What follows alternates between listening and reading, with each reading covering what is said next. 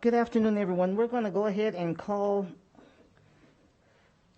this regular meeting of the Washoe County School District Board of Trustees to order, and we're going to begin as customary with our roll call. Madam Clerk. Thank you, Madam President. President Angela Taylor. I am here.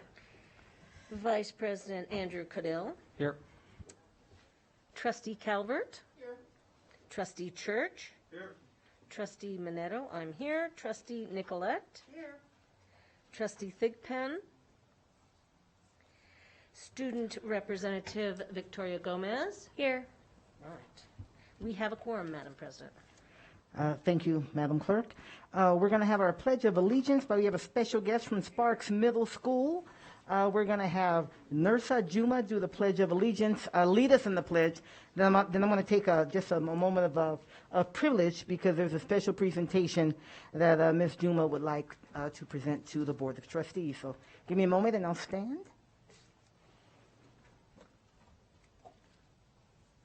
Whenever you're ready.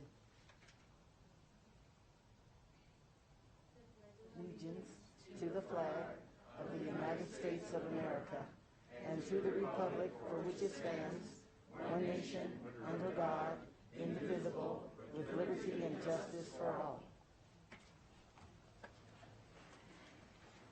Thank you very much. We'll have Miss Juma take the podium.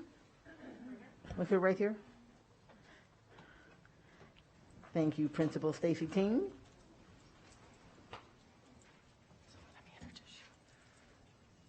President Taylor, Superintendent McNeil, Board of Trustees, I'm here to introduce one of our students, Nusra, who is an absolutely fabulous student. She speaks 7 different languages. She's been in the United States for 2 years and is a straight A student, especially in math and in art. She would like to present a picture that she painted for you. It took her 3 hours to do this painting, so we want to show it to you, and then we'll let her speak.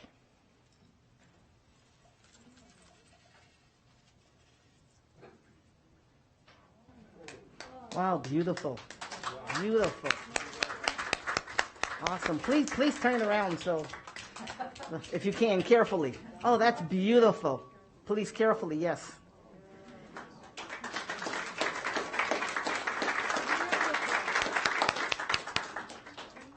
Awesome. Ms. Juma, please. Hello, everybody. My name is Nusra Juma, and I would like to present my picture to you because, like what I drew, it's a place I've never been before, and I will eagerly like to go there, like to live there for a while.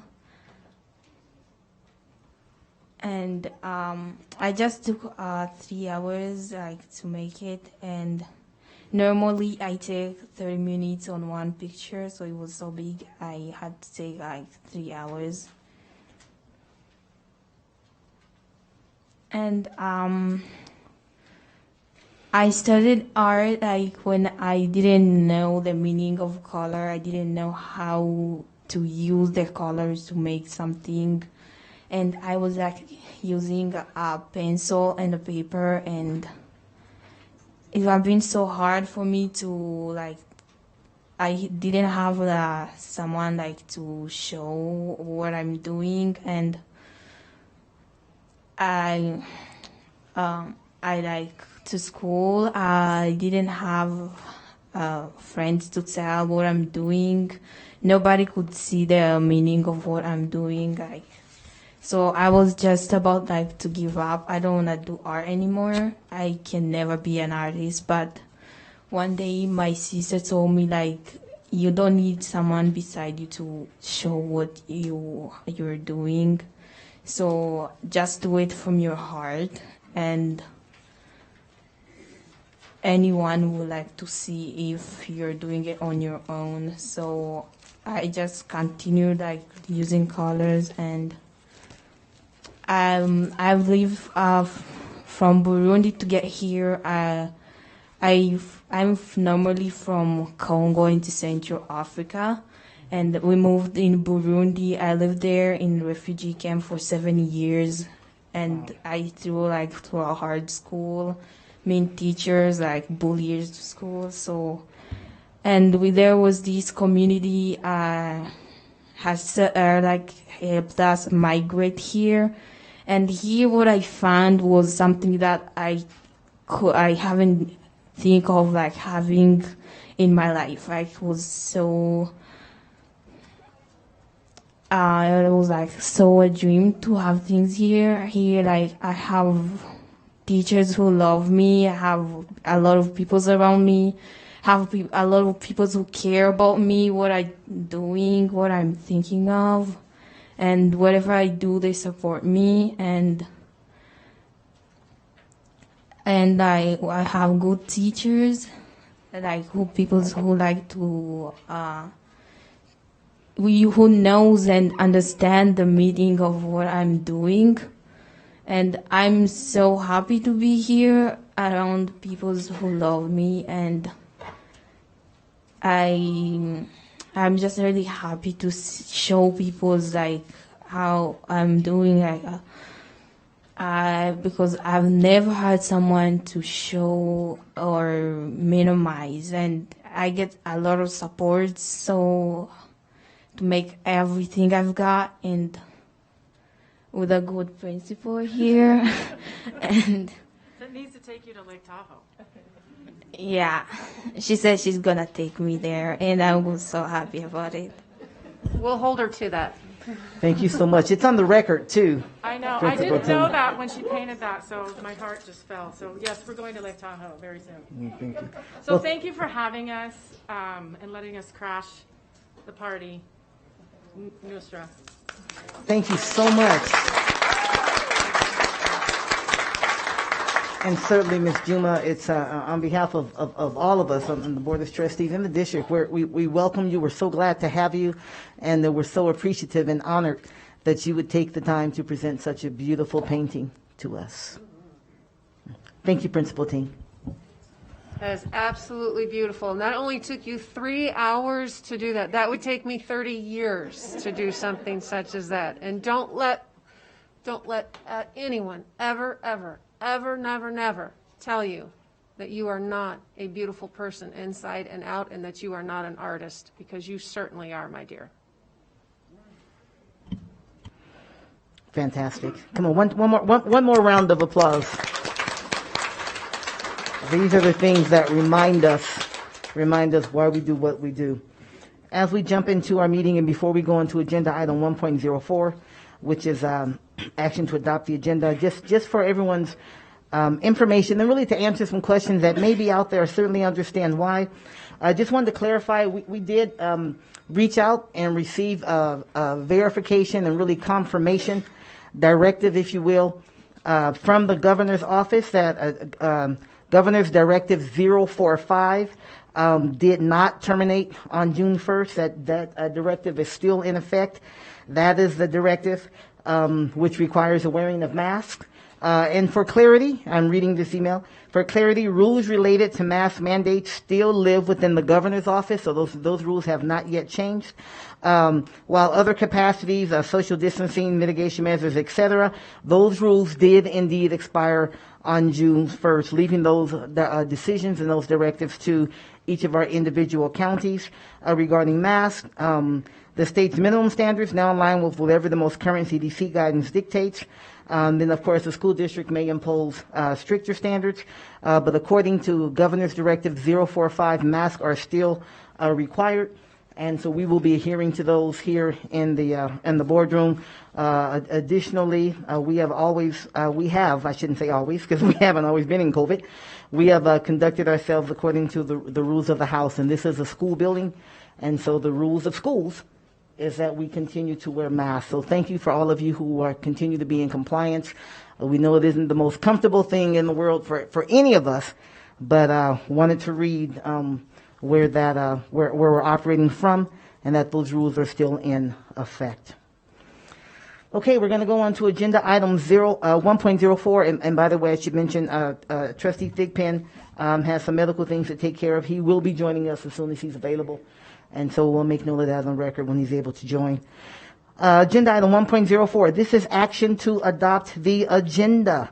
Looking for this is the agenda as a whole. Okay, as a whole. Looking for a motion from the dais, if that is the pleasure of the board, to adopt the agenda. It is moved by Clerk Manello for the agenda to be adopted. Is there a second? Second. Seconded by Dr. Nicolette. Seeing no discussion and seeing no public comment on this item, all those in favor, please indicate so by saying aye. Aye. Opposition? The motion is carried. Let the record show it is unanimous, and in this case, that is 6-0. 6-0. Let's see. We do have we're going to do some reordering on the agenda as we get to right before public comment, just so we can move around some staff a little bit. But first, we'll get right into the consent agenda. These are consent agenda. These are agenda items taken as a whole because they're considered routine in nature. However, a trustee may pull one of those from consent so that further discussion, so further questions may be answered, the discussion may take place, and we're looking for any trustees that would like to pull something. I know that you mentioned it, Trustee Church. What's your pleasure, sir? Thank you, Madam President. And just for the record, I wear the shield because I wear hearing aids, and the mask interferes with the hearing aids, just so folks know. I'd like to pull 202, which deals with policy number 1140. I had a number of emails requesting that, as well as 205, membership dues, and 2.10, infinite campus. I'd like to pull those three from the consent for discussion. Okay, thank you very much, Trustee Church. Any others? Okay, seeing none, then I'm looking for a motion, if it's the pleasure of the board, to approve consent agenda items 2.01, and then 2.03 through 2.04, and then 2.06 through 2.09, and then 2.11 through 2.24. That should have excluded those consent agenda items that Trustee Church would like to have further discussion on. Okay, looking for a motion, if that's the pleasure of the board.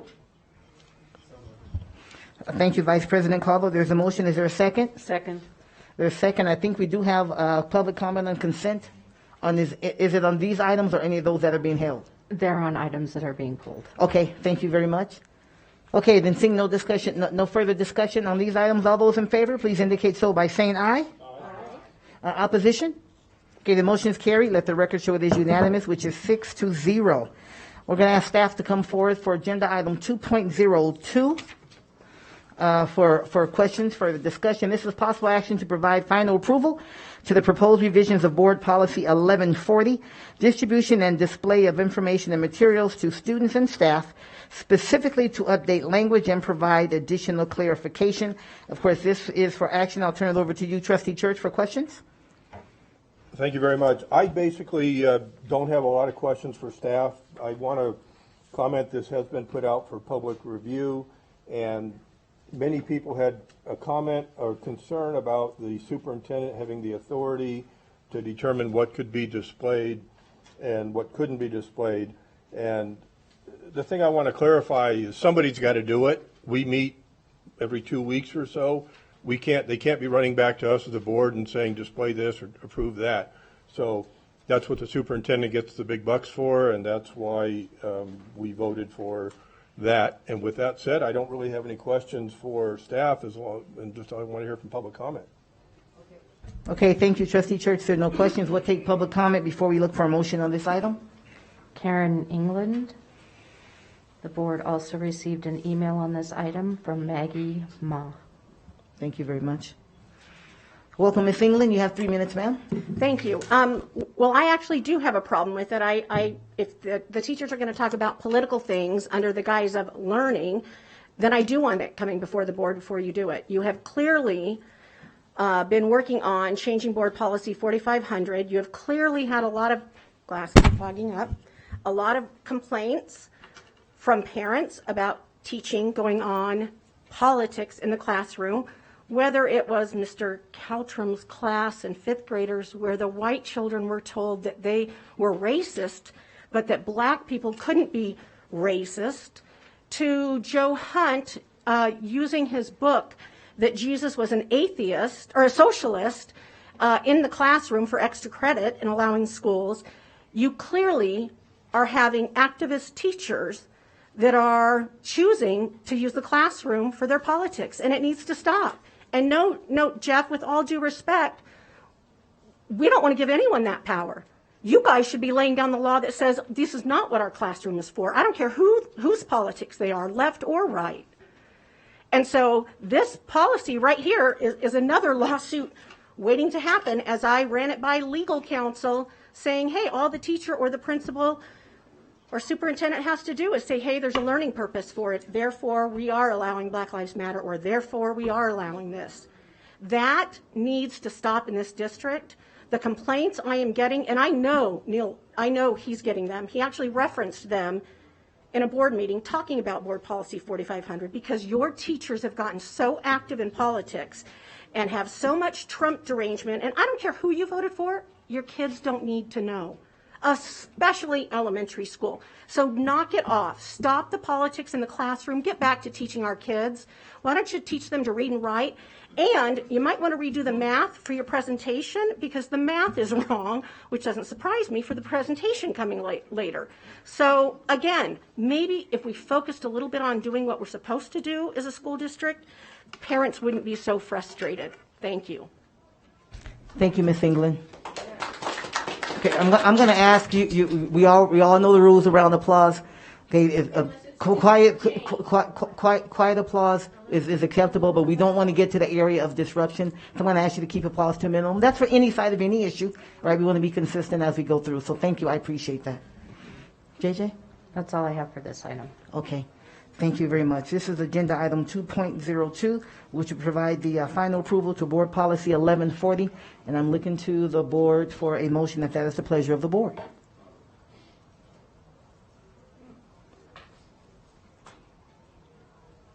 Would you please repeat that? I'm sorry. I'll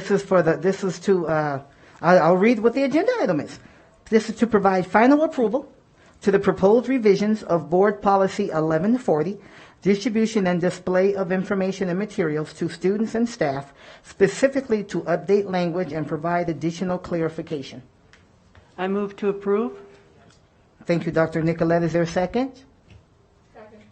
Seconded by Trustee Calvert. Let's have some discussion. Any discussion? Yes, Trustee Church?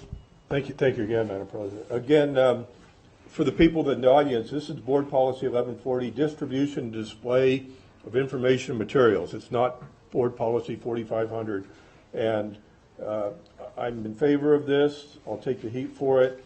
And if it ever does get abused, I'll be the first one to request it be put back on the agenda for review.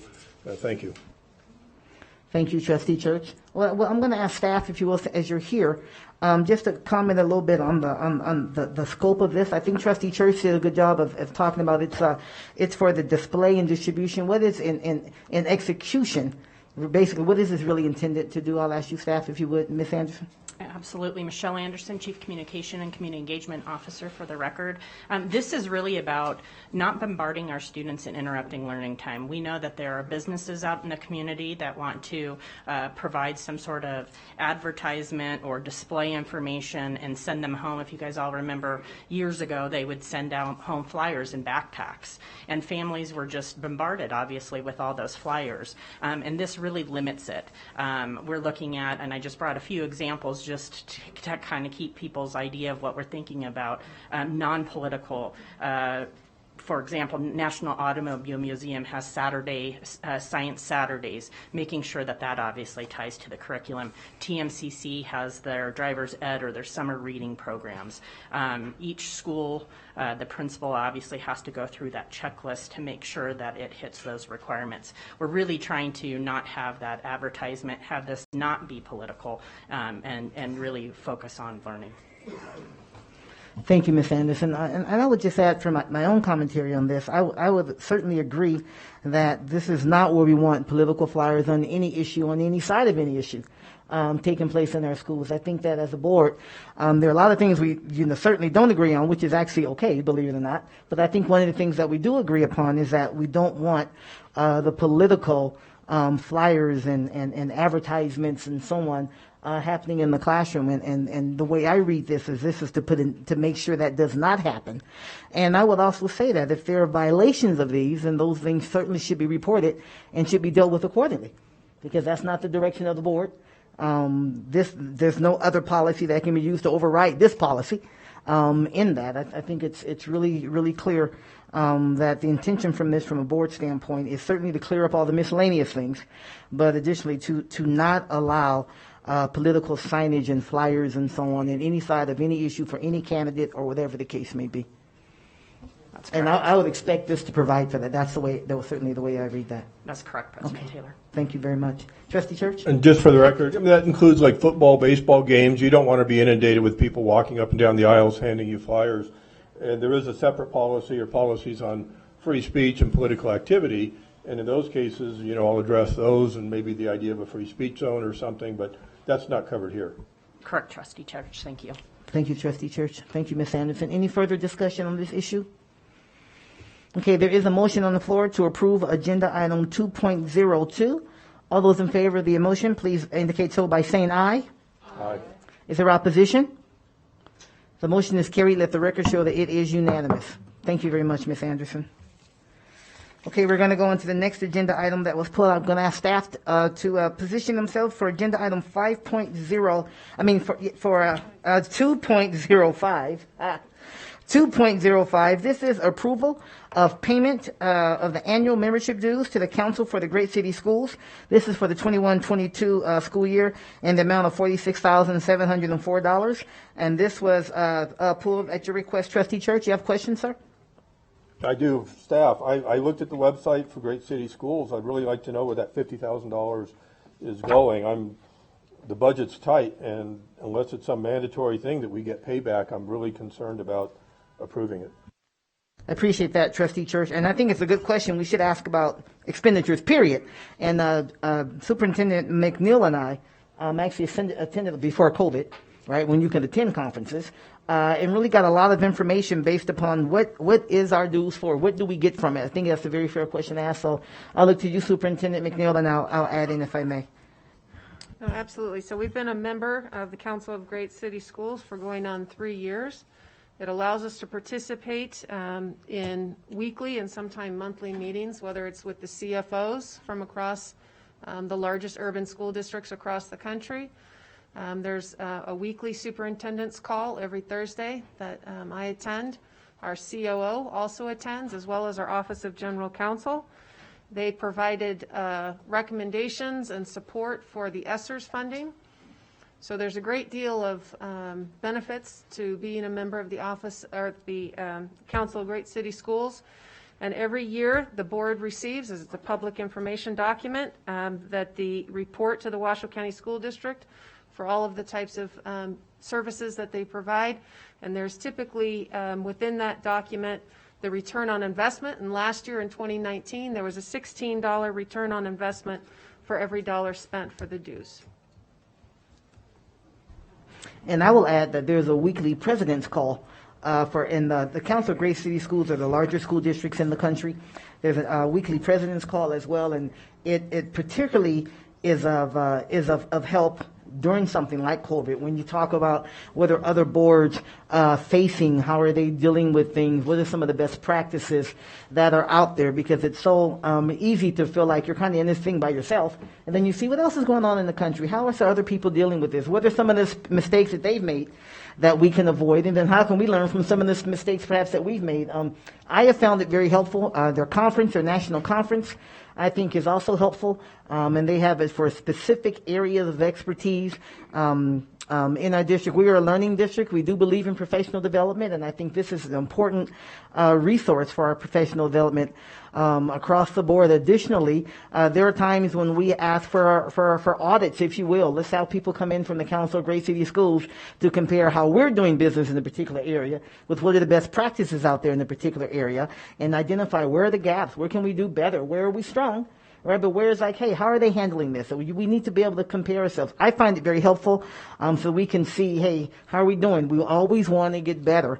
And certainly, I think this is an area that really has helped us over the past year and a half. Of course, we haven't been able to go out, but man, the calls, the Zoom calls, the virtual conferences we've attended, and some of the sessions that we're all able to take advantage of, I think were very helpful. So you put that with the return on investment, which we get annually, which I appreciate. I think it's money well spent.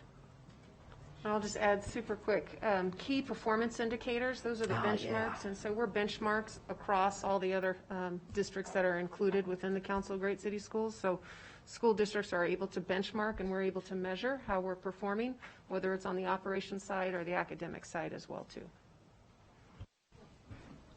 Okay. Further questions, Trustee Church? Comments? What other, I know, I can never remember the acronyms, but the National Association of School Boards, as well as the Nevada School Board Association, we belong to those, and any other big major groups? The state level is one, right? Nevada Association of NASB, Nevada Association of School Boards. Then the National Association of School Boards, the National School Board Association is the other National School Board Association. So that's what we have. Other questions, Trustee Church, on that? Okay, do we have any public comment on this one? None on this item. Okay, thank you very much. And that being so, I'm looking for a motion from the board, if that is the pleasure of the board, to approve agenda item 2.05, which is the payment of our annual membership dues to the Council of Great City Schools. So moved. Moved by Clerk Manello. Is there a second? Seconded by Vice President Caudill. Any further discussion? Okay, all those in favor, please indicate so by saying aye. Aye. Any opposition? Nay. Okay, the motion carries 5-1. Carries 5-1. Okay, we're going to go on to agenda item 2.10. 2.10. 2.10. This is approval to renew the agreement with Infinite Campus, Inc. for the comprehensive web-based student information system beginning July 1, 2021 and expiring June 30, 2022 in the amount of $466,944.40. Going to ask Dr. Turner, I see you're coming into position. Going to ask staff to get into position. And Trustee Church, turn it over to you for questions. Thank you very much. Now this one, unlike the last one, $50,000, this is almost $500,000, and that's almost $500,000 by my math. So I'd just like a brief briefing on where that money is going, what we're getting for it. And there's always questions about data breaches and data security, if you can address that. Thank you. So Infinite Campus is our student information system that guides us as we track attendance and student performance in the classroom. In relation to your question about student data privacy and data breaches, we've been in touch with all of our vendors, particularly Infinite Campus, especially in light of the SolarWinds incident that was revealed back in December to the school board, revealed to us. And they've assured us that there was no data breaches. They were not susceptible to that. They were not using the version of SolarWinds that made them vulnerable, and no data was compromised. Thank you, Dr. Turner. Trustee Church, you're leaning in, or? I'd just like to really hear from public comment. Okay, is there public comment on this item? John Eppolito. Of course there's public comment on this item. Mr. Eppolito, welcome, sir. You have 3 minutes. Uh-oh. My name is John Eppolito. I'm a former K-12 teacher. You can find over 1,100 of us on Facebook at Protect Nevada Children. Experts have said, quote, "We now collect more data on children than anyone ever has in human history," end quote.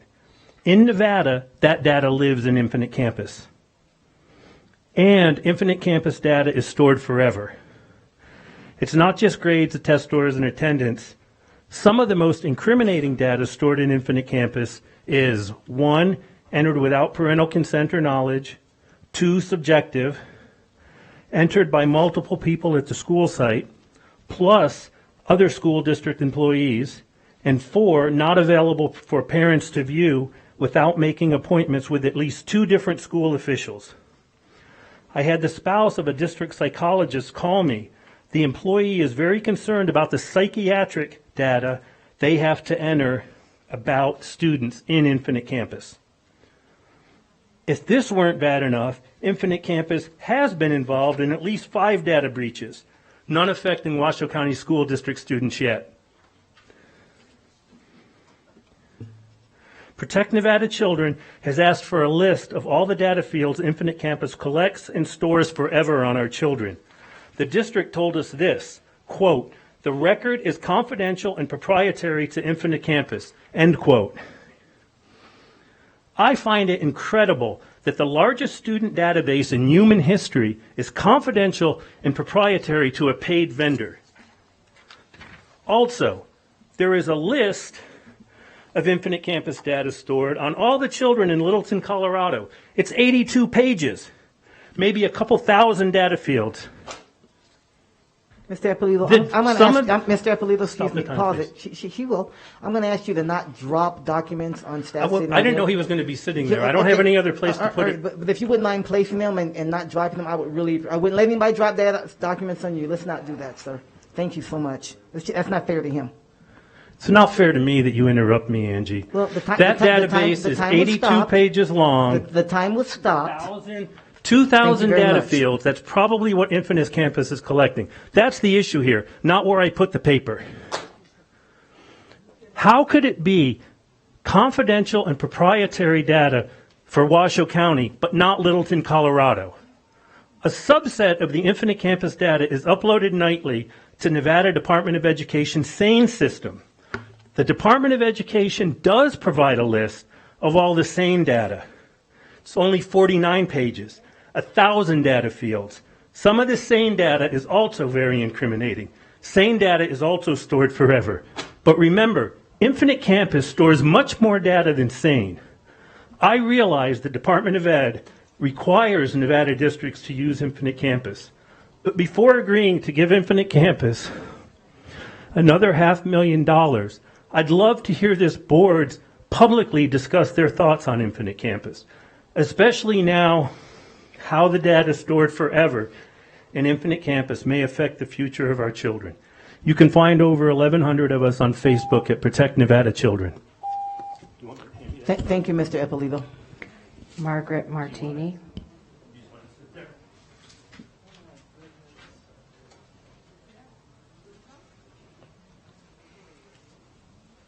Welcome, Ms. Martini.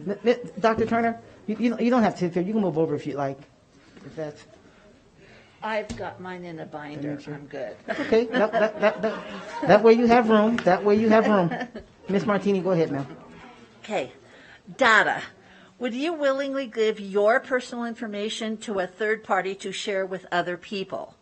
Most likely not. Yet the school district using Infinite Campus software is allowing sharing of your kids' data with other vendors. SANE comes to mind. Some of the data we all willingly and selectively share is financial, to obtain credit, mortgages, maybe jobs as in resumes. But what data is this school district collecting and possibly sharing on the children of Washoe County? Well, since the kids are not applying for a loan or a job, it has to be psychiatric, social, and emotional data, mostly without parental notification. Why do you think Washoe County School District collects this data? Selling it? Well, who knows? Do you as parents trust Infinite Campus with this data? Well, I don't know. Infinite Campus has been involved in 5 data breaches that we know of. This data storage is forever. How can it be confidential and proprietary forever, as the district claims?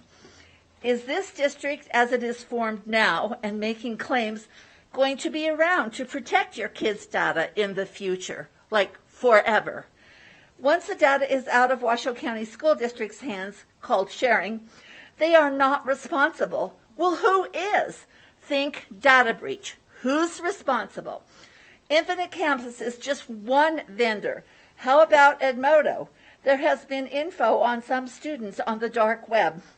And here today, the school district board is voting on spending $500,000 on Infinite Campus.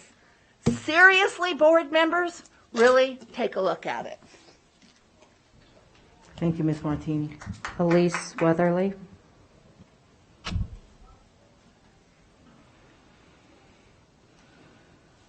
Welcome, Ms. Weatherly. Good afternoon, Patty Elise Weatherly.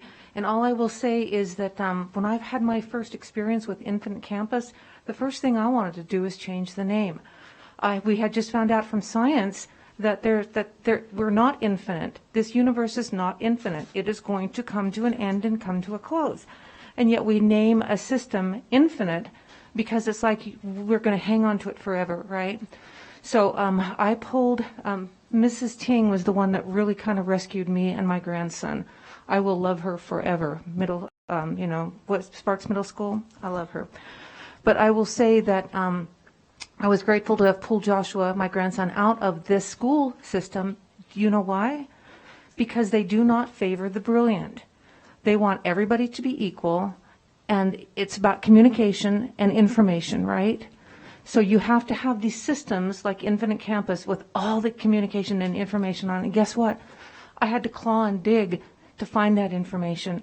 It was not pleasant for me. It wasn't easy. It was uncomfortable because I didn't feel like the public should have that information at hand. I remember the days when it was like between the teachers and the students, right? And the parents. The parents were involved, and it wasn't micromedia management or anything else. It was interactive communication. So I understand why we've done this thing, because it's hard to communicate in this world of technology. But there's got to be a better way to protect those kids, to get information to the parents, and not be so expensive. The accountant in me just says, that's too much money. Okay, I can scratch and scrape in a budget in my household. We don't have $500,000 to spend, on anything. So the pennies matter, the confidentiality matters, the privacy matters, and the common sense and logic matter a lot. Thanks, you guys. Thank you, Ms. Weatherly. That's all I have for this item. Okay, thank you very much. I see two lights on, Vice President Cottle and then Trustee Church. Thank you, Madam President. Dr. Turner, we've got a few questions for you. Do parents have access to all the material on their kids in Infinite Campus? Parents can make arrangements with school personnel to review their own students' academic records through Infinite Campus. So they just set up an appointment and they're able to do so? That's correct.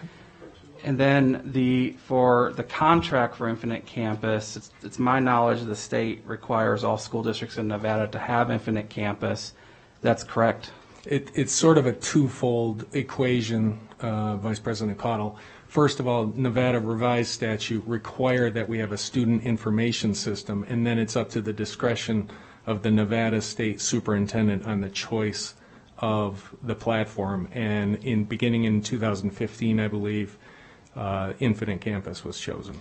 Thank you. And we're on a year-to-year renewal. Do we know when that overall agreement is up for discussion at the state level, or is it a year-to-year? We just find out what the state superintendent wants. That's the limit of my knowledge. I wouldn't expect that since we have an established relationship with this database vendor, that I wouldn't expect we would change without tremendous advance notice. And I've heard nothing from the State Department of Education that they're considering a change. Okay, thank you. My last question, I don't know if it's legal or not. If the state is requiring all school districts to have Infinite Campus, why would it have to be on a board agenda item to be approved if it's you have to? Is that just something that in Nevada local districts still have to approve something that's mandated? I'm curious if I can get clarification on that. It's just that basically it's the disbursement of money. It's the disbursement of money. The board is responsible for making budgetary decisions. Over $100,000. And so that's really why it's on here. Okay. Thank you. Thank you, Vice President Caldwell. Trustee Church. Thank you, ma'am. Number one, I pride myself in offering a gentleman, and part of that is being civil. So I really beg the audience and the speakers to be polite and civil to staff and to us. That said, the data breach is a concern, and I would love to have this on a future agenda to discuss Infinite Campus. But that said, as already discussed, I'm going to vote for it. We got to hear the discussion of that, where that money is being spent and why, and so the data breach issues are a whole different matter than just approving it in general. So I'm in favor of this.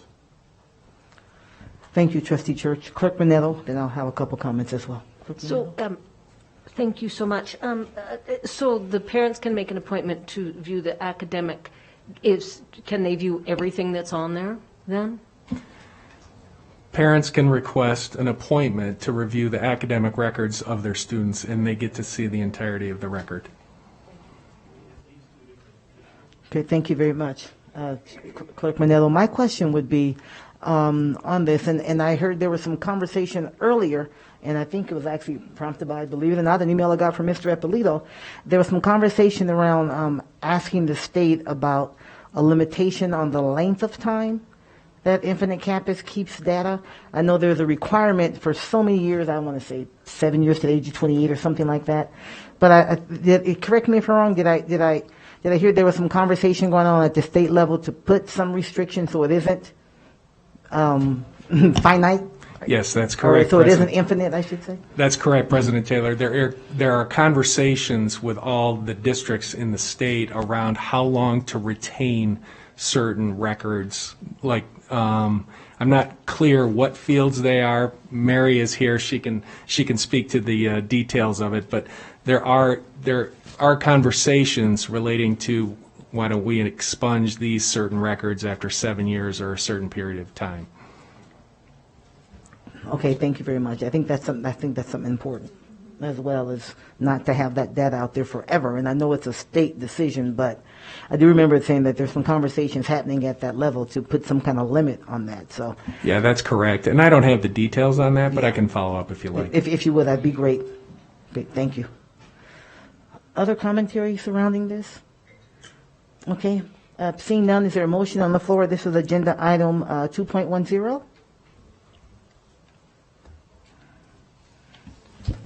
Move to approve agenda item 2.10. Thank you, Vice President Caldwell. Is there a second? Second. Seconded by Dr. Nicolette. Seeing no further discussion, all those in favor, please indicate so by saying aye. Aye. Any opposition? The motion is carried. Let the record show it is unanimous. Thank you, Dr. Turner. Okay, we've had a request to move just a couple of agenda items up because we expect public comment to be lengthy, which is okay. But we want to get to agenda items because there's a connection, 5.02 and then 5.03, and then we'll get to public comment. So we're going to jump down to, again, at staff's request, agenda item 5.02. This is presentation and discussion and possible action to approve the allocation of $44,500,000 to the 2020-2021 C Major Projects Program, consisting of the Information Technology Device Refresh Plan and the Capital Renewal Plan as recommended by the Capital Funding Protection Committee. This is, I think, the second time this has come before us in terms of the plan and the refresh. Now, this is actually, we had some quite a bit of discussion, and then this is 5.02 about funding it. So we're going to ask, there he is. Dr. Turner was just close by, so don't go too far in case we have questions for you, Dr. Turner. And then we see Adam Searcy, Chief Facilities Management Officer. Good afternoon. Adam Searcy, for the record, Chief of Facilities. Just to intro both this presentation and the next presentation, this is a combo, if you will, of two items that were heard last Thursday in a public meeting in person of the Capital Funding Protection Committee. Both of these items are then rolled into one single recommendation. So we're going to begin with an item on technology device replacement, and then move into a discussion on our annual FY22 capital renewal program. That's kind of the overview, but I'll turn it over to Dr. Turner for the details. Thank you, Adam. So we're here to talk about the sustainability portion of the Washoe County School District strategic technology plan. And as Adam introduced, we preliminarily received, we presented this plan to the Capital Funding Protection Committee last Thursday, and now we're here for the board presentation. So, historically in the Washoe County Schools, computer refresh programs of the past were irregular, partial, and ultimately discontinued. So what did the pandemic teach us over the preceding year? Well, it demonstrated critically how important technology supports education. For the IT department, it also revealed to us that we didn't have a firm grasp of how many devices we had. We had device inventory split up in several different systems, so we created a database that would collect the data from those disparate systems and make it a complete picture of our technology inventory. And then through a combination of general fund responses and the tireless work of Kendall Inskip and the Education Alliance Friends, as well as some small-scale device donations. We received donations from the Bureau of Land Management. We got 40 laptops from them. Some 17,000 student laptops were added to our overall inventory over the past 11 months, and for that we're very grateful. So that's what we learned over the pandemic. We're here to talk about why there is a strategic technology plan, a sustainability piece to it. We feel like it answers to the idea around equity. We have some 97,000 devices in the district. Some of those devices are no longer officially supported. There's 2,000 Chromebooks still in our inventory, and we're not a Google district, so we don't support Chromebooks in an official sense. But of those 97,000, nearly 27,000 laptops, desktops, Chromebooks, and tablets were purchased prior to 2017. So about 1/4 of our devices are over 5 years old. The Washoe County School District is what I would define as nearly evenly divided between schools with and without budgetary opportunities. We have 45 Title I schools and 5 brand new capital schools. And all of those schools either have tremendous technology inventory or the opportunities to refresh it. And then we have 52 schools that are neither brand new capital schools, nor do they have the Title I funding opportunities available to them. So their laptops are less regularly refreshed, and they don't have those budget opportunities that I was speaking about. And then consistency. We would like to provide a consistent central source of funding so that vendors with whom we're familiar and working, we can provide predictable annual updates to laptops to the district.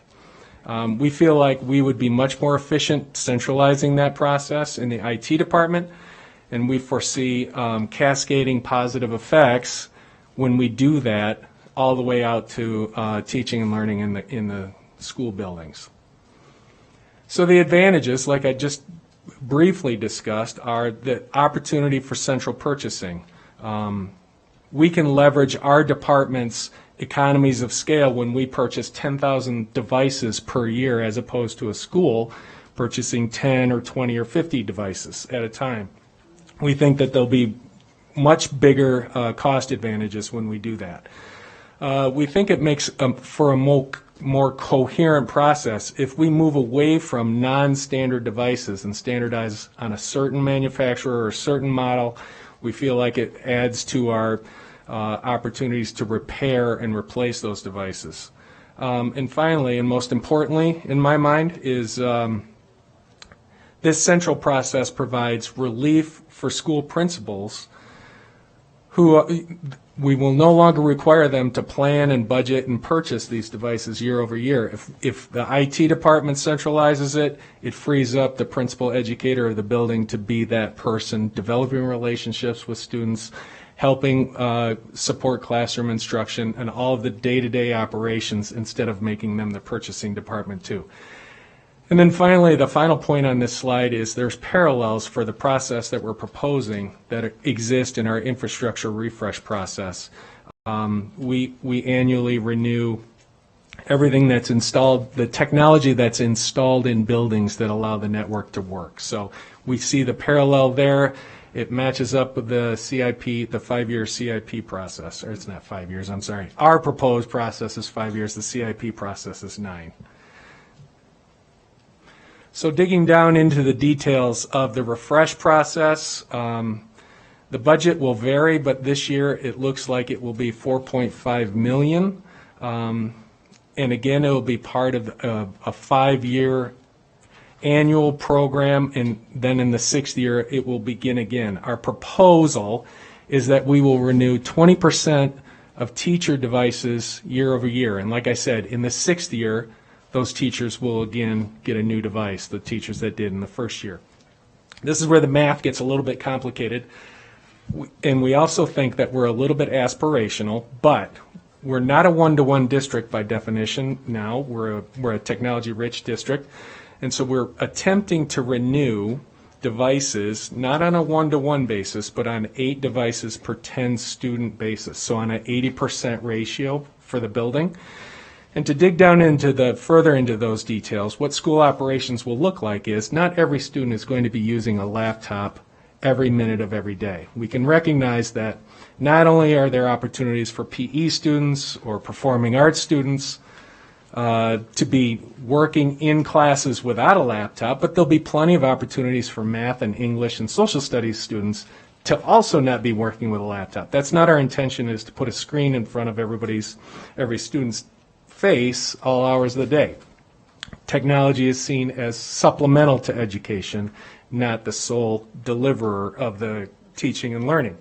So to that end, we're attempting to renew 20% of the 80% that I already discussed year over year. So then in the 6th year, it'll begin again, just like I talked about.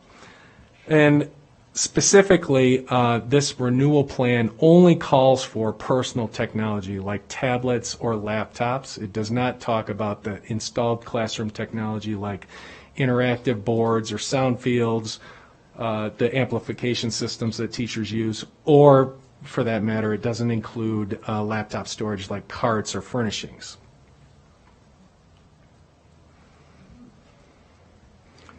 So I talked about the refresh details, but let's look at what the data shows. Prior to the presentation last week, I looked at our own data tools, and I was able to see that we have 3,840 teachers. And so performing a 5-year renewal plan shows that we would renew about 768 teacher laptops per year. And if we estimate that cost at $650 per laptop, that total cost is about $500,000 per year. Looking at students, the latest enrollment figures that I had were 61,599 students.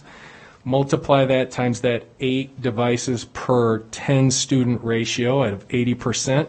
That leaves us with 9,856 students. Estimated cost of a student laptop, because it's smaller, it doesn't have as much storage, is $400. And so that annual expenditure using that math is nearly $4 million, $3,942,000.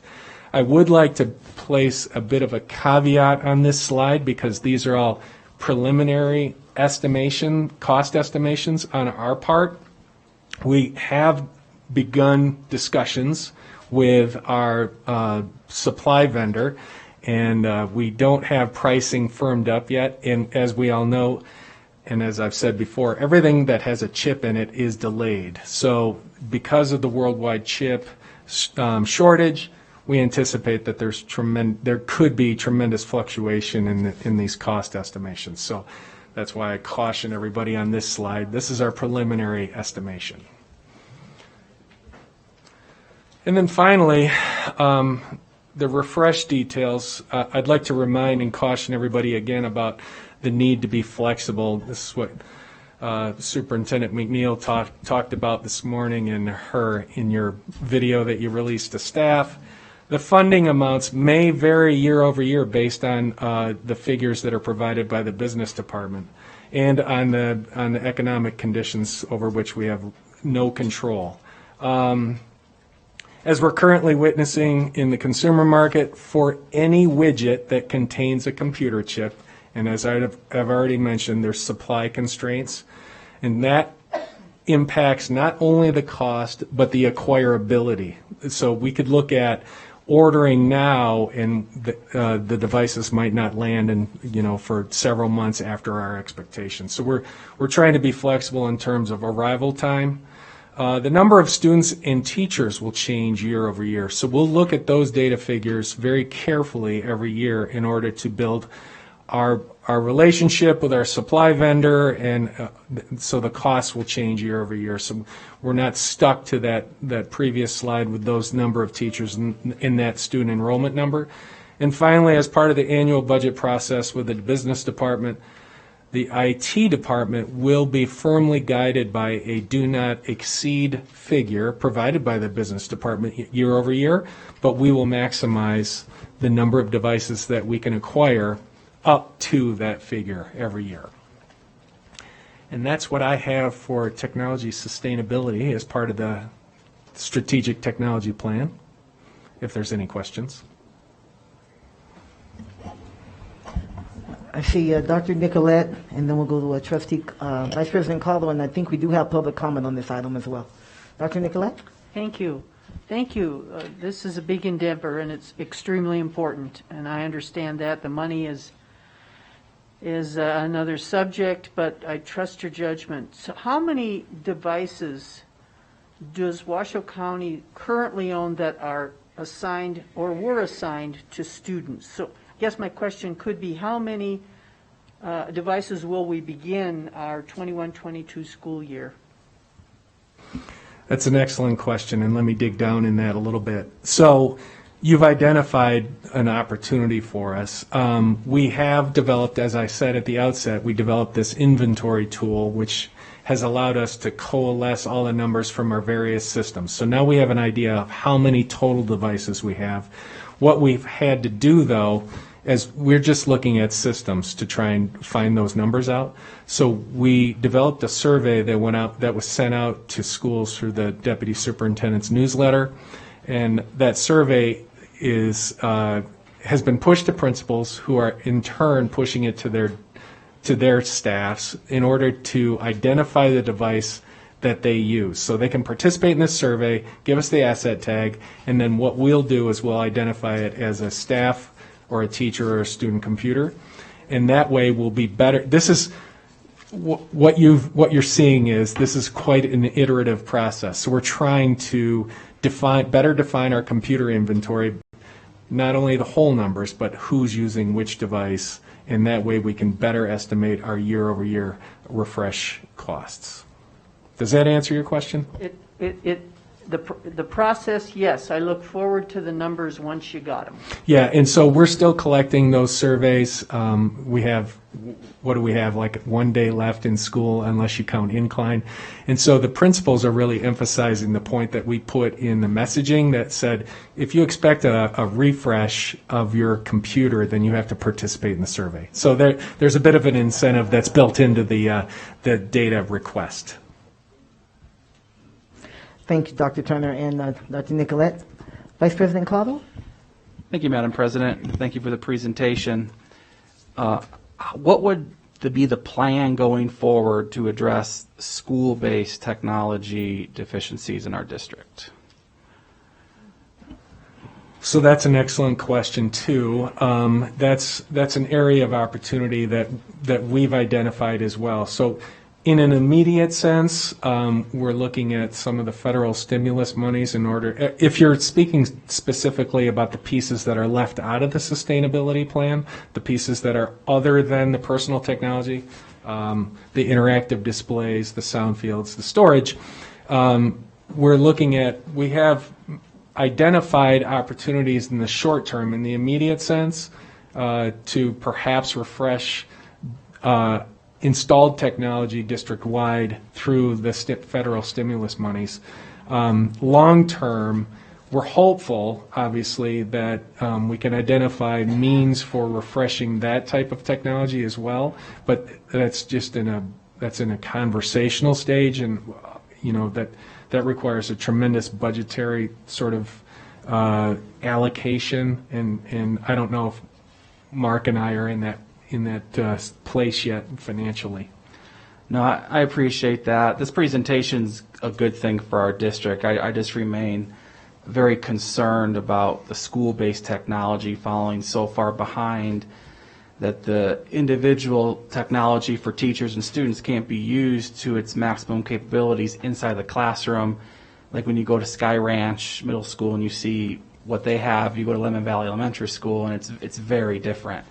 And so I think as a district, that's the challenge, and finding some sort of sustainability to where not only can that get caught up, but then sustained, or else you'll get caught up and then be in the same position again, which is where we've been with other pieces of technology in our district. So this is really good, but the other piece is still a concern going forward, and so I trust that you all in the future will address those needs. So thank you. Yeah, if I can follow up with that, Vice President Cottle, that is an area of concern for us too. We don't like the financial cliff that the federal stimulus monies provide us. If we do pursue this path, it will get us on a more even playing field district-wide, as you've identified the tech-rich buildings and the buildings that are a little bit behind.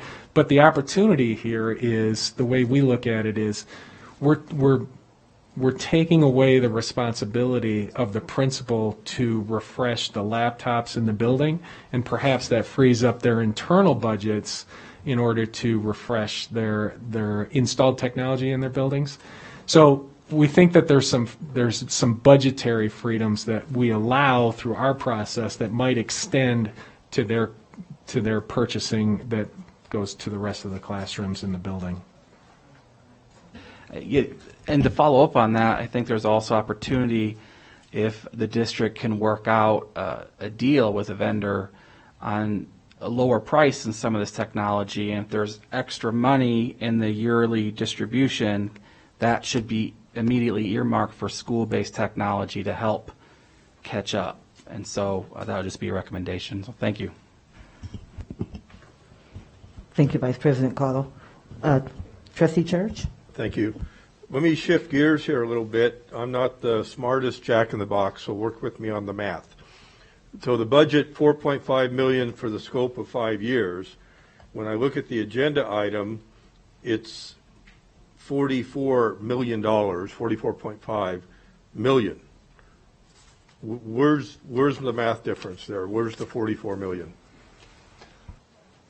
I'll take a stab at that. Again, for the record, Adam Searcy, Chief of Facilities. So this item is a combination of two separate items that were heard and recommended in a single item from the Capital Funding Protection Committee. So you're going to hear shortly after we complete this conversation about the 44.0, or rather $40.0 million capital renewal program recommendation for a total. That's how you get to 44.5. And I would like to take the opportunity to clarify, in that presentation, you will see a line item in the capital renewal program for $4.6 million associated with IT refresh as well. I forget how it's titled precisely. That is related to the hardware within every school building. Our Wi-Fi, our servers, our battery backups, the hard components of the building that we're refreshing, just like we're refreshing the carpets and the roofs and the boilers. That's what that is. This is something new and different associated with the personal devices. I've just gotten that question a couple of times, and I thought I'd just clarify it in advance. We call that the infrastructure refresh. Okay. And then, continuing if I might, is this bonded? Is this money totally going to be bonded? Or is this just something we allocate and it's paid out of general fund? So the revenue streams that will be combined to create this $4.5 million, I took a swing at this at capital funding and missed, and I'm going to let the Chief Financial Officer answer it accurately. I was going to say there was a visible exhale when Mr. Mathers came and sat and you saw him out the corner of your eye. So, Mr. Mather, if you would. Thank you, Mark Mathers, CFO. No, it's pay-as-you-go monies. These are monies collected in our debt service fund that would be transferred into a pay-as-you-go, cash-funded capital projects fund. And then because it's capital projects, I think you know the next question, my favorite. Is this going to be WC1 money? No, it's not. None of this will be WC1 money. This is all property tax funding. Okay, great. And then, so if I understand, the plan basically is a computer in the hands of every child, as well as the teachers, so you can take them home, et cetera. What happens to the present computers that they have? So I'm sure Mark is relieved that I'll be answering that. So we will refresh 20% of the teacher and student laptops at that 80% ratio for the students year over year. We're identifying the oldest devices in the district first. They'll be first in, first out. So the devices that are currently barely in use because they can't load our applications, those will be targeted for removal and e-wasting. And then this concerns me a little bit. Do not exceed price. Are we, unfortunately, because it's a public forum, telegraphing to the vendor how much we were willing to? I suppose in a sense we are, but we're having those very frank conversations, not with a specific manufacturer, but with a supplier. And we've opened up the scope to a certain level of specifications of the device so they can talk to a variety of manufacturers and leverage, and they present to us the quotes, and then we'll select the best quote that matches up with the device that we need, as well as the cost per unit that we're looking for. So is that multi-vendor, or just one vendor is going to go out to their sources? We have an established relationship with a certain distributor, and they have relationships with manufacturers across the spectrum. So then tell me why we wouldn't go to bid like a normal process. We wanted to, we considered that choice, but what we wanted was a certain level of specification. And then we also, if we go out for bid, sometimes we might be forced to accept, going through a scoring matrix, we might be forced to accept a model or a manufacturer that we haven't had tremendous success with previously. Okay. I guess the final question, can you discuss, you talked about the chip shortage. I assume that's going to affect prices, but what is that for me and for the audience? What are we talking about? So if you're aware of shortages that are impacting other manufacturers and other markets, there's chip companies are like Intel is creating multiple manufacturing facilities here in the United States. They're investing $20 billion in order to create those facilities because there's a recognition that as our economy further sophisticates and uses computer chips, there's a tremendous need. Balance that with the pandemic that took place over the last year and the tremendous investment that was made in technology. There is a sizable gap in terms of computer chip availability and all of the subsequent inventory problems that creates. So while we're still kind of optimistic because we're educators and we're positive like that, we think that we can still exact pretty good pricing on devices, especially at the scale we're purchasing. We think that our estimate models so far are in line with what we're seeing in the industry as we look over catalogs and look over manufacturers, but we recognize that chip shortages will have an impact both on cost and on availability. So when we have those conversations with our distributor, we're discussing not only, we're grading manufacturer responses based on not only their cost, but can they get the devices that we want in the time frame that we require them. I think I have one final question. Will this come back to the board, or is this it today? We vote and you move forward? This is the conceptual plan. Once we have the quotes, we'll come back to the board for board approval on that expenditure. You're looking like those are your questions, Trustee Church? I think I asked a lot. Okay, it's okay. Okay, I know we have another part of the presentation, Mr. Searcy. that we'll take that on, and then we'll go to public comment, because this is one action item together. We'll do public comment at the end. Yep, thank you. We'll transition, as I mentioned, to the capital renewal plan. Thank you, Dr. Turner. And we'll turn it over to our Deputy Facilities Management Officer, Tammy Zimmerman, to walk us through that presentation. Thank you, Adam. Thank you for having me today. I'm here to present the FY22, let's see if I can maybe get it up on the screen. There it goes. FY22 Capital Renewal Plan for our Facilities Management Department. Want to kind of lead us off with where we're at with our 2021 plan. We've bid 108 projects, and we've bid over $20 million in construction money for those projects. So we're well on our way working through that FY21 Capital Renewal Project Plan. I want to talk a little bit about the process we go through to select and prioritize these projects in here in this FY22 plan. So we start with our Facility Condition Index system, which is a system of our assets. It's on the data gallery at that website that you can go and look at every school and see what they have on there, what the estimated cost is, and what we've actually done on those schools, and what those bid prices are as well. But we take that Facility Condition Index and we do an annual inspection with our Environmental Safety and Assessment Department. They go yearly. They meet with the principals and the SFCs, the site facility coordinators, and go through the items, building systems at their schools, and talk about issues, ideas that they have, and look at all of their building systems within the school. We then take that and review it with our assistant director and director of maintenance. And then we bring in the shop supervisors, who are the boots on the grounds that work on those systems every day in our schools. And then we talk about them, and then we prioritize them.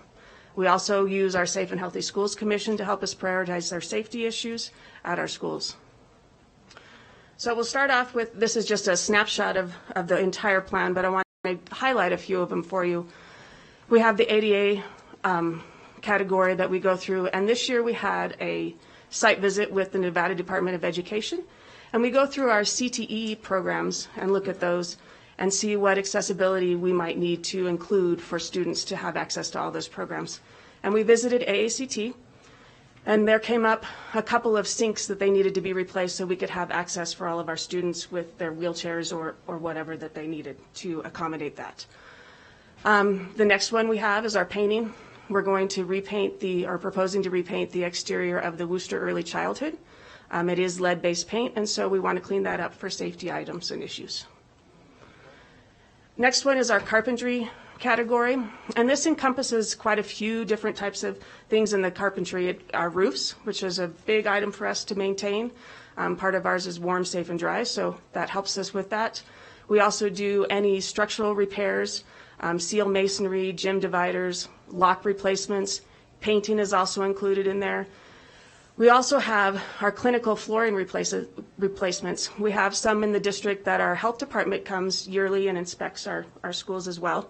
And they've asked us to replace the carpet that's in there with hard surfaces. The carpet we are able to sanitize that right now, but it just makes it easier to clean up. So we've taken those into consideration and put them on the list as a need in this capital renewal.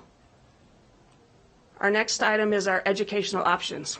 That's a process that we go throughout our departments in the district and ask of their needs. They might be support departments that aren't in a school, but they have needs as well. And we prioritize those and talk about them.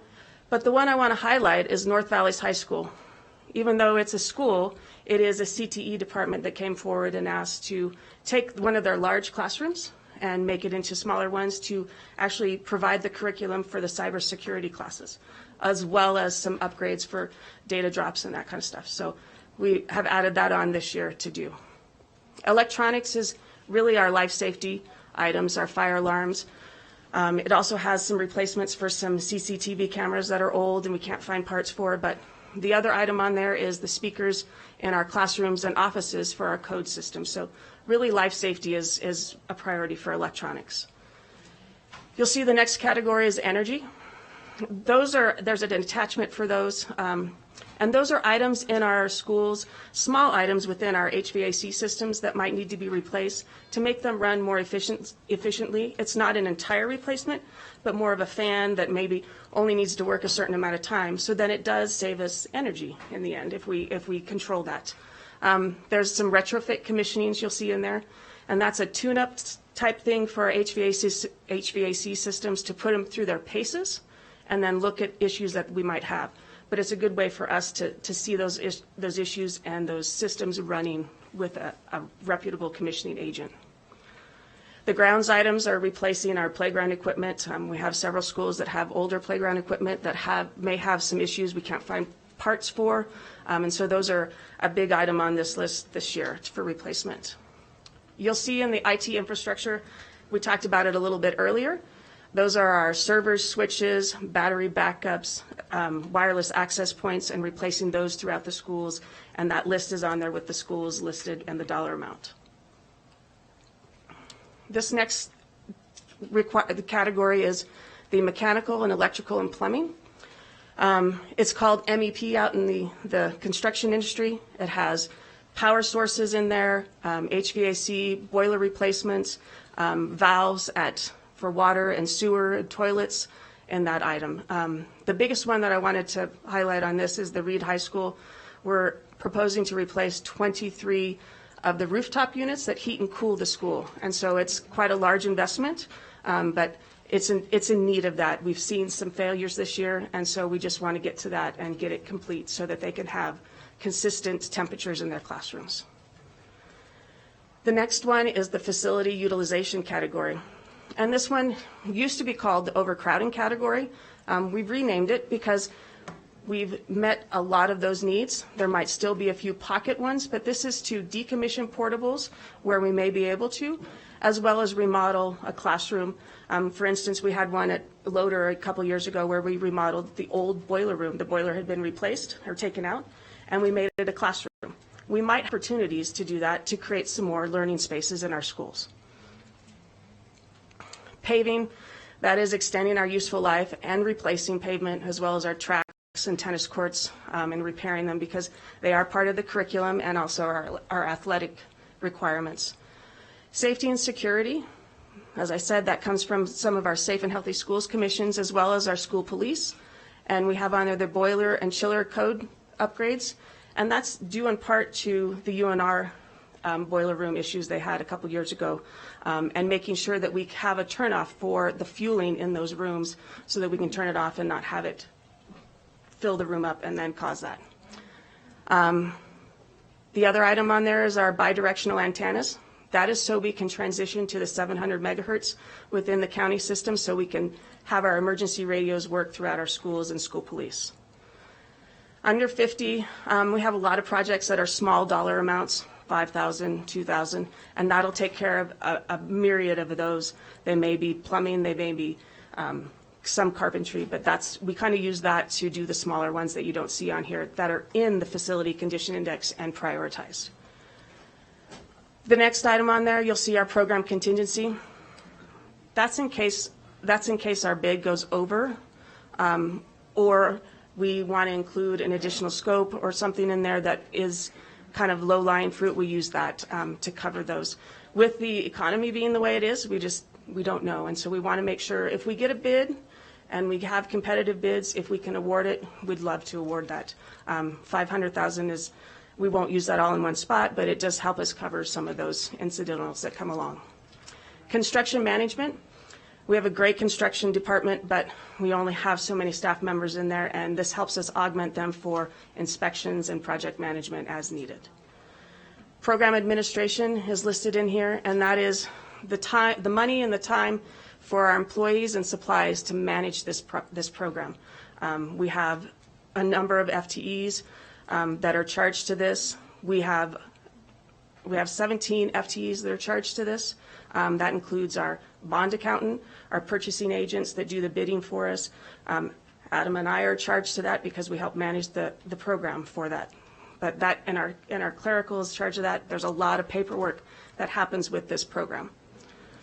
There are 23 that are not in our that are in our department but aren't charged directly to that. 90% of their time is charged directly to the jobs. So we can see what a true construction cost is for a job, because that should include some of that management with it.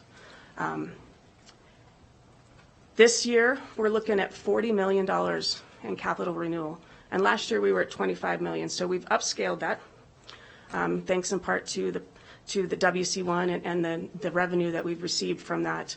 We were conservative last year, so we're able to increase it this year and take care of more of these projects. So the pie got larger, but the percentage is about the same per category as what we had before, because we feel those are the priorities that we need to set with our program. So that concludes my presentation for that. I just want to say that building new schools is fun. We have a great time doing that, but this is our bread and butter. This is what we've been doing since I got here 14 years ago.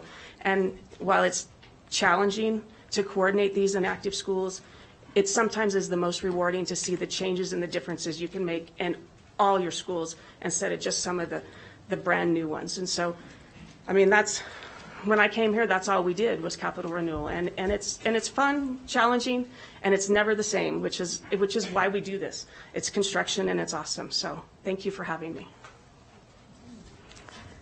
Thank you to you both, and thank you for the reminder that it's the keeping up our schools, the maintaining our schools, the improving of our schools, especially as Vice President Carlos said earlier, the newer schools get all the new cool stuff and up to date and so on, and we can't leave those existing schools behind because the majority of our students and staff are still in those existing schools and deserve the best educational environment they can have as well. So thank you very much. And now we're looking at the entire amount of the $44 million that's placed before us. So we'll open it up for board discussion. And I know we do have some public comment we want to make sure we get to before we have a motion. So Vice President Caldwell? Thank you, Madam President. Just have a quick question about paving. This has come up a lot in my school visits. If a school has an unexpected paving need, like a hole forms in the concrete in the playground area, or the parking lot has some major issues, but they're just not quite on the schedule yet, how do we handle those situations? How can principals go about ensuring that they can get those issues addressed as fast as possible, but also not throwing off the schedule? So in our maintenance department, we have a mobile grounds unit, and the SFC can put in a work order and have them come out and fix them. Or you can, the principal can call us. I received a phone call from Gomes to get theirs fixed right after you were out there. They have those avenues to do that, though, through the work order system, and that wouldn't throw it out of order. That's a normal maintenance that we need to be doing at our schools, and we just need to be made aware of them because we're not out there all the time. We have in our department, if our people are out at the sites, we've asked them, anything you notice, let a supervisor know, and then we can take care of it that way as well. But we don't know what we don't know until we get that work order. No, I appreciate that, and I appreciate you all taking care of Gomes. It's come up a few times, and so it's helpful for me and for us as trustees. If we hear those things, we can ask, well, have you contacted somebody, and so that it gets through the process, because I'm sure that goes faster unless they tell us than we tell you, and it takes longer. So thank you. Thank you, Vice President Caldwell. Trustee Church? Thank you. Just more of a comment, quick comment. The board previously voted for a deep dive, so to speak, briefing on capital projects. Now that time has elapsed and many of the schools that were built under WC1 are done or going to be done soon, just for the sake of the record and the audience knowing, the board is going to meet and go into a very detailed examination of what the future holds for capital projects. So I just wanted to put that on the record, and obviously with the resignation of two trustees, that may be pushed back a little bit, but it is on our agenda. Thank you. Thank you, Trustee Church. Okay, seeing no further discussion at this point, why don't we go to public comment on this, JJ? John Eppolito, then George Lee.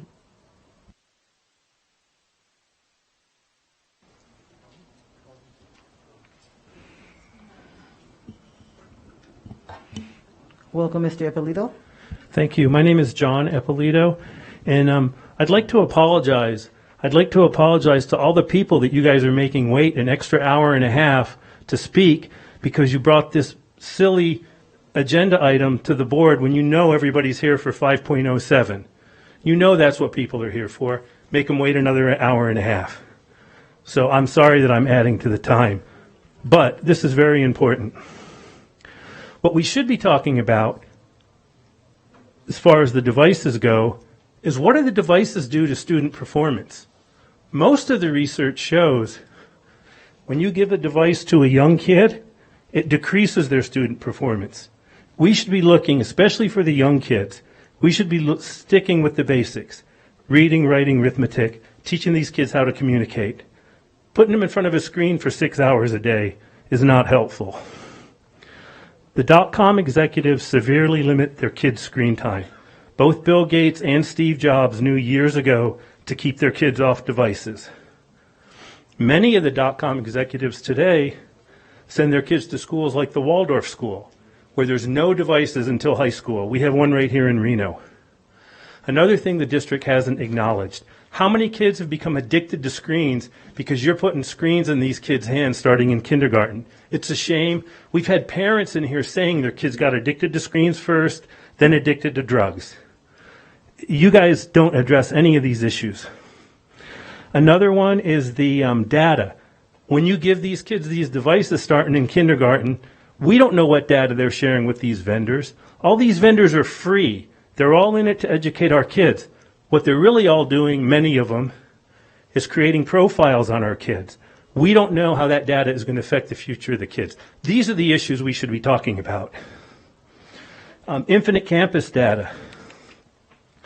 This 3,000, I was going to drop it on the desk, but that guy was in the way when we got to it. This incredible amount of data.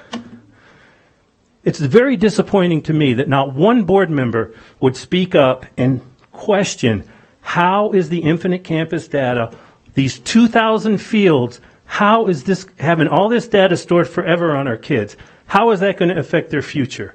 You guys should all be talking about that. And when parents want to see the incriminating data in infinite campus, it's discipline, and you need at least 2 school officials, Chris, not 1. You need at least 2. Discipline, minor discipline, counseling, which is where the psychiatric data is, and medical. And it's not protected by HIPAA because we're not a healthcare provider. 1,100 of us on Facebook at Protect Nevada Children. Thank you, Mr. Ippolito. George Lee, then Pablo Nava Duran. Welcome, Mr. Lee. George Lee, for the record. I spent about half of my professional life in a major corporate IT department. We had 90,000 seats, and we did refreshes, and we had a term called, you guys deal with Microsoft? I assume you do. We had a thing called true up, where you had to prove how many seats were running their software separately.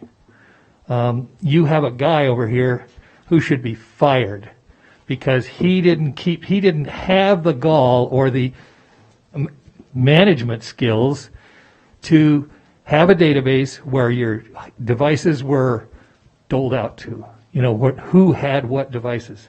He didn't manage the devices like he should have. He should have, I know this is not going to affect his employment, but the point is, in a real department, every single device has a name and a location attached to it. And it's in a database, and every time anybody logs into it, into the major, you go into the school system, every single login shows where it was, what IP it was on, and if it's not IP sensitive, then it shows where it was and who was logged in. You should be able to collect that data in a heartbeat from your records. Your records should be there saying who has what, and he shouldn't say, well, we're sort of collecting that. That's just, what we're doing. Okay, separate issue. All that hardware that you're about to surplus off, I assume, is absolutely good hardware. You could be using it to run Unix-based applications. Unix, by the way, is what the internet runs on. People use Unix. They use Linux, Ubuntu. There's several flavors of Unix-based data control, right? Databases.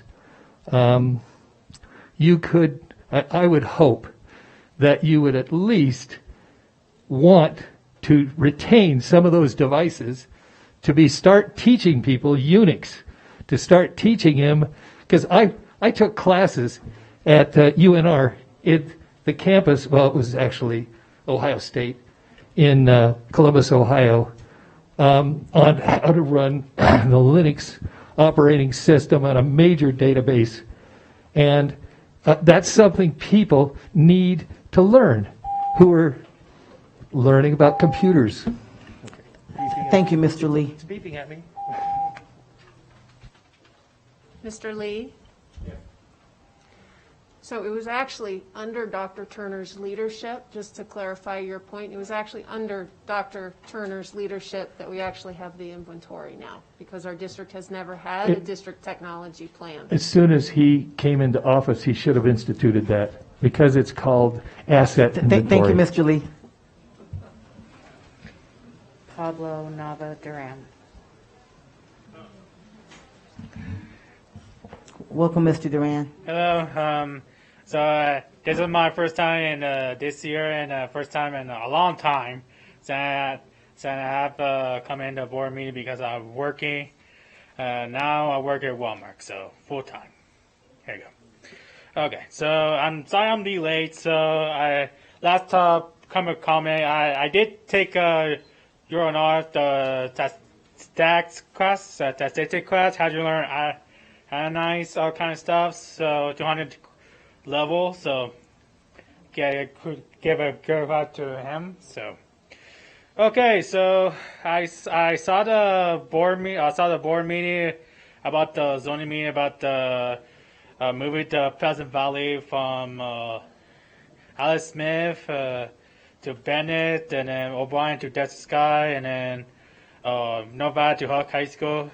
And it's necessary because there's 3 schools were overcrowded, and this guy did it, so I do support that. We need have a overcrowded. We do overcrowded one size fits all. So they forgot to put down the southern Panther Valley area, which is their zone for different Peabody and our Inquest High School and Great Middle School, and there's zone for Huck High School. We might have to clarify for the next board meeting to clean up Swiss Feeder and Northwest Reno area and South Reno area for the Bachelor of New Mexico Wenger. And then we have to clean up for the middle school for Desert Heights Middle School. And that's all 3 things for next year. So I know COVID-19 hit hard, budget down, so we did not build a new middle school, school. So hopefully the Wenger will get the building. And I found out this year about the alcohol, since COVID-19, I thought the Spark area, this area, about to decrease because of rejections, but it's opposite. So the home price here were rising to buy a new home. And I think he should take a look for a moment growth, but not right now, but maybe in the fall or next year or 2 years, 3 years. I don't care. So by the way, there are some areas that are decreasing, which is a near world area. I know my area, and I got no time left, so bye. Thank you, Mr. Duran. Those are all the cards I have for this item. Thank you, JJ. Vice President Cottle? I'm ready to make a motion. Go ahead, sir. I move the Board of Trustees approves the allocation of $44,500,000 to the 2020-2021 C Major Projects Program, consisting of the Information Technology Device Refresh Plan and the Capital Renewal Plan as recommended by the Capital Funding Protection Committee. Thank you, Vice President Caldwell. Is there a second? Second. Seconded by Trustee Nicolette. Any more discussion? Trustee Church? Does this have to be one motion rather than the two for the two items? Well, there's a motion on the floor, so we need to deal with that motion. So that's the motion at this point, so. I don't know, there's no, yeah. Okay. Okay, seeing no discussion. All those in favor, please indicate so by saying aye. Aye. Any opposition? The motion is carried. Let the record show that it is unanimous, which is 6-0. Okay, we said we'll take that. We'll take 5.03.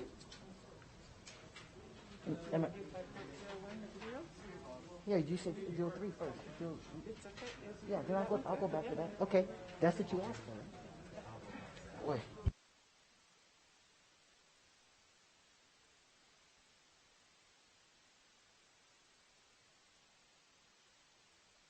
All right, 5.03, and this, just for the record, 5.02 and 5.03 would come up before 5.07 anyway, so we just reordered it a little bit so we can get staff out of here, and these are connected.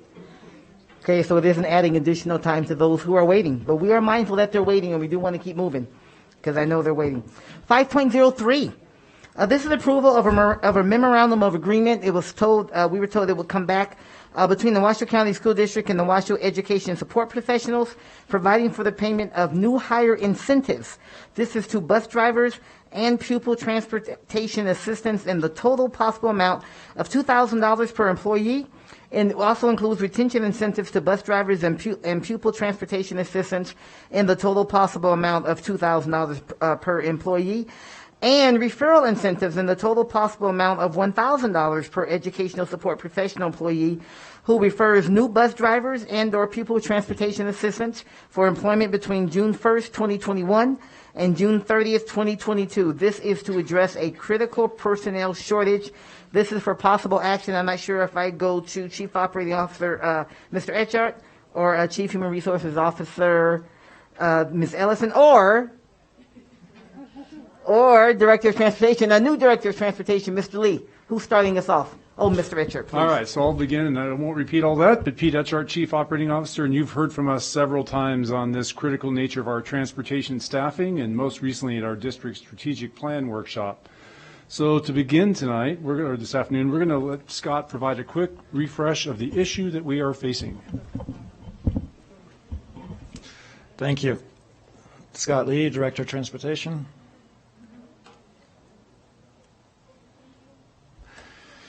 You may recall this slide from our previous presentation that shows what the start of school could look like if we maintain our current staffing levels and the increase in routes that we will face. We're still currently about 50 drivers short. Although we have hired some, we have also had some retirements. So, also in addition to this, at the bottom you see a list of possible solutions. None of those are desirable except for the one to fill vacant driver allocations. So we've been working closely with HR to develop incentive programs and increase our recruiting efforts. And with that, I will turn it over to our Chief Human Resources Officer, Emily Ellison. Good afternoon, Chief Human Resources Officer Emily Ellison, and today I'm going to provide a little bit more information about the labor market and its influence on this concern. We're going to talk obviously about our recruiting efforts and hoping for some robust conversation there because we've gotten some great ideas from this board or from our boards in the past, and then we'll get into the details of the incentive program itself. So just to give a snapshot of the labor market in which we exist, and the experiences or the challenges that we're experiencing are not unique to transportation. It is particularly acute in transportation, though, because of the impacts that could result in terms of service level to our students if we're unable to fill these positions. So right now in Northern Nevada, as of April 2021, we're at a 4.9% unemployment rate. And there's some statistics here that show you, I did an Indeed search on June 4th. There were nearly 11,000 job advertisements for our geography on Indeed. So for Reno, Nevada, 11,000 positions open. 700 positions that required a CDL, so CDL advertisements. When we look at the wage, the starting wage is about $20 an hour for the first several pages of postings that I looked at. And there's a mix of full-time and entry-level positions, but I shared those data points because when we think about the market that we are all, the talent market that we are all competing for, we are talking about full-time positions that can be entry-level because we provide training. So there is a great deal of competition in this space. This is not a challenge that is unique to our district or even Northern Nevada.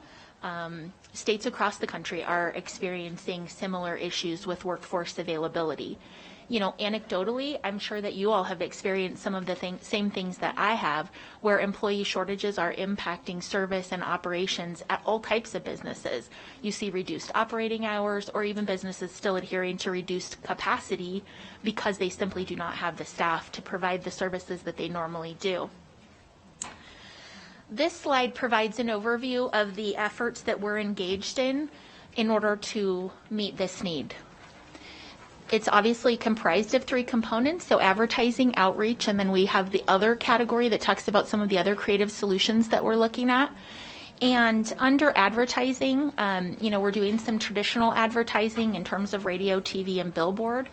The way that advertising works is we engage in a campaign and then we get information back from the vendor in terms of number of impressions, right? So how many times is that advertising anticipated to be visible to others?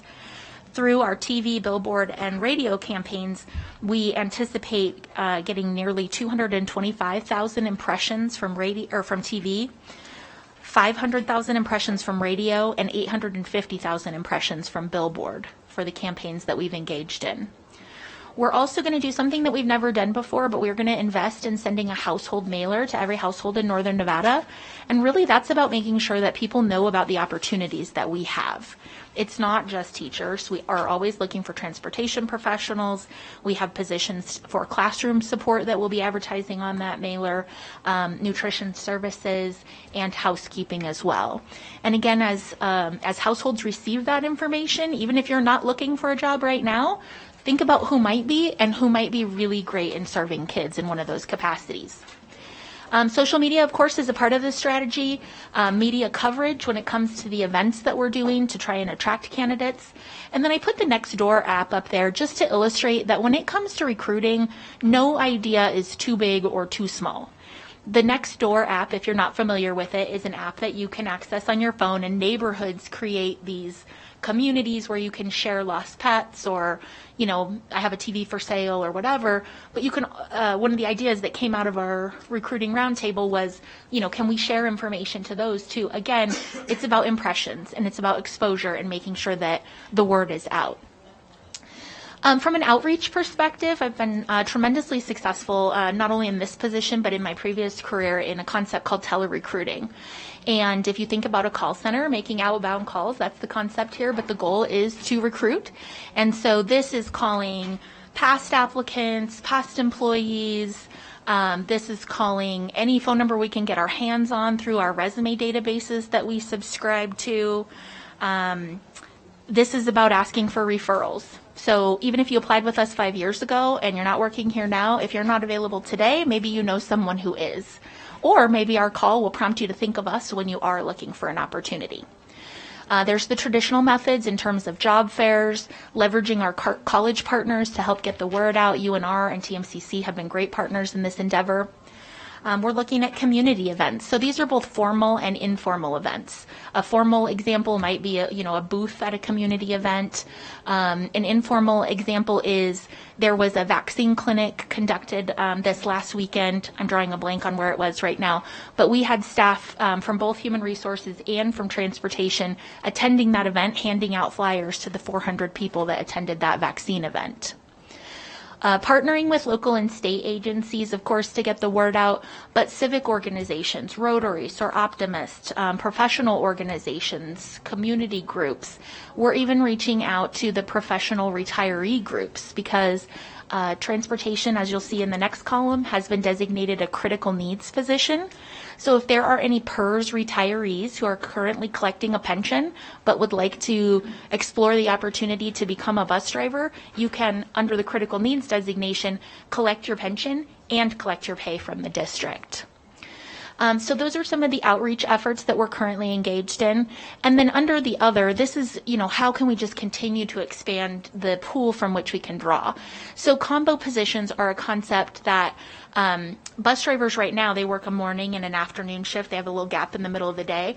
So we're trying to match up routes between transportation and nutrition services so that they can run the morning run, do lunchtime, and then run the afternoon run, and be able to fill that time and also earn some additional compensation. Volunteer services is another tremendous resource for us. Not only do they work with many community organizations that have volunteers who might be potential employees, but they have a large database of volunteers that have worked for us before who, again, would fall into that kind of tele-recruiting effort that I talked about a moment ago. We know our application is difficult to fill out. We would like to replace that at some point, but this has been a crazy 3 years for me, so I'll just say that. So in the meantime, we have application labs. So if anyone's having trouble with application, they can always call my office. There's hands-on support. We also do group support once a month. I talked about critical needs a moment ago. The media has been fantastic in helping to support employee spotlights for the events that we conduct, so the job fairs that we do. So for example, we did a nutrition service focused job fair previously, and we did a spotlight on the kitchen manager up at Lemelson, and she did a little video talking about her work and what she loves about it, and the news channels were really great in helping to cover that, and we got a ton of response from that because I think people, it's one thing to know about a job opportunity. It's a whole nother thing to kind of understand what that job opportunity is and be able to see yourself in that role. And then finally, we have the incentive pilot program that we're here to talk about tonight. The next slide has the details. And I want to say first that we worked closely with our employee association, Washoe Education Support Professionals, and this is a pilot program. They're very supportive. They understand the critical need that we have. And so the idea here is that new hire employees would be eligible for an incentive of up to $2,000. There would be a retention incentive available because we don't want to inadvertently incentivize our experienced workforce to leave and then come back to get a new hire incentive, and we really need that experience to come back in the fall. And then a referral bonus of up to $1,000. You can see the details there. Obviously, there are more procedural details provided in the agreement and in the accompanying procedure documents, but employees would be eligible for incentives in installments after meeting certain benchmarks. And under that new hire incentive, there is a clawback of that first payment if the employee does not complete the first 90 days. So once they complete training, they get their new hire incentive. If they don't make it to 90 days, we would have a clawback clause for that first payment. So with that, I will pause for questions and conversation.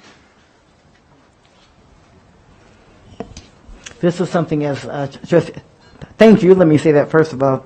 Thank you. And this is something that we spoke about at the last board meeting about the drastic need that we have in these areas, and that an incentive program would be presented to us. And this is certainly in my time on the board, I've never seen us have one, but I don't think I've ever seen us need one either. Certainly not to this extent. So thank you. We do have public comment. Why don't we hear public comment on this, and then we'll bring it back to the board because there's a little bit of a delay. Give us a chance to see if there's some questions or comments. Paul White, then Karen England. Welcome, Mr. White. Here's kind of the other side of the bus driving issue. I'd encourage the board to talk to some drivers. I got a nice memo, possibly from this gentleman on the end, telling them Yeah, good news. Come in and drive yesterday, today, and tomorrow for free. You know those extra days you got, that time off, you need to make that back, give it to us for free. You cited a bunch of regulatory revised statutes, none of which are applicable. They all speak to salaried workers, not hourly.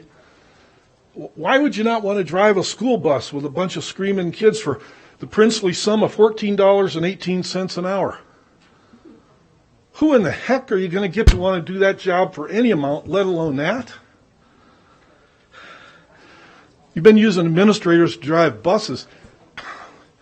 I'm not aware of how many administrators have got qualified licenses and experience and training in doing that. I can't believe you'd do it.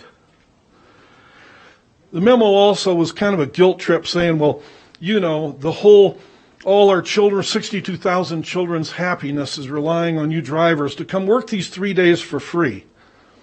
And then the drivers had the audacity to bring up that the revised statute only said that applied to salary workers having to do a kickback or a rebate. And whoever wrote back said, well, no, we talked to our HR office, and they said the statute means hourly, any compensation. That's interesting. When did your HR department start interpreting the revised statutes for the state of Nevada? It's just like if the board wants to know what's going on with the bus drivers, talk to the bus drivers. Ask them. Yeah, I bet they've talked closely with the union. It sounds like the worst sweetheart deal in the world where the union says, no, we can't let you grieve on this. Wouldn't want to get you unhappy with the administration. It's just such a crock. Pay them a fair amount, treat them right, pay them when they work. You wouldn't have any problem. I put people through CDL classes all the time, and they come out of there and they start at about, you can't find a truck driving job for less than 25 right now, up to 35.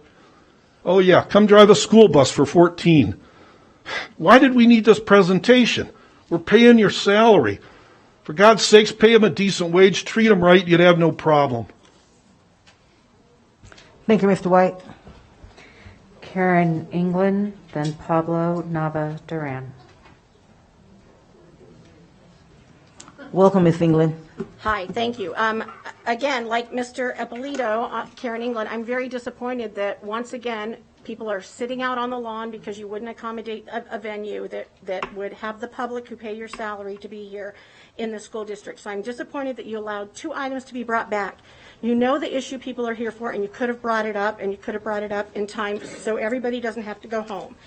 I also want to say that if you want to give incentive to the people that want to work for you, you might want to show them the curriculum they're going to be teaching. So the curriculum that you're not showing is actually on our website, nevadafamilyalliance.org, from Benchmark, and I encourage you to allow your employees to see it. Thank you, Ms. England. Pablo Nava Duran. Mr. Duran.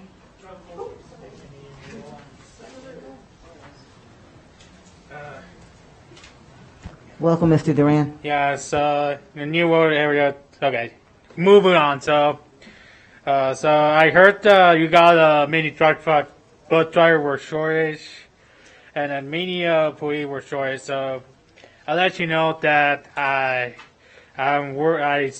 still currently full time at Walmart, so I could not find a job based on my degree. So my degree is marketing management. So I try to find a Washoe County School District. I went to the website. So it looked like I went to Estero, Washoe County School District, and looked like they're like no job based on my degree. So if you got any a shortage of professional or a teacher, but okay, thank you.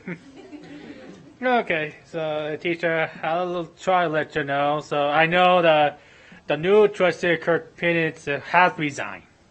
So due to health reason, and I know you are going to be resigned. So I'd like to say thank you. Thank you, and your last day is on June 23rd, 2 weeks. So, Yeah, okay, so thank you. Thank you, Mr. Duran. Elise Weatherly.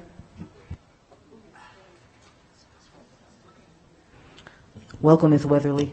Hello, Patty Elise Weatherly. I wasn't going to stand up and speak on this issue, but I was going to bring up the school issue that I have in my neighborhood.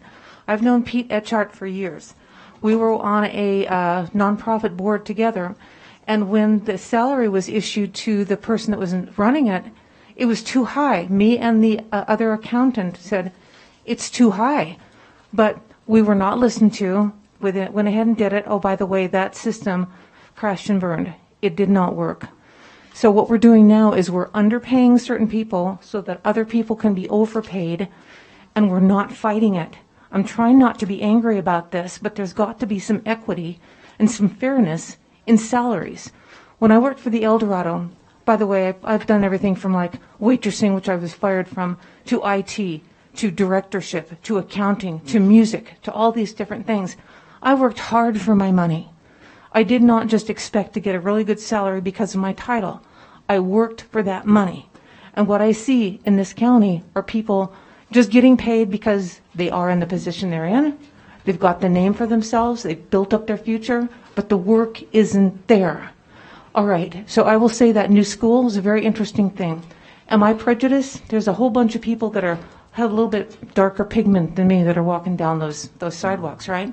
So I heard something the other day, and Can you get that up over your nose? You're almost there. Thank you very much. Yeah, I wouldn't be able to do this all day long like you guys, I swear. It's tough. Anyway, so at my new place, which now has street lights and street lamps and stuff that shines in my window, and a lot of noise and a lot of stuff, I heard somebody threatening somebody. So I peeked over my fence, and there was a group of people, of kids, probably a little darker skin than me, telling somebody else that they were going to pretty much beat him up. It was another one of their kind, but they had him separated. All right, so we've got a school district that we have to treat everybody with equity, but we've got some kids that are ganging up together to beat the crap out of other people, and let's don't spend money to do that. Okay? Thank you. Thank you. I'm going to remind this is for public comment on this agenda item only. This is not for public comment in general. That will happen soon. This is for this agenda item only. That's all I have for this item. Okay, thank you very much. Let's bring this back to the board. This is agenda item 5.03. I see your light, Trustee Church. Thank you very much. And again, I do apologize for the people waiting, but this item, number one, very specifically, we're only talking about the bus drivers. So we deviated a great bit on the things that aren't on this agenda item. I feel like I'm watching a train wreck, or more specifically, a bus wreck. The recruiting or non-recruiting at the school district is dismal. It's terrible. I have spoken out at meeting after meeting. I taught recruiting nationwide. I'm not trying to sell my business. I'm offered to consult for free to the school district. So far, none of those meetings have occurred. I spent a full day last week updating a whole PowerPoint on recruiting for the school district, again for free.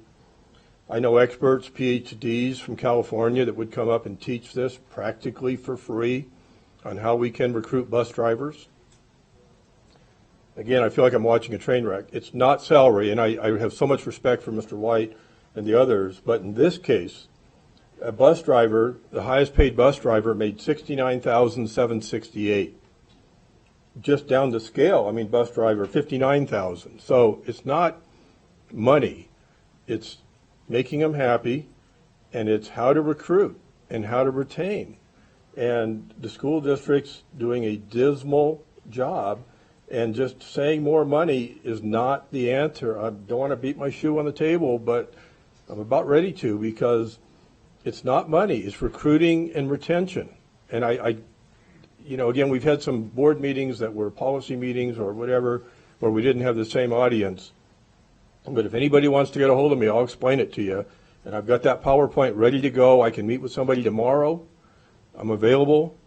Again, there's experts to come and talk about it. But this is watching a bus wreck, because we're in the twilight zone. We're not we're not focused on how we do recruiting and retention. We're focused on, oh, it's just more money. It's just more money. And, you know, I taught law enforcement recruiting mostly, but I also taught the school district elsewhere. And if that's true, why do we have such great cops here when Reno PD pays more? Because certain work conditions and certain things work. Why do cops go to Winnemucca? Because they're happier there for different reasons than working for Reno or the county. It's not money. So I beat my shoe on the table, but we've got to do a better job of recruiting bus drivers and others. Thank you.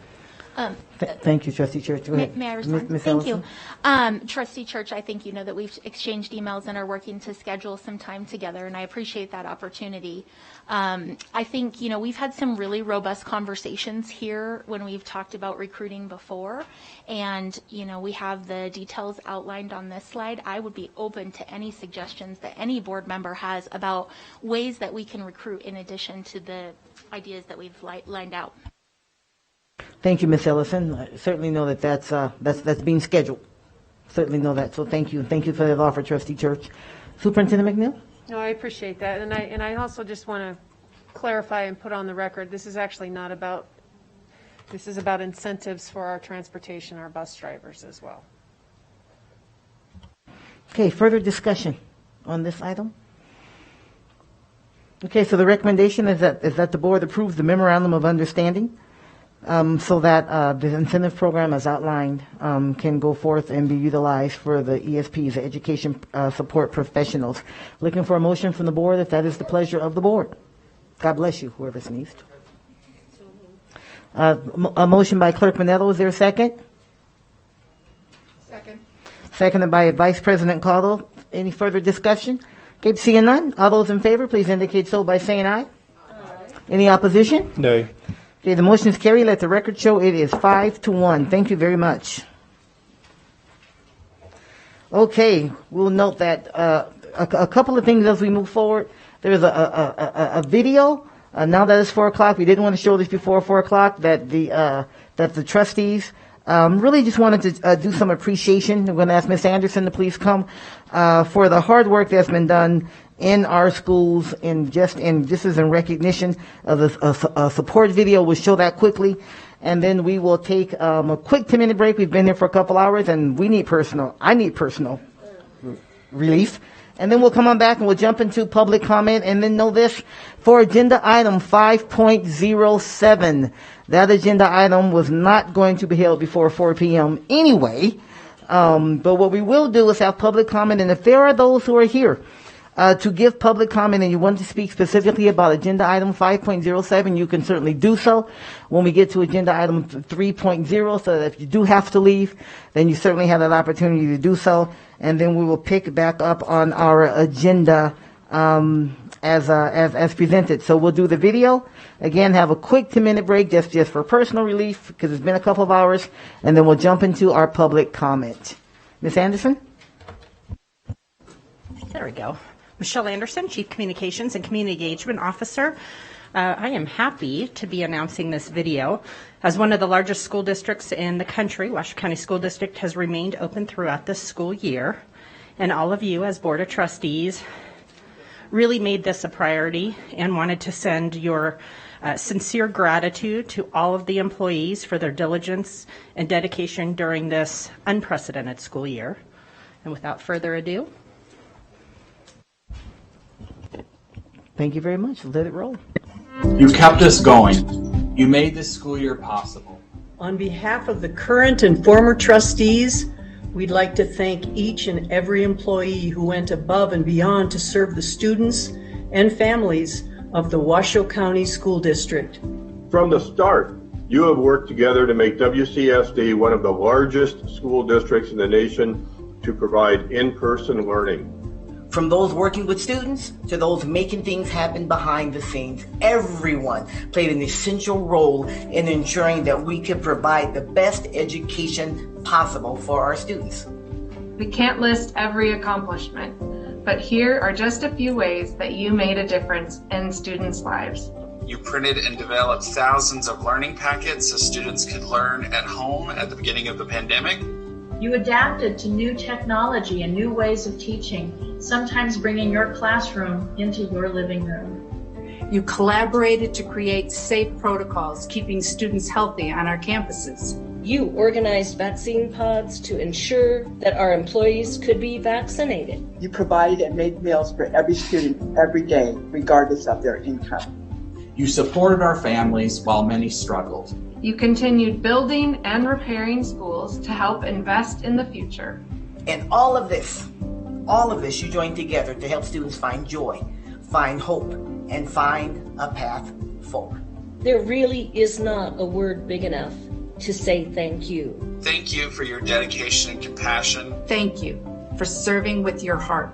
As a retired military officer, I want to share an expression we use: improvise, adapt, and overcome. Thank you for your innovation. Thank you for your creativity. Thank you for learning something new. Thank you for making the Washoe County School District your home. Thank you very much, Ms. Anderson, for your team putting that together. This will go out to, as many of us know, tomorrow is the last day of school for most of us, except for Incline, in the district. And it's just something to say thank you from all of us current and those who were serving when this whole pandemic started last year. What a crazy year and a half. But we just wanted to say thank you. And thank you for that idea, Vice President Cottle, to the team. Okay, 10-minute break. We'll come on back and we'll jump into public comment.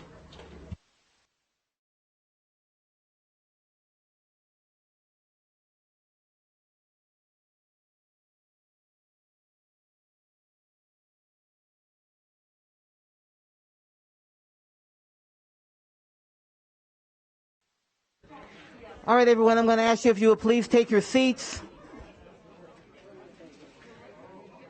We're going to ask everyone to please take your seats so we can get started. A couple of things as we jump into what we certainly expect to be a robust public comment period. A couple of things, just as a reminder, this is a business meeting, and we're really going to ask if everyone would please, I guess I'll go to what my colleague said, let's act in a manner that is civil, that is in the business, no yelling out, no inappropriate behavior. We really appreciate that for all of us, to be respectful to everybody's views. I would also say this, for those who are here and who have been waiting to comment on agenda item 5.07, that agenda item would not have been heard before 4 o'clock, no matter what. And so we would not be to this point in public comments anyway before now.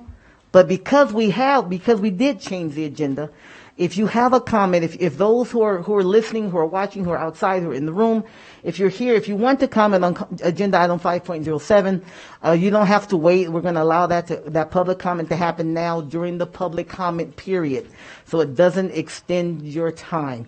So we're at the same place that we would be right here, right now. Waiting is difficult, I know, but that's part of what happens when we have so much interest in an agenda item. So we appreciate all of you coming. We want you to have your 3 minutes, certainly.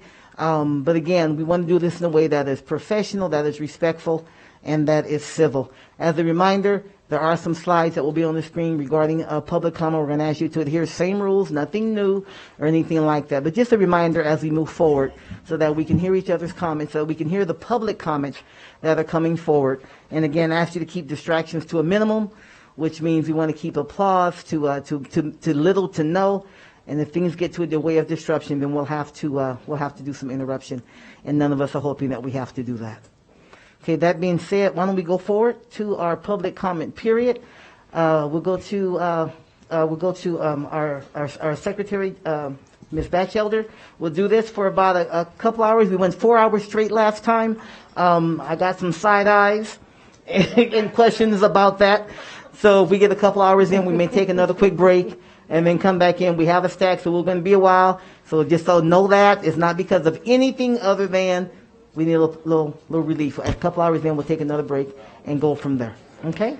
So I want everyone to know we now have 2 podiums available for public comment. So I will be reading 4 names. If we could have one person go to the podium closest to myself, which is on the right when you enter the room. The second person can go to the podium on the left as you enter the room, and then we can start lining people up and hopefully go a little faster. Thank you very much. Paul White, Melissa Burnham, Lori Doyle, Tom Doyle. Welcome, Mr. White. No inappropriate behavior. Too bad that doesn't apply to our school administrators board. All the following incidents and first-hand reports have been hidden from the public by the superintendent. Let's start with Turning Point School. How do you operate a school with such poor supervision that a child's able to go up to a teacher in the hallway and urinate on their head? Are you planning to share that video with the community, Ms. McNeil? Let's go back a couple of years to Galena High. If two administrators want to have sex with each other, you'd think they would have been moral enough to not do it inside the school, wouldn't you? And bright enough not to be filmed on the school video? Better yet, people like that are still teaching our kids, right, Ms. McNeil? Finally, what has to happen, Ms. McNeil, before the Worcester High School principal gets removed? What's it take? As an incident report from the district confirmed, she walked into the football players' locker room unannounced, while some of the players were in their underwear. You heard a parent share some of this story 2 weeks ago. Did the principal sit there and ogle the boys for 5 or 6 minutes? Their version. Or did she not look at anything and just walk out immediately? Her version. Who do you believe? Most of all, do you think a male administrator walking into a girls' locker room for any amount of time while the girls were standing there in their underwear, do you think that man would still have a job? Then there is the incident of the Worcester student who was kicked out of class, ran outside screaming that he was going to go home, get a gun, come back and kill people. Are you aware of this, board? Well, the police, to their credit, cuffed him, were arresting him. When the principal comes out, says, no, I got it. Get him uncuffed, takes him out to lunch for a sandwich, brings him back. She said, I handled it. No incident report, no nothing whatsoever. Then there's the story of the Worcester government teacher, disciplined by the liberal principal for showing a video about Reaganomics in government. She lost her teaching assignment. Meanwhile, the same principal allows a far-left English teacher to provide assignments for student readings from books where Donald Trump is compared with Hitler and calling our former president an antichrist. How is it played out? Well, it's played out with about 10 to 20 teachers a year leaving the school. So all of these incidents and more make a reasonable person ask themselves, doesn't it, Ms. McNeil? Board, doesn't it make a reasonable person say, what else, Superintendent? What else doesn't the community know about? Thank you, Mr. White. Melissa Burnham, Lori Doyle, Tom Doyle, Kenji Otto. Welcome, Ms. Burnham. Thank you. It's on? Yes, it is. You're on. Red means good. Okay. Red means awesome. good. Awesome. Hi. Yes. I appreciate this opportunity to speak on behalf of social justice in our school district. Thank you. I am Dr. Melissa Burnham, a professor in the College of Education and Human Development at the University of Nevada, Reno. As an early childhood researcher, preparer of teachers, knowledgeable member of the community, and the parent of a recent graduate of Washoe County Schools, I'm here to speak on behalf of the K-5 Social Justice Supplement to the ELA curriculum. I view the supplemental materials. I viewed them when they were available on the Washoe County website. A series of questions to promote critical thinking about all people's experiences in a community is exactly what social studies should be about. Integrating social studies and ELA is not straying from the basics. Social justice is the basics in 2021. Indeed, the supplemental materials should be considered the bare minimum to help engage students in critical thinking about their own and others' experiences in the world today and historically. I was heartened to see the governor sign both AB 19 and AB 261 from the most recent legislative session.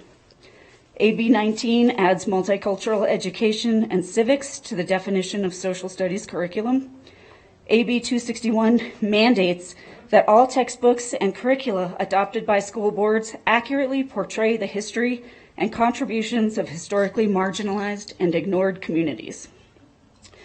This includes the history and contributions of Native Americans, Native American tribes, persons of marginalized sexual orientation or gender identity, persons with disabilities, persons from various racial and ethnic backgrounds, immigrants or refugees, persons from various socioeconomic groups, and persons from various religious backgrounds.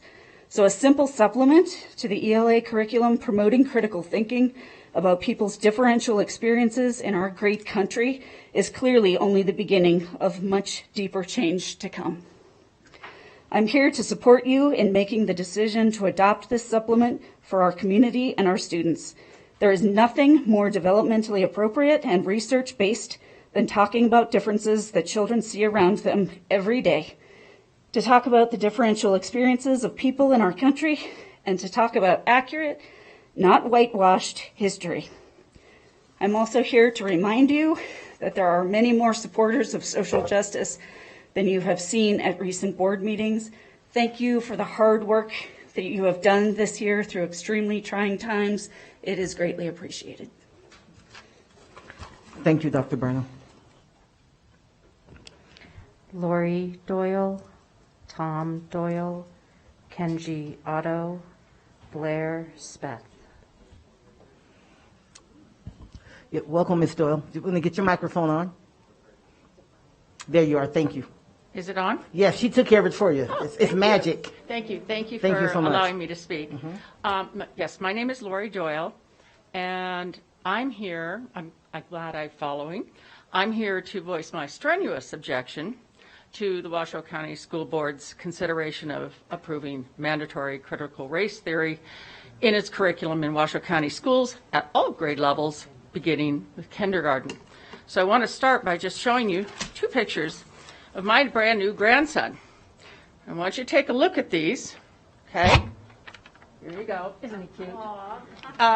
Anyway, one of him is where he's at home, and the other is on his first day at daycare, which was a couple days ago. I want you to look at these photos closely and then tell me why you believe that he is inherently privileged and racist and needs to be indoctrinated in a philosophy that I believe to be misrepresentations and racist positions. My grandson has no idea that he's any different than this child next to him. What you plan, when they get older, they can play and they can work together. They have no difference. But what you plan to do to our children is to divide them by race, alienate and demean those whose color you don't like, and make children of the other color believe they are born victims. This program, in my opinion, borders on criminal. It makes assumptions and presents them to children as facts when those are not facts, but your take on events. I want my innocent grandson left alone and let his parents raise him and teach him core values. You should not be taking on the role of the parent. As taxpayers, we have thousands of dollars taken from us to support the school system. You have been tasked with the mandate to educate our youth and prepare them for entering the world as adults who can read, write, do math, learn science, history, and secure employment. This is called critical education theory, and it's what you should be sticking to instead of concentrating all of your efforts in what bathrooms to provide, who's privileged, who's racist, why all white males are bad, and why capitalism is bad. Quotes from your proposed workbooks, K through 5, support social justice thinking. Excuse me, but that doesn't belong in an education curriculum. Stick to the 3 R's. Grade 4, should people who have more, give it to others? How is this relevant to them learning to read, write, or do arithmetic? I think this is a socialist agenda. You've heard a lot of the, Washoe County came in 8th in the state of Nevada in the graduation rate, down by almost 1% from the previous year, and not one school in Nevada had a graduation rate of 100%. And yet, we provide more money to you to provide education to our children, and you pivot. Thank you. Thank you, Ms. Doyle. Tom Doyle, Kenji Otto, Blair Speth, Jenna DeWar. Welcome, Mr. Doyle. Thank you for the opportunity to speak at your meeting.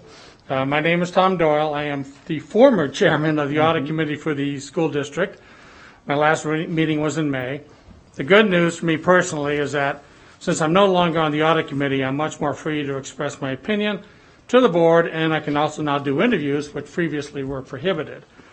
I do not profess to be a liberal in any respect whatsoever. I am conservative. And I want all the Washington County School District students to become highly educated and reach their ultimate potential. In a recent from the USA states, Nevada schools ranked 45th overall and 44th in quality of education. I realize it's a statewide ranking, but I couldn't locate a ranking by district. Even though I'm a loyal UNR fan, I hesitate to blame absolutely everything on Las Vegas. And how about graduation rates? Okay, my wife spoke about that. Yeah, ask my wife. Well, WCSD has improved. Their graduation rates hover around 85%, 4% lower than the national average. There's your chart. Here we are over on this side. It'd be nicer to be on the other side. But basically, we're 4% under the national average for graduation.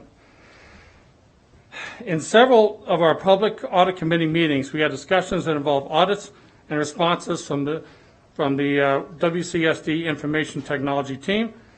There is a clear theme and commentary from IT management that information technology in this district is significantly underfunded, both from a dollars perspective and a ratio perspective of staff to students and teachers. I'm not here to question your budget decisions. I know how difficult and brutal that can be. The trustees of this district should be almost entirely focused on high-tech education and teaching our kids the primary areas they should have expertise in: reading, writing, math, science, and computer technology. Those are the areas our children need to excel in, so they can go far beyond expectations. Their success will not be based on the color of their skin, but their personal drive and ambition to be someone special. One simple example is that the new middle schools seem to care more about paying for private non-binary bathrooms than making technology their highest priority. You have an opportunity to teach our kids the essentials to be successful. To reiterate, Martin Luther King said, they should be judged on the content of your character, not the color of your skin. I submit to you, you should make that your total philosophy. It appears that what you're looking for is not to put us into the top 40, but to actually get into the top 10 of schools nationwide for woke theory. Move yourself into the education job, not anything else. Thank you, Mr. Doyle. Thank you. I appreciate it. And thank you for your service to the audit committee. You're welcome.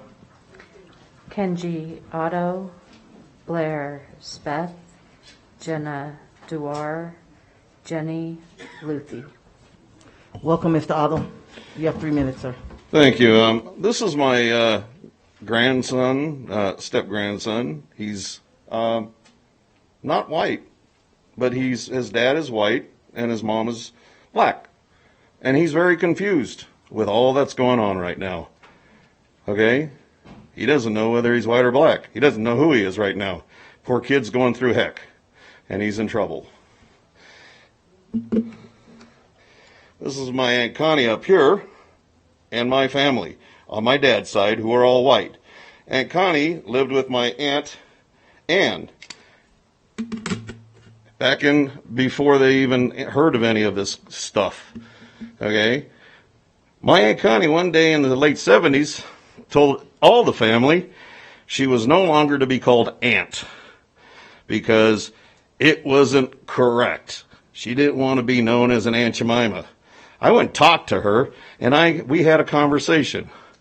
I told her I loved her. I told her that I wanted to call her Aunt Connie, and I call her that because I loved her. And she's passed away, but the fact of the matter is, she destroyed her relationship with the entire family on my dad's side. Everybody stopped talking to her because she did that. if critical race theory goes into effect, this is the same thing that's going to happen to everybody. People are going to start hating each other. Most of you here are white. Do you hate each other? Do you hate yourselves? I'm white. I'm half white. I'm half Asian. Which side am I going to hate and which side am I going to love? What the heck is supposed to go on here?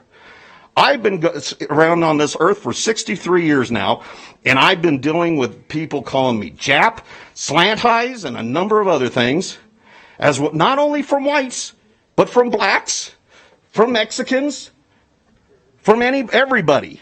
My own Japanese people don't like me because I'm half. Okay? I have dealt with this all my frickin' life, and I am sick of it. I finally got to the point where I felt comfortable that nobody was looking at me because of my name, because of my color, my skin, because of any of that. And now these idiots want to bring this up again. I am pissed because I have to explain to my Hispanic grandchildren, I have to explain to my Filipino grandchildren, to my black grandchild, that they are going to have to deal with all this bullshit. And that's what it is. Okay? My aunt told me my Aunt Connie she had to deal with all of the race stuff. Okay? I'm sorry, Mr. Otto, your time you. is up. Thank you, sir. Blair Speth, Jenna Dewar, Jenny Luthi, Nina McCartney. Welcome, Ms. Beth. Hope you guys brought a lunch.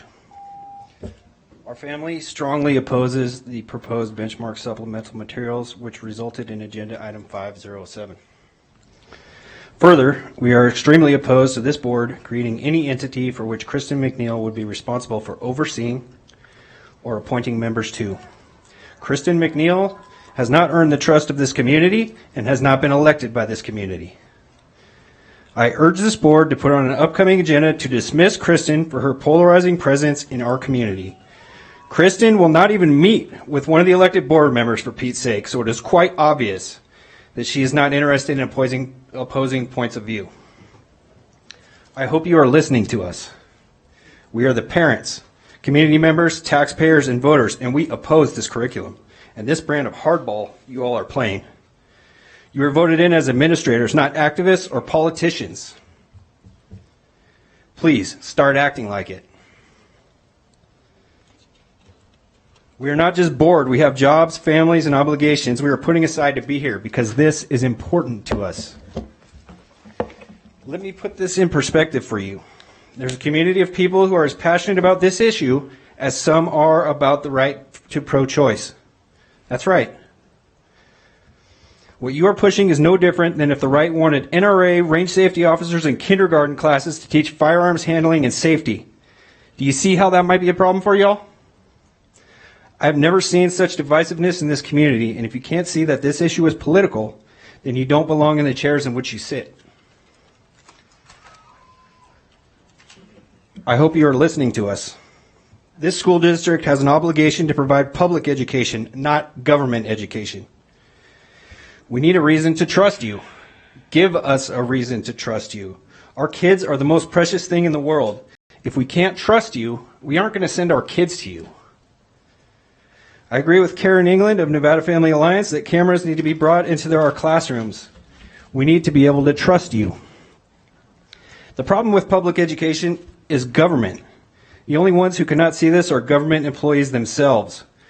Whatever side of the issue someone is on, we all think that .gov is wasteful, inefficient, and incompetent. I'd also like to address the public comment emails that trickled in favor of item 507 this week. It seems that many in support have worded their emails exactly the same. Do you mean to tell me that they don't care enough about this to even come up with their own thoughts? Or is this the kind of critical thinking this board supports? I hope you are listening to us. Thank you, Mr. Smith. Is this Spife?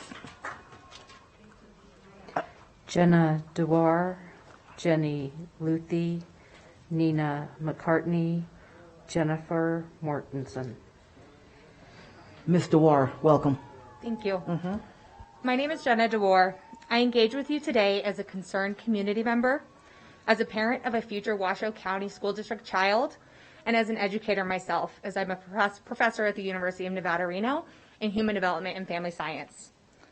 Today, my time will be filled by the voice of one of the many exemplary student scholars in our school district. The scholar's statement reads, "As a young minority woman of color, from what 11 going on 12 years of school has taught me with regards to basic historical curriculum was that A, the only point in history where I was found significant was through events where people of my background were oppressed, and B, that there was nothing much to learn outside of that. There are so many young, bright, gifted, and unique students that will finally have the opportunity to learn beyond what has been in general education for decades. With the recent current events that are going on nationwide, I find that it is suitable to introduce students to what is happening in the real world by implementing social justice curriculum. Not only will this curriculum prepare students, but it will finally give those of diverse backgrounds a sense of security and comfort.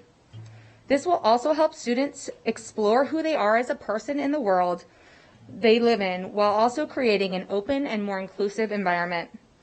I also personally believe that this will limit stigmas around many cultures and backgrounds, as this curriculum gives students an opportunity to share different perspectives from certain topics. Personally, I wish that this type of curriculum was around when I was younger, as it would have made me feel more secure in who I am as an African American student. I can only imagine how students similar to me must have felt over the past year. If this curriculum is not introduced, it would create constant pressure from what is going on in the world outside and no outlet for students to express their feelings. Leading on, what I find most frustrating is that many students are not able to communicate how they feel about this curriculum simply because their voices are constantly being suppressed by those that are not directly affected by this curriculum. I personally believe that this is possibly due to a misinterpretation of what it truly stands for. As stated before, this curriculum is not indoctrination, reverse racism, politically motivated, or any other related term at all. Instead, this curriculum targets certain aspects of research and biases that are modified to be suitable to different age groups. Coming to a conclusion, I believe that this curriculum will benefit the Washoe County School District, as it will make students that have not had proper representation finally be seen. How would we get any further by being ignorant to what is happening in the world around us? It starts with acknowledging what is right and wrong. It is important to be the change needed in this world. Please consider not only my words, but those of the youth that will be affected by this decision. Dearly, Layla J.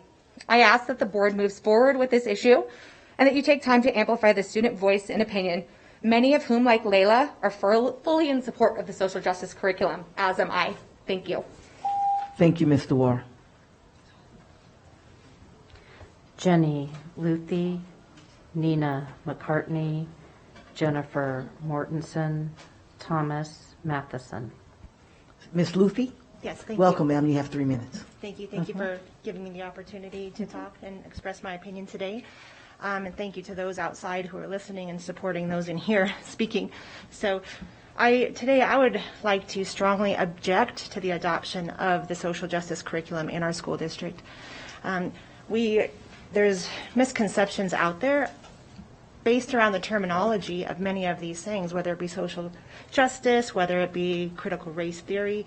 So I think the language itself can be associated with some strong emotions, but when looking at the curriculum itself and what is being proposed for our children, if we take it piece by piece, I think that we will find that, I have found that it seems to be consistent with what we label critical race theory.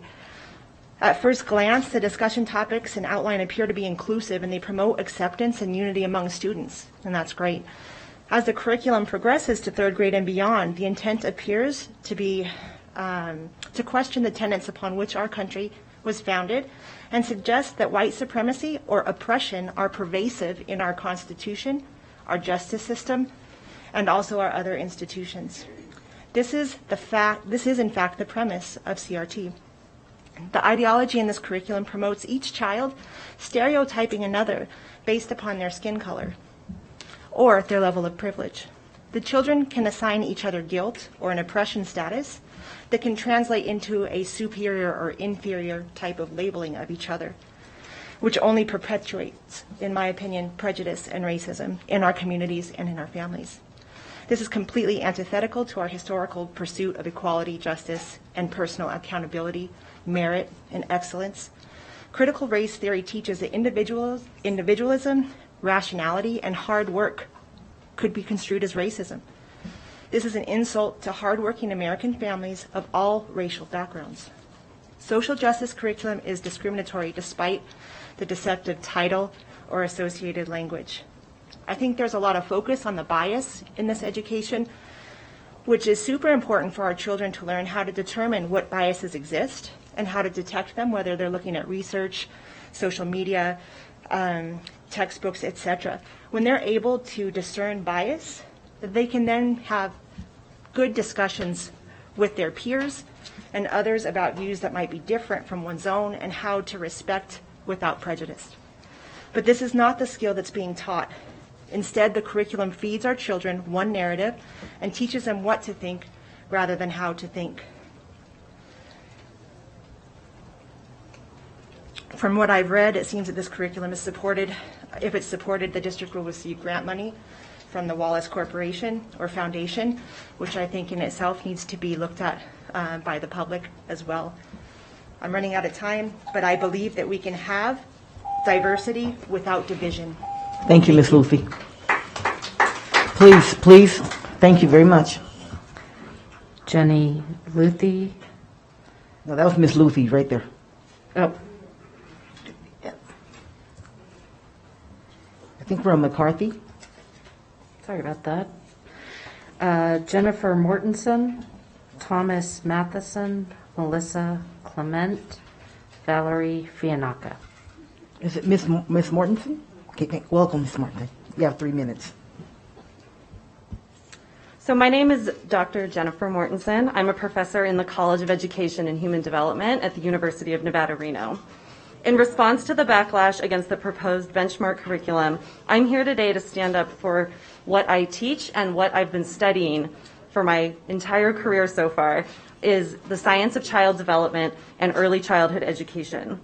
There is zero research showing that talking with young children about race, identity, and fairness has any negative effect on children. I've heard multiple people at prior meetings state that schools should not talk about social justice issues because, quote, my children don't see color. Decades of child development research shows that is 100% false. Research shows that from toddlerhood, children notice and are curious about human differences, whether it's skin color, a disability, gender, or any other human feature. As humans, we are social creatures, and children's young brains are hardwired to be tuned into others. Not only do they notice human differences, they also perceive differences in how people are treated. And probably most importantly, children have questions. Telling children not to see color is not helpful to anyone. It dismisses the lived experiences of people of color, and it diminishes children's natural curiosity, sending them the message that it's not okay to talk about these issues, particularly for white children who often move through life never really thinking about their skin color. But children have questions, and the discussions that are prompted by the questions in the curriculum, such as, how do we know the rule is fair? How can we choose to stand up for others? Are essential conversations we should all be having with our children. They are noticing everything that is happening in our country right now, and they have questions. Open, honest, age-appropriate discussions about human differences are considered best practices by most of all early childhood researchers and the National Association for the Education of Young Children. These are not conversations meant to shame anyone. They are simply asking children to reflect on who they are and how it impacts their life, as well as reflect on the experiences of others. Finally, I would like to point out that helping children to think critically about diversity, fairness, and justice is beneficial way beyond the topic of race. I'm sure everyone here objecting today about this curriculum knows someone whose life experiences have been shaped by a disability, poverty, their gender or sexuality, addiction, mental health issues, and more. In reality, the concepts of diversity, fairness, and social justice apply widely. Simply asking children to reflect on their identities and the identities of others and how these identities shape our experiences is not indoctrination, it is best practices in early childhood education. Thank you. Thank you, Dr. Mortensen. Thomas Matheson, Melissa Clement, Valerie Fiannaca, Nicole Hennis. Mr. Matheson? Yes, I'd like to speak up about that critical race theory. I don't believe it should be done by the school district. I'm not against it whatsoever as far as all races are the same. I mean, everybody's had a problem one time or another in their life of some other type of race person. But it should not be taught in the school because you're going to give your opinion of what's going on and everything else. This is like my daughter is in sixth grade. She came home last week to me and said, my teacher says all white people are bad. And I asked her what for. She says, that's what the teacher said. She goes, why? And the teacher said, I'm telling you, all white people are bad. And that's got to stop. I mean, somebody's opinion in this school district, you're going to give your opinion. I got a phone call back when the riots or the protests, or whatever you want to call it here in Reno, that the schools are okay. They're all going to be fine. Don't worry about it. The protesters will not come into there. And all of a sudden, about 2 weeks later, I got an apology on that phone. Of one of your people, I think it was Ms. McNeil, called and talked to us about that. And I got an apology for that. Because she said her opinion, and it don't need to be anybody's opinion. You can't even teach history, math, English, or anything else. You have a hard time with that. My daughter, she's doing division, and I'm trying to help her with her division. She goes, no, that's doing it wrong. You need to do the cheeseburger way. And I looked at her and said, what? And she's trying to explain. It didn't make no sense to me whatsoever. And I'm good at math. The cheeseburger way. And then this estimating in elementary school, 4th and 5th grade. You have to estimate 10 by 30 square feet. How many is it? Oh, 280. That'd be fine. Because all the questions were right. If you estimate right here, everybody here would be out of business. There wouldn't be any schools. Thank you. That should not happen. Thank you, Mr. Matheson. Melissa Clement, Valerie Fiannaca, Nicole Harris, Claudia Fisher. Welcome, Ms. Clement. Thank you, Madam President. It's good to see you again. Good to see you, too. I don't know if all of you have been on YouTube and Facebook as much as I have, but what we're seeing here today is happening all over the country. And I think it's because we've had a year of sitting at home. Many of us have been able to see what our children are being taught. Many of us are concerned about it. Many of us want our kids to get back to normal. And then when it looks like it's not going to happen, we're concerned. Now, I got to start with the first thing. You all knew there would be a lot of people here today. There's absolutely no good reason why you couldn't have used one of your gyms. Over the last year, I think with the school board, it has definitely become us versus them, you. I don't think that's what needs to happen anymore, quite honestly. This is, our kids are the most important investment financially, socially, economically, learning, all of it. And our kids have suffered more than any of us have. The suicides, the kids who will never recover from the past year of not going to school. We can say they were on Zoom, and we can say that we did the best we could. Yeah, we all did. But here's the thing.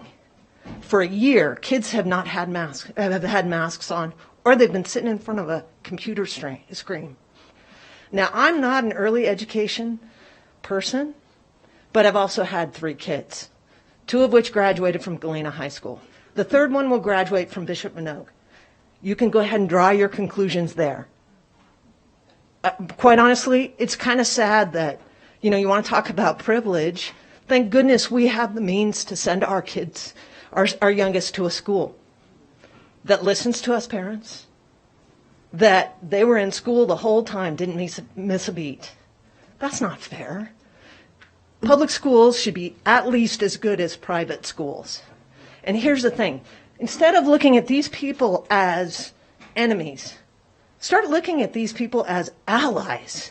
We all have the same goals, and that is to have the best, most advanced children ever. But I'll tell you what, from the outside, sure doesn't look like we're both going the same direction. So please, look at these people outside. They've been out there for 3 hours. They've been out there while you've been honoring people. These people took off work because they care about the biggest investment that we have. Kids, thanks so much. Thank you, Ms. Clement. Once again, I'm going to ask you to please refrain from applause. Thank you so much.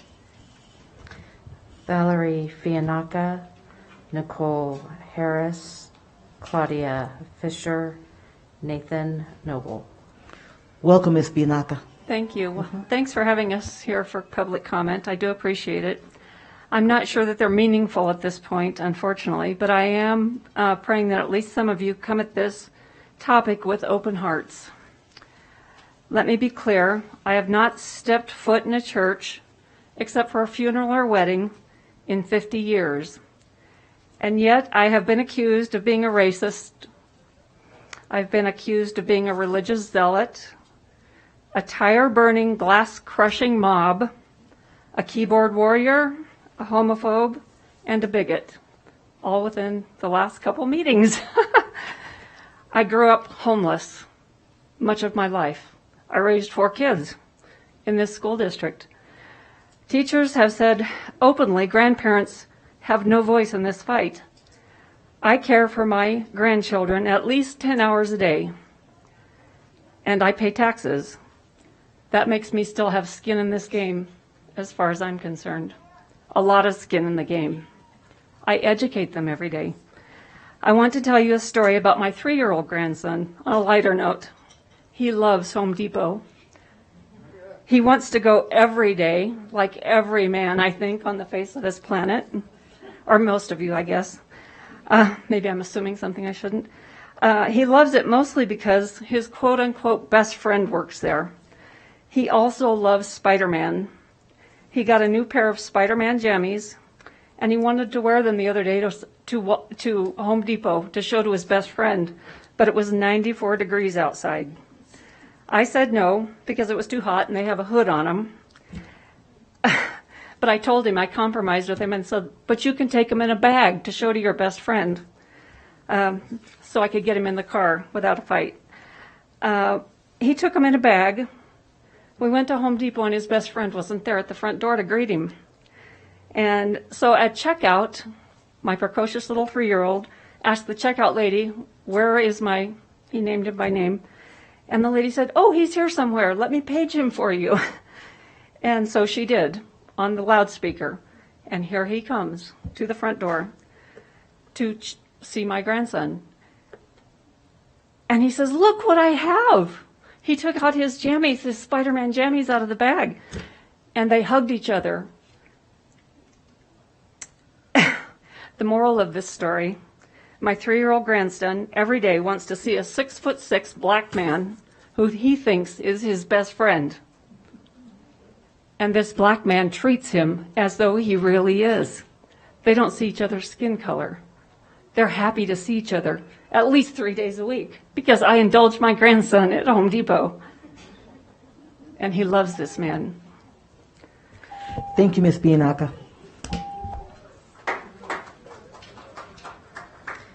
Nicole Harris, Claudia Fisher, Nathan Noble, Bill Vanderkam. Welcome, Ms. Harris.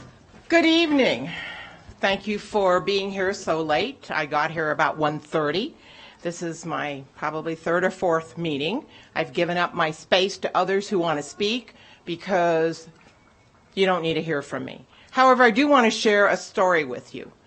My name is Nicole Harris. I was born Li Mingni, which is Chinese. Li is my maiden name, my family name. My parents came from communist China, and I say that because my father never got the chance to return to his home country, to see his family.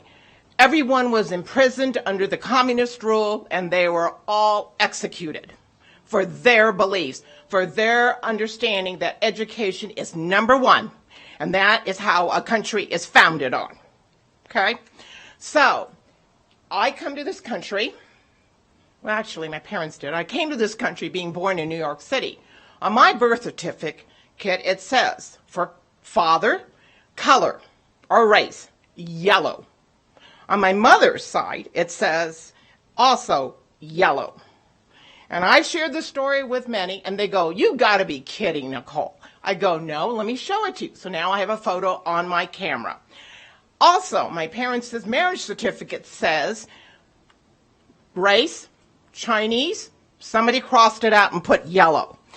So I'm going to share with you this story because I don't see how all this critical race thinking, share, whatever we're doing, is really going to bring our country together.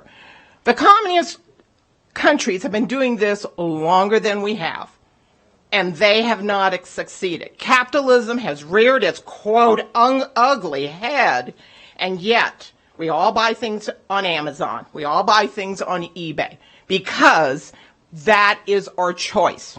I stand here before you to remind you of how sacred we have. Our children are the most precious. And I want to share also with you that I went to Oppenheimer School in New York City in the 50s. At that time, there were 12 children paired up evenly. And I presume it was an experiment, a Chinese pair of children, Japanese. At that time, they call them Negro, okay? We were called Chinese. Japanese were called Japs, okay? And at that time, we had music teachers, individual. Well, Oppenheimer School is still there. If you got into that school, which was very elite, very tough to get into, very expensive, everybody went to Ivy League school. So what I'm saying to you here is it's great to say we're going to have critical race theory, that it's going to work. My question to you is, how are you going to evaluate the success? And I'm going to term it as success because I hope it is. Thank you. Thank you, Ms. Harris. Claudia Fisher, Nathan Noble, Bill Van Aken, Rita Pepe. Welcome, Ms. Fisher. Claudia Fisher, resident of Reno. In this agenda is referenced the goal, quote, to engage family and community members in strong partnerships and provide meaningful opportunities to increase their educational expertise and trust, and to share responsibility for student success, end quote. To date, I have not seen this Board of Trustees come close to meeting this goal. The public has been attending your meetings, giving testimony, and emailing each of you to the pitfalls of the proposed benchmark curriculum.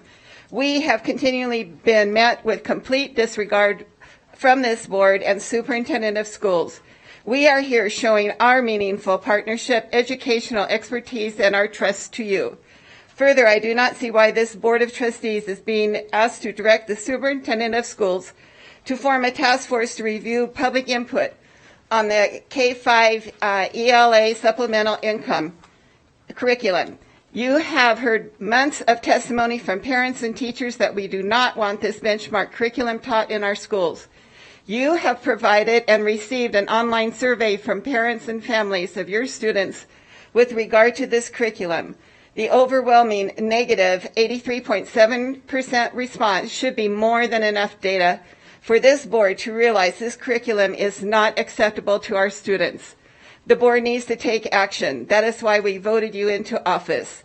There are alternative curriculum programs that will teach our students about diverse nationalities, families, principles for personal growth, affirm our country and community's values, to live together in triumph. I urge this board and its members to do your due diligence. As an example, look into 1776 Unites, the project of the Woodson Center, a nonpartisan community transformation and empowerment organization founded by Robert L. Woodson Sr. in 1981. They are building a positive movement in response to overwhelming narratives of oppression, grievance, and ignorance to America's history and its promise for the future. As Mr. Woodson stated on February 25th this year, quote, people are motivated to improve their lives when shown victories are possible, not being constantly reminded of injuries to be avoided, end quote. I urge this Board of Trustees and the Superintendent to at least look into this reference of curriculum they offer.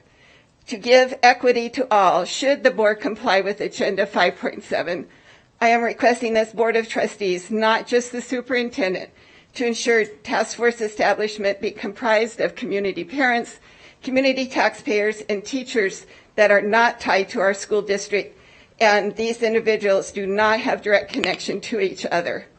Ms. Taylor, we have read the curriculum, textbooks, and lesson plans to be used in this benchmark system. We are not misinformed.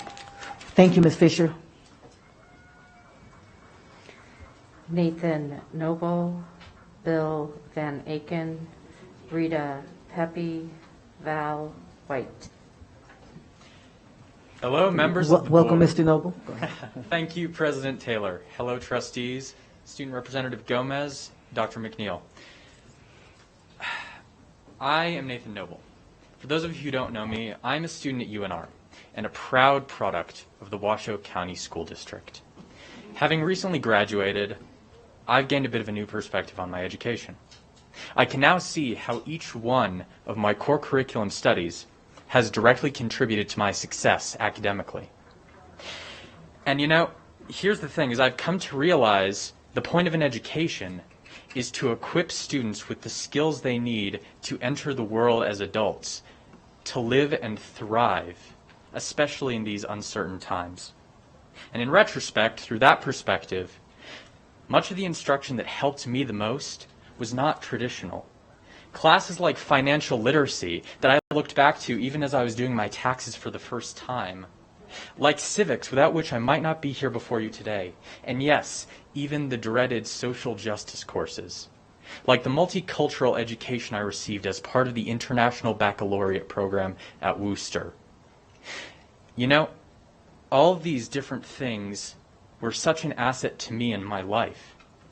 And I'm just disappointed that not every student has the chance to get these. So today I come before you to support SJSC K through 5 so that every single student will have the same opportunities that I did. Each of the proposed amendments to the curriculum covers an essential skill for living in the modern world. After all, how can we expect students to perform highly if we do not set high standards? As any homeowner can tell you, a strong house must have a strong foundation. Real success must be built on real understanding. Now, I know you've heard a lot today, and it's shaping up to be a long meeting for everyone, but I would just urge you to think about the students. There will always be people who come and try to lecture you about how to do their jobs, who implore you to think of the children while they ignore actual students. But the fact of the matter is, we need a change. We need these reforms, and you all know what to do. I know and trust many of you, and I believe that you will come to a good decision. And I would implore you to stay strong, hold true to your values, and the reasons why you're in those seats. As for me, well, I just hope that you can afford every student the many opportunities, dare I say it, privileges that I have had. So thank you all. Thank you for your time, and good luck. Thank you, Mr. Noble. Rita, Let's hold our applause. Let's hold our applause. Rita Pepe, Val White, George Lee, Bruce Foster. Miss Epi? Yes, please, go ahead. Wait, let's get your mic on. Okay, you have 3 minutes, ma'am. Okay, thank you. Good afternoon. I am here to oppose the benchmark curriculum, and I'm going to kind of refer to a look at the third grade curriculum. And for the third grade, they lump a nation of individuals into convenient groups and delineate them between the haves and the have-nots. And that is the foundational problem which Marxism purports to solve. Okay? Branding entire masses of diverse people with homogeneous stamps as privileged or disadvantaged communicates to children that government exists to meet the needs of the governed and to enforce equity. And I don't really believe in equity. I think equality is a better word that we should be teaching. Is everyone is equal. Everyone starts with an equal chance, and how people finish is up to the work that they put in, not the color of their skin or their race. And as any thinking person with even limited knowledge of the events of the previous centuries knows, this is not a road that we want to go down. We want to promote equality. And, socialist and communist authoritarian regimes of the near past and present got their footing by stirring up class struggles and causing division. And the government promised to erase this with equity, which has not worked. The United States of America crushed tyranny because our fathers and mothers believed in the pro-human values of individual liberty and autonomy. These American values, passed down from generation to generation, contend that human beings thrive best when governments leave us alone to make our own way by our own creativity and grit and to enjoy the fruits of our own labor.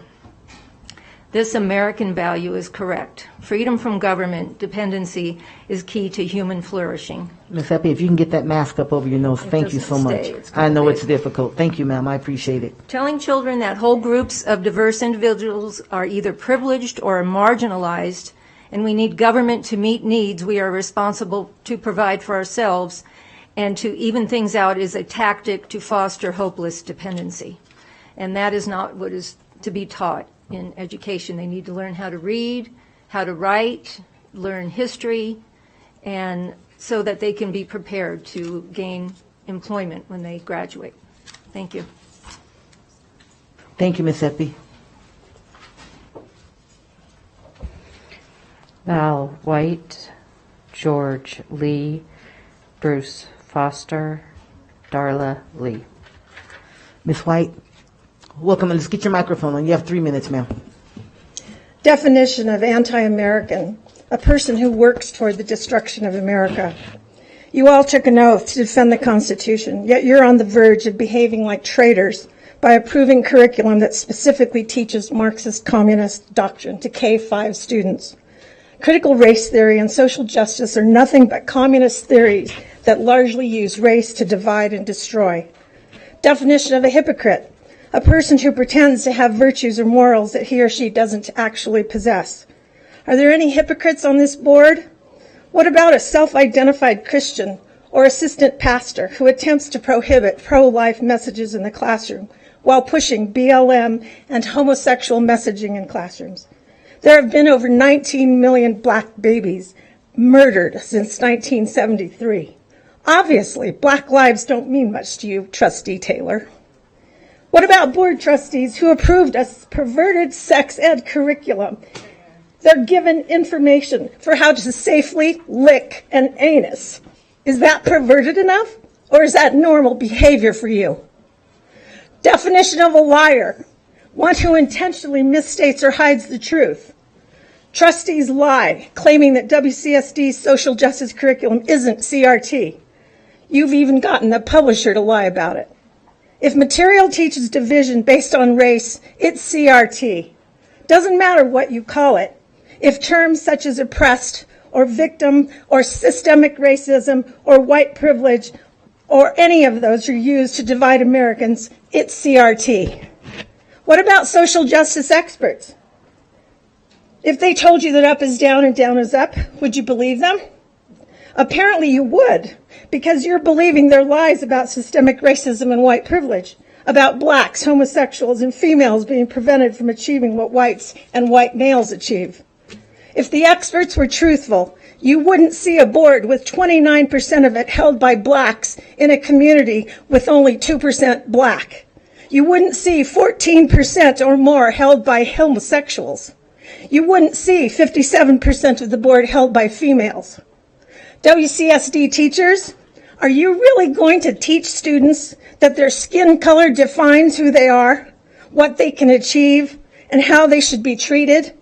You know better. I'm disgusted that any teacher would even think of doing that. So, we've got anti-American, communist sympathizers, hypocrites, perverts, liars, and racists telling us what's good for our children. Parents, pull your children out of this district. That's the only way you're going to save them until this board is removed. Save Jeff Church. Mike. Thank you, Ms. White. George Lee, Bruce Foster, Darla Lee, Ivy Batmel. Welcome back, Mr. Lee. Hi, George Lee. I'm not nearly as impassioned as your last speaker. However, social justice. It's easy to see that UNR is a hub for this race theory, this critical race theory, because of the third row back here. And anyway, I've been studying the curriculum, and I've been studying brainwashing and where are my notes there? Anyway, what I wanted to say is that one of the primary promises of Marxism is to make things equal for the masses, not for the leaders, but for the masses. You're leaders. It's not going to be different for you. It's going to be different for all the people under you. Equality means bringing everyone else down to so they're equal. In other words, people that achieve, they have to be, looking for a nail to hammer down. That's what the system's going to be. And all these people that say, there is absolutely no proof that this has a bad effect on the children. Well, I got news for you.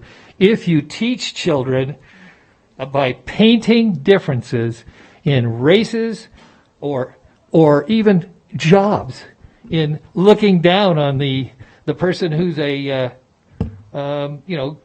some what's considered to be menial job, the custodians or something. Maybe you look down on that. I think they're the smartest people in the school, to be honest. They are certainly, in most cases, they have the most history, the most learned history from life.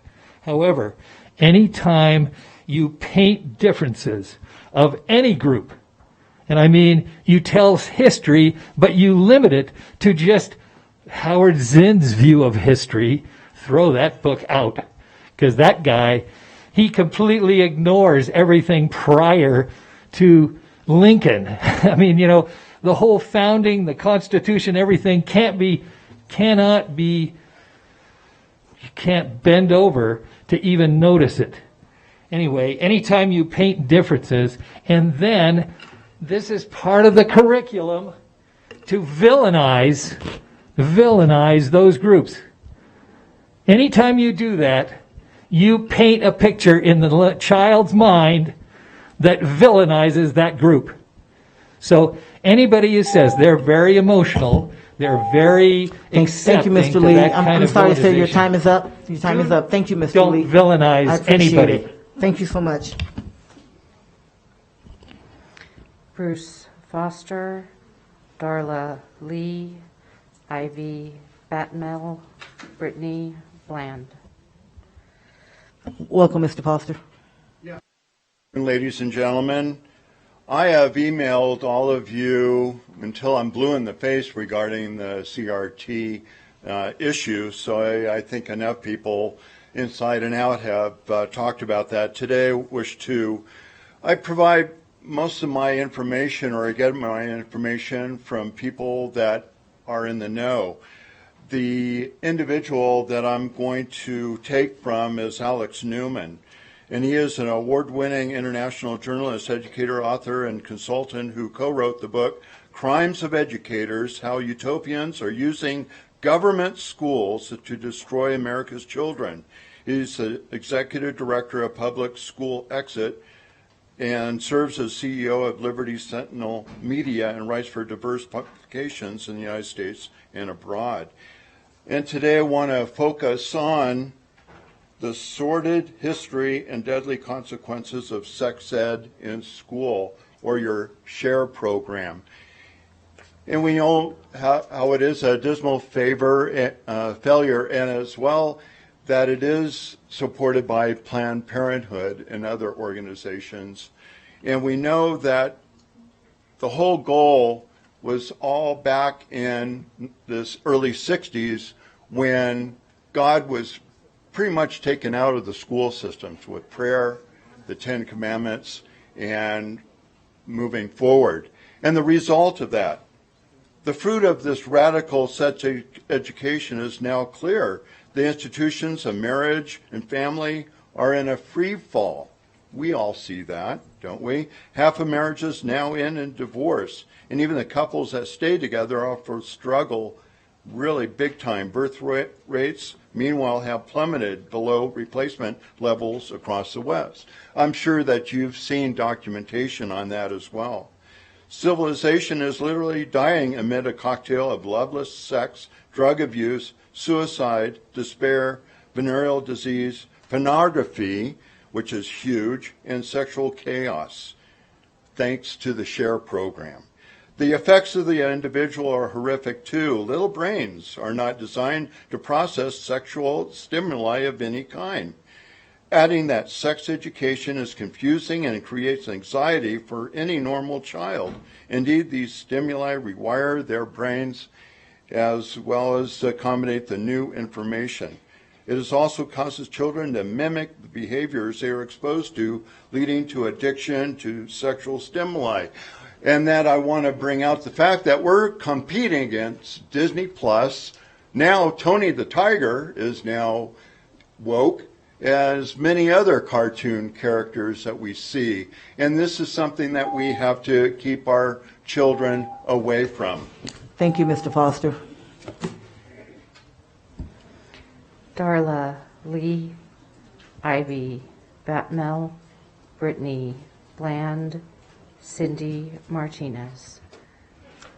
Welcome, Miss Lee. Yes, you're on. Okay. Yes, good evening. First of all, I have some questions that would be very helpful if they could be clarified regarding the benchmark curriculum.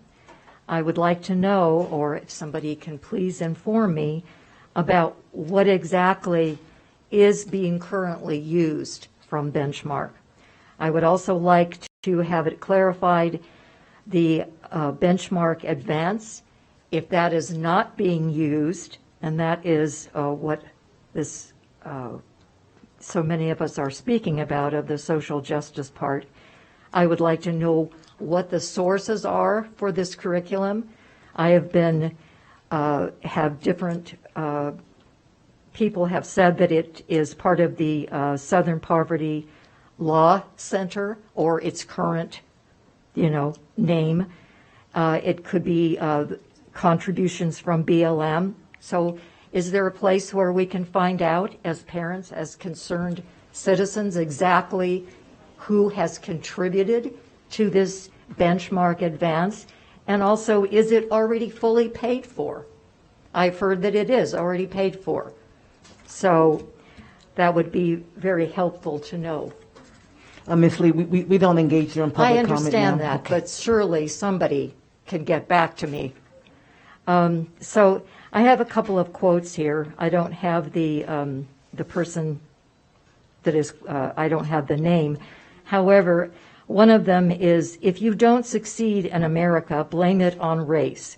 If you don't blame it on race, then you are a racist. Okay?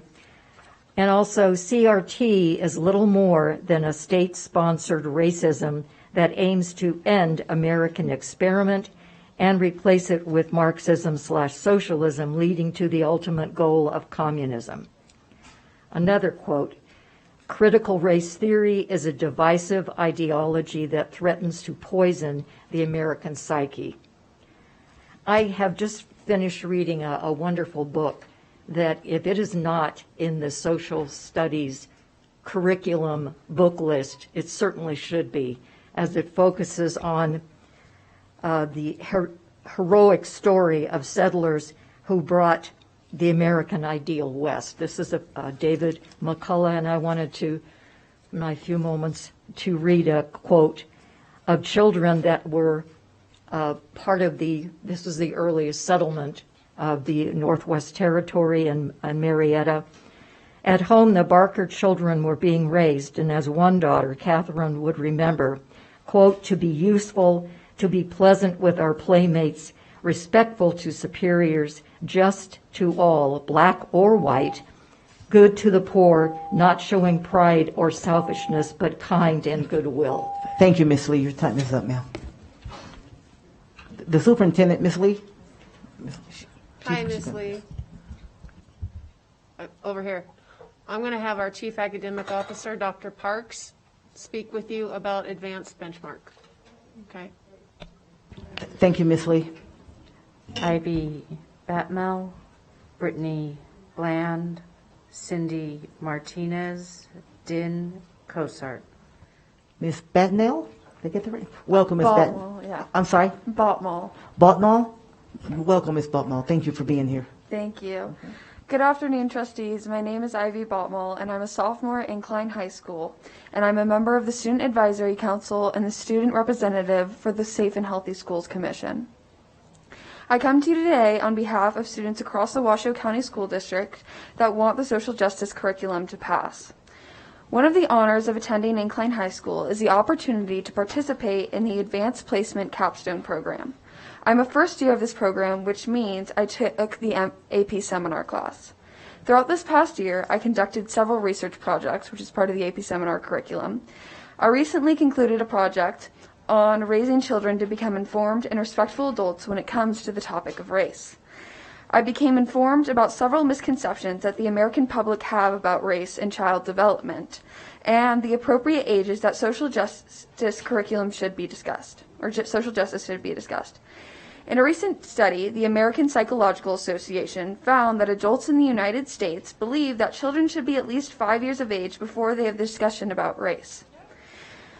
Contrary to this belief, research indicates that from infancy to adolescence, children are constantly developing a sense of morality and identity that can be influenced by surrounding environments. For this reason, it is crucial that the topic of social justice is included in curricula for all ages. I've looked over the social justice curriculum and cannot think of a better way to incorporate these topics. This curriculum will not only help students accept who they are, but guide them to be well-informed and respectful adults. Therefore, I urge you to pass the social justice curriculum. Thank you. Thank you, Ms. Botnell. Brittany Bland, Cindy Martinez, Din Cosart, Bruce Parks. Is it bland or land? Bland. Like gross, yucky food. Okay. Food with no flavor. I got you. Yeah, exactly. Welcome, Ms. Bland. You have 3 minutes, ma'am. Thank you. I'm here to ask you not to approve the social justice curriculum. These ideas come from a Marxist doctrine called critical theory. You can call it whatever you want and deny these are the proposed teachings, but I know what these lessons include. These lessons go against the Washoe County School District's Notice of Non-Discrimination. Perceived race and color discrimination are riddled all over these lesson plans and are 100% pointing out our children's skin color, and race differences. The hate and divide in our country is growing thicker each day because we are focusing on our differences. With this curriculum, you will only create this divide early in life, and it will tarnish our youth. It is a time to come together, heal, and celebrate our differences, not throw them under a microscope and make it be the only thing we identify with. We are not where we came from. We are who we make ourselves to be. We cannot be held down by our past and feel guilty about being successful. You get what you work for. That is basic psychology 101. You are taking away achievements from our youth and expecting it to be passed around amongst everyone to be dispersed evenly. Wrong. You're either first place or you lose. Not all should receive participation awards. You have to earn that. And if you do not lose, or if you do lose, there's a life lesson within that. In order to be successful, we must fail, brush our knees off, stand up, and try again. Without this thought, none of you would be where you are. Our stories make us strong people. Change and growth happen with adversity. Is my struggle not real because of my skin tone? You have no idea of the abusive cycles I broke free of to be the mom, wife, friend, and business owner I am today. If these lessons are true, that I should identify with the community I came from, and I should feel ashamed of my success because I didn't share it with everyone, I should be a drug-popping, absent alcoholic parent. But I am not. My pendulum swung the opposite direction because I refuse to give up. I work every day to make my demons lay low. They are not my crutch. They are my savior because I choose to be good and do better. My story is real, and so is everybody else's. I would not be able to stand here today if I did not bust through my chains and break free. We should not be held down by skin color or a community we came from. We should use that to become better, stronger, and resilient, to fight and work harder every day. We need to learn from our past and the past of our community. Right now, more than ever, we need to come together as a community and give children hope that they too can break the chains and make them not feel obligated to be oppressed because of their backgrounds. I am begging you to please look at this from a parental standpoint and the future of our country. The lessons need to be rewritten. They are old and outdated, but can we please bring some positivity into it and celebrate our differences and differences of every ethnicity?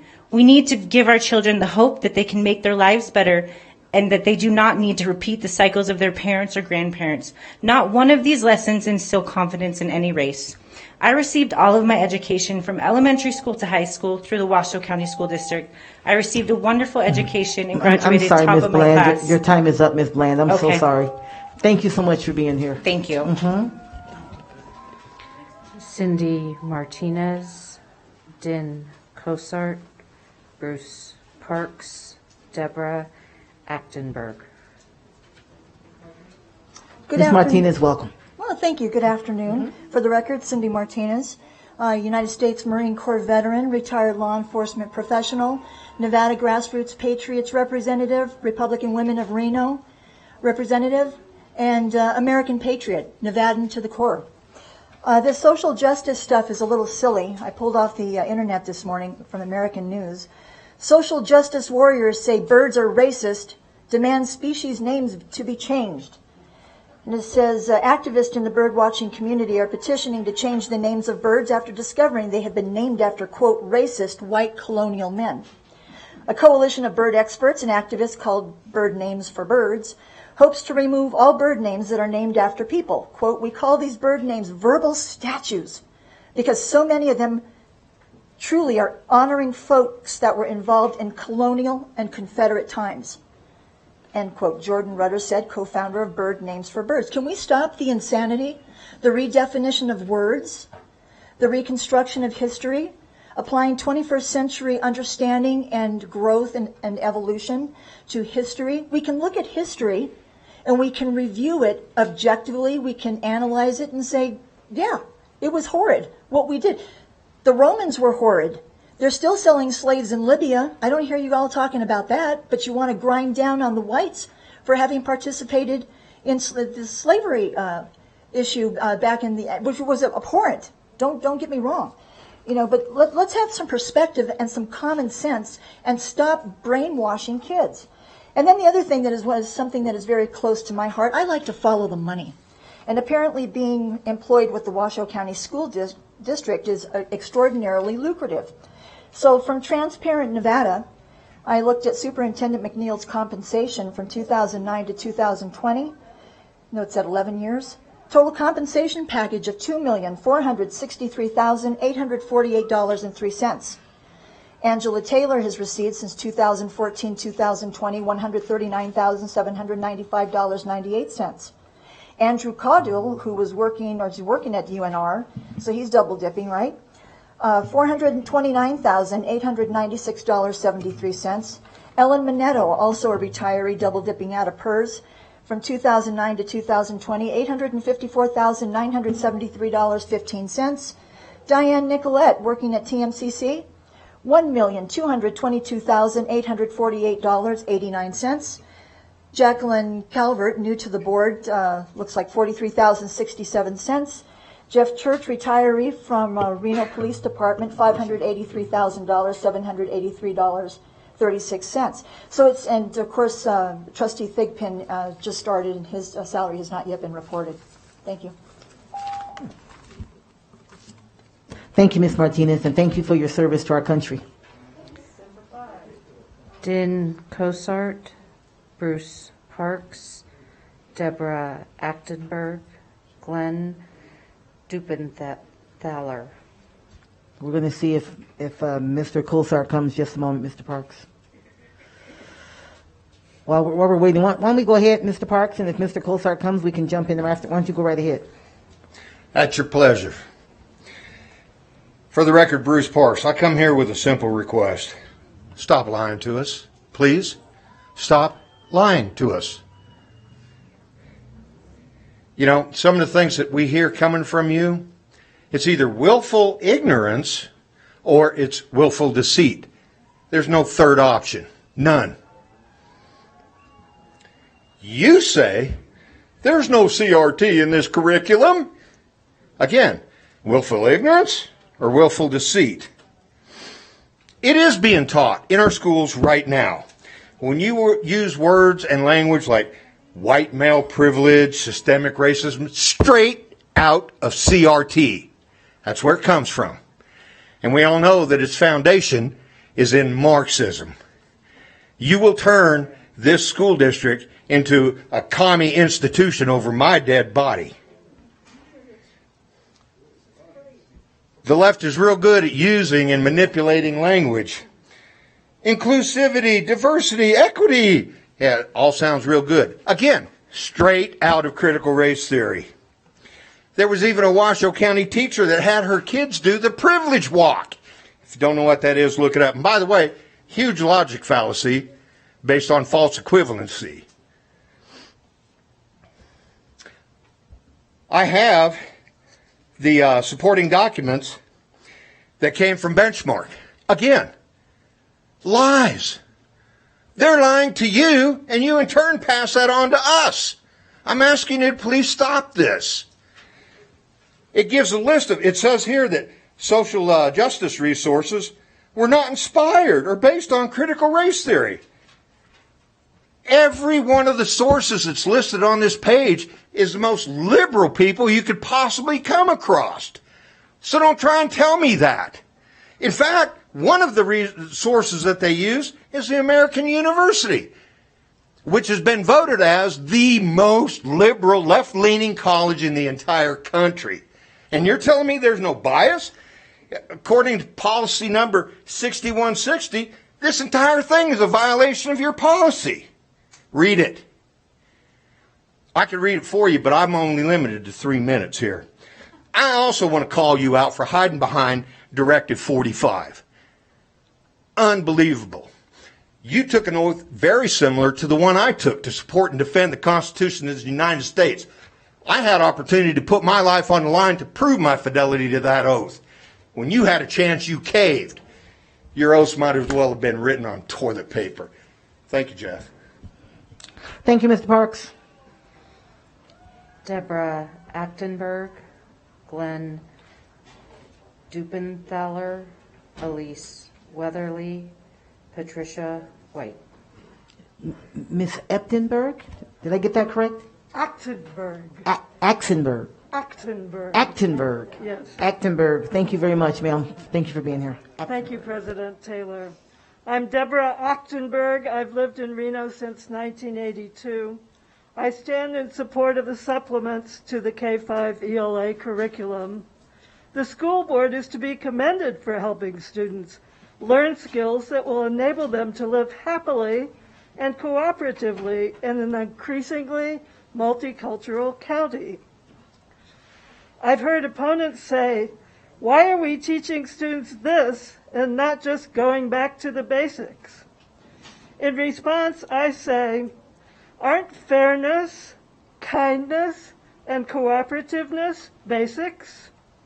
When I was a child in the 50s and 60s in public school in Kansas City, Missouri, we discussed topics like self-control and getting along with others. The proposed Washoe County School District curricular changes simply update such topics to meet the challenges of the present. There's nothing very complicated or subversive about it. Finally, thank you to the school board for continuing to develop school curricula to help our students live well in challenging and changing times.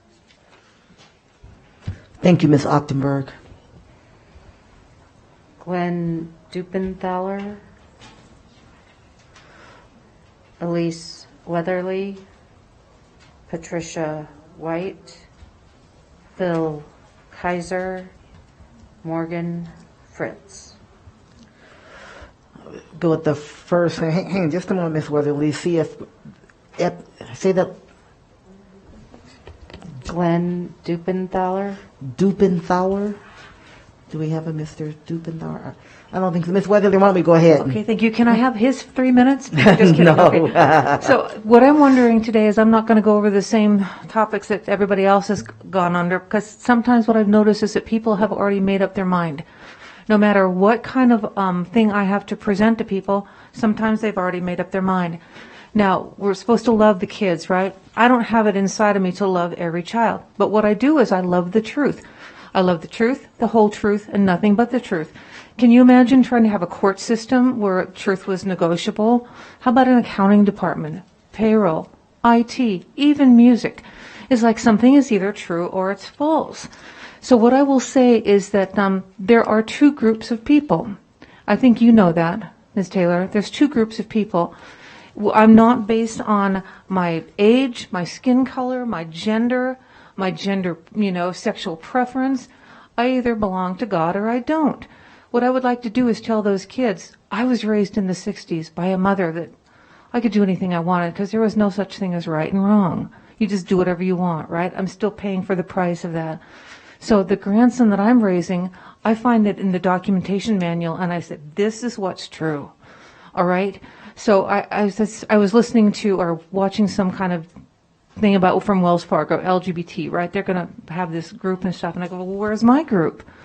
Where is my former adulteress, now currently celibate group? Where's my group?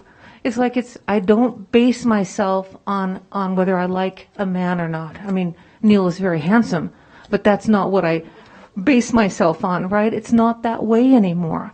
It's about the truth, the whole truth, and nothing but the truth. And so if we do cave to this thing that you have to know who you are to have some value. Well, by golly, I was a tomboy, okay? But I still liked guys.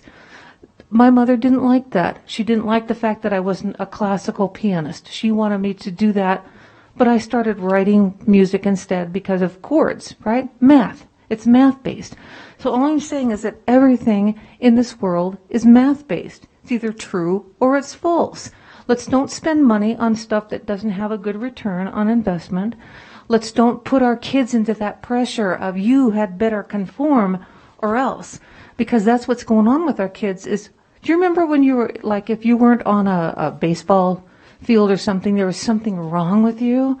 If you were smart and brilliant, there was something wrong with you and you were an outcast. And so now we're taking it down to the basics of you had better think that everything that everybody does okay. Oh, even Richard Allen Davis, who murdered 12-year-old Polly Klaus. They were both white. He'd do it again. There's some bad people out there, and trying to fix things with this agenda is just not going to work. I've already tried it. Thank you. Thank you, Ms. Weatherly. Patricia White, Phil Kaiser, Morgan Fritz, Connie Peterson. Miss White, hang on just a moment, Mr. Kaiser. Is Miss White? No, not Miss White. Okay, it's okay. Let's go ahead, Mr. Kaiser. Welcome, sir. Thank you. Good afternoon. My name is Phil Kaiser. I'm a National Board Certified Teacher and President of the Washoe Education Association.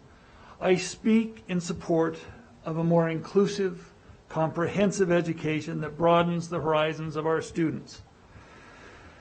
America is a land of opportunity. Our governmental structure with separation of powers and checks and balances and federalism has protected rights and allowed so many to achieve the American dream. America is also a land with a history of prejudice and discrimination. based on race, ethnicity, religion, sex, gender, and other characteristics that has limited rights and opportunities, including voting, education, employment, housing, marriage, transportation, military service, jury duty, access to public accommodations, including stores, restaurants, swimming pools, drinking fountains, movie theaters, and bathrooms. Both of those statements are true. While most legal discrimination is now prohibited by law, constitutional amendment, and court cases, prejudice and discrimination still occur.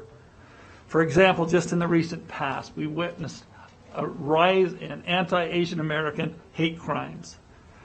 But history doesn't mean that I'm racist or that you're racist. It means we have to learn from the past so we can understand where we are today and prepare for a better future, to form a more perfect union. It requires that we analyze our imperfections and the times when America has not lived up to its ideals. In this light, the English Language Arts resources for the units I looked at suggest the following for students. How do we know if a rule is fair? What can we do if it's not? Why do laws continue to evolve? Why is the quality of being truly unbiased so important for a judge? Why didn't the framers of the Constitution think to include women in the conversation? Prejudice is like magma. It's just below the surface. People go about their daily routines without giving it a second thought until there's an eruption. Our students need to understand and be prepared. They need to discuss justice and injustice. They need to learn about stereotypes that still color many people's perceptions, so that they can understand the perspectives people have and be prepared to call out prejudice and unfairness when they see it. Everyone deserves equal economic, political, and social rights and opportunities. These readings and discussions are intended to promote that. Thank you. Thank you, Mr. Kaiser. Morgan Fritz, Connie Peterson, Roger Edwards, Susan Steeg. Ms. Fritz? Hi. Welcome, ma'am. You have 3 minutes. You. I'm here to share some concerns I have with the social justice curriculum, and I'm coming here with the perspective, sorry, I'm nervous, as the mother of 2 young girls and the wife of a police officer. My husband has been a police officer for 21 years, and I've been with him his entire career. This is a job he has always loved and has wanted to do since he was a child. This past year is the first time that I've ever heard him say, I don't want to do this job anymore. And it comes from a place of feeling demoralized, unsupported, unappreciated, hated, and labeled as something he is not. It is heartbreaking and infuriating to me. Last summer and the months following, I had to explain to my then 7-year-old why people were standing in the faces of police officers, screaming at them, spitting on them, throwing rocks, plastic bottles filled with urine, putting out their middle fingers and shaking them in their faces. I also had to explain to her, and actually let me add, police officers of all races and all genders, and I'm sure different sexual preferences. I also had to explain to her why people were carrying signs that said a good cop is a dead cop, and F-U-C-K the police. At one protest we watched, there was actually a 3-year-old child carrying that sign. A couple months ago, I was sitting outside of my daughter's dance studio when a child said to me, all cops are racist. I asked her if she'd ever met my husband. I said, he's a police officer. How do you know he's racist if you've never met him before? And she said, well, some of them aren't, but most of them are. And just about a month ago, a parent who has a child that goes to the same elementary school as my daughter came home and said, all cops are racist. And when the parent asked this child where they heard that, the child would not answer. I don't know if it was in the classroom or playground conversation, but it was seemingly being discussed. I would like to know that if a child says in class, all cops are racist, how are teachers going to respond to that? And if my 8-year-old says, no, they are not, how will the teacher answer them? I am not against social justice, but I'm against it when it stereotypes and labels other people on things like their color, their politics, or their career. And I'm against it when it creates hatred and division. When I shared with a friend that I was nervous to speak due to possible judgment at the friend of mine who has very different perspectives than me, very different politically, she said to me, people are going to hate you because you're white, because of your political affiliation, and because you're married to a cop. And the fact that these are the things that I've heard and seen and have to talk to my kids about is very difficult. And I worry about these conversations that may come up in the class. Thank you very much for your time. Thank you, Ms. Fritz. Connie Peterson, Roger Edwards, Susan Stieg, Ami LeMay. Ms. Peterson, welcome, ma'am. Let's get your microphone. Okay, you have 3 minutes, ma'am. Hi, my name's Connie Peterson. I am a grandmother of 12. 3 of those grandchildren do go to the Washoe County School District. And I'm very upset and actually in disbelief that you're even considering implementing curriculum on critical race theory, social justice, gender identity, and explicit sexual orientation. These are topics to be addressed by parents in their own way and in their own home. What would even make you think that these should be taught in a classroom setting? I don't know. Teach a curriculum instead that gives students an education in math, language skills, spelling, reading. Nevada ranks 35th in the nation of academic achievement and 50th overall in K through 12 education. That's an overall score of a D+ on an annual national report. Nevada's education woes reflect a lack of accountability, not insufficient funding, because I and all these other taxpayers give you good funding on that. Yet Nevada schools consistently rank among the worst in the nation, with only 28% of 8th grade students ranked as proficient or better in both reading and math. That's just ridiculous. I can't imagine anybody on this school board being proud of that. It's just beyond me. So we need to stop this ridiculous new woke curriculum and teach what you should be teaching. Teach what every one of us parents and grandparents here want you to teach our precious children. Thank you, Ms. Peterson. Roger Edwards, Susan Stieg, Ami LeMay, Chuck Lanham. Mr. Edwards, is there a Mr. Edwards? Ms. Stieg? Who, Ms. Stieg? I think you were next while we wait to see if Mr. Edwards is with us. Ms. Stieg, why don't we have you come on up? Either way. Thank you, Mel. Thank you, Board of Trustees, for seeing me. Today, I want to oppose the share curriculum, and I also want to oppose the 5K through 5 curriculum from Benchmark. Our children are children that need to be learning life lessons, yes, but they do not need to be learning it from teachers. Our households need to be drawn together and not separated. They need to be learning these skills at home.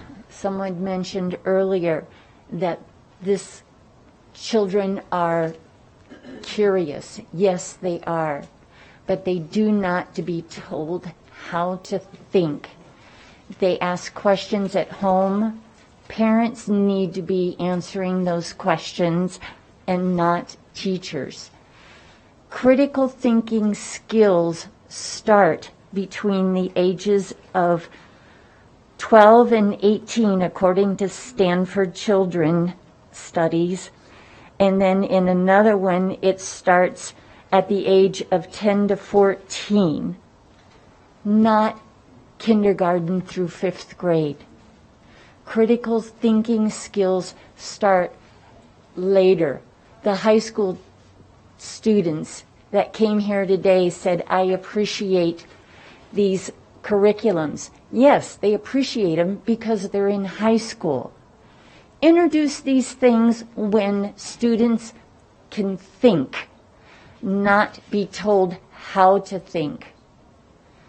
Introduce this as a debate in high school. Just please let our children be children. Let them be curious. Let them love, as the one mom said, that she takes her grandson to Home Depot because his best friend is there. That is the way we need to teach our children, not shoving share curriculums down their throat or critical race theory down their throats in grades K through 5. Thank you. Thank you, Ms. Stieg. Ami LeMay, Chuck Lanham, Kaylin Sutton, Mark Sutton. Ms. LeMay? Hello. Welcome. I'm a resident of Reno. My husband and I have children who attended your schools. As a matter of fact, our youngest just had her last day of senior year today at McQueen. Thank you for allowing me to voice my thoughts regarding curriculum. A few months ago, my husband and I were hiking on the trails that run along Steamboat Ditch. The topic of the Jim Crow laws came up due to something we read earlier that day regarding the Black Lives Matter movement. My husband and I both attended public schools, but lived in different districts. So I asked him what he learned in school about the Jim Crow laws. He said he didn't remember learning about them at all. He asked me, and I had the same answer. We looked it up on our phones while we hiked and learned more about it within 5 minutes on Wikipedia than we did as a captive audience in the public schools for 13 years. We both expressed resentment that our schools failed back in the 70s and 80s to teach us about a historical event that clearly had a huge impact on the shape of our society. We also agreed that slavery was merely mentioned but not elaborated on in our public school educations. We both had to wait until college to learn of the significance the institution of slavery had on society. If slavery and its treacheries were allowed for centuries and impacted our country's culture, it should be taught so that we can learn from the past and build a better future. If indigenous cultural traditions were criminalized in order to banish them, it should be taught so we learn from the past and improve the future.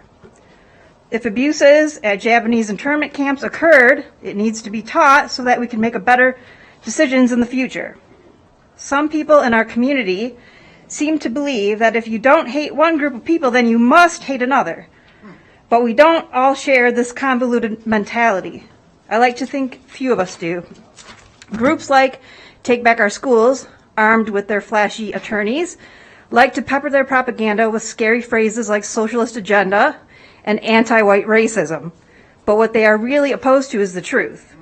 It should go without saying that truth should be taught in schools, not rhetoric composed by political propaganda. I want to thank the teachers and administrators for their dedication to their students during this challenging year. My children have had a great experience in your classrooms, and you have been an inspiration. I ask that when making decisions about curriculum, you might take into consideration my sentiments and not just those voices in the room that are the most vociferous. Thank you. Thank you, Ms. LeMay. Chuck Lanham, Kaylin Sutton, Mark Sutton, Melanie Sutton. Is it Lanham? Lanham. Lanham. Welcome, Mr. Lanham. You have 3 minutes, sir. I want to start my remarks with a quote. With a man who maintains that he can discover no real standards for moral judgment of any sort, it is impossible to argue. That was written by Russell Kirk back in 1980s. And in another article that I just read today, a woman by the name of Elizabeth Altham wrote, "Too many teachers well-meaning people, are education majors. A major in education certifies that a person does not know a subject. He knows that he must give tests about sight words, put pretty pictures on the classroom walls, and prevent bullying. He was good enough at math to remember the tricks to do in order to get the right answers in the 7th grade. She goes on, talking mostly about math education, but then she ends with this. Training is for puppies. Education is for young humans. And I think we too often forget that the children that we're in are young humans. We are not trying to program students. We are trying to get them to think. And the problem that I see today is that instead of it being CRT, it should be CTT, critical thinking theory. We're not teaching our children how to think. We're teaching them what to think, especially when we get into the arena of social justice, sexuality, and all of this other baloney that has no room in the classroom. It has everything to do with the home. And until we take that approach, we are going to continue to re-educate, not educate our children.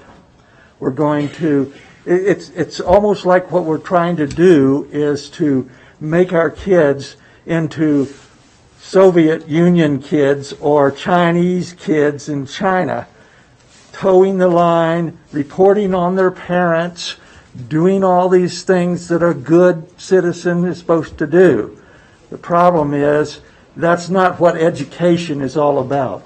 Education is teaching our children how to think, not what to think. Thank you. Thank you, Mr. Lanham.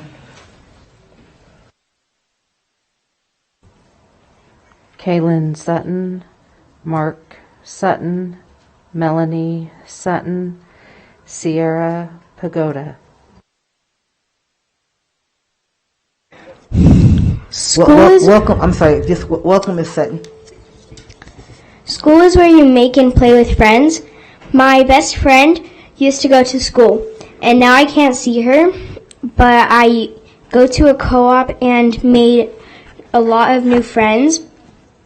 It's still not the same because I haven't seen my best friend since 2019, since COVID started. And schools are just making people wear masks. Well, kids over 9, making 10 and over year olds wear masks. And the masks just make you sick, especially the paper ones, because they have parasites in them. And my mom did a experiment. She put a paper mask over hot water, and she saw the parasites. So why do you make kids wear masks? The face shields are more useful than the masks, and they're not even that useful.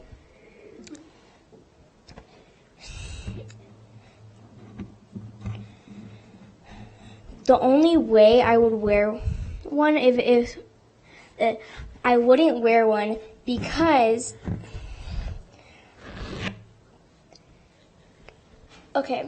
so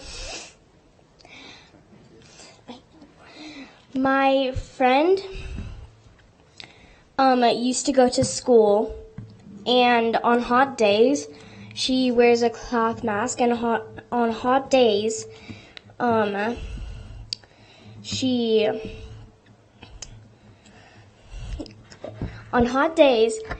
usually gets really hot and has to take it off for a second so she can breathe. because the masks just make you sick. That's all they do. That's all. Thank you, Ms. Sutton. Mark Sutton, Melanie. No, Sutton. you that's fine. You can stay right there, Mr. Sutton. I'm just going to ask you if you can put that over your nose, sir. That'd be awesome. Thank you so much. You have 3 minutes. Sierra Pagoda, Maria Skolnick. I'm sorry, we have Sutton and then Sutton, correct? Yeah. Okay, yes, absolutely. Go right ahead, sir. Just start talking and it goes. All right. Just go ahead. Mark Sutton for the record. You just heard from my daughter. So I get the whole social justice thing that we're doing, and I would ask all of you, kids of every race, every color, all got sent home. All got sent home. Watching on a computer screen trying to figure out how to learn.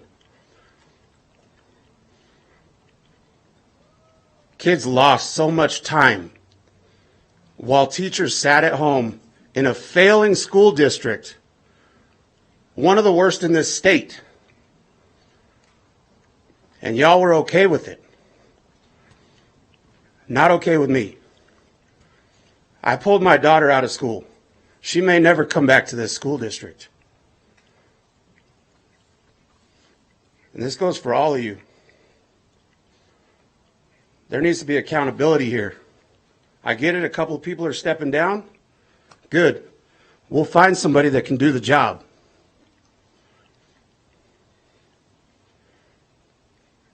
And you want to talk to my kid about her race? That's important? How about teaching kids? Not sending all of them home. Figuring out what do we do next? Where's my friend? Where's my attachment to my society? How else do you think they learn? From being amongst each other and propping their friends up and building those relationships. It's not going to come from a classroom or a school book. And it never has. Thank you. Thank you, Mr. Sutton. Melanie Sutton, Sierra Pagoda, Maria Skolnick, John Ippolito. Okay, yes, please, go right ahead, Ms. Sutton. Thank you. Also, as far as the masks are concerned, there's been a study from Stanford that says masks do not work and actually has, I think I counted about 35 adverse effects, and that's including children. And also on the box of the mask that the bus drivers hand out, it says not for children, and it says it doesn't help for viruses. So, and also the CDC came out with something a few months ago saying that masks were 2% effective, and we're still wearing them. Or what about the emails, Dr. Falsey, that we've read, and you still are requiring us to wear this crap? He told us from the get-go. It's in his emails that they don't do anything. He just used it to get power, to become famous. And also, CRT. All that's doing is creating racism. I don't give a crap what color your skin is or how you choose to live your life. And I'm not going to teach my daughter that. So my daughter is not going to go to this school district. And also, I'm going to encourage other parents, and I'll do whatever I have to do to help them pull their kids out of the school district. And then also, I save this for last because you'll probably kick me out. You guys are all a bunch of cowards and liars because you said you didn't change the around. Well, that's why I was standing out there, and how many cars drove up? You're just waiting for them, and you're waiting for our people to leave. Oh, and this right here that you made my husband wear, look at, see-through. Thank you, Ms. Sutton. Sierra Pagoda, Maria Skolnick, John Ippolito, Don Hout.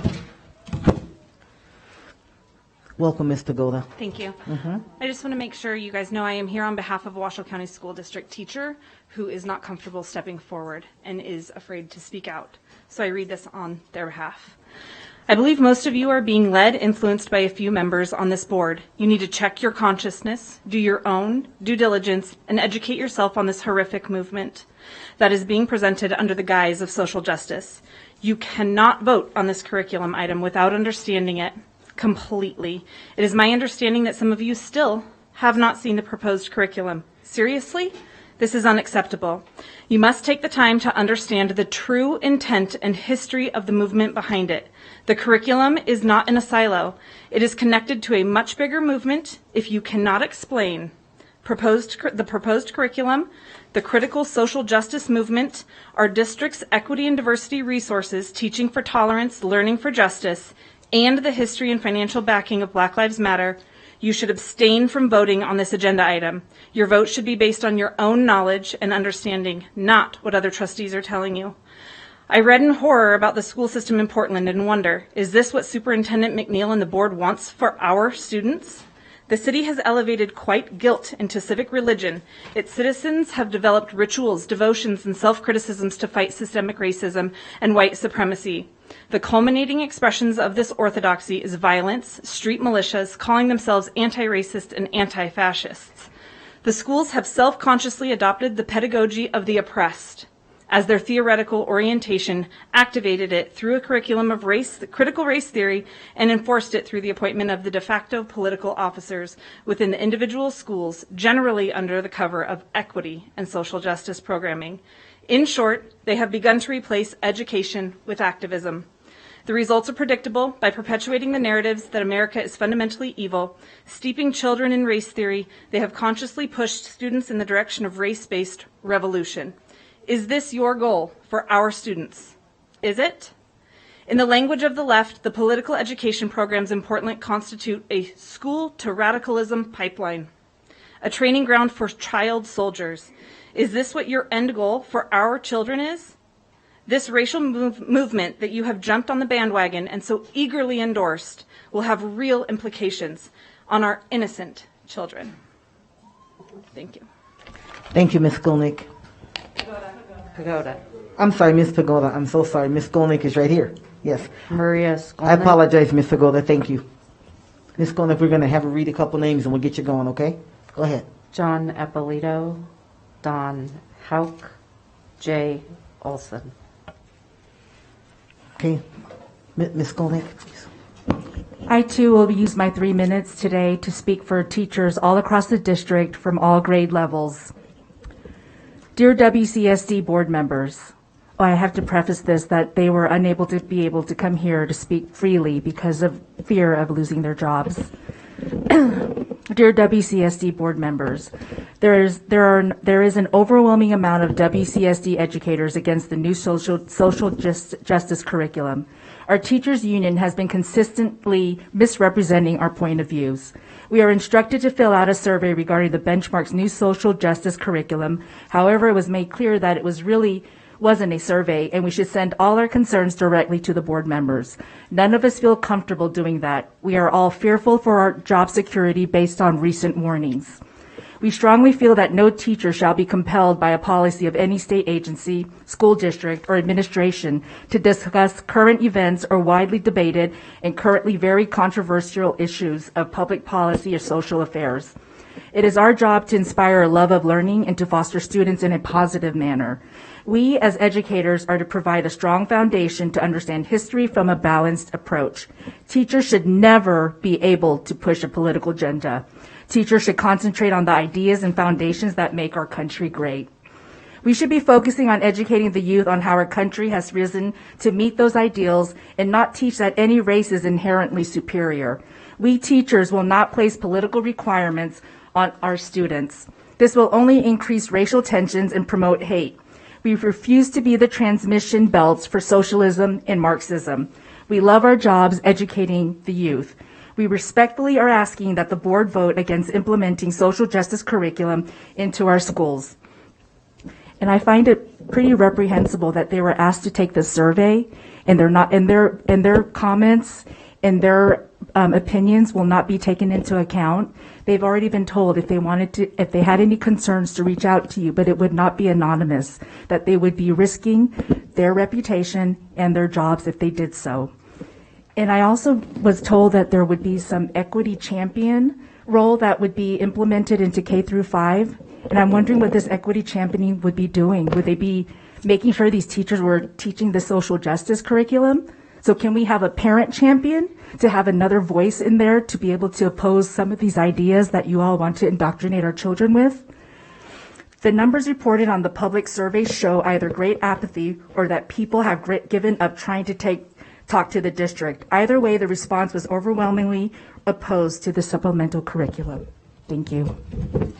Thank you, Ms. Skolnick. John Eppolito, Don Hauk, Jay Olson, Casey Thelander. Welcome back, Mr. Eppolito. My name is John Eppolito. I'm a former K-12 teacher. You can find over 1,100 of us on Facebook at Protect Nevada Children. Parents, it's important to know the social justice vendor Benchmark will have all the social justice data and information your child enters electronically, but you won't. Will Benchmark or someone Benchmark shares your child's data with label your child as a racist? If yes, parents will never know. No one really knows how the social justice data and information your child shares with Benchmark may affect their future. The district has a terrible history of protecting, well, actually not protecting the data of children. In 2017, the most widely used free education vendor in the district, Edmodo, had a data breach, and our children's data was placed for sale on the dark web. The district refused to tell parents. In 2018, the same vendor was sold to the Chinese for the student data and the profiles Edmodo created. Again, the district refused to tell parents. Could these events affect the future of the kids? Finally, in 2019, the district took Edmodo off the approved vendors list.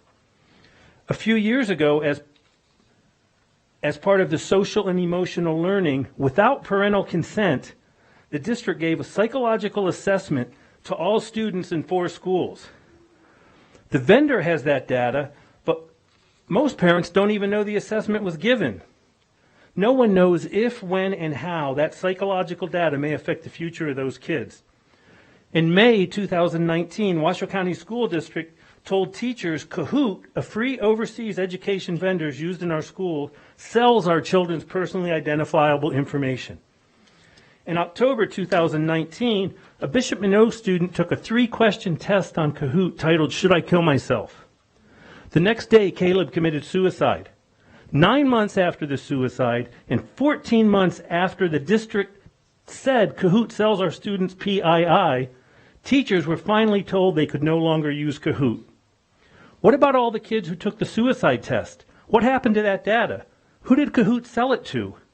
Will the suicide data affect the future of those kids? Plus, thanks to the district, our children's data has been breached at least 4 times. The district has proven numerous times they cannot be trusted with our children's data. It's a very bad idea to give social justice data to another education vendor, Benchmark. You can find over 1,100 of us on Facebook at Protect Nevada Children. For the record. Thank you, Mr. Eppolito. You're welcome. Don Hauk, Jay Olson, Casey Thelander, Jeff Church. Ms. Hauk, is it Hauk? Yes. Ms. Hauk, welcome, Ms. Hauk. Thank you. Mm-hmm. First, I want to start off by saying, last meeting, I watched Can you put the mic right in front of you? Make sure we get, thank you. Okay. Mm-hmm. I watched the video from last meeting and last month's meeting, and a woman stood up and said it was very hostile, very angry, very unfriendly out there on the grass. That is not true. You all don't know that because you're in here, but it is not today. I can tell you that people got along, we networked, we made friends. It was nice. Also, last time, a principal spoke and quoted one very mild question in the benchmark about rules. When I tried to pull up the questions, you guys have pulled it off the website. Why is that? Why can't I see the questions now? I did see the sample in the survey But now I can't refer to that, and I wanted to quote some of the other questions today, and I'm not able to do that. Almost 90% of your survey was in opposition. So why do you need a task force? You got your answer. Why do you need to waste our tax dollars and your time? Are you being greedy here? Because I understand this is federally funded and you get money for this. Is that what it is? Is it greed for the money?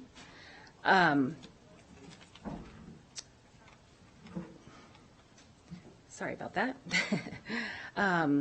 I feel like you really need to get back to basics by teaching the elementary kids English, math, science, history, as well as respect for others, being kind, sharing, and respecting authority and other people's property. That is the job of a teacher, part of the job of a teacher. Leave the rest to the parents. Now, I have a few questions. What will you be telling biracial kids with this benchmark if it's implemented? That one parent is privileged and one parent is marginalized? Or will you teach that one is good and one is evil, which is more to their level in elementary school? My own children have several ethnicities of color, but look, quote unquote, white. How about those kids? How will the benchmark crap make them feel? If this is implemented, your enrollment will drop drastically, I can assure you. Are the federal funds worth it? Really? To push this benchmark on our children is to totally ignore the civil rights movement. It disregards the thousands of white Republican men that died fighting to free the slaves in America. It doesn't take into account the fact that we have voted as a country to have a person of color. Your time is up, ma'am. Thank you so much. Your time is up.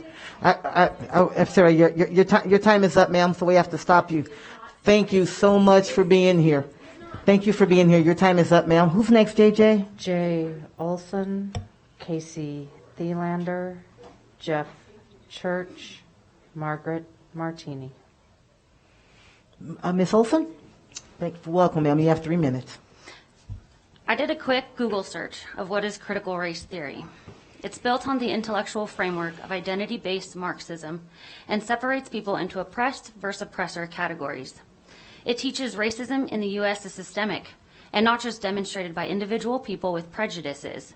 The theory holds that racial inequality is woven into legal systems and negatively impacts people of color in their schools, doctors' offices, the criminal justice system, and every other aspect of life. Now tell me that the following questions taken directly from the benchmark program aren't teaching systemic racism and Marxist ideology. For third graders, teachers are asked to create a class chart with 3 columns: essential jobs, gender and race, and adjectives. Students are instructed to fill in these categories. In 4th grade, the question is asked, should everyone have the same as everyone else? Should people who have more give it to others? In 5th grade, this is when it gets good. How has systemic racism affected all communities? Why is it important that when faced with challenges created by systemic racism, people from BIPOC communities maintain their cultures? How does white male privilege allow people to have a false sense of self? Supporters describe this as equity, social justice, diversity and inclusion, and culturally responsive teaching, because they know the true title of neo-Marxism would be a hard sell. Equity sounds non-threatening and is easily confused with the American principle of equality, but they are not the same. And the distinction is important because supporters of critical race theory explicitly reject equality. The chair of this board has said the benchmark program contains no aspects of critical race theory. This is a lie. For someone who owns a business that provides equity, diversity, and inclusion trainings, you would think they would be aware of the origins of the oppressed versus oppressor theory that was started by Karl Marx, the father of Marxism, communism, and socialism, which are all a means to the same end and have been responsible for killing millions of people in every country that has gone down this road. It would be wise to remember that Hitler was a socialist and steer very clear of the type of thinking that he promoted, in which one group of people, based on characteristics they were born with and could not change, were believed to be the source of so many problems. The community overwhelmingly voted in opposition to this program, and now you want to circumvent us and create a task force to implement it? You need to remember that we elected you, and you work for us. Thank you, Ms. I have Wilson. a couple questions. I'm not done. What are you going to take out of the schools to bring this program into it? Are you going to lengthen the school day instead? Nevada already has some of the worst schools. We probably shouldn't be taking the necessities out. On your website, it says the district prohibits bullying, discrimination, and harassment in its educational programs. I can't wait to see you all, except Jeff Church, get slapped with lawsuits for promoting and actively bullying, discriminating, and harassing kids who are a certain color. The people who support this are fully entitled to teach this racist bullshit to their own kids at home. This is not your place. Ms. Olson, thank you so much. We're going to take one more public comment, and then we'll just about the 2-hour mark. I said we'd have a break at about the 2-hour mark. So since you're one of us, we'll just ask you to pause. We know you aren't going anywhere. So we'll take Mr. Thielander, and then we'll take a 10-minute break, and then we'll come back, and our first speaker will be Trustee Church. Mr. Thielander? Hello, ladies and gents. Basically, you guys had got your answer. 83% of the community doesn't want it. And it is my understanding that you guys aren't really taking it at face value because some of them don't have children and some of them are the elderly generation. If I was you, I would maybe think twice about that and really take it at face value, because the elderly community has already lived and learned this.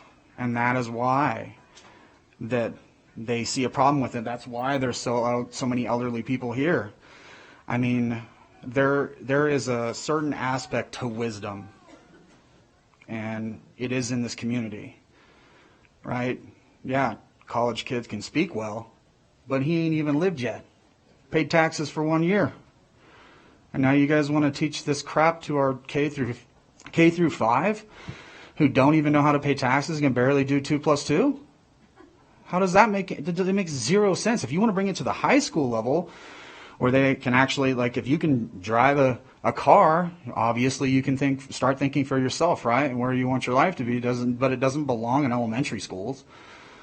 Like, this is absolutely crazy. And, like, you know, on another topic to hypocrisy, you know, our principal, Jim Verdi, you know, has implemented social distancing still in the schools. And I've heard of kids getting suspended for shaking hands and playing tag and everything else, when yesterday I have pictures of him shaking hands of high school students right out front.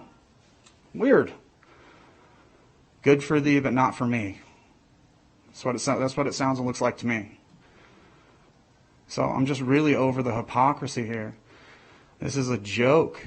Like, you know, if I would have listened to my grandpa, right, there would have been a lot different choices. Like, when they tell you to listen to your elders, they mean that. Like, you should all take that serious. Because they're wise. They didn't get where they're at because they're dumb. They got where they're at because they're smart. They've made a life for themselves. And they've lived through some crazy times. And that's why they're here, because they see it repeating itself. They see what this kind of division is going to cause in this community and in this country. It's already started. Even at my age of 37, I have never seen this country more divided today than in the history of my life. It's terrible. And it's just not acceptable. I mean, I don't know why you guys aren't listening to the public. And I mean, 83%? I mean, I'd get it if it was 50-50, but all right, guys. Hopefully you make the right choice. Thank you. Thank you, Mr. Thielander. Okay, my clock says 6:29. We'll call it 6:30. We'll be back in 10 minutes, and we'll pick up public comment, and Trustee Church, you'll be the first speaker then. Thank you. We'll be in recess.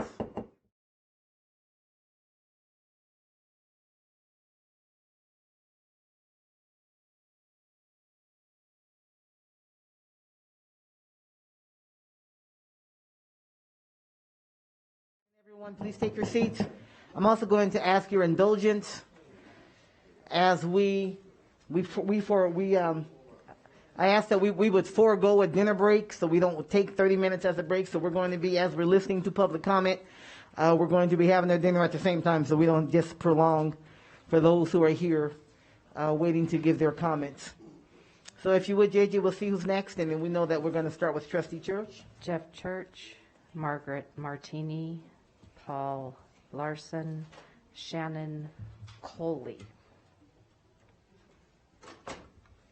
Good evening, trustees and the public. I'm down here at the podium because board comments or remarks has been removed from the agenda. In my brief 3 minutes, I want to share with you an email I received and a follow-up email from the board president.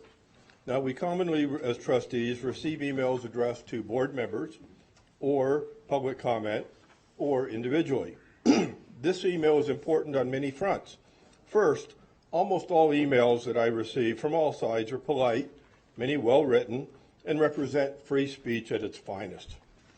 I often respond, and many thank me for my response, even if we disagree. However, one respondent did not appreciate my responding. The subject matter is not relevant, but the tone is, and I edited it briefly. Quote, I submitted a public comment to the school board. I did not request a response or elicit any further discussion from any board members. I fully support all of the social justice agenda curriculum changes, especially the teaching of critical race theory. I find board member Church to be backwards, reactionary, bigoted, old man who has no idea of the current educational environment. I don't think someone who no longer has children in the educational system has any business being on a school board. So take your postponement and stuff it, Jeffrey. End quote. Well, my point is that anger and personal attacks are not one-sided. I also point out that the ability to procreate and have children in the district is not a requirement. The majority of trustees here today do not have children in the district. However, I did receive the following email from the board president, which I edited for brevity. Trustee Church, I'll again ask you to refrain from responding to public comments, written or verbally, as is our protocol on the Board of Trustees. You have continued to blatantly violate board policies, practices, and protocols. Sincerely, Angie Taylor. Now I'm going to read that one sentence again in case you missed it. I'll ask you again to refrain from responding to public comments, written or verbally. Wow. Having reviewed board policies, I'm not sure what policy or procedure I doubt I violated, and perhaps legal may weigh in. But for the public to know, if I don't respond to you, it's because I'm ordered not to. I've received approximately probably 100 emails this morning that I can't respond to. I know we're discouraged from responding during board meetings, but out of fairness, I thought I could respond prior to and after board meetings. I took an oath to defend and support the Constitution. In fact, as a military officer, I administered that oath, and I support freedom of speech. Thank you. Thank you, Trustee Church. Ms. Martini? Margaret Martini, Paul Larson, Shannon Coley, Jean Quintana. I'm sorry, here we are again. Welcome, Ms. Martini. Thank you. Curriculum. You have pulled the availability for parents to review this curriculum. Why? What are we hiding here? Why isn't it on the website? It needs to be so that everybody can see it. You don't want them to see the social justice, the AKA CRT issues in this third-party curriculum? Let's look at, I've seen it, I have it, such as kindergarten. It teaches that rules can exclude people. Well, who will determine who the excluded people are? Is this going to be determined by the teacher? I mean, if you're going to have a curriculum, state who it is. And that teaches them to learn that color separation is a real thing. Why would that even be introduced? It is not happening now. Teaching separates by culture and languages. That's again in the curriculum. This does not teach unity. It focuses on difference. And the separation continues throughout that curriculum in kindergarten. First grade, called social justice, so they're introducing the social justice term. Keep in mind that this curriculum is solely benchmarks ideology. First grade, introduce climate justice, transgender, group identity, neo-racist, BIPOC, and how to demand government entitlements. This is first grade, people. These are little kids. The lesson plans favor some people's ideas over others. What can we do to stand up against negative bias? Teaching kids to be prejudiced against being white, being activists. First grade, okay, hello, 6 years old. Bias and social justice predominate, teaching the social justice concept of privilege. First grade does not teach the good things white people do. It teaches huge racism and separatism. The concept of favorable racism towards minorities and against Caucasian people. This promotes division by race, and it goes on with further intensity for race division as you go up from first grade, second, third, fourth, fifth. This is a recipe for disaster of our future generations. And I have a feeling that this school board sneakily has already implemented Ms. Martini, thank you so much for your comments. Paul Larson, Shannon Coley, Jeannie Quintana, Susie Howell, Mark Story. Mr. Larson, I think it was Paul Larson. I don't see a Mr. Larson here. Why don't we go ahead? Ms. Coley, please go right ahead, ma'am. Black lives matter. That is an irrefutable and undeniable fact. I believe that only a very few psychopaths disagree with that sentiment that Black Lives Matter. But the organization Black Lives Matter is another story. This board is advocating for the district to allow BLM paraphernalia on school grounds. I know some board members have been diligently working with the legal department on how to get around the district's political speech by allowing LGBTQ and BLM paraphernalia, but not to allow topics like Blue Lives Matter to be displayed. Are you aware that a great deal of Washoe County school teachers and staff have law enforcement as spouses and children? Not to mention children's families, mothers, fathers, aunts, uncles. But Blue Lives Matter is too controversial. Maybe we should review the mission statement and direct quotes from Black Lives Matter organization leadership and see what this board is actively advocating for. In the official BLM statement says, "We will do the work to dismantle cisgender privilege." The original BLM mission statement proclaimed, "We want to disrupt the Western prescribed nuclear family structure."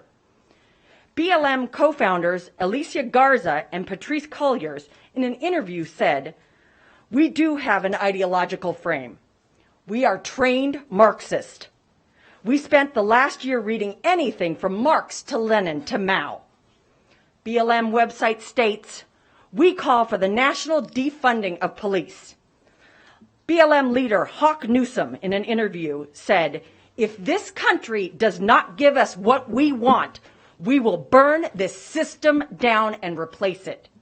Another BLM leader, Yosura Kogali, in a tweet, she called white people subhuman and said they suffer from regressive genetic defects, and white people are genetically a defect of blackness. Could you imagine if you replaced white with black? Would that be acceptable to you? Yosura Kali again. She tweeted, "Please, Allah, give me the strength to not kill these men and white folks out here today." Again, replace white with black. Is that acceptable? Why would this board want to promote an organization for our schools. Do any of your values align with these? If so, we have a serious problem, and you should all be fired. Thank you, Ms. Coley. Jean Quintana, Susie Howell, Mark Story, Annie Story. Quintana, is that Mr. or Ms. Quintana? I don't know if we have, who's next, maybe while they come forward. Leanne Chafin. Or do we have a Powell, or did you mention a Powell? Susie Howell. Oh, Howell. Mark Story. Miss Howell? Is it Miss Howell? No, Leanne Chaffin. Leanne Chaffin. And this is Maddie Koger. She's my granddaughter. So. Okay. Are you speaking separately, ma'am? Yes. Okay. So who's first? You want to go first? You can stay at the same microphone. You can stay there. She's a little nervous. You can stay at the same microphone if you like. You don't have to go away. You can stay there with your grandma. I'm sorry, ma'am. Your name again for the record? Leanne Chaffin. Chaffin? Mm-hmm. Welcome, Ms. Chaffin. You have 3 minutes, ma'am. Thank you. Mm-hmm. A little background on 2019 March. We all got the news that we were going to be locked down. But as I stood in my kitchen, I realized there was something different about that day. That day was the day that my United States of America would never be the same. I knew there was something wrong with what was going on. Not the fact that we had a pandemic, or so they said it was a pandemic, but the fact that now they were going to control everything that we did. This is a page out of Marxism and socialism. If you look at Venezuela, just take a small snapshot of Venezuela, what they did there is they controlled them by dividing and separating them between religions. But now they have, and I'm just using the word they because I believe that the United States citizens will wake up one day and find out that we are and have been manipulated into hating one another again. We have gotten over racism by the beautiful words of Martin Luther King. I lived through much racism when I was young. So now here we are in the most evil, divisive chapter I've ever seen in the United States. And my granddaughter, my grandson, are now in junior high and high school, are going to have to be living this type of education that you're going to be putting forth. And I just pray that you have wisdom that you don't do this. This is a page out of the Marxist book. And I know that you can't really see it until you see it. And so now they want to separate and divide and shame. Whites against blacks, Asians against Indians. It doesn't really matter. You know, you were born black, I was born white. That doesn't matter. The United States of America has put forth a beautiful constitution, and all men are created equal in the sight of God. And so men and women, you know, it says men, but we're part of the human race. And so if you could just look inside your soul just for a minute and go and question what has been going on for the last year and a half, and they call it woke, I say wake up. Please wake up and do not do this to our children. Do not do this to our society. Do not do this to each other. We need to love one another and not be divisive. Thank you. Thank you, Ms. Chapin. Just hang on just one moment before you start. You want to read a couple names? Maddie Koger. Yeah. Sherilyn Barney, Bryant Gibb, Miguel Vergara. Ms. Koger? Mm-hmm. Go ahead. You have 3 minutes, ma'am, okay? Thank you. Miss? Mm-hmm. Hi, my name is Maddie, and I'm a 6th grader in middle school. Number 1, I hear that there is a possibility a BLM flag could be flown in classrooms. As a daughter of a police officer, this political organization does not care about Black lives, but only cares about demonizing cops. My dad is the best person in police officer. And it really hurts to see these hateful movements against cops, BLM being the biggest one of them all. Number 2, I can't imagine why the school district would want to teach us about racism by being racist to me and telling me I should be ashamed because I'm white. My parents have taught me to treat people with love and kindness regardless of skin color. I don't need discussion questions from my teacher in class to make me feel bad about being white. Just admit it's critical race theory and stop trying to hide it. We all know the truth. Number 3, I have been wearing masks all school year. This school year has been a complete disappointment. My cousins in Texas got to go to school every day when my school was still going on the hybrid schedule. I took choir this year as an elective, but then I learned at the beginning of the year I wasn't even going to be able to sing due to COVID-19 restrictions. Then I went on a personal family trip to Texas. And when I got back, my social studies teacher ridiculed me in front of the whole class because masks were optional in Texas and I chose not to wear one. After all, that is my right.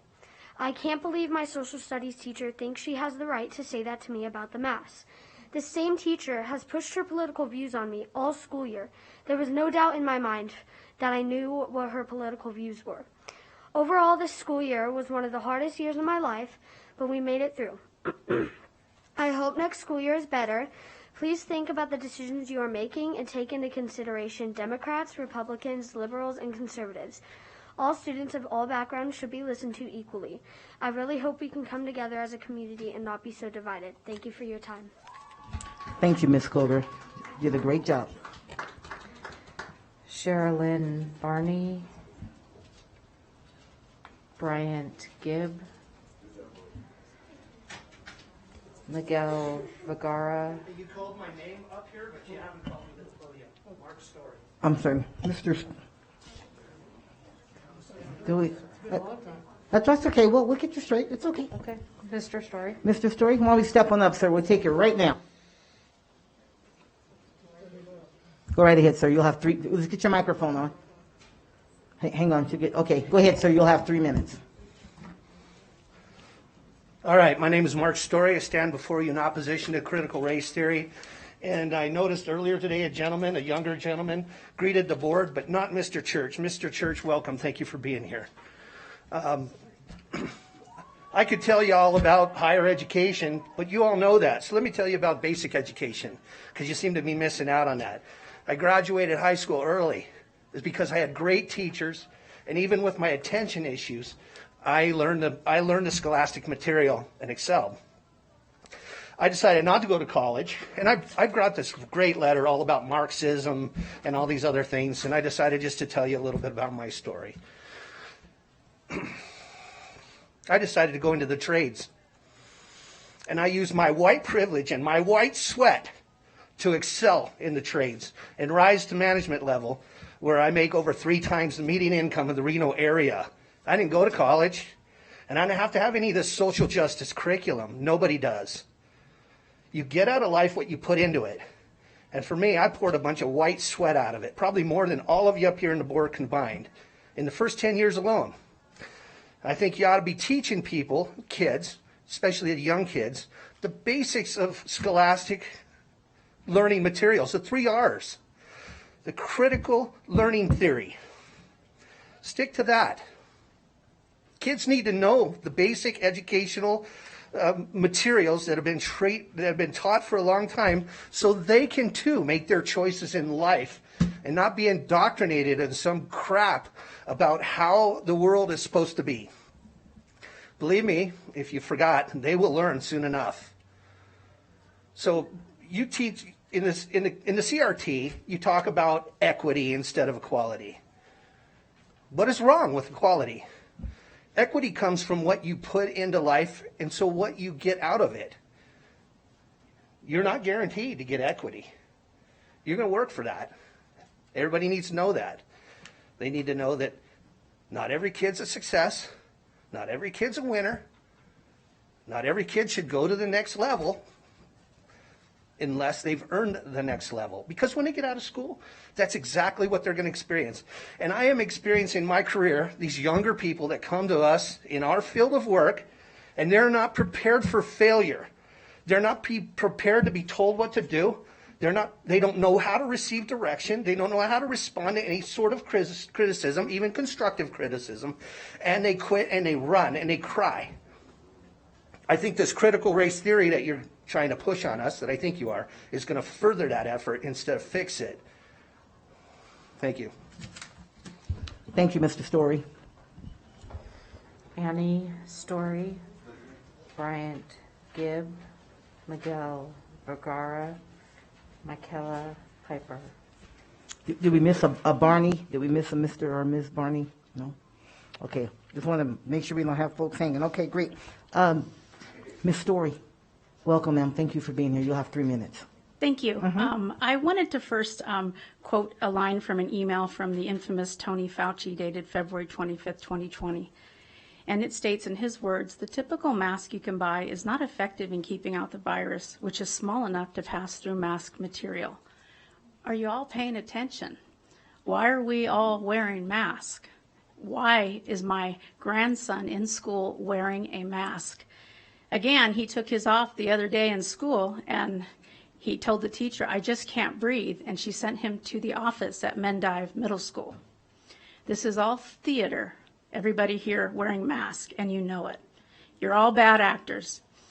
Shame on you for masking our children. Shame on you for muzzling them just to further an agenda. Moving on to social justice curriculum. I was actually sitting in the other room listening to most of everybody, and I and one other woman was aggressively confronted by some woman in a green hat and a green shirt. And this woman proceeded to tell me, I won't say what she said to the other woman, but she proceeded to tell me, "If you don't like social justice curriculum, get out of our schools." I'm not getting out of anywhere. It's not her school. It's not the social justice school. It's all of our schools. And I really resent that this is the atmosphere that's being created by creating a new curriculum. 85% of parents almost in the survey said they don't want the Marxist agenda that is being talked about. So if they didn't want it, why are we getting a task force? Do the voice of the parents not matter to you? Who will be choosing the task force? Will you all be choosing the task force? Why are students on this committee? Since when do kids get to choose what they learn? Are we going to have all periods of recess now? Social justice curriculum is teaching impressionable youth that individual freedom are just tactics to keep racial minorities down, and that is a flat-out lie. It is a lie. It's not your job to teach our children that there are two types of people, oppressed and oppressors. By this logic, my daughter, whom is a person of color, is oppressed, and my white son is an oppressor. How dare anyone assume this about my children and dare to teach it? I have this pamphlet that you all had in the back about bullying. Well, in this bullying, it talks about targeting someone based on their actual race or color. Well, my kid can't get online and make a comment on a news article without being attacked by about 150 other kids that says, "You're a white male, shut the F up. You just shut up. You don't have a voice. You don't get to talk." That is all coming from this crazy race fighting that we have. We don't need any more race fighting. We just need learning, trades, all of that. Let's just teach the kids. Thank you. Thank you, Ms. Story. Bryant Gibb, Miguel Vergara, Michaela Piper, Richard Davis. Mr. Gibb? Yes, thank you for taking my public comment. For the record, my name is Brian Gibb. I'd like to address the Board of Trustees and the Superintendent on the topic of Agenda Item 5.07. What is ignorantly referred to as the teaching of critical race theory and the unnecessary process of assembling a task force to address so-called concerns about what will be taught in ELA and social studies curriculum in WCSD. I've never received communication or access to the survey regarding teaching social justice. issues in the curriculum, but as a parent of a WCSD student, I have received numerous such solicitations for participation in other surveys. I question the methodology of the survey administration and data collection. I put forward the following questions to challenge your interpretation of the survey results.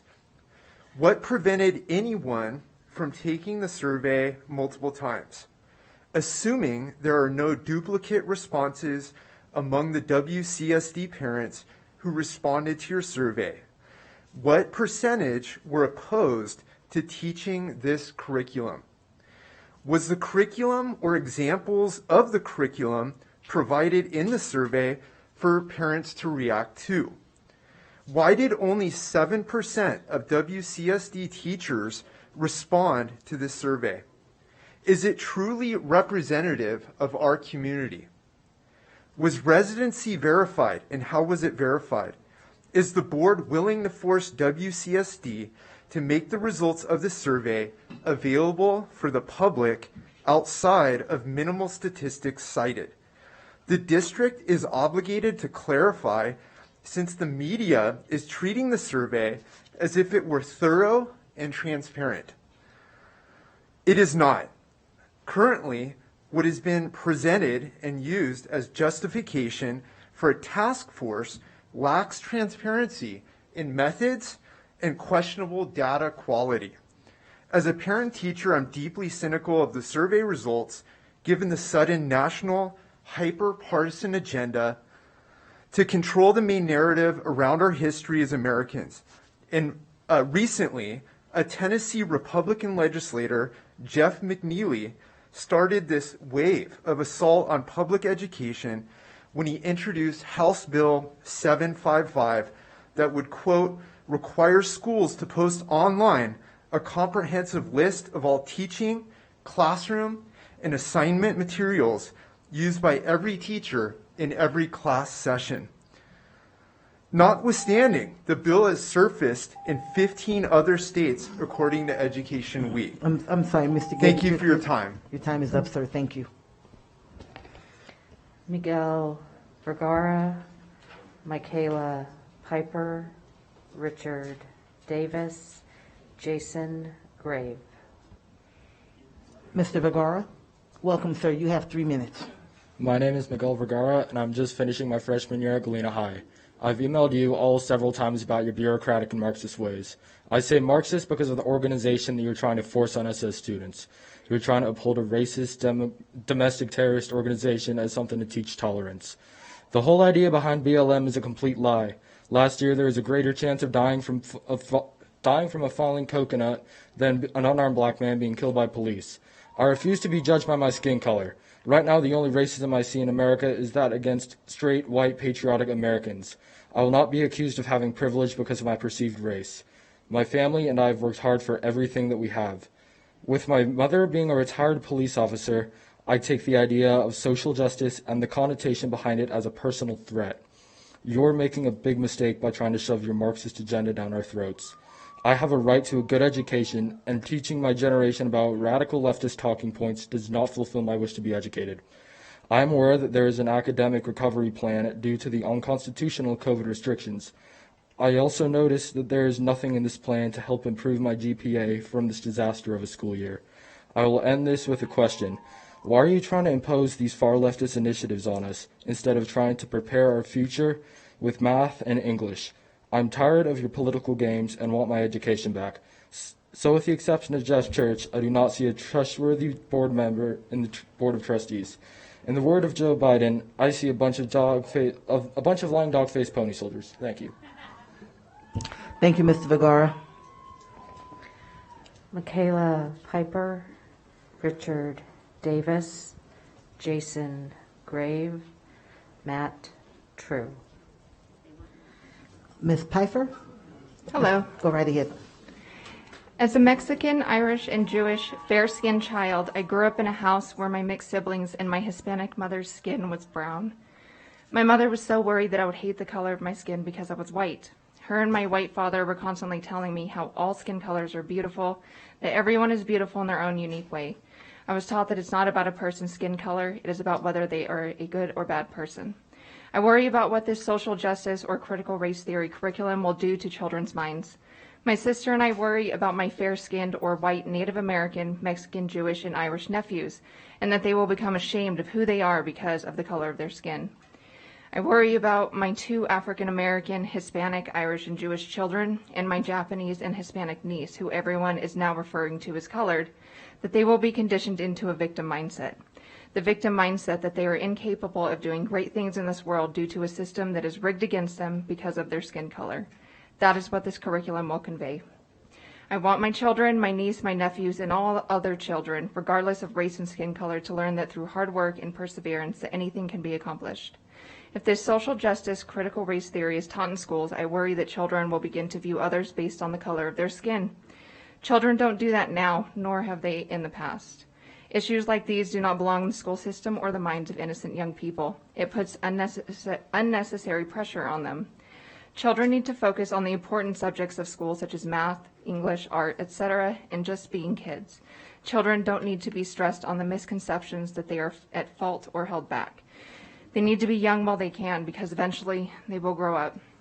Social justice and critical race theory in schools is only creating problems that are not there. On this subject, I have a story for you. A young white college girl who attends a very progressive, liberal higher education institution about a year ago said to me, "It must be so hard to be a white woman with black children in this world." She spoke as if we were inferior or incapable of living a fulfilling life because of my children's skin color. I stopped her there and said, "We are not having this conversation. My children and I can accomplish anything in this world that we want to. I will not let anyone tell my children that because of their skin color, they are incompetent." I firmly believe there are 2 kinds of people in this world, those with good character and those with bad character, and that is what kids need to continue to believe. My entire comment on this subject has been full of labeling people on the color of their skin, and it doesn't feel right. In today's world, there are many multiracial people and families, and it is wrong to put a label on anyone because of their skin color. This social justice or critical race theory curriculum only judges people based on the color of their skin, and it's complete nonsense. It does not belong in ours or any school system, and it needs to stop now. And with that, I leave you a quote. "I look to a day when people will not be judged by the color of their skin, but by the content of their character." Martin Luther King, Jr. Thank you. Thank you, Ms. Pfeiffer. Richard Davis, Jason Grave, Matt True, Maureen Vergara. Mr. Davis, welcome, sir. You have 3 minutes. Thank you. Good evening. And you're to be commended for hanging out here for all the hours you put in here.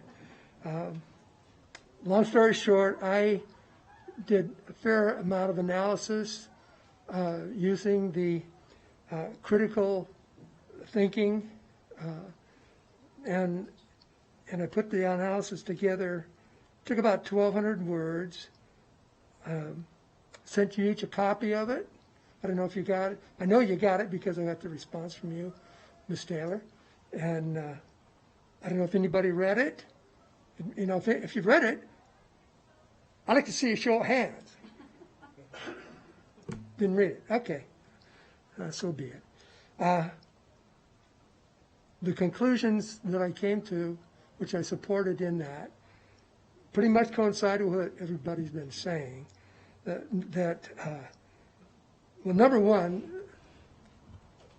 what the heck is social justice? I mean, what's the definition? It's very confusing. Sir, as you're speaking, if you can keep that mask over your nose there, that would really be helpful. I've got a wonderful idea.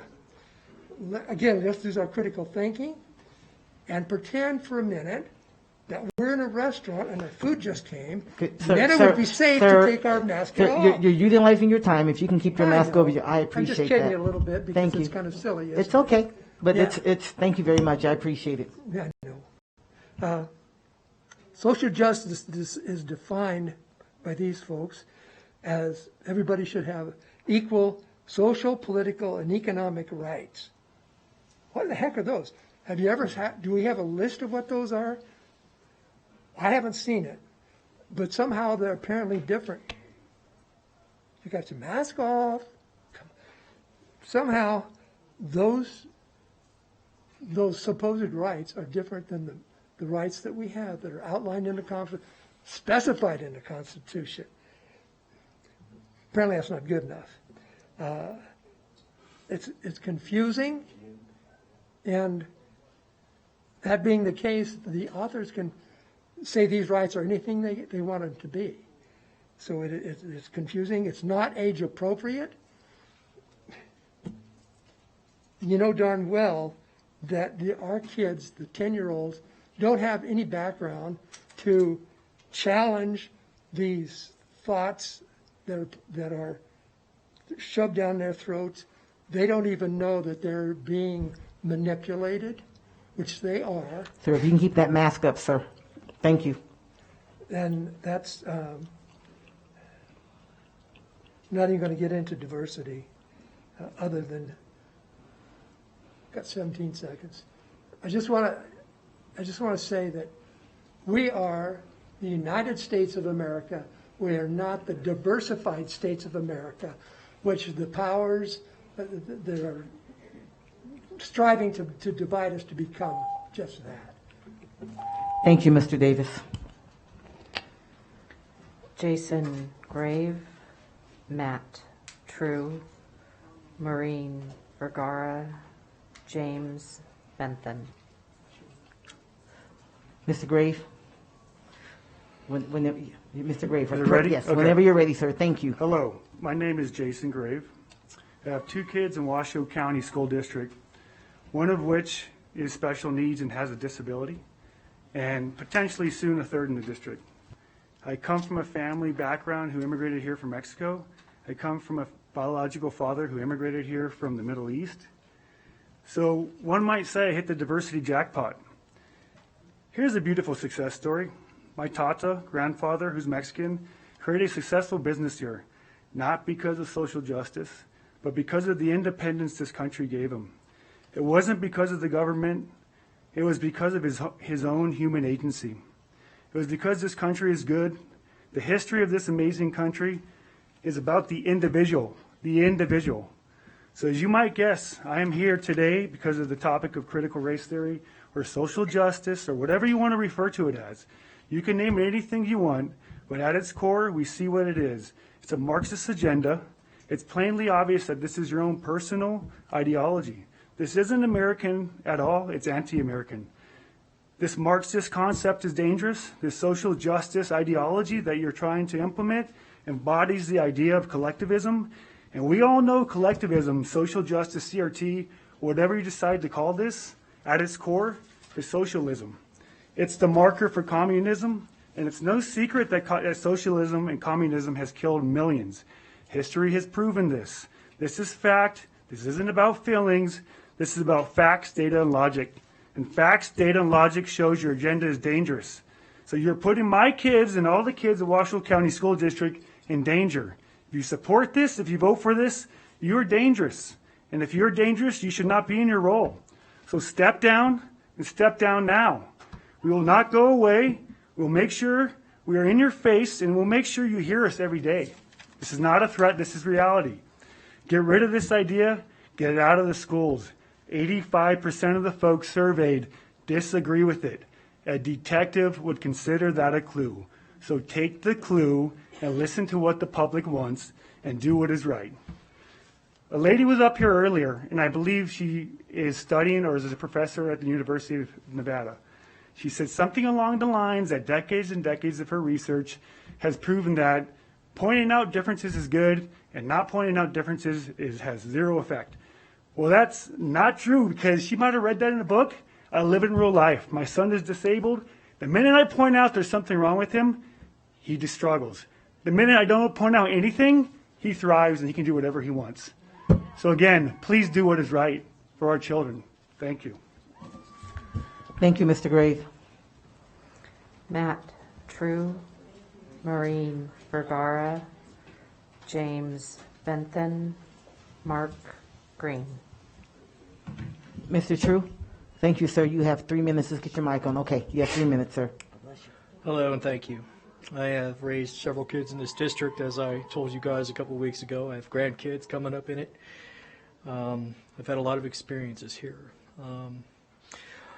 Because of a lot of changes have been happening with what the agenda is here today and over the past few days, I kind of found myself scratching my head like, what am I going to say? Because I don't want to repeat all the Marxist stuff. You guys already know where you stand.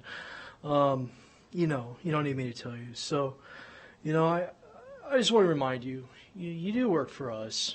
We are the taxpayers. We are the voters. We are the people. And while we are a diverse people and we have many different ideals and values, we do expect you guys to recognize and acknowledge our wishes. And from what I understand, you're already teaching this stuff. And I've been presented some of that from some of my kids. And it's concerning. I've had to take some of the kids out at some points and homeschool them because of the personal attacks levied against them by their school teachers and their co-students because they are labeled racists because of what their parents believe. We're not racist. We've raised kids of all races and sexual orientations and everything. We don't tell everybody that because it's not like we're trying to, make it tokens out of our kids like some people do. I think about this stuff where the oppressor and the oppressed that I see in the curriculum that I've been learning about and reading about. And I just think about 7-year-olds that are like, I'm the oppressed. He's the oppressor. We can't be friends anymore. I mean, that's really, children they're pretty simple, but they're also kind of complex. And I've raised a lot of them. And that really worries me. And some of this, reminds me of the Hitler Youth program where, he needed to get everybody on board. And there had to be a bad guy. So the bad guy had to be the Jews. Well, that was a disaster for humanity. And I hope we've all learned our lesson about targeting people and saying, those people are what's wrong. That's sickening to me, And so I took notes and I just... critical social justice is an anti-objectivity ideology. One of its fundamental assertions that there is no objectivity, truths, and only positional truths. There's no, truth isn't a meaningful thing. It's only positional in that realm, and that's crazy talk. The truth is the truth. We all have different experiences and perspectives, but the truth is still the truth, no matter what. And I hope we can have a future with less divisiveness, less targeting of racial identity, and more unity. I just had a wonderful conversation with some of the teachers out there. I hope we can do more of Mr. that. Chu, I'm sorry, your time is up, sir. Thank you for my 3 minutes. Have a good night, guys. Maureen Vergara, James Bentham, Mark Green, James Messervy. Hello, everybody. My name is Maureen Vergara. I'm a retired police officer from Oakland, California, and I have twins in the 9th grade in your school district. First of all, where do I even begin? All of you look and act like you've already made up your minds about this, the masks, masking our children, the lowest risk for this fake virus, and continuing to keep them in masks. You are abusers. You are child abusers. And as soon as we're getting to the end of this ridiculous joke, now you're going to pile on critical race theory, social justice, diversity, equity, and inclusion. I'll tell you what these are. These people, this is something that you all are hiding behind because you are cowards. And I want to clarify, with the exception of Mr. Church, who is the only one who's responded to me in an objective and intelligent manner. The rest of you, and by the way, I am shocked, Mr. Church, that Angela Taylor has ordered you to not respond to the constituents in your area? What the heck? Where are we, people? This is the United States of America. You all are cowards hiding behind your masks. You're either cowards or you are virtue signaling. It's got to stop. Who do you think you are? All of your ideas here are completely Marxist. Not only did I work as a police officer for 25 years, I also had the privilege to race in 2 Olympic Games. And I traveled the world. I've been to Cuba. I've been to Venezuela. Have you folks ever been to those countries? What do you think you are doing to our children? Why don't you go back to the basics, our Constitution of the country that we are currently in, which, to remind you, is the United States of America. Let's go back to our constitutional rights. Let's go back to the ABCs and teach these children the basics, reading, writing, and arithmetic. Who do you think you are, McNeil and Taylor? Who do you think you are, trying to force your Marxist agenda down our throats when you are 50th in the nation? Maybe if you were number 1, you can add all of your fancy stuff, but you're failing our kids. You're failing us. This is the United States. This needs to stop, folks. This needs to end. Thank you, ma'am. Your time is up. Thank you so much. Thank you very much, and thank you, Mr. Church, for all of the support you've given us. James Bentham, Mark Green, James Messervy, Brian Hicks. Welcome, Mr. Bentham. Thank you. Oh, thank you. Tonight I'll be speaking about masks. Masks have been brought up quite a bit. I've been doing some research, and I went to stopmaskingkids.com. While I was on that website, stopmaskingkids.com, I found out that a group of parents in Polk County, Florida, are filing a complaint against the school board. They filed a complaint for declaratory and injunctive relief and damages. They are requesting judgment of the court that the Polk County School Board or Polk County Public Schools involuntary mask policy is void under Florida statutes, Florida Constitution, because it fails rational basis review, enjoining the school district from enforcing its harmful and irrational mask policy on an emergency basis. Just how much harm is acceptable to achieve Polk County's stated goal of slowing the spread of COVID-19 at this stage of the pandemic? The only civilized answer must, of course, be none. Undoubtedly, the school district has good intentions, but this lawsuit perfectly illustrates the risk of giving unilateral emergency powers to well-meaning but poorly informed, fast-reacting, and unwise executive agents.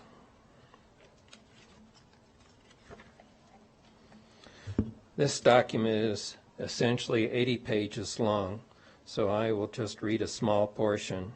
On page 18, the Department of Education. This was in Florida. Polk County's mask mandate does not slow the spread of COVID-19. On April 14, 2021, the Florida Department of Education sent official notice to the superintendent stating unequivocally, without qualification, the data shows us the district's covering policies do not impact the spread of the virus. They performed data collection in 27 districts having optional masking and 40 with mandatory maskings. After reviewing the actual data, the Department of Education's chancellor concluded that the review of this data shows no link between policies and counties' positivity rates. This website, Stop Unmasking Kids, has further information. Thank you. Thank you, Mr. Bentham. Mark Green, James Messervy, Brian Hicks, Lisa Brunel.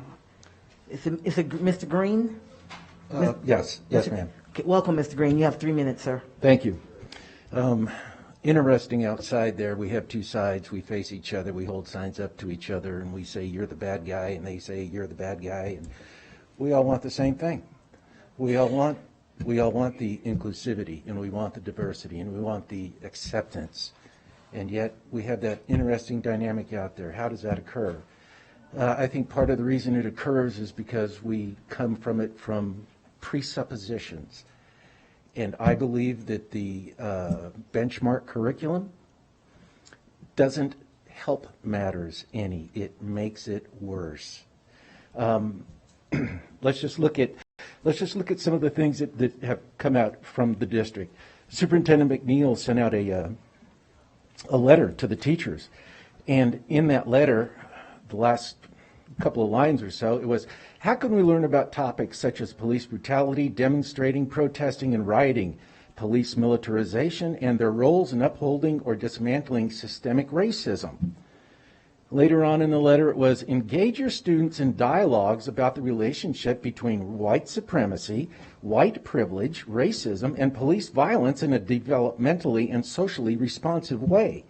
I don't know how you're going to do that when the presupposition is there is systemic racism, there is police brutality, and apparently only whites have an issue.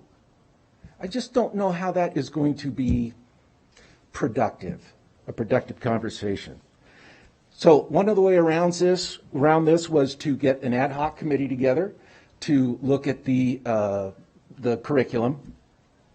And yet in 2017 and 2018, 100 educators got together, and for an entire year, they worked on the social studies curriculum, and they were vetted by our own teachers. Questions that they came up with: how has the civil rights movement contributed to our freedoms we have today?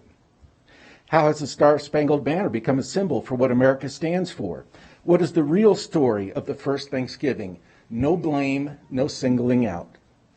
Open-ended questions, open for discussion. Let's look at one of the questions from the ELA lessons in grade 3, unit 6. The social justice question is, what helps us solve problems? Whoa, that's an awesome question. It's inclusive. It's us. It's not us and them. It's not me and you. It's us. And it's solving problems. Let's get a solution. Next question. Explain that the guiding question deals with the impact that solutions to problems can have on BIPOC and other diverse communities. Interesting. So the guiding question really isn't about us. It's really about us and them. It's BIPOC versus them. Well, who is them? Who are these decision makers? Because it isn't the BIPOC community. Well, one group is left out. One group left out. Mr. Green, thank you so much for being here. James Messervy, Brian Hicks, Lisa Brunel, Karen England. Is it Messering? Messervy. Messervy. Thank you. Thank you so much for being here, sir. You have 3 minutes. Thank you. Mm-hmm. Members of the board, as a Washoe County School District teacher, I stand firmly, completely, unequivocally against racism and racial violence in our schools and our communities. It is for that reason that I encourage you to reject the benchmark advanced units which have been proposed as supplements to the ELA curriculum, because I believe they will increase racial tensions, divisions, and biases in our schools rather than decrease them. Does racism currently exist in the U.S. as it does elsewhere? Yes. Racism is everywhere in the world. Should we work actively to teach our students and children that racism is wrong and to cultivate attitudes of tolerance, equity, and cultural open-mindedness? Of course we should. But does the continued existence of racism in our culture imply that our governmental system and social structures are inherently racist and that they need to be scrapped and reinvented from the bottom up? No, of course not. I am not aware of any society at any point in history that has ever succeeded in completely eliminating any vice. This does not mean that society itself is broken. It means rather that humans are imperfect. We should not teach our students that society is systemically racist. nor should we teach them that they are inherently racist. Philosophies such as these are likely to increase rather than decrease racial tensions in our schools and communities. Because I am a music teacher, I will close with a quote from Rodgers and Hammerstein's famous musical, South Pacific. When it was released in 1949, South Pacific was highly controversial because it portrayed interracial love and marriage in a positive light and spoke strongly against racism. Clearly, the writers of this song desired, as do I, to fight against racism. You've got to be taught to hate and fear. You've got to be taught from year to year. It's got to be drummed in your dear little ear. You've got to be carefully taught. You've got to be taught to be afraid of people whose eyes are oddly made and people whose skin is a different shade. You've got to be carefully taught. You've got to be taught before it's too late, before you are 6 or 7 or 8, to hate all the people your relatives hate. You've got to be carefully taught. Curriculum such as the proposed ELA editions will teach the 6, 7, and 8-year-olds in our schools to fear and distrust rather than to accept and embrace those around them. Please do not teach our students to distrust people because of their skin color, ethnicity, political ideology, or other characteristics. Please do not introduce critical race theory, as embodied in the proposed curriculum, into our schools. Thank you. Thank you, Mr. Messering. I hope I didn't mess that name up too badly. Brian Hicks, Lisa Brunel, Karen England, Liz Martinez Morales. Mr. Hicks, welcome, sir. You have 3 minutes. Thank you. Ladies and gentlemen of the board, Dr. Taylor, Superintendent McNeil, I am a parent of 3 children in this school district and a 4th one to be joining the system in a few years. I would strongly urge you to listen to the voices of those who have spoken this evening. There have been many well-articulated and very many smart people, smarter than myself, who have spoken in opposition to these ELA supplemental materials. And a large percentage of Washoe County has spoken as well. I would urge you simply to listen to those voices. That is a large number of people and a large percentage that feel that these materials do not belong in our schools, let alone in our elementary schools. With that, I again urge you to vote no and to not adopt these. Thank you. Thank you, Mr. Hicks. Lisa Brunel, Karen England, Liz Martinez Morales, Dawn Gallimore. Ms. Brunel, welcome, ma'am. You have 3 minutes. Thank you. I'm here today to voice opposition on the proposed K-5 social justice curriculum. I think the board understands the majority of parents in the district oppose the curriculum, which is why it's being proposed to go to a task force. I would like to propose it is tabled for good. There are many problems with the proposed curriculum, and they're not misconceptions as some people are labeling them. The curriculum is divisive and asks children to look at others by the color of their skin, not their character.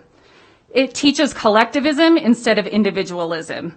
It reinforces to certain groups that they cannot move out of their position in life and to negatively view their oppressors, those who are privileged because of the color of their skin, no matter their actual station in life.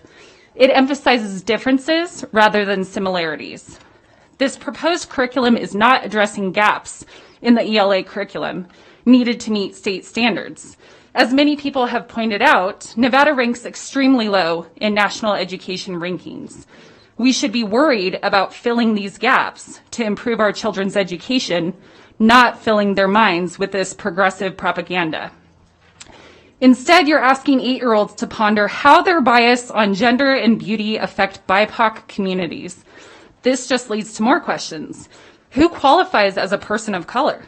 My kids and I are Native American and part of the Cherokee Nation, but you wouldn't know it by looking at us. Should my kids be included in the victim group for their indigenous blood, or are they privileged because of their white skin? Are they part of the cause of systemic racism, or are they a victim of it? As a math teacher, I have experienced firsthand how harmful words can be. When a parent tells their child, I wasn't good at math or I hated math, guess what? That child starts to believe early on they will never be good at math or enjoy math either. So why even try? When the social justice curriculum is using language towards BIPOC groups, such as oppressed, less of a voice, less access to resources, bias against you, racist systems, guess what?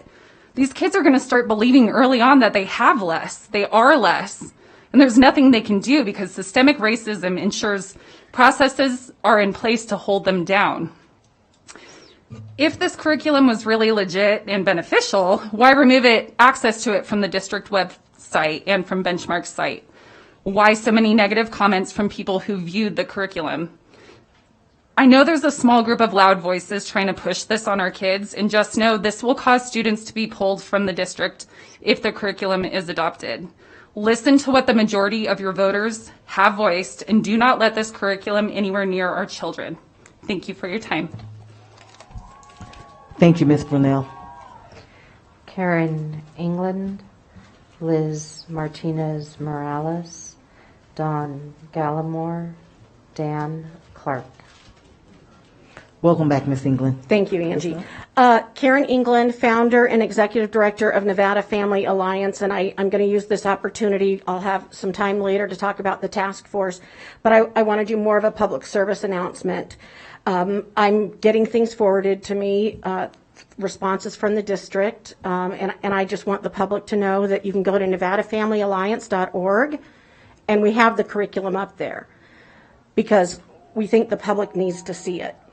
In addition to that, we are sending out repeatedly an analysis of the curriculum. So I realize people are talking about being a lot of misinformation out there, but I have to say, I have been thoroughly impressed with the average parent that is pushing back, and mainly because you're the president, so you're sending the emails, Angie, pushing back, and they understand what this is. It's not misinformation. They're reading and doing the research themselves, and I'm very impressed with that.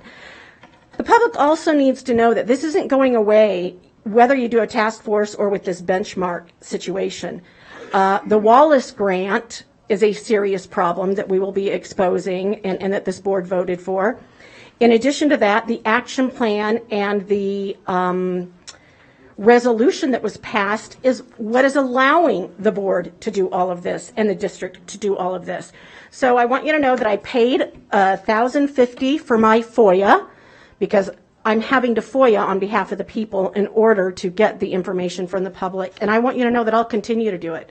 If I have to personally pay for it, I will continue to dig and dig to get the truth as far as what's going on in here. And I got an email that was forwarded from Andrew. How on earth does a school board member have to make an appointment with his employees to see the curriculum you are proposing? That is asinine. So, Nevada Family Alliance, you can see the curriculum, sign up for our emails. We will continue to expose the district. I will be working, I'm sure Neil will hear from me. Lots of FOIAs coming. We're concerned about the Wallace grant. In addition to that, I've said this before and you've heard it tonight. You guys have a serious problem with activist teachers pushing politics in the classroom, and there's no place for it, especially for our fifth graders. There are numerous violations of law, and parents may be being told, oh, you're the only one that complained. I'm gathering those with our school incident report. They're not the only one that has complained. There are numerous problems, and you guys need to have teachers teach and stop using the classroom as their bully pulpit to indoctrinate our kids. These are our kids, our schools, our tax dollars. You work for us. Thank you, Ms. England. Liz Martinez Morales, Don Gallimore, Dan Clark, Megan Waugh. Ms. Martinez Morales, welcome. You have 3 minutes, ma'am. Okay, thank you. Hi, my name is Mirna Liz Martinez, born in Nicaragua, and Reno has been my home for 19 years so far. And I want to believe my children are growing in a nice community, because that's how I felt since I had the opportunity to go to school here, and I actually graduated from Reno High. And since I can remember, I love going to school and learning to speak English, which it was very hard for me.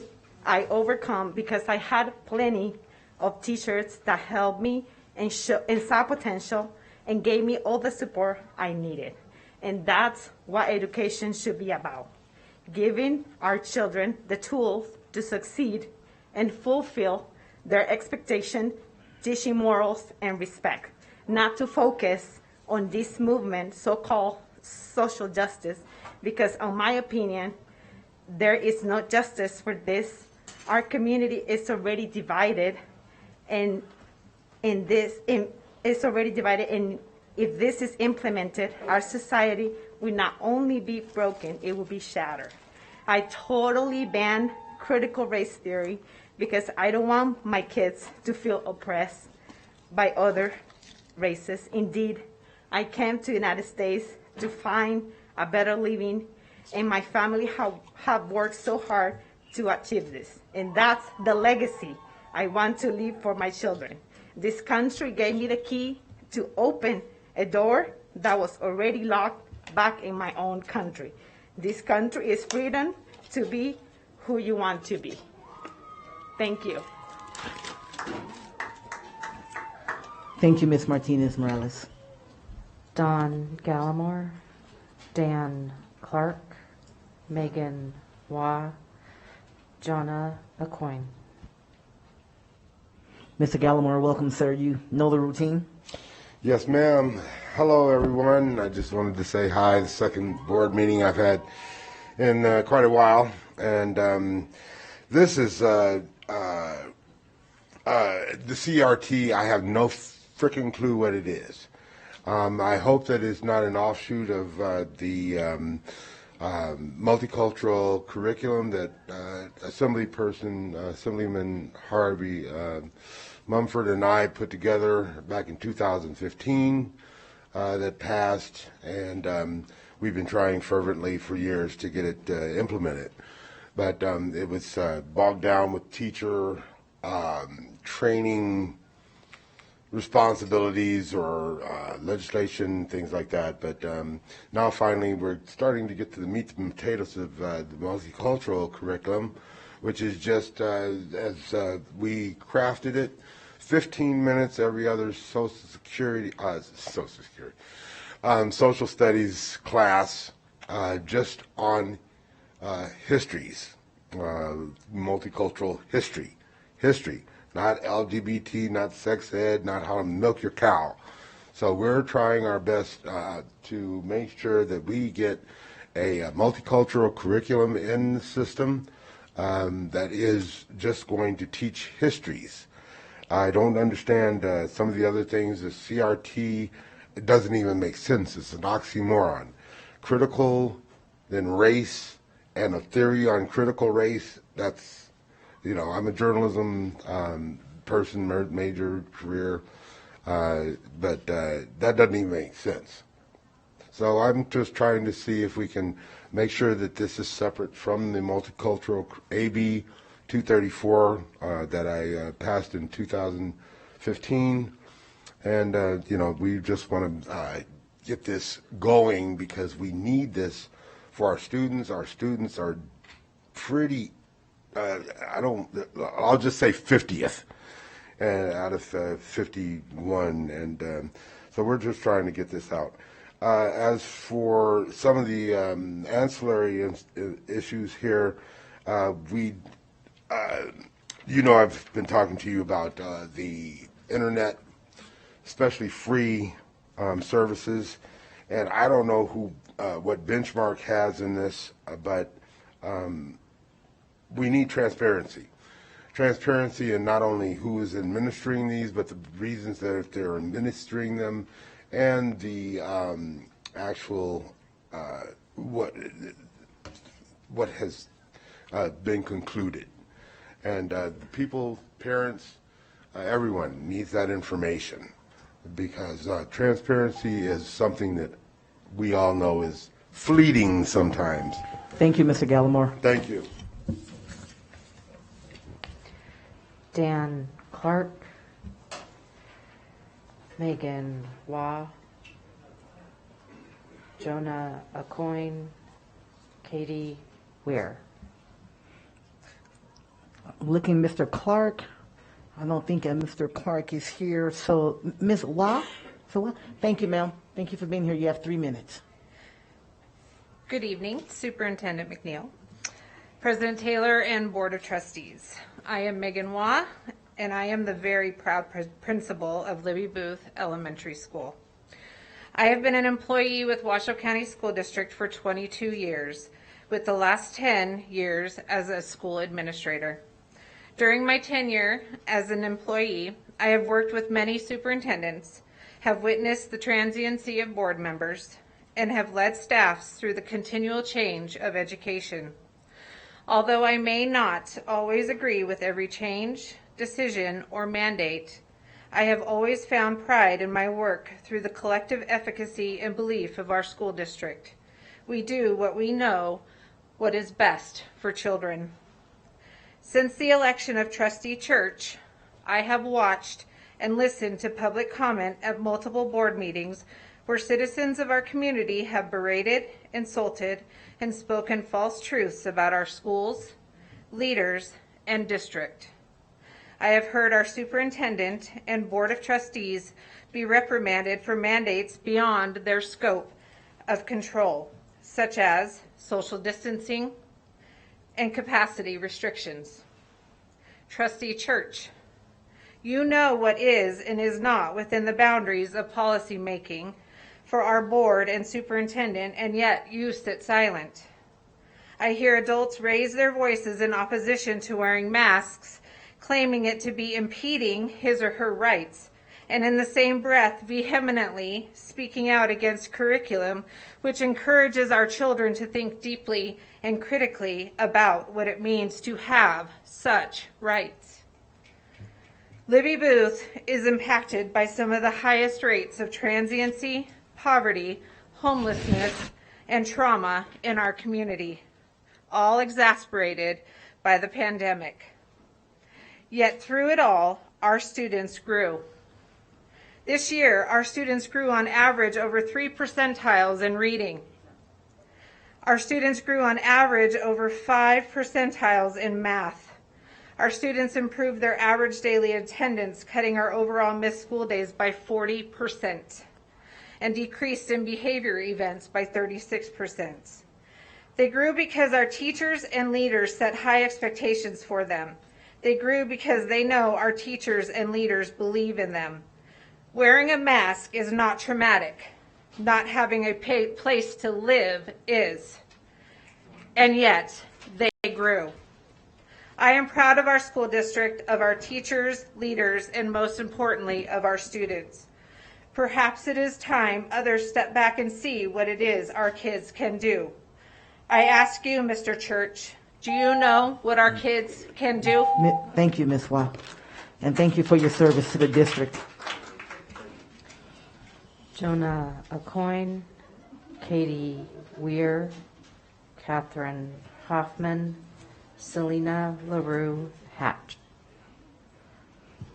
All right, Welcome, good Mr. evening. Cohen. Thank you. Good evening, Dr. McNeil, President Taylor, and fellow trustees. I just want to point out, Trustee Church, that your constituents come up here and they get really angry when Dr. McNeil is taking notes, yet my colleague was standing here speaking to you, and I never once saw you give her eye contact. All right, so I want to thank you all for your patience. And for the record, my name's Donna Acoin. I'm the proud principal of Greenbrae Elementary School, and I, too, am just completing my 22nd year in Washoe County School District. I also have 3 children in our district, and I can't imagine a better place for my children to be. They are at Wooster High School.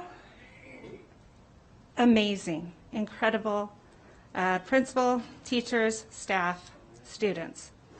All right, so I've spoken in the last 2 meetings regarding the hate, mistruths, and dangerous threats that now permeate these meetings. Trustee Church, you have a website that's called Watchdog Jeff, and in it you state that you have the inside scoop and that you bring stories, not facts, stories, and hidden agendas about the government that people never knew about. So Trustee Church, I ask you what stories you are telling about my district, that my children are in and that I work in. Your constituents that have spoken have stated and restated many untruths, some of which that I've been quoted. Number one, first of all, the district did not create the supplemental materials from Benchmark. Benchmark did. Second, this board and our superintendent are not responsible for the closing of our schools. Talk to the governor. What they are responsible for is for having the only school district that was open during this year. Elementary, full-time, middle and high, hybrid, no other district. 17 in total. Third, a woman quoted me that when I spoke at the last meeting, and she said that I used a benign question when I was talking about one of the supplemental materials and benchmarks, so I have another one. And I didn't make it up. It's a quote. In grade 4, should people who have more give? Any volunteers out there? Fourth, as a trustee, you are to serve and support the community. How do you support our community? When you encourage threats against our district, to our superintendent, and to your colleagues. Lastly, people have been saying really bad things about our schools. If you could look at, in U.S. News, the best high schools in the country, we are in the top 10. Nevada is number 7. Fact. Thank you for your time. Thank you, Ms. Aucoin, and thank you for your service to the district. Katie Weir, Catherine Hoffman, Selena LaRue Hatch, Dallas Halsey. Welcome, Ms. Weir. Thank you. Good evening, Board of Trustees, President Taylor, Superintendent Dr. Krista McNeil. My name is Katie Louise Weir, and I proudly served as a building principal here in Washoe County for the last 6 years. I am currently the proud principal of Glen Duncan STEM Academy. We're living in a time when leading a school in a district can feel unrelenting and isolating. We have a vocal minority who have hijacked our school board meetings and our ability to serve our students and our schools through the pandemic. I, for one, am so proud of all of the work this year at Glen Duncan. I wanted to share some of the community partners who have specifically shown support to my Dolphins, my students, and my staff. Communities and Schools, or CIS, Reno Elks Lodge, Reno Lions Club, Sundance Books and Music, R.C. Willey, Junior League, Reno High School Black Student Union, Reno Yard Greetings, Grocery Outlet Bargain Market, Spanish Springs location, Brass Knuckle Bakery, Peppermill Reno, Heavenly Cupcakery, Blaze Pizza, Maisie DiPietro Photography, California Jean Bar, Poi Boy Catering and Events, Doughboy Donuts, Nothing Bundt Cakes Reno, Chili's Reno, Purely Pilates Reno, Rounds Bakery, The Crazy Street, Pizza Hut, Juice Reno, My Favorite Muffin, and Second Baptist Church. Now, I know they say it takes a village, and I feel incredibly supported by my village, so I want you to feel that support too. Superintendent Dr. Chris McNeil and President Taylor, I am so proud to serve in the district alongside you. And I want to remind you both something I tell my kids every single morning in the morning announcements, although now it's evening announcements. In case no one told you yet today, hello, good evening, you belong here, you're doing great, I believe in you. Thanks. Thank you, Ms. Weir, and thank you for your service to the district. Catherine Hoffman, Selena LaRue Hatch, Dallas Halsey, Andrea McVaney. Ms. Hoffman, welcome. You have 3 minutes, ma'am. I'm a retired teacher, probably about 20 years. I want to thank Ms. England from the Nevada Alliance for her honesty and discussion about the Wallace grant. In today's newspaper, there's a claim that pause has been pressed on the social justice teaching and diversity racism, and supposed civil discourse. No, I am not going to put up with this. Please stop the youth indoctrination program in any shape or form. You have lost our trust, and we can't trust you picking an appropriate curriculum. When I reviewed the 18 CRT lessons online, I discussed this on May 11th, and I pointed out all the things that were in it. I found flagrant distortions of history sifted through a CRT lens and judged using presentism. Those involved with pushing this Marxist youth indoctrination program, they need to permanently leave their positions of power here. I am referring to certain board of trustees, certain administrators, managers, and teachers involved with the overt hate of our American values, our history, and our constitutional rights. Removal is the next step. It is not pause. They have threatened our families, our children's future, and they are not fit to teach or manage anyone or anything. These people cannot be trusted. With 85% of the people surveyed saying no to the CRT curriculum of hate, stop claiming people have been misinformed. Your intentions are clear. You have violated our trust. You cannot continue this. You cannot unring the bell of the neo-Marxism youth indoctrination plan. Many school districts and trustees need to step down. If it takes a year to find an appropriate curriculum, then so be it. This is what it takes to regain our trust. No school district should have to be like this. We are not hijacking this school district meeting. We are people that are educated. We are people that understand what's going to happen. Please stop. Please listen. Please be respectful. Thank you. Thank you, Ms. Hoffman. Again on the applause. Selena LaRue Hatch, Dallas Halsey, Andrea McVaney, Scott Callahan. Ms. LaRue Hatch, welcome. Thank you for being here. Thank you. I'm a Washoe County social studies teacher, and I'm here this evening to express my support for the superintendent recommendation to form a task force to update our instructional materials, while urging that said task force has significant representation of both English and social studies teachers at all levels.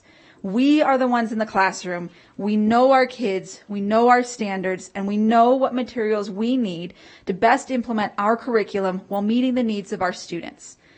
I've been dismayed to see the amount of disinformation that has been perpetuated at these board meetings of late, which compelled me to come here tonight. As a social studies teacher, I would like to offer a window into my classroom for all the people at this meeting, as well as those watching at home. I teach high school world history and geography, which means we study a fairly diverse swath of humanity and deal with some pretty serious issues facing the world, both historically and in the present. And in all cases, I encourage my students to dig into the primary sources of the time period and develop their own opinions on major events or issues. I encourage them to clarify their thinking with a strong claim and support that claim with factual evidence and logical reasoning, something that sadly we see too little from the adults in our society today. But at no point do I push my students toward a certain belief or interpretation of history. That is not my job. My job is to help them understand that history is complex, that there are multiple perspectives, multiple experiences, and that even modern historians still argue about interpretation. More importantly, my job is to help students think deeply about their world and express their vision for that world in a concise and effective manner. I am not indoctrinating my students, and neither are my colleagues around the district. Do we talk about race in my class? Absolutely. Race and racism have played critical roles in the progression of world history, and it would be a disservice to my students to pretend otherwise. Do I teach critical race theory? No. In fact, I never even heard those words until non-educators started coming to this meeting insisting that this was something I was teaching in my classroom. I understand that talking about racism makes people feel uncomfortable, that for many of the angry people here tonight, it is foreign and therefore scary. But that doesn't make it any less important. If anything, the anger that has been unleashed by this small segment of society is the best proof we could offer that these conversations are vital and necessary. We need to let our kids talk about these issues, and we need to do so in a safe environment where they can be vulnerable together and grow as individuals. They see the turmoil in our country. They watch the news. They know that people are marching in the streets and are yelling at the board meetings about race. They need a place where they can process these emotions and learn the history behind the struggle, and an expert teacher to guide them through these discussions. Thank you.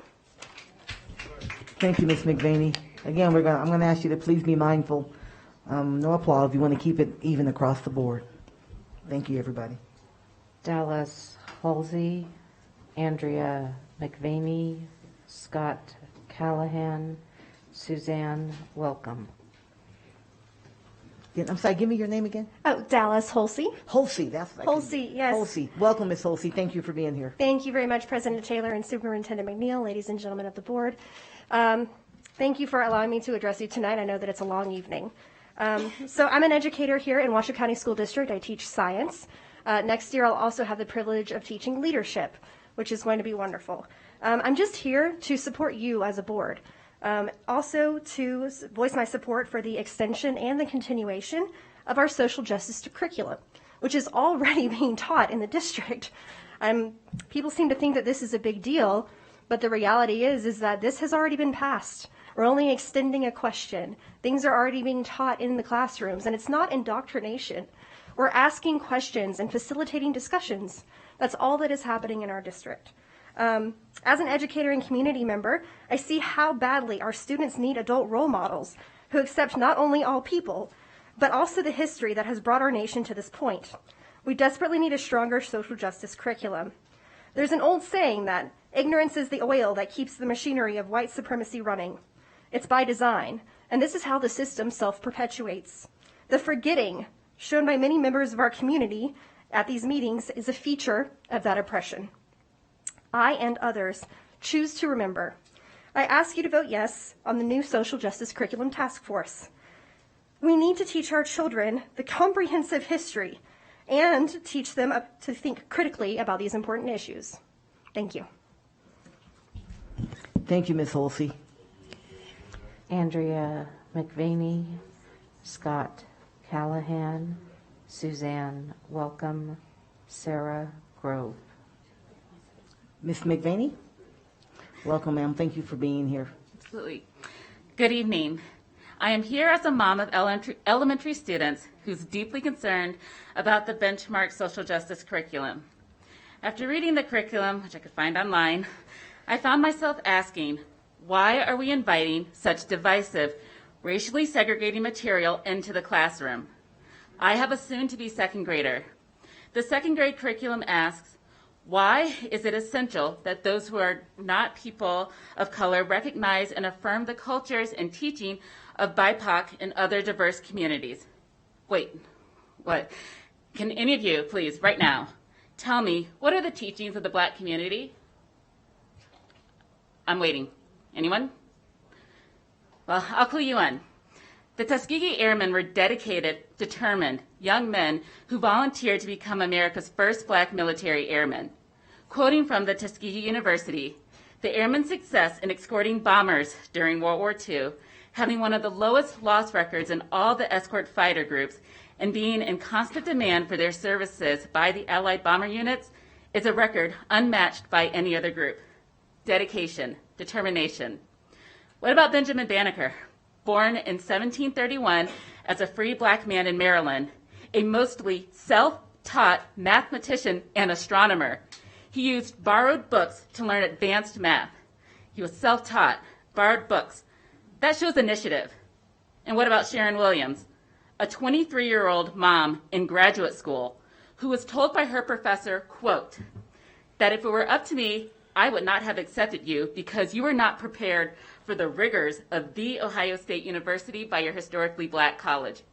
Sharon was properly prepared by that HBCU and proceeded to ace both classes taught by this professor. Sharon Williams is my mom.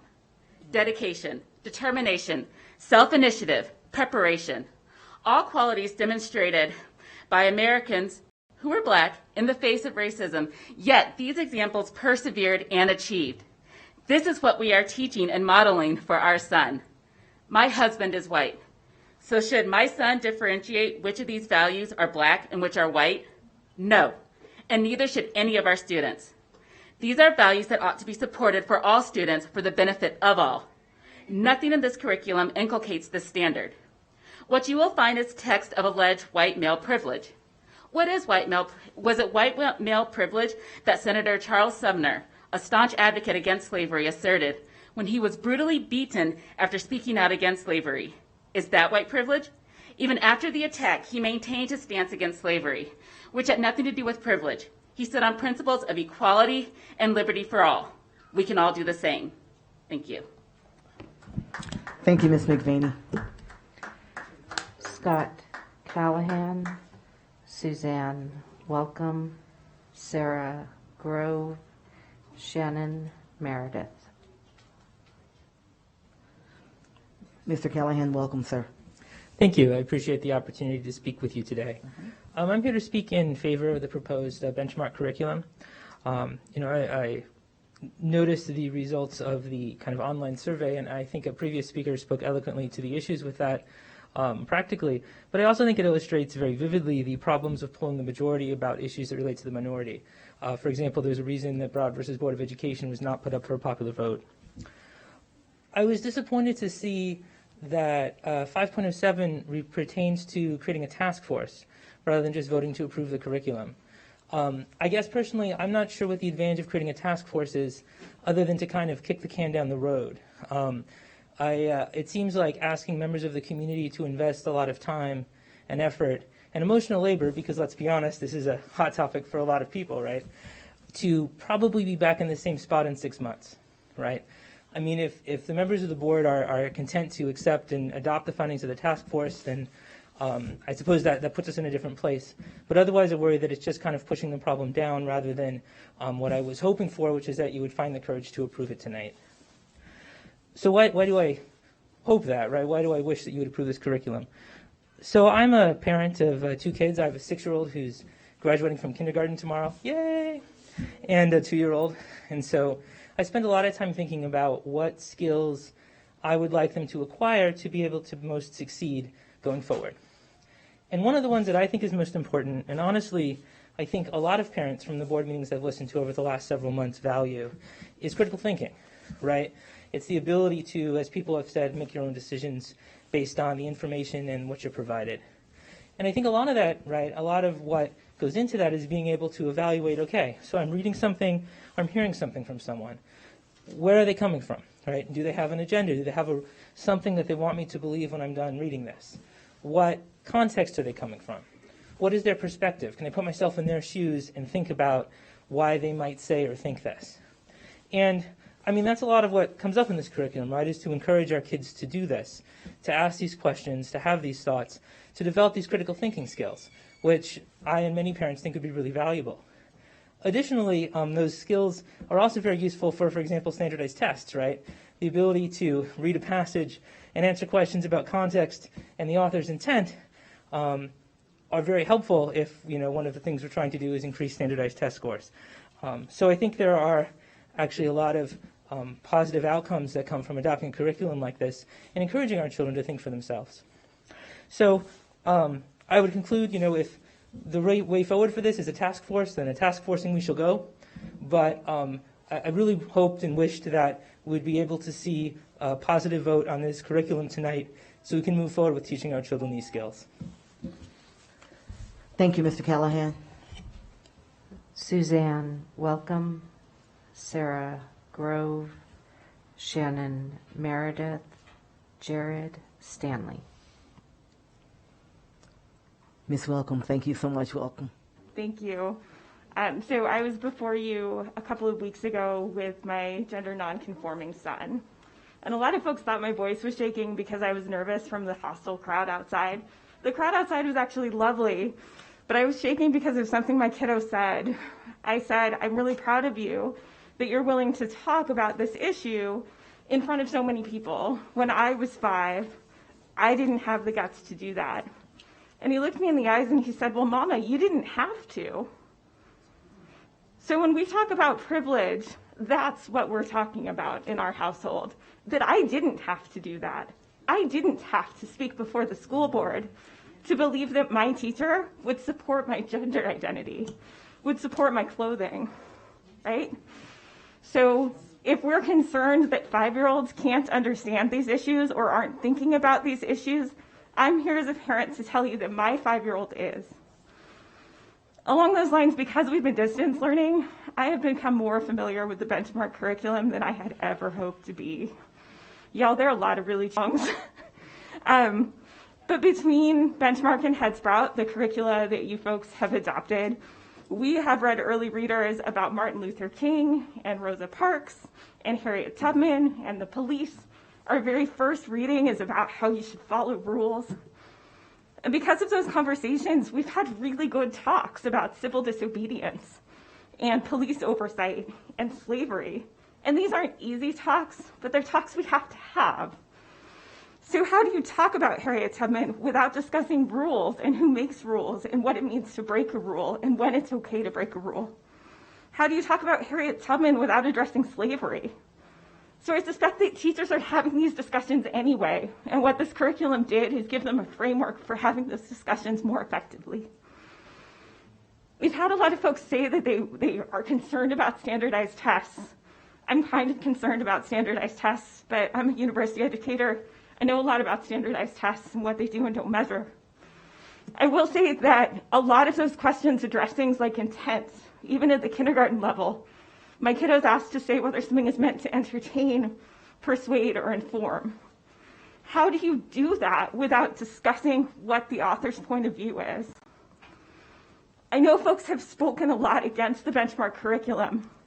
My concern is that that doesn't have anything to do with benchmark, any more than the civil rights movement was about drinking fountains or bus seats, right? This isn't about the exact curriculum, or at least I suspect it is.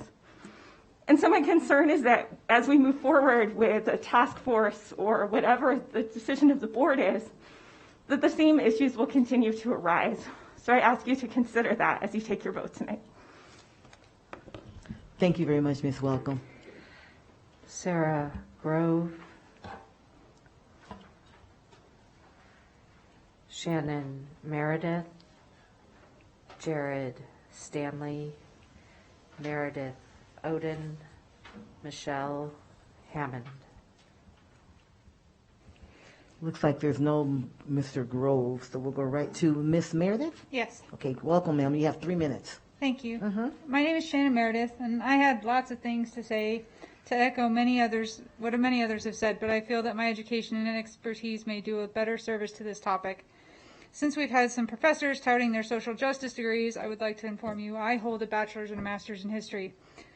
I am vehemently against the social justice curricula in elementary school, not high school, elementary school, because it is based on a horribly inaccurate reading of history and perpetuates division based on these false premises.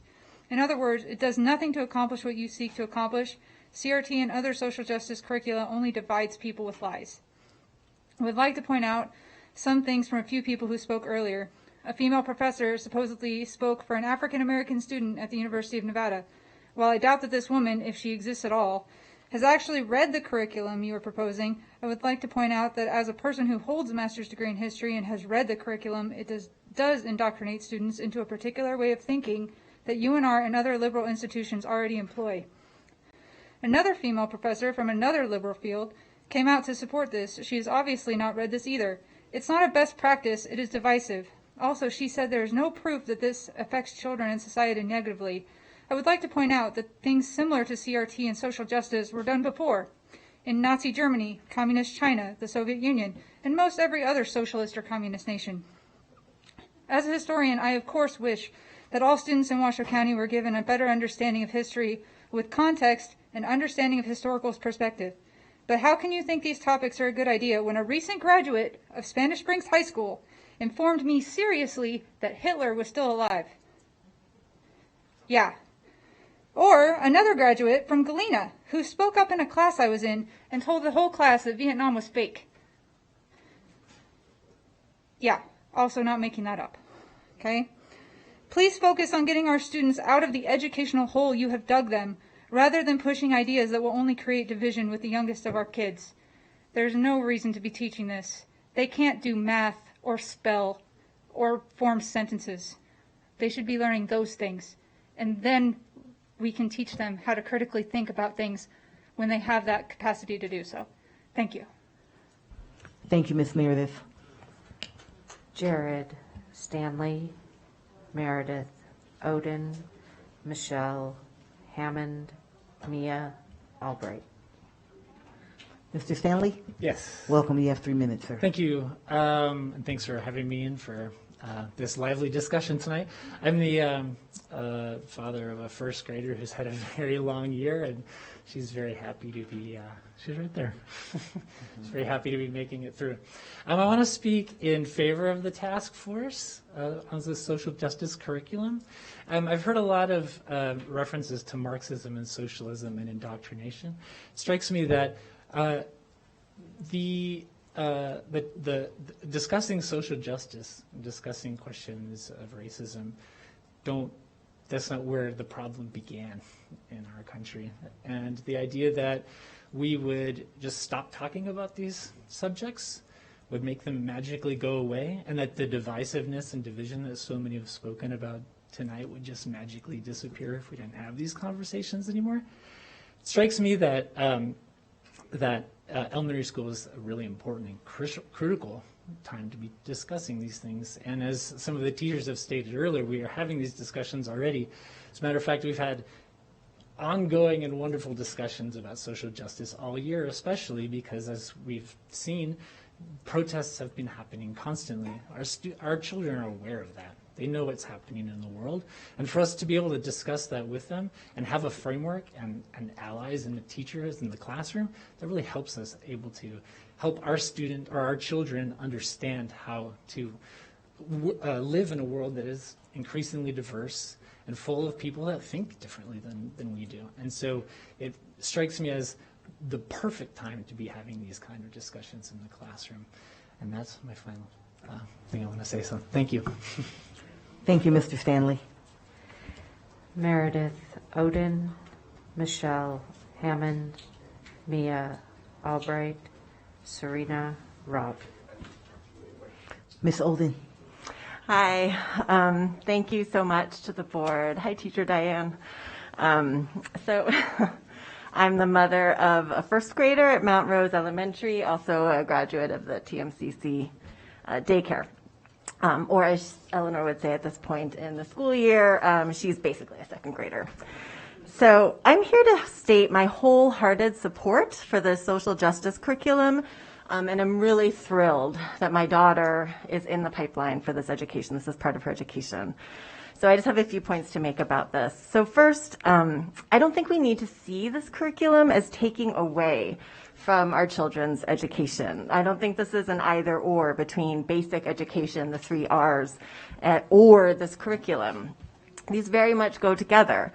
Thinking critically, questioning, getting along with others, knowing about other people, asking questions about other people who might have different experiences from you. These are all basics that I think we all want for our children. And multicultural and anti-racism education are approaches as much as content and are just another tool to use in teaching English language skills, social studies, math, and science. And second, I too am a historian, and I teach history. And if I taught my students U.S. history without including people of color, LGBTQ people, immigrants, women, I would be doing a really bad job, and it would be a disservice to my students. If they didn't learn about how Native peoples fought in the Revolution, how runaway slaves shaped Abraham Lincoln's Emancipation Proclamation, how Japanese Americans were interned during World War II, and how some challenged what they saw as an unconstitutional act, or how Latinx folks help to make our working conditions better, my students wouldn't be learning about why our country looks the way it does today. And I can still do this, I can do all this, and still teach my students about Thomas Jefferson's ideas in the founding of the country, Abraham Lincoln and the Civil War, the Industrial Revolution, foreign relations, and the importance of conservatism in the 20th century. Our history isn't a zero-sum game. It includes all of us. And so that's my third point, too. There's no reason why any kid should feel picked on or targeted in this curriculum. All of our students should be encouraged to see the histories, the roles of people of color in this country as their history, too, because as Americans, it is. The Black abolitionist Frederick Douglass is all of our heritage as Americans. And we shouldn't encourage any of our students to see the inclusion of underrepresented people as us versus them, but rather as part of all of us, as part of the us. And this social justice curriculum helps students to do this. So my daughter is Asian and white, and this curriculum isn't going to encourage her to hate one side of her, but rather to better understand the fullness of her identity and her history. And I'm concerned about students of color because... Ms. Olden, I'm sorry, ma'am, your time is up. Oh, I'm so sorry. It goes really fast, I know. It does, but thank you so much. Thank you so much. Michelle Hammond, Mia Albright, Serena Robb, Izzy Acoin. Ms. Hammond. Thank you. So when the social justice additions to the ELA curriculum were posted for public review, I read them in their entirety, and I'm here today to urge you to adopt them. There's a lot of opposition among adults in our community, but this is about our youth, and as a parent and educator, I do believe our youth need this. The students in our district have been begging for an environment where they can discuss current events and issues facing our nation, and we need to listen to them. I have listened to hours of public comment today in opposition to teaching social justice, and a major theme with that opposition that continues to come up is the notion that teaching children anything other than reading, writing, and arithmetic is not the job of schools, and that parents are solely responsible for any topic outside of that realm. Interestingly, I have a personal story to attest to why this isn't always the case. I grew up in rural Nevada. I have a lot of Nevada pride, love my state, but I grew up in a rural community where the culture was pretty racist, including my household. And so I literally learned racism in my household. I don't fault my parents for that. They're amazing parents. They were doing the best they could. But learning these things as a child, you don't question what your parents tell you and what you, so you believe what they believe. And as I grew older, I started to question the things and started to wonder if the things that I was being taught and exposed to my home were wrong. But I had no voice, no outlet to discuss it. I was confused, and I would have loved to be able to learn about this in school and get the chance to think critically and discuss these topics openly. I didn't get that until I was an adult. And as a parent today, I've tried my hardest as a result to give my own kids a voice and allow them to have their own ideas in our household, even if they disagree with my own. This is not always the case for our students. This is only my story. I continue to hear similar stories among our students in the community. And I can tell you our students are not receiving the equal education regarding these topics in homes. So I urge you mostly to continue to listen to our students and their stories. They all have one. As recipients of the education system, their opinions matter most. They're living in a time that is unique and far different as far as the context than any of us adults here tonight experienced. I've heard a lot of people talk today, again, about how this is the parents' job, but the thing is the students facing us today are going to be the adult citizens all too soon, and they will no longer be under the control of us as parents. They will no longer have our guidance. They will be members of our collective community, a community trying to heal from so much hurt, hate, and division. And we need them to be leaders of tolerance, acceptance, and kindness. They continue to express to us that topics like social justice, equity, and empathy belong in our curriculum. I truly feel that many of you today consistently stay true to the service to our students and listen to their voices, and I cannot thank you enough for continuing to do that. Thank you. Thank you, Ms. Hammond. Mia Albright, Serena Robb, Izzy Acoin, Rose Acoin. Ms. Albright, welcome. Thank you for being here. Thank you. My name is Mia Albright. I'm a student at Reno High School and a member of local student group WCSD Students for Change. I'm here today in total support of the Social Justice Supplement. Like many of the ideas that have circulated on the internet, people have entirely misinterpreted this proposed addition to curricula. It is not indoctrination, nor politically motivated. What it is an addition to ELA units that will challenge students to identify and acknowledge biases, enabling them to become kinder, more aware individuals. These students will grow up to be active citizens in our democracy, citizens who are equipped with the tools they need to be respectful, empathetic, and intellectually curious about the world around them. In an increasingly polarized world, this supplement will promote inclusivity and harmony. All Washoe County students deserve an accepting environment, which this supplement will provide. This addition will allow them to dismantle prejudices and misconceptions. It will create a safer, more engaging environment. I echo the sentiments expressed by my peers, and I urge you all to support this desperately needed addition to our schools. Thank you. Thank you, Ms. Albright. Serena Robb. Hang on, we're just going to read a couple more names before we get you started, and we want to get your mic on. So, Izzy Acoin, Rose Acoin, Beth Martin. Thank you very much. Now, Ms. Robb, welcome. Thank you for being here. You're welcome. Thank you. Thank you for having me. I'm a retired employee with the Washoe County School District. In the 36 years that I served with the district, I had a variety of jobs. I started my career as a speech therapist. I was a counselor. I was an athletic director.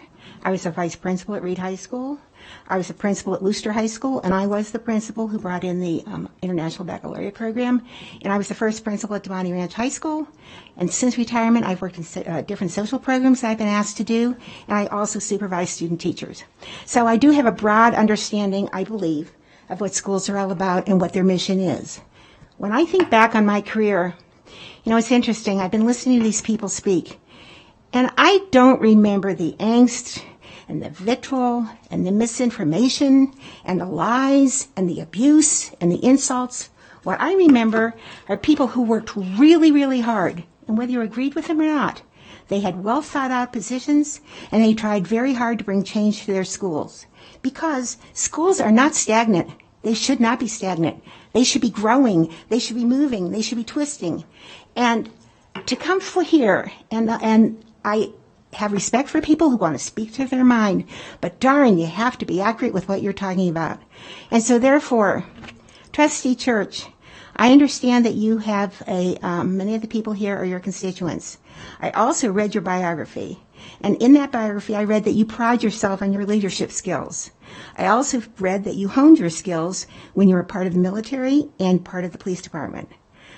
I ask you, sir, to bring these people together that have been here tonight and with whom I have listened for the last couple of weeks on my computer, and help them to, if you have the leadership skills that you pretend to have, help them to prioritize what they want, because they're all over the place. And all that's happening is there's chaos. And you know, sir, who's going to be hurt by this if you don't step in and help? Is the kids of this school district. And to me, sir, that's the tragedy. Thank you. Thank you, Ms. Robb, and thank you for your years of service to the district. Izzy Acoin, Rose Acoin, Beth Martin, Kristen DeHaan. Welcome, Ms. Acoin. Thank you for being here. Thank you. I am here today speaking as the daughter of someone who works in the Washoe County School District and a student in the district. I would like to say the importance of the social justice program. A school classroom is supposed to be a welcoming place for everyone, not one that chooses to ignore the systemic racism that has lived in here for years. A student's race or gender identity should not affect what they experience in schools. By not teaching students about racism, it is teaching them ignorance. As a white person who has never experienced racism against me, it would be easy for me to say that I believe the social justice program shouldn't be taught in schools. But I'm choosing to go against the hatred that people who simply have a different skin tone than me experience. By teaching how racism affects people of color, it is helping us move forward as a community and helps us create a welcoming environment for all types of people. The social justice program is not here to criminalize anyone. Its only purpose is to reduce the hate people of color experience on a daily basis. We need to educate students about the mistakes we made in the past so we can learn from them, move forward, and create a better community for everyone. Thank you. Thank you, Ms. Acoin. Rose Acoin, Beth Martin, Kristen DeHaan, Stacy Berm. Welcome, Ms. Acoin. Hi, thank you for letting me come talk. My name is Rosa Coyne. I attend Worcester High School, and I will be doing the IB program. I would just like to say that America is a free country. However, it is built off of the oppression and systemic racism of others. Schools are supposed to be a welcoming environment for all students. That includes students of all races and students in the LGBTQ+ community. In order for history not to repeat itself, it's important that their history is taught. It is important that they feel safe and accepted in their schools. In order for them to feel that way, you must teach their history in school, and you have to acknowledge the systemic racism that has lived in America for years. This won't teach children that they are the oppressors. It will simply allow them to understand the struggles that some people have to go through due to things they cannot change. I'm a cis white woman. I live a privileged life because I am not oppressed by my sexual identity or by my race. That does not mean I won't struggle in my life. It simply means I will not struggle because of those factors. I will not understand what the LGBTQ community has to go through, and I do not understand what people of color have to face with racism. But I choose to fight for these topics because these are people who don't feel welcomed, and these are people who have to deal with the oppression in their entire lives. The school system that some of you are fighting for is outdated and won't work in today's society. Thank you. Thank you, Ms. Acoin. Beth Martin, Kristen DeHaan, Stacy Burns, Kathy Kennedy Reyes. You said Beth, right? Beth is next. Beth had to go home to her. Yes. Okay. So we missed Miss Martin. Okay. So Ms. DeHaan. Yes. Welcome. Thank you for being here. Thank you. U.S. News and World Report did something in 2021. They publish these every year, and out of 17,860 public high schools in the United States. Oh wait. Let's get. I'm sorry, Ms. DeHaan. Let's get your mic on. And let's just kind of reset it. Thank you, ma'am. Okay. Thank you. Go ahead. All right. So U.S. News and World Report in their 2021 publication, out of 17,860 schools, AACT ranked 945th nationally, #1 in Washoe County. So that puts them in the top 5%. Incline was 1,149th. That's in the top 6%. Reno High School, 1,363. That's in the top 7%. Reed High School was 9,670th, and that's the 54th%. So I would say we're doing an awfully good job here in Washoe County. So good job all the teachers, good job all the staff, good job you guys. So God in school. Which God are we going to do? Do we want the Christian God? Do we want Shiva? Do we want Allah? Do we want Buddha? Do we want Jesus? Do we want Akat Marat? And I apologize if I've mispronounced anything. Which sacred texts are we going to bring into our school district if we're having God in school again? Are we going to have the Bible? Are we going to have the Vedas and the Upanishads? Are we going to have the 7 valleys and the four valleys? I think it's 7 mountains and the 4 valleys. The Tipitaka, the Quran, the Hadiths, the Tanakh, the Talmud, the Book of Shadows, the Tao Te Ching. If we get one, we get them all. So that's going to take the place of some of the writing, some of the reading, some of the arithmetic, these 3 R's that only one of those starts with an R. So most schools in the United States have just recently gone full in school. Washoe County, we have been hybrid. Elementary schools have been fully in school if students wanted to be since the beginning of the year. So there's that. And someone was talking about share and saying that parents should be the ones teaching this. What about the students who don't have parents at home? What about the students who don't feel safe asking their parents at home? We need to worry here in the district about every single student. So we need to be teaching them share. And share is not just sex. Share is consent. Share is teaching them how to be able to be on social media and how to be able to disengage from social media. And then No, we lost your mic. There we go. someone was mentioning all of the teachers that were teaching from home, apparently with their bonbons. I know very few teachers who were actually teaching from home, and those that were had very significant health reasons for doing so. Thank you. Thank you, Mr. Hahn. I think as we prepare to read a couple more names, a couple of things. A reminder to my colleagues, I forgot earlier, public comment has been coming in periodically. I know many of us have been looking, just as a reminder to that. We also want to go ahead and open up agenda item 7.0, which is our next public comment period. This, as we did in the past, let's make sure we're looping that in as well, so that we get all of those who are here for public comment. We can get them all taken care of, and they don't have to wait any longer. Thank you, JJ. Let's go ahead. Stacy Burns, Kathy Kennedy Reyes, Renee Taylor, MJ Ubando. Ms. Burns? By the way, okay, let's get your microphone on, ma'am. Yep, there you are. You have 3 minutes, ma'am. Thank you. And thank you, Washoe County School District Board.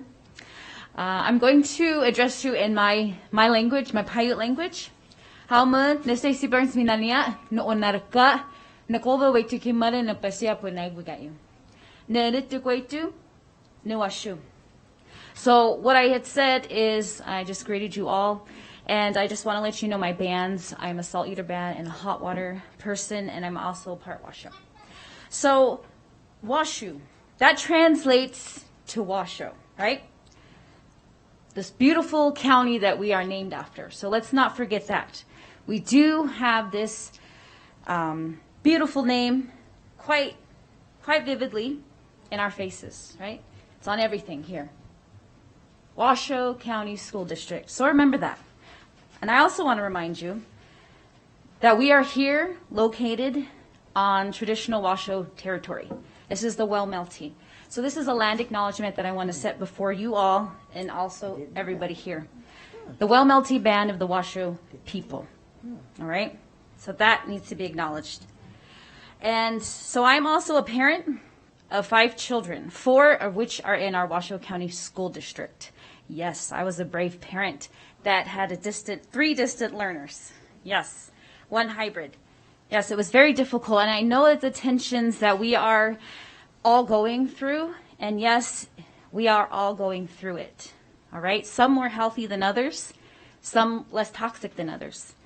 So I just come here before you to let you know that one of my seniors, I have a senior, is graduating with the class of 2021 from Spanish Springs High School. And as a Native child going through the district, yes, it has its ups and downs, right? So there was many challenges. So I'm also a Paiute language teacher within our community. And I also want to let you know that I teach my 5 children to be very culturally centered and to walk in this world and in the Washoe County School District and in your guys' halls as a very strong Indigenous people. All right, because they are our future generations. I teach them our language, I teach them their culture. And this language and culture will sustain them throughout this ever-changing world. Each and every student whom I teach, I try my best to teach them the same way I was taught by my elders, with compassion, love, and a greater understanding of each other. Students ask me why there are not a lot of fluent speakers in the Nima Paiute language. I have no other answer than the truth. Our grandparents were stolen from their homes and forced to attend an education facility that meant for them to be assimilated. Our grandparents forgot parts of their language and parts of their culture. We are the grandchildren of the Indian boarding school survivors that are trying to piece together our generational traumas.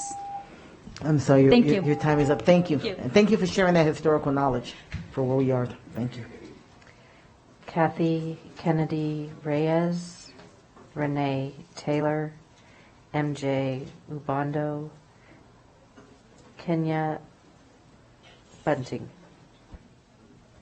Ms. Kennedy Reyes? Hi, thank Welcome, you. ma'am. And for the men and women in blue, thank you very much. We appreciate you. For the men and women in blue, you're appreciated. I thank you. And for the board, singling out Jeff, thank you. Keep up the good work. For the rest of you, I'm running for school board in 2022. I don't believe in the critical race theory. I don't believe in the 1619 project. There's alternative reasons that you guys want that in our school system. You're not teaching them to write in cursive. I see my son with the crappiest of handwriting, but that's damage already done. And I did the best I could getting him home and teaching him. You've taken away my son's senior year of high school. My sophomore, she's going to be a junior next year. She wants to take the GED. This is a girl that was vice president of her student class. This is a girl that was in ROTC. This was a girl that played the violin, took advanced classes. You ruined her school year playing this game. And May 13th, Sis-elect said, we don't need this silly diaper anymore. It's a choice. And if CDC, we're not social distancing anymore because if there's COVID deaths, so you're only using science when it works for you. You're only using science when it works for you. The science says this is a joke, this is a game, and it doesn't do anything. Dr. what's his name? Flip-Flop? Whatever Flip-Flop's name is, I single him out. Flip-Flop is all I can think of. Fauci? Yeah, Dr. Fauci, Mr. Flip-Flop. One day it's a mask, one day you don't need it. So science. So as far as going back to school, my kids say we still have to wear our mask. And yet, like other parents, I've taken pictures last year of teachers together without their mask, but implementing the mask with the kids. But anyways, that's besides the point. I believe in the 3 R's. Get rid of those others. And I do have 2 questions. Is CRT already implemented in our school system? Have we been utilizing to some degree for the last 2 years? Can I get a yes or no on that? We don't engage in public comments. Okay. Who can answer that question for me? If you send an email. And to who? You can send it to me. Thank you. And then the other question, so really we're only going through the motions right now because another question, have you already paid for this program that you intend to implement? Has it already been played? So we're just going through the motions and pretending that you're even listening to us? Again, we don't engage, and we ask the teacher to answer those 2 questions. Or is that's a question I have, and I would like an answer to that. Those 2 questions. We don't engage, but the superintendent will have someone talk to you afterwards to get your answers. Okay. Okay. So Okay. Ms. Reyes, you can talk to our chief academic officer. And who would that be, please? That's Dr. Parks. Thank you. And so anyways, I don't believe in the CRT. I don't believe in the 1619 project. And that these programs that are put into place can be undone. Ms. Kennedy Reyes. Thank you. Thank you so much. Dr. Parks will answer your questions about the curriculum. Renee Taylor, MJ Ubando, Kenya Bunting, Art O'Connor. Ms. Taylor? Yes. Right, ma'am, you have 3 minutes, ma'am. Thank you very much. You. Mm-hmm. At the age of 3, I experienced segregation. And I knew in my heart at that time it was wrong. And it wasn't until the 60s when MLK came along and taught everybody to look at the content of the character, not the color of the skin. And what I'm hearing about CRT is you're using kind of like racism to stop racism. That's kind of like burning down houses to stop arson. Good night. Thank you, Ms. Taylor. MJ Ubando, Kenya Bunting, Kiana Bunting. Kiana, I'm sorry, your last name Bunting? No, sorry.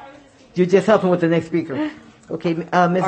Go ahead, please. Art O'Connor, Adrian Feemster. Okay, Ms. Bondo, you have 3 minutes, ma'am. Thank you. Thank you. I know it's been a very long night, and you guys have heard this all before. In 1492, Columbus sailed the ocean blue. This is what the school taught me about Christopher Columbus.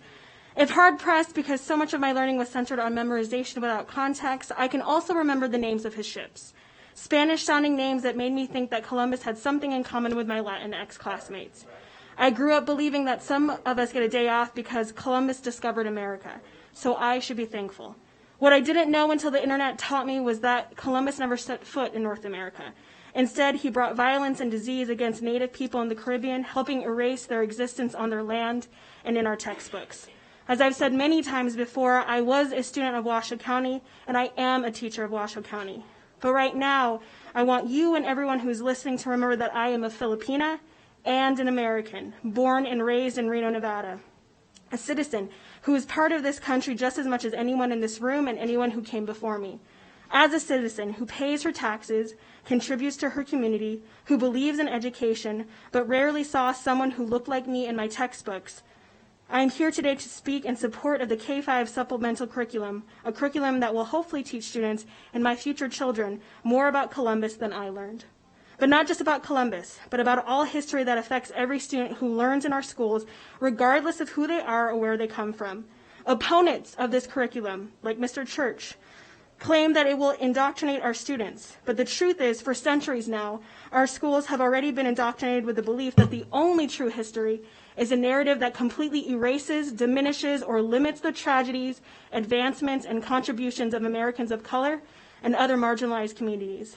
One of the units in the new curriculum is recognizing author's point of view.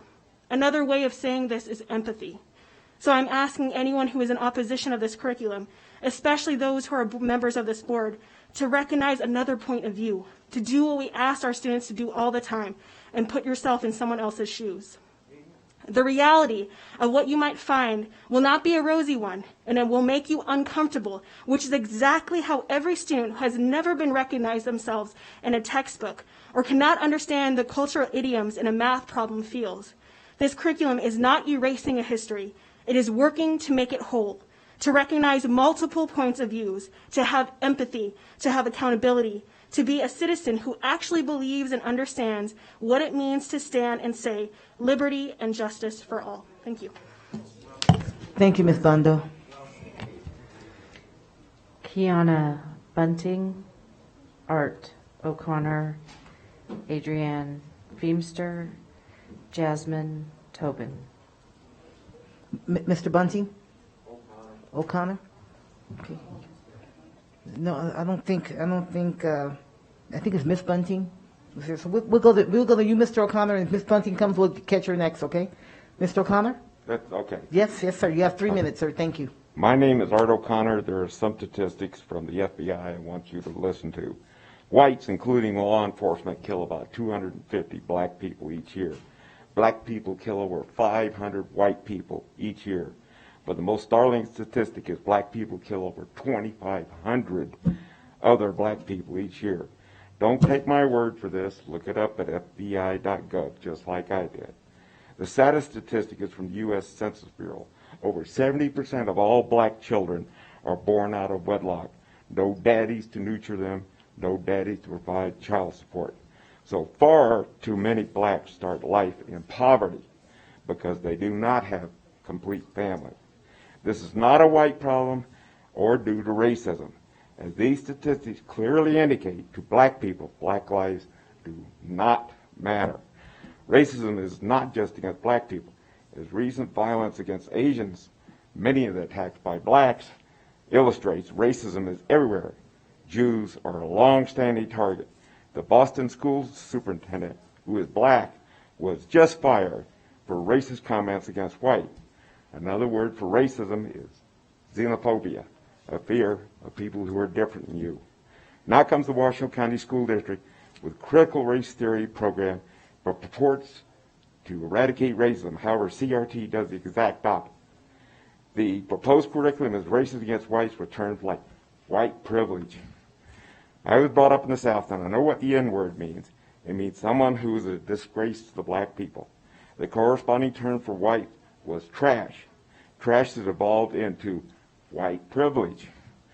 The N-word is banned, but the Washoe County School District wants to enshrine the equally racist term white privilege.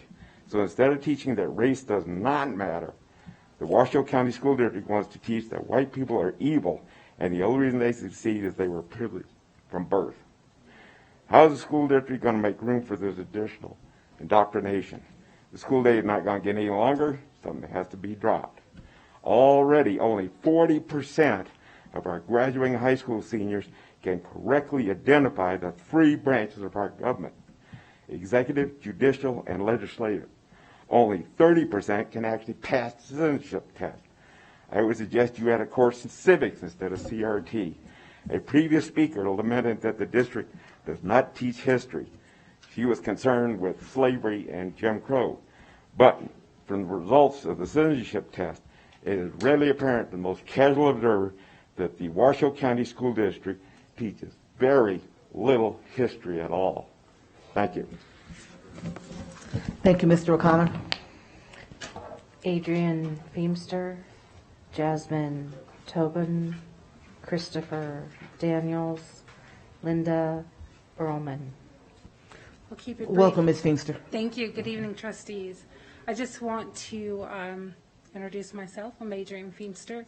I serve as the third vice president of the local branch NAACP for the Renal Sparks 11-12 chapter. I enter public comment to ask you to lean into our future with courage. Change won't be easy, but it is inevitable.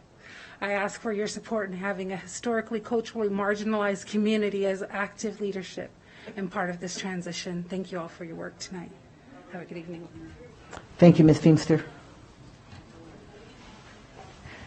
Jasmine Tobin, Christopher Daniels, Linda Burlman, Aaron Chandler. Is it Tobin? Yes. Welcome, Ms. Tobin. Thank you for being here. Thank you, and good evening to you all. For the record, my name is Jasmine Margarita Tobin. I am the founder of Avanzamos, a Nevada-based Latinx LGBTQ group. I am here in support of Agenda Item 507, K-5 ELA Social Justice Curriculum. The Washoe County School Board meetings has become ground zero for racism, homophobia, transphobia, and dog whistles that originated from the Ku Klux Klan. It's unacceptable. It costs $0 to be a decent human being. Now, with that said, there are a few things to address and debunk tonight. One, there are no books or textbooks as the guides align to materials already currently used in the classroom. Two, the proposed policy will be included in the benchmark language arts curriculum, which have been taught without issue for the last 2 years. Our Black, Brown, Indigenous students of color need not be left behind. This policy addresses that. 4, there's this gross underestimation of young children as if they don't know when they're valued inside and outside of the classroom. They know. And 5, human lives are not political tools. So many of our students with marginalized identities are watching the behavior of grown adults offended at the idea of an education that makes them feel included, and that is just wrong. Every student deserves to learn a curriculum in which they feel represented. I urge this board to support it. Thank you for this time. So much. Thank you for your comments. Christopher Daniels, Linda Burlman, Aaron Chandler, Tiffany Hoffman. Ms. Daniels? No. Is Ms. Daniels? Ms. Daniels may not be here, so that's not Miss. She's not Ms. Daniels, right? No, Linda Burleman. Say it again. Burleman. Burleman. Mm-hmm. Welcome, Ms. Burleman. Thank you for being here. You have Thank 3 you. minutes. My name is Linda Burleman. For the record, I'm a graduate of McQueen High School from 2007. Been a Reno local since I was 12. I have a son in middle school, and honestly, I am sad that he is missing the cut for this social justice curriculum, which, to my understanding, Start the clock, JJ. I'm sorry. Go ahead. We've got to get you going. Go ahead. I want to make sure you get all your time. I didn't want to cut you off. You're good. That's okay.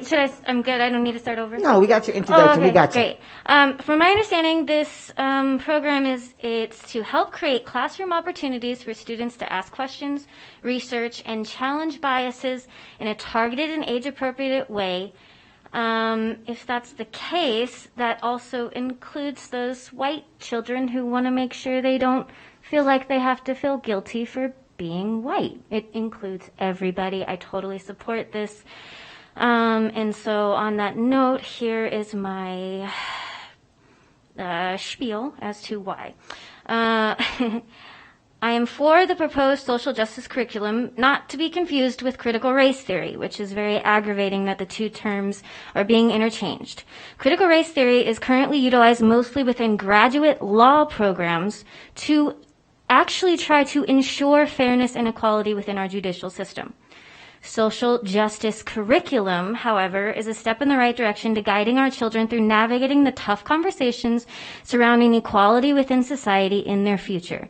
This will provide them with a safe and educated space in which to discuss the injustices and differences they already see within their various cultures and homes today. Personally, I'm relieved at the idea of children having an educated individual to speak of these ideas with. However intelligent I am, I'm not an expert. My job as a parent is to ensure my child is physically, emotionally, hygienically, and materially prepared for his school day, not to teach him the things his teachers earn degrees in order to teach. I'm a massage therapist. I went to trade school for massage therapy.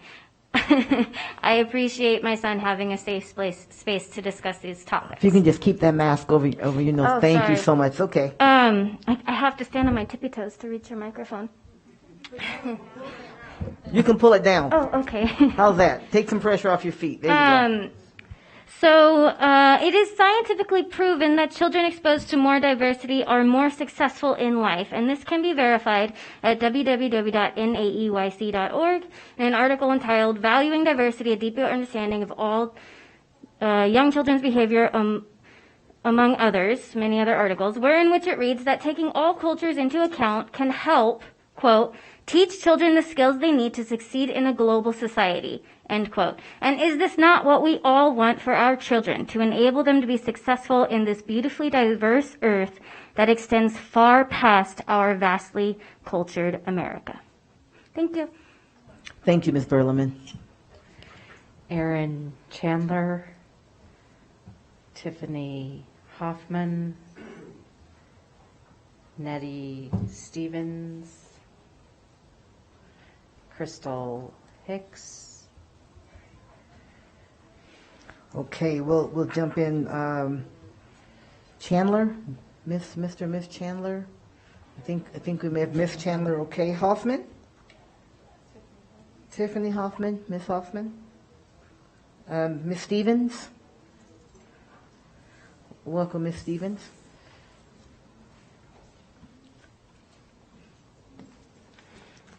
Welcome, Ms. Stevens. You have 3 minutes, ma'am, just whenever you're ready.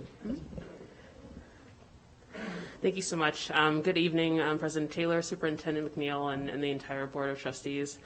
My name is Nettie Stevens, and I'm here in my personal capacity to speak in support of the SJSC curriculum and the creation of the task force to set it up. I'm a product of Washoe County Schools and have graduated from the IB program at Worcester High School. My younger siblings are also products of Washoe County School District. The youngest will start his senior year this fall. I've had quite a few amazing experiences, but several that still haunt me. I remember the teasing from my fellow classmates and the microaggressions from those who should have been there to advocate for kids like me. But that comes with being the only black child in the classroom. I wish we'd had this kind of curriculum taught while I was in school. I recognize that my first-hand experiences as a student with a marginalized identity will not change the minds of adults gathered here today to put their white fragility and love for neo-colonialist ideals on display.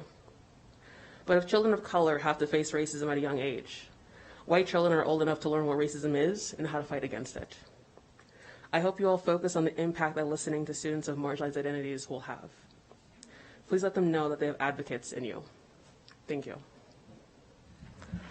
Thank you, Ms. Stevens. Crystal Hicks, Mona Lund, Lorenzo Trimble, Jenna Barshabi. Ms. Hicks, welcome, ma'am. Thank you for being here. Thank you very much.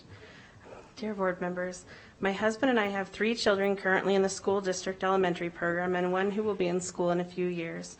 My husband and I both strongly oppose the benchmark advanced units proposed to be added to the ELA curriculum. We find them inappropriate, politically driven, and divisive. We believe the curriculum presented will ultimately teach children to judge people by the color of their skin, not the opposite. and will foster prejudice and resentment between people, not the opposite. This curriculum will increase racial tension and biases instead of bringing people together and encouraging unity. This teaches children who just so happen to be white, of no choice or fault or action of their own, that they are inherently bad because of their skin color. This is something we have fought hard in this country to do away with. Trading in our country's past racism towards blacks with racism towards a different skin color, now towards whites, is not progress on doing away with racism. We teach our children to love, to accept others and their differences, and to stand up for those they see treated poorly or unfairly. They have huge hearts and see good in themselves and in others. They haven't been taught that they are bad just for a color they are born with. They shouldn't ever be, and neither should anyone. This curriculum would, in essence, brainwash them that they are inherently prejudiced and racist for a skin pigment, even though they have beautiful hearts and are some of the kindest humans, and that adults in this district feel they should pay the price for something someone else did and be demeaned for it. How can anyone feel this would be right to do to any child? This curriculum presents in its wording systemic racism and white privilege as a fact, which is not. It is a political agenda of one party, and this would be a huge political move, which is not appropriate in the classroom. We should celebrate the differences of all people and all races, regardless of what color we happen to be and where we happen to come from. We should teach to the quality of their characters, which they do have the ability to do something about and change the world with, not to the color of their skin. I also feel parents should be able to opt their children out of supplemental programs for their children, like this, share, etc., and find it very sketchy that it would not be an option even given them here. One other aspect of the proposed agenda I would like to address is the discussion of gender choice and gender fluidity. As when it was all posted, I read it in its entirety. One of the recommended books in the curriculum that thankfully I took a screenshot of, since I can't find it anymore up for public view, is a book in the proposed curriculum for first graders entitled Gender Identity. Why are we teaching this in first grade?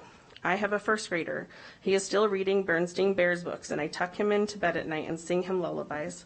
Topics like gender choice and fluidity are topics for home and for parents to decide when and how to address. We teach love and acceptance. We should teach universal values at school rather than controversial political Ms. Hicks, ideologies. I'm sorry, your time is up, Ms. Thank Hicks. you so much. Have a Thank you so wonderful day. much. Mona Lund, Lorenzo Trimble, Rachel Fisher, Jack Aquine. I believe we have Lund is next, correct? Sir, what's your last name? Trimble. Trimble, yes, you follow Lund. Yes, sir. Miss Lund, and then we'll go to Mr. Trimble after she reads a couple of names, okay? Thank you. Miss Lund, please go ahead. Dear board members, please do not distinguish and segregate our students by skin color. Don't tell them they aren't worthy because of color. Don't tell them they can't do things because of color. Don't tell them they can't do. Please reject the benchmark advanced units which incorporate principles of critical race theory. We have rejected segregated bathrooms and classrooms. Why would we now insist that students be segregated by designations that are entirely based on skin color, not birth country, not ethnic roots, not values, not performance, not potential, not character, but skin color? As a veteran teacher in Washoe County School District, I avoided making judgments based on a child's prior performance or another teacher's view or expectation of that child. I usually opted not to read the comments in the CUNE folders for that reason. Sometimes I was surprised that students who had failed to thrive in previous classrooms were making marked progress. After one student graduated from high school, his mother thanked me for turning his academic career around in the 6th grade, which had been in continual decline since 1st grade. She thanked me for believing in him. None of our students deserve any less. Every student deserves the opportunity to feel worthy and valued, regardless of skin color or the life experience they have been given. Every student needs to feel they have innate capability to grow and contribute to their classroom and society. None deserves to be shamed for actions that people of their skin color took in the past. And none needs to feel embarrassed about their heritage because they were disadvantaged. None should be made to feel they can't achieve because people of their skin color were oppressed in the past. None needs to feel the benefits they have received are shameful. They do not need indoctrination about specific political agendas that require activism in a particular direction or on a scripted issue. They do not need to be told what self-view they must hold to be considered a value. They should not be charged with the original sin, so to speak. If we want society to learn to be open to accepting both commonalities and to appreciating differences, we cannot spend our school hours teaching students to view almost every action in terms of color. America is built on the premise that all can rise above the past. Each can create a new destiny. We have been inspired by Martin Luther King's dream and cheered for Rosa Parks' refusal to yield her seat on the bus. Every child deserves to feel worthy and virtuous for the good actions they take in their own lives.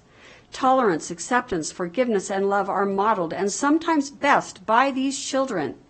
Group process, cooperative learning, team building, these lead to appreciating each other's strengths, encouraging success, and fueling potential. We all need, unification, not lines drawn that shame and divide. Reject the harmful tenets of critical race theory. Give our children the Thank you, academic Ms. Lund. and I'm social sorry, tools your they time need. is up. Thank you so much. Lorenzo Trimble, Rachel Fisher, Jack Acoin, Kurt Baker. Mr. Trimble, thank you, sir. You have 3 minutes. Thank you. Thank you for the opportunity to voice my opinion here today. My name is Lorenzo Trimble. I received a bachelor's in geophysics and a master's in secondary math education from the University of Nevada, Reno, where I had an education professor who, instead of teaching the subject we students paid for, and instead used the classroom to try and indoctrinate us students with democratic socialism. I am in opposition to the benchmark curriculum. One of the objectives of this curriculum is to teach activism. I wasn't taught activism, and I'm sure most of us in this building here were not taught activism. However, there are a lot of folks that aren't paid activists, nor do they have professionally printed signs that were out front today that you may not have all seen. And they express their voice against this benchmark curriculum. One of the folks on this board, who I won't name because I don't remember their exact words, but it was effectively that this proposed curriculum would teach people to have a voice. Well, what about the overwhelming voices of opposition to this curriculum? Do their voices matter? My understanding is that 84% of commenters are against this curriculum. I've heard teachers here today that are against this curriculum, and they pointed out that they are scared to voice their opinions because they're worried about appraisal. I'm not sure I could sleep well at night if I were on this board and there were teachers that were scared about reprisal for voicing their constitutionally protected First Amendment right. This board has a bigger problem to deal with if teachers are concerned about reprisal that should be dealt with before this proposed curriculum. I'm good with diversity and inclusion, and most, if not everybody I know, is good with diversity and inclusion. I wasn't born yesterday, and I've seen the tactic of proposing a task force to buy some time, and hopefully those against the proposal will fade away, and then you can pass your proposal. I think you ought to give that idea of a task force up and make a decision, and make it based on the comments that are overwhelmingly against this curriculum. Kids don't see skin color. Don't teach it to them. Do the right thing. Thank you. Thank you, Mr. Trimble. Rachel Fisher. Ms. Fisher had to leave, okay? Thank you. Jack Acoin, Kurt Baker, George Hardaway, Lonnie Feemster. Mr. Coyne, welcome, sir. Thank you. All right, thanks for having me here. All right, first I want to say I support social justice, and let me begin. Hi, my name is Jack Coyne, and I'm currently a senior at Worcester High School who's enrolled in the IB program. I first want to thank all the representatives on the school board for allowing me to speak today. First off, I want to ask Mr. Church to not leave during my sister's speech because I feel that their opinion needs to be heard. Now, watching this meeting, I've quite noticed interesting comments by those who have spoke before me. One speaker accuses council of passing on learning theories that are communist and Marxist. After this statement, the speaker asked why students are allowed to speak and give opinions. The speaker was quite hypocritical because the speaker did not want to give freedom of speech to those who she did not think were worthy of it. That is an example of communism, which is not allowing a freedom for one to speak their own personal opinion. I'm up here and I'm a student who will speak my opinion no matter who says I can and cannot, because I have a voice that needs to be heard. I have been in the Washoe County school system ever since I was in kindergarten. I started out at Jesse Beck, then I went to Mount Rose Middle School, and then Worcester High School. At all of these schools, I've had a great education, and I thank you all for providing me with that. At Worcester High School, it's a very diverse scene, and I'm grateful for meeting everyone there. I have many friends of Mexican descent, some who live in poverty, and with the IB program, my friends and I have established a greater level of thinking that will positively affect our future. My Latino friends have received scholarships and money through the IB program that will allow them to attend a college of their choice. The IB program is successful due to the amazing teachers in our district, and to them I also say thank you. Many have criticized the work that is being done here. I, for one, am appreciative for all the work that you have done. Through your decisions, I've had an amazing education, met amazing teachers, and have met amazing people. The ones who have come up here before me criticize the legitimacy of this pandemic. My father, the chairman of microbiology and immunology at UNR, has the actual true facts. And the fact is, this virus kills people. My Uncle Bart and Aunt Catherine were killed by this virus because it had gotten into their elderly care home, at which they were residents of. They were killed by this virus at the beginning of this pandemic because the elderly care home was not safe and no masks were being worn. If the right precautions, like wearing a mask, were made, they'd still be here. Well, they still could have been here.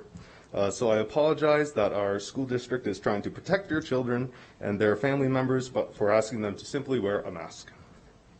Look, the facts are clear. The school board district has continually made great decisions through my education, and I now trust them that they will continue to make correct decisions. I want to thank Dr. McNeil and all of you here who have allowed me to be in an education system that all races can learn together and have had a good education. Thank you. Thank you, Mr. Coyne. Kurt Baker, George Hardaway, Lonnie Feimster. Mr. Baker, welcome, Mr. Baker. You have 3 minutes, sir. Thank you. You know, I started in here to talk about some things, and just listening has made me change my mind. I got to say that, you know, I grew up here. I've been here since I was 6 years old. I went to Washoe County schools. I graduated in 1976 from Hug High School. I don't recall ever being taught to be prejudiced. I don't recall ever being taught to hate other people. As a matter of fact, I was always taught the opposite. And I've learned that without having to change what we're teaching. Sorry about my mask.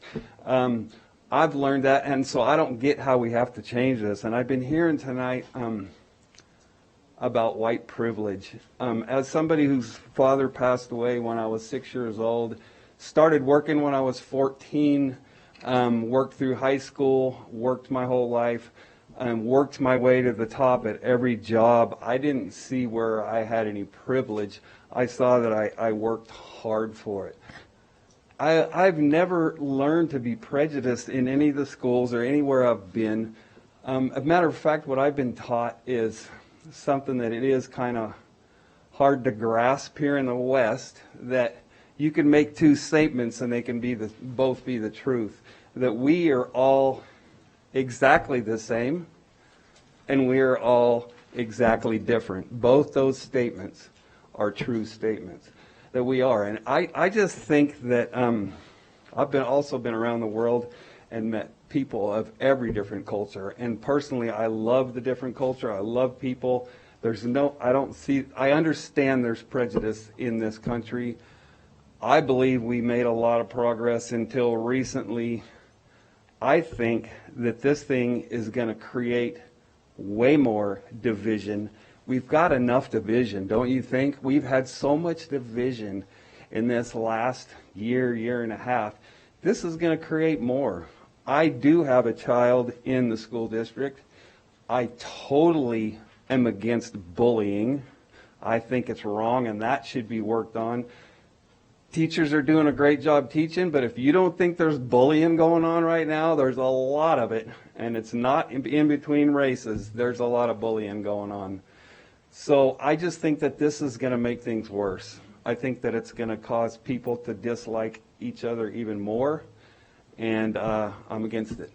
Thank you very much. Thank you, Mr. Baker. George Hardaway, Lonnie Feemster, Yvonne Allen. Welcome, Mr. Hardaway. Good evening, Dr. Taylor. Good evening, Superintendent and the rest of the board. I'm here to speak on behalf of supporting the 5.07 and the benchmark. I worked at Huck High School and taught social justice, which included the teaching of ethnic studies and multicultural education and cultural sensitivity for 2 decades, during the 70s and the 80s.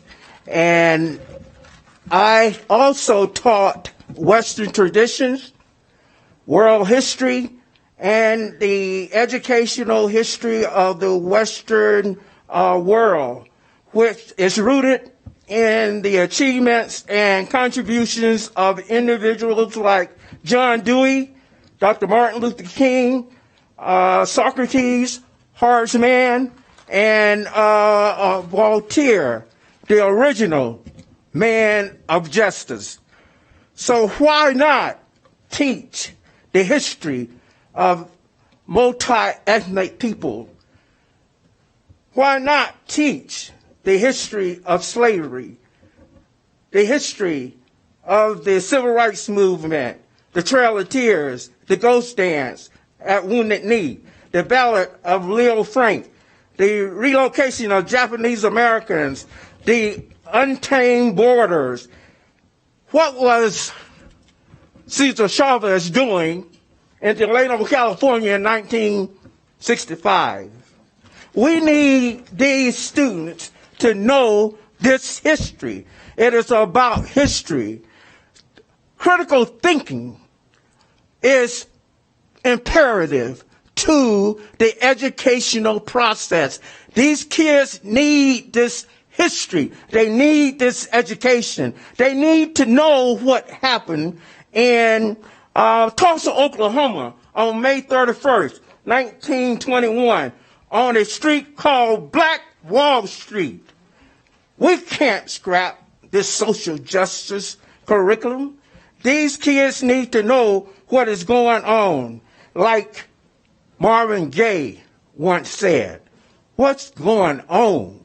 And I'm here to say that I have taught all these thousands and thousands of students that are spread all over this globe and calling me and emailing me and saying, thank you, Mr. Hardaway. Thank you, George, for teaching me this curriculum, because it has helped me to be a great, thank you, Mr. Hardaway. Yes, a great teacher. I know you get passionate about it. You were one of my teachers, but sir, your time is up. Yes, I resent the disrespect and the ritual director that y'all been doing.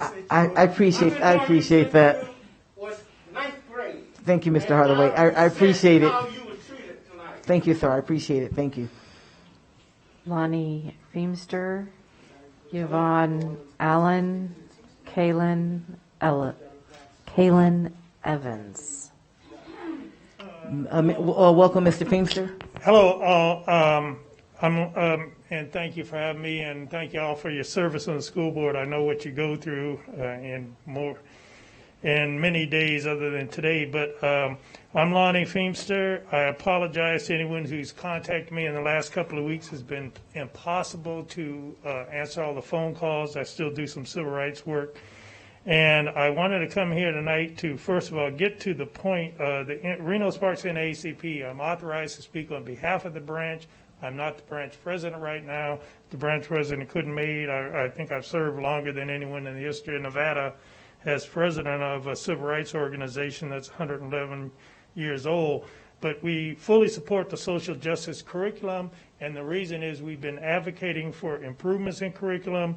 We studied the textbooks here currently used. They were rated at 23% by the Southern Poverty Law Center on teaching multicultural education, and it's so critical. I mentioned reading the book, The History of White People, by Nell Painter the last time I was here, but I picked up another book by Reverend Michael Eric Dyson, and on page 44 he says, I want to start by telling you there's no such thing as white people. I think the point that the NAACP has been working so hard for 111 years is that if we continue to miseducate children and students and they become police officers and doctors and lawyers and lawmakers and teachers and judges and engineers and computer scientists, we are going to continue to have this problem with race and not understanding where it came from 2,000 years ago. Why did people start calling themselves white? The largest group of people lynched in America after black people were Italian Americans, Catholic. They didn't like Catholics. At least the British, the ruling class, didn't. And then so they had to include these dark-skinned Southern Europeans into the white group. If you don't know where the term white come from, I really don't even like to use the term, because there is no white, as Michael Eric Dyson said, and there is no black. There are only humans that migrate around the planet. That's what your history textbook says. And I already said it was rated at 23%, but I got that right. People are humans.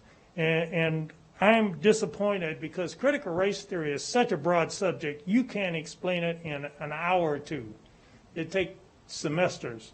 So I think like biblical passages, much of the time has been taken out of context. And all I want to just close and say that I hope you pass this and improve our education system. Thank you. Thank you, Mr. Feimster. Yvonne Allen, Kaylin Evans. Welcome, Ms. Allen. Is it on? Yep. Yes. Good evening, and thank you, Madam President, Superintendent McNeil, trustees. I speak in support of the K-5 ELA supplemental curriculum. You will notice a lot of public comment from folks in local higher education today here and in your emails.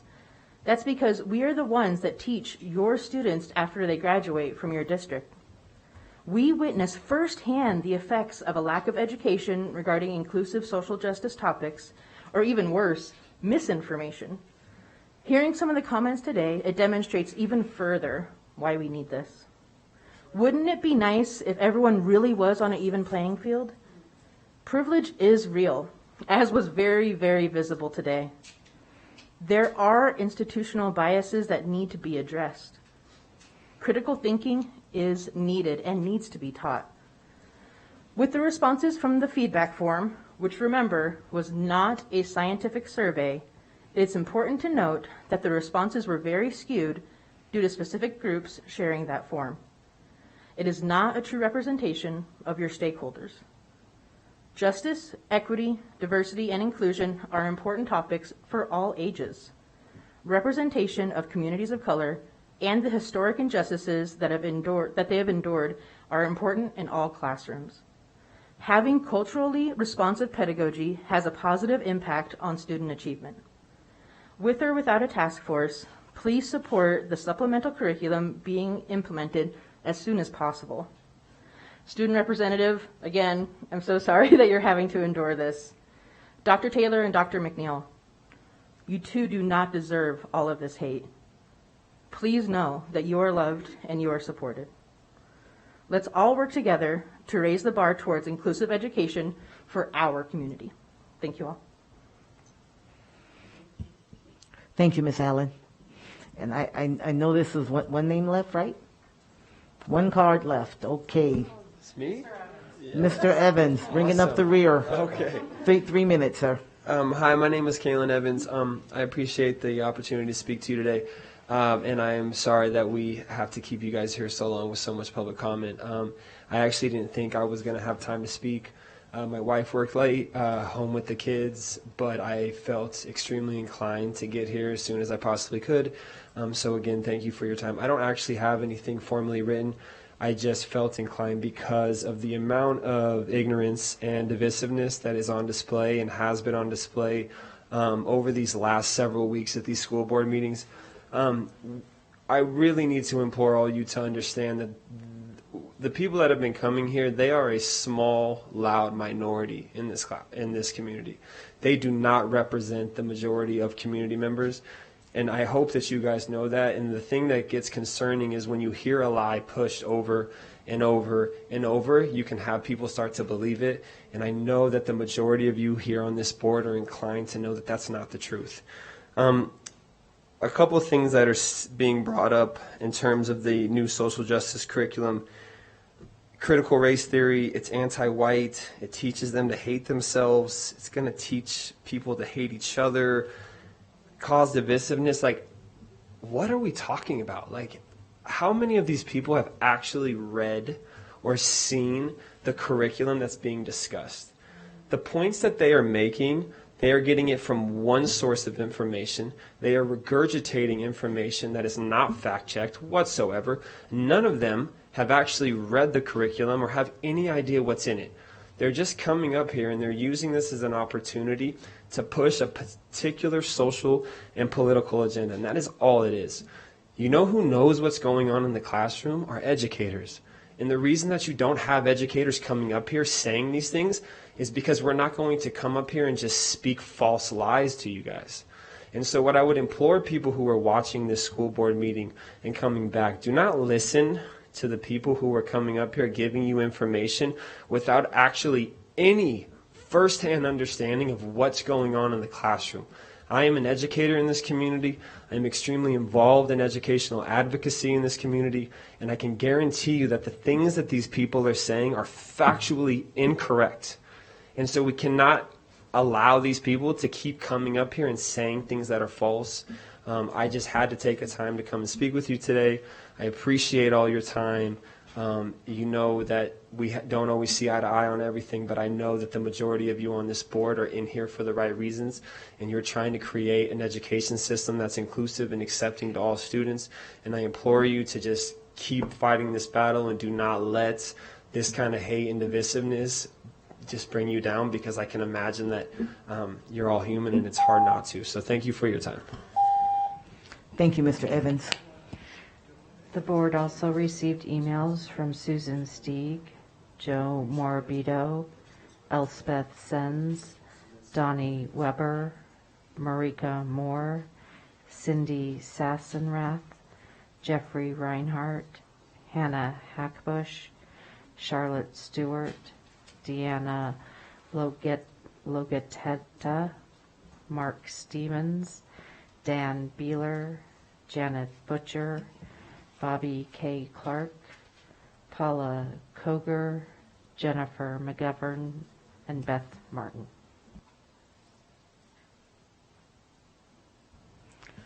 Thank you very much. That includes that list? JJ, that's inclusive of all the public comment that were sent in? For 3.01 and 7.01. 3.01 and 5.07. No, 7.01. Oh, and 7.01, yes. Oh, right, then we have to got you. Okay, I was going to say, I know that list should be a lot longer on that one. Okay, I want to make sure that all gets included in the record appropriately. Okay, that was almost a 3-hour swing, and so we're going to take a quick little personal relief break. 2-minute break, we'll come back. When we come back, we're going to go right to agenda item 5.07. We'll take that first, since most of the public comment was surrounding that. We'll take that right then, and then we will go from there. So a 10-minute break, just for personal relief, come back, and then we'll go right to agenda item 5.07.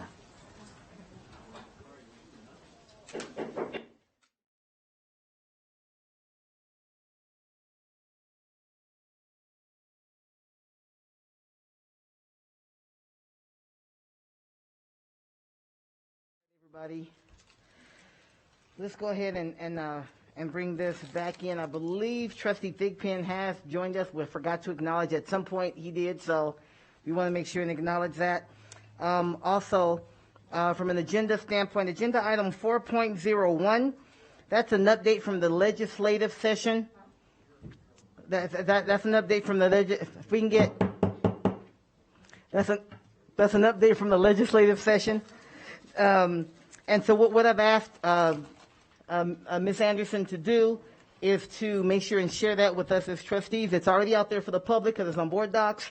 There's a couple slides of PowerPoint. We already have it, but she'll make sure it is a part of our superintendent's highlights that of reports and so on that we get.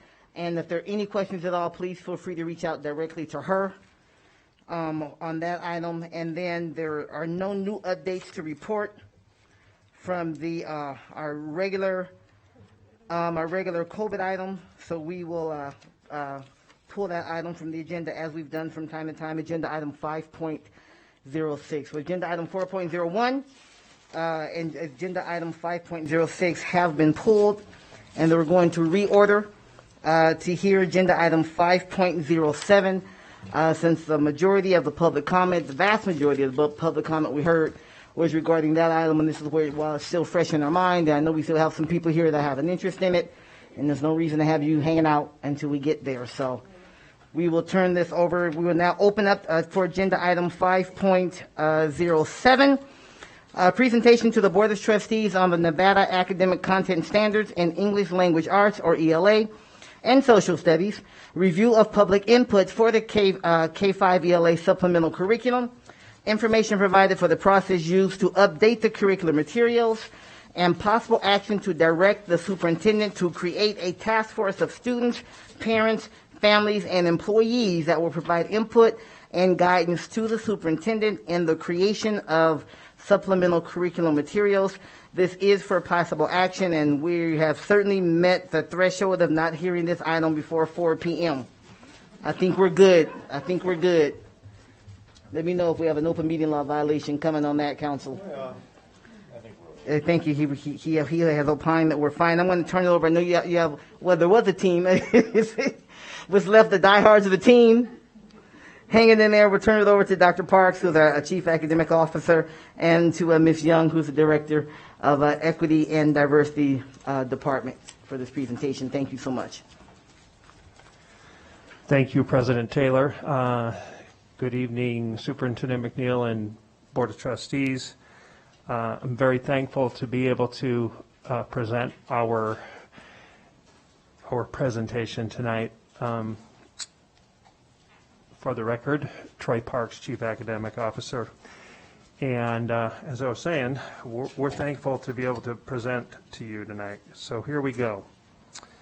With me tonight, we have Dina Charamella. She is our Director of Elementary Curriculum and Instruction and Professional Learning Community Leadership. To my right, I have Tiffany Young, our Director of Equity and Diversity. We also have Sarah Brown, our K-12 Social Studies Program Facilitator. We have Stacy Drum, our K-5 English Language Arts Program Facilitator, as well as Josh Padilla from our Office of Accountability, and he is a program evaluator. Can you grab the remote?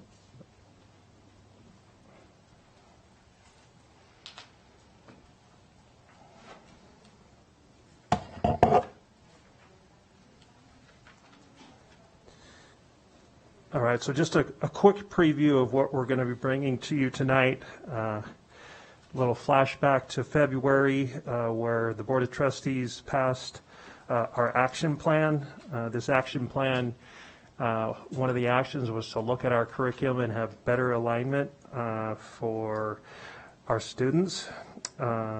We also are going to review the feedback that we received regarding our K-5 benchmark supplemental materials. That was open for 2 weeks.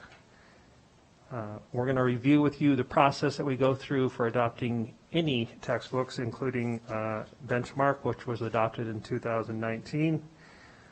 And then we're going to talk to you about probably the most important topic, which is standards-based teaching, which when we talk about standards-based teaching, remember these are Nevada state standards that by Nevada revised statute, that is what we should be teaching in our classrooms, and that is what we hold ourselves accountable to. Teaching and students learning is those standards. As you've seen and heard, we have a new proposed path forward that involves forming a task force, and we also have question and answer, and of course, Dr. McNeil's recommendation. So with that, I'm going to turn it over to Tiffany Young, who's going to talk to us about our action plan. Good evening, trustees and President Taylor and Superintendent McNeil. For the record, my name is Tiffany Young. I am the Director of Equity and Diversity here in Washoe County School District. One of the things we'd like to just address is as we move forward in this work and this conversation, we want to understand that our goal is to intentionally align this work with the social justice curriculum with the action plan that has already been adopted on February 9th. What you'll see on your slide is a couple of things that talks about the opportunity to review academic standards and ensure that they are in line, again, with the multicultural standards developed by the state of Nevada. We also want to work to ensure that we review how that curriculum is adopted and rolled out, as well as ensure that we have an equitable and culturally responsive lens in that process. The last part of that work is to ensure that we critically examine the existing curriculum.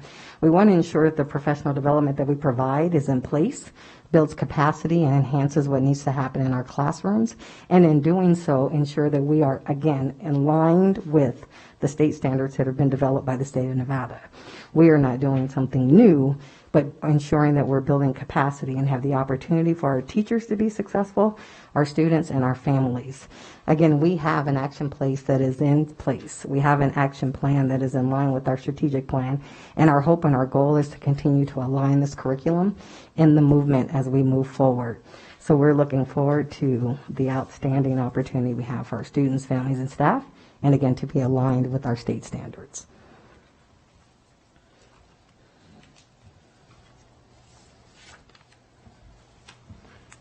All right, and next we're going to have Josh Padilla come up and present some feedback results. You'll recall,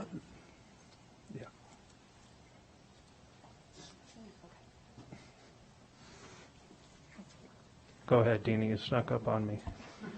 I'm sneaky that way. Good evening, Dina Taramella. For the record, Dina Taramella, Director of Elementary Curriculum and Instruction and PLC Leadership. Thank you for this opportunity to present this evening. President Taylor, Superintendent McNeil, Board of Trustees. So we're going to start with giving you a little background on how we received this information.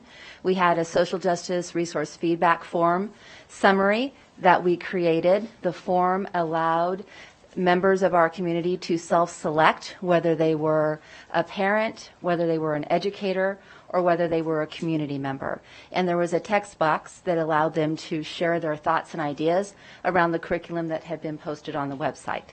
The information was shared through Dr. McNeil's weekly superintendent's message.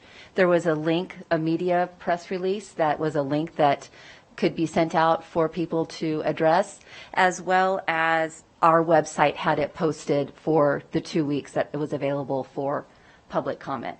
We also spoke to, I personally met with association members from the Washoe School Principals Association, as well as the Washoe Education Association Teachers Association, to let them know that the link was up and available for them to review those materials. And now I'm going to pass it over to Dr. Padilla.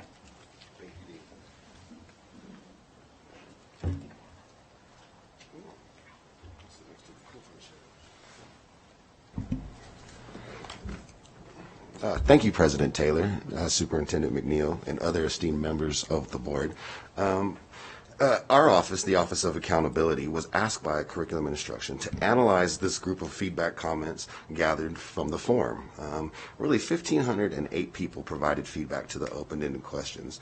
Of these, 1,436 responded with clear either position for or against the social justice optional curriculum during the first coding session of reviewing all this material. Really, a small proportion of the 1,508 comments were neutral or were comments really not related to the analysis, such as no comment, thank you. So they were kind of excluded from the coding process. Respondents were asked, as being indicated, to describe their role. They were able to choose if they were a parent, a community member, and or staff.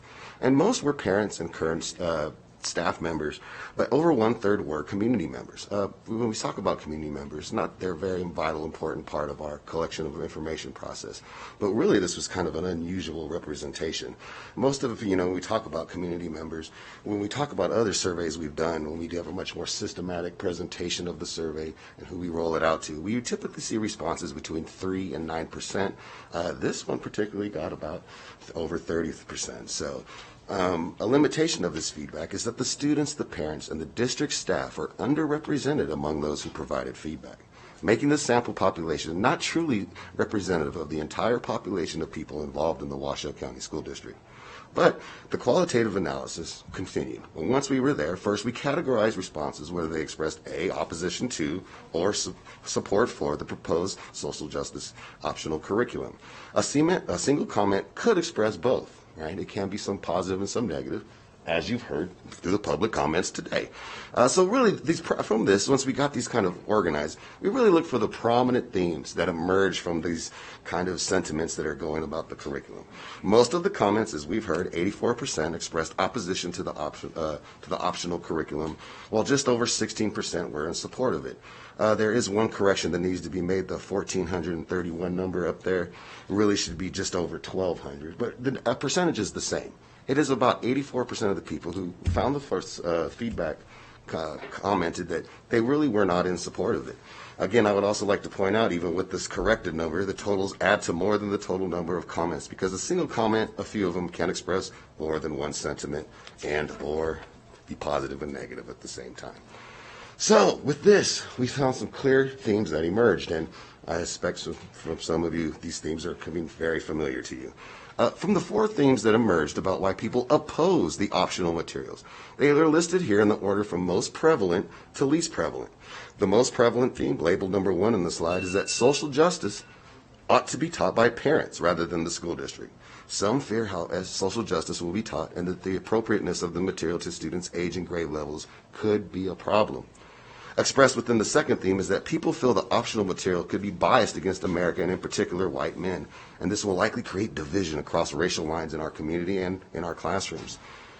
Really, the number 3 is others oppose the supplemental curriculum because they believe it's politically biased and promotes an extreme liberal agenda. And finally, the final theme that emerged was some fear that this optional curriculum might distract from the core subject areas of math, ELA, and science, right? The 3 R's that we've heard about so far this afternoon. Well, that was the 84%, and those were the themes that really dominated that list of kind of concepts. But there was also positive concepts, and from those, for people in support of this, 2 themes emerged, right? The most prevalent belief among those who supported the supplemental curriculum is that it will foster civic mindedness and critical thinking skills, particularly about social issues. And the second major theme is that some say this material meets some of the current needs that their students are currently facing and or addressing with them directly.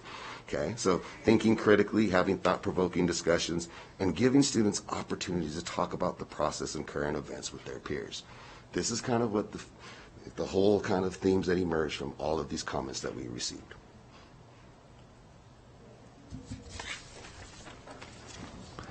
Thank you, Josh. I'm sorry, we have a question coming in right at this point, Dr. McNeil. And please, colleagues, throw your line on. If we have questions, we'll ask questions as we go, because we know this is a conversation that we want to have. So if your questions come up, then certainly we can take those questions. Superintendent McNeil? No, thank you very much, President Taylor. And I was wondering if either Dr. Parks or Ms. Timmerchella, could you, I know that there have been some questions as far as the amount of time that the curriculum was posted on our website. Would one of you be able to clarify as to the reason why. We actually, I believe, extended it for 1 week. But can you clarify as to the reason why that was a limited amount of time for that being posted? Yes, again, for the record, Dina Charamella. It was limited because Benchmark allowed us to post that. We shared with them what we were doing with our Board of Trustees and that we were being transparent with our community. But there are copyright and proprietary laws. Those are Benchmark's materials, and we have access to them because we purchased those materials.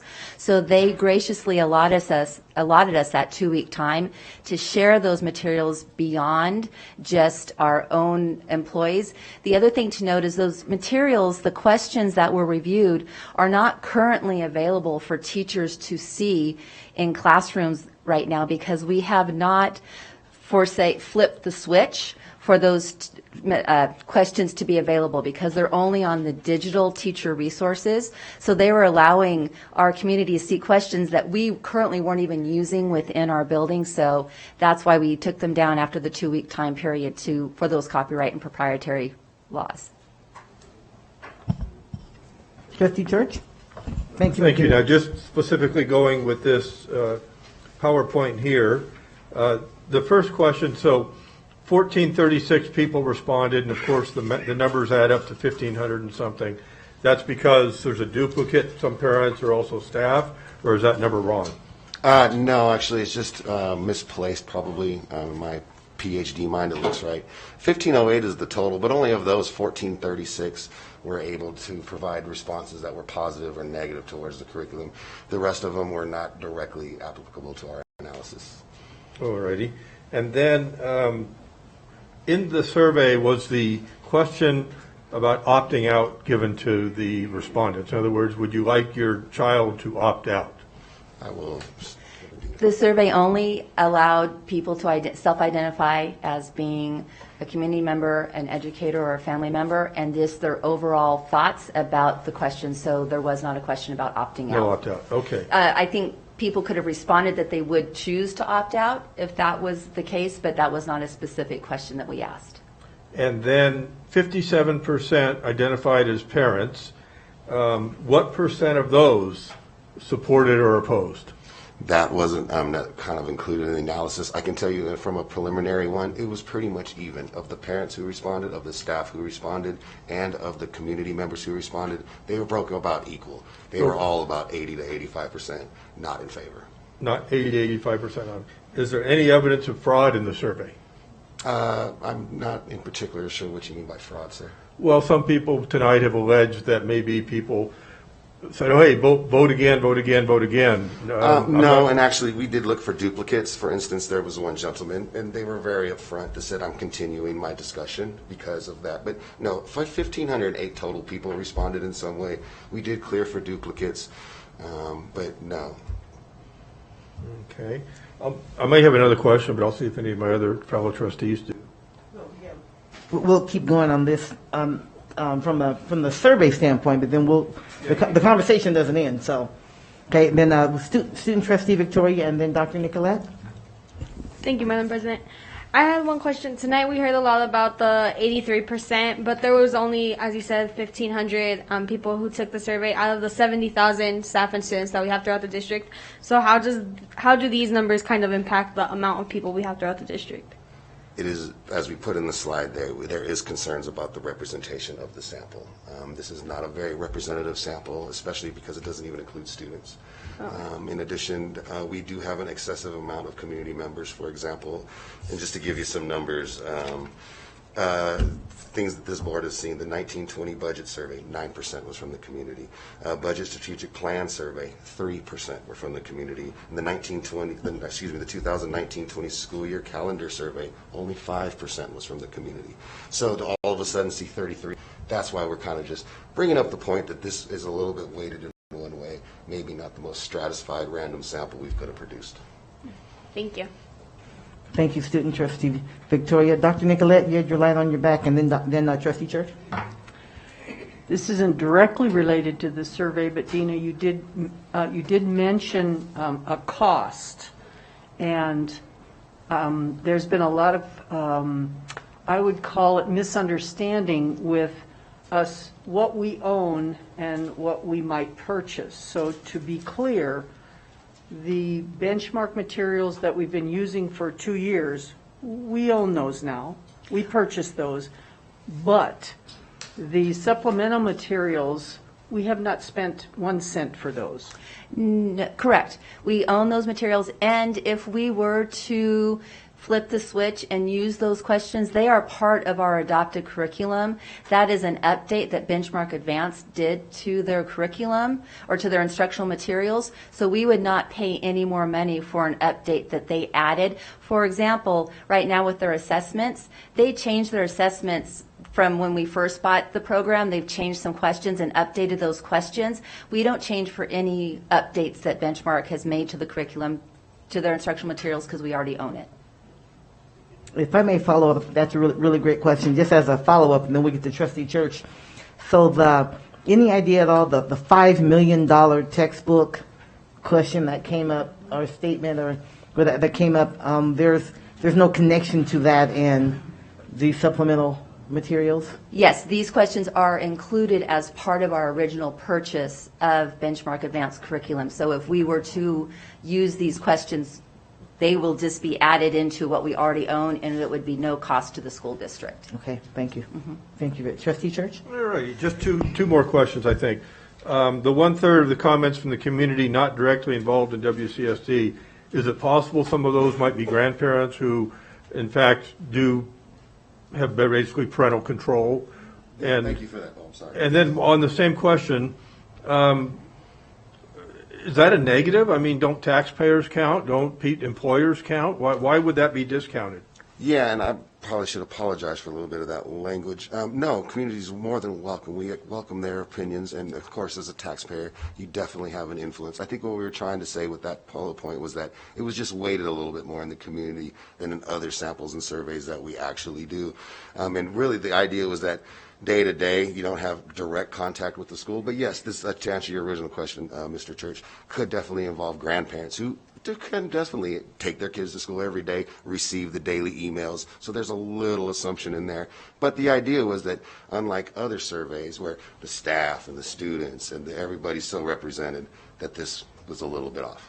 So in hindsight, that probably should have been worded differently? Yes, sir. All righty. And then emails have been coming in for weeks and months on this. I counted 70 just from the time 9 p.m. last night till 9 p.m. this morning. I had 70 different emails. Have you had a chance to look at those and see? Okay, so you're not involved in that at all. Okay, thank you. Thank you, Trustee Church. Clerk Manetto? Yes, thank you. Thank you for this, by the way. I just was wondering, how many years does Benchmark do the updates? Because eventually that sunsets, right? So Benchmark updates their online materials. So we got hard copies, and then as part of the adoption, we had access to the materials digitally. So they update their digital resources, so they can do those the whole time. They can always update their curriculum online. So we've adopted for 7 years. We have just finished our 2nd year. So we have 5 more years with Benchmark. So for the next 5 years, any updates that come up, we will be allowed. Those will be part of our adoption process because it's a 7-year adoption. Yeah. Yes. Thank you, Clerk Manetto. Please go ahead.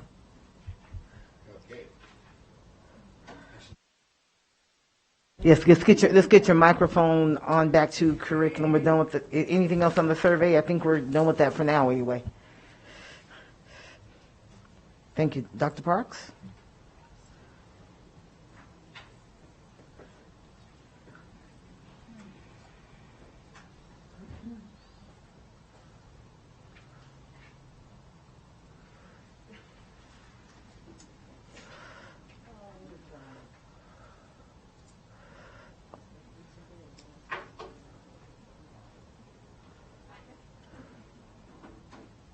All good?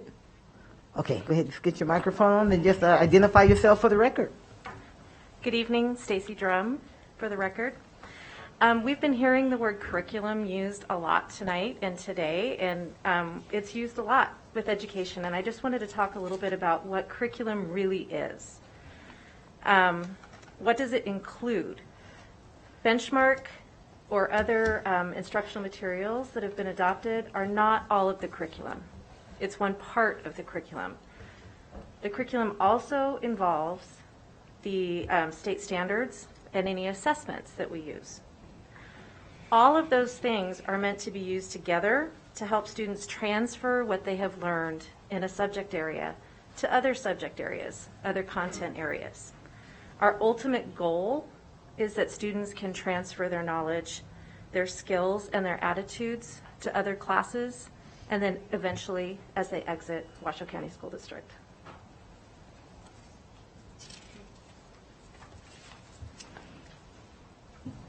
So going in a review of the Benchmark Advanced timeline. So in December of 2018, the Adoption Committee made their recommendation to the Board of Trustees. In May of 2019, the board adopted allocated the funds for those Benchmark Advance, and then in June of 2019, the State Board of Education met and approved that recommendation. During this process, WCSD follows a thorough textbook adoption process, adhering to NRS regarding textbooks, as well as following guidelines outlined in WCSD Board Policy 6160. Textbook adoption committees include district administrators, teachers, parent volunteers, community and business organizations, as well as members from higher education. Part of the textbook adoption process also includes an opportunity for the public to come and review the materials, and time for community review is available in the evenings and during weekends. So as a quick review, that these materials were available for public review before they were adopted by the board.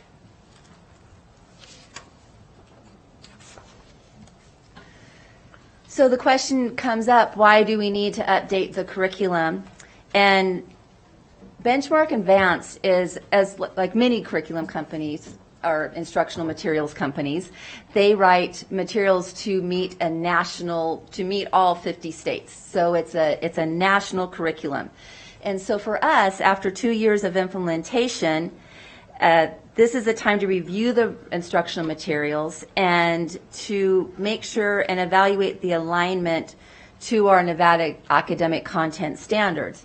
Benchmark did the same with the addition of this layer of questioning based on hearing from larger school districts across the country that they were wanting to have a stronger viewpoint that yes, these materials did show diversity and different students, but it didn't really represent all voices. So based on that feedback from other school districts, they updated the curriculum to make sure that they could add more voices and more ideas of diverse populations that are across this great country of ours.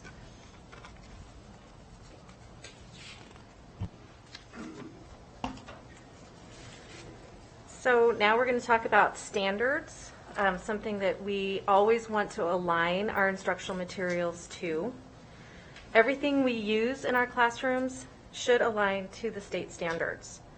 What you can see on the slide are 3 examples of what we call anchor standards. SL is speaking and listening, R is reading, and W is writing. These are not all of the standards, these are just examples.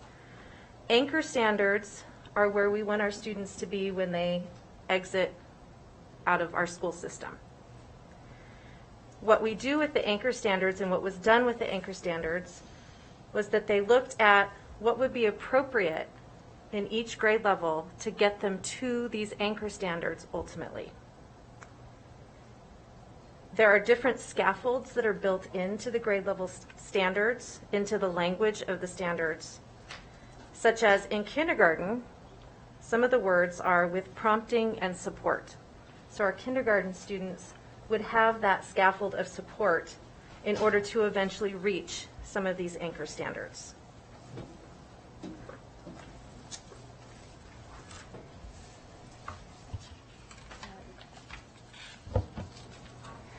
Good evening. For the record, Sarah Brown, K-12 Social Studies Facilitator. I'd like to speak to the possibility of cross-curricular connections to the Nevada academic content standards in social studies that supplemental materials may provide the English language arts, such as those from Benchmark Advance that we've been talking about. It is critical that cross-curricular materials and supplements are standards-based and aligned. This slide here represents examples of the social studies disciplinary skill standards that are applicable when we review supplemental materials moving forward. These standards reflect the required focus on structured academic discussion, grounded in evidence and reasoning, and taking informed action on issues of relevance in our communities. Should work of a task force move forward, it'll be imperative that we continue to include alignment to these standards in social studies. I'm going to jump in right here, Trustee Church.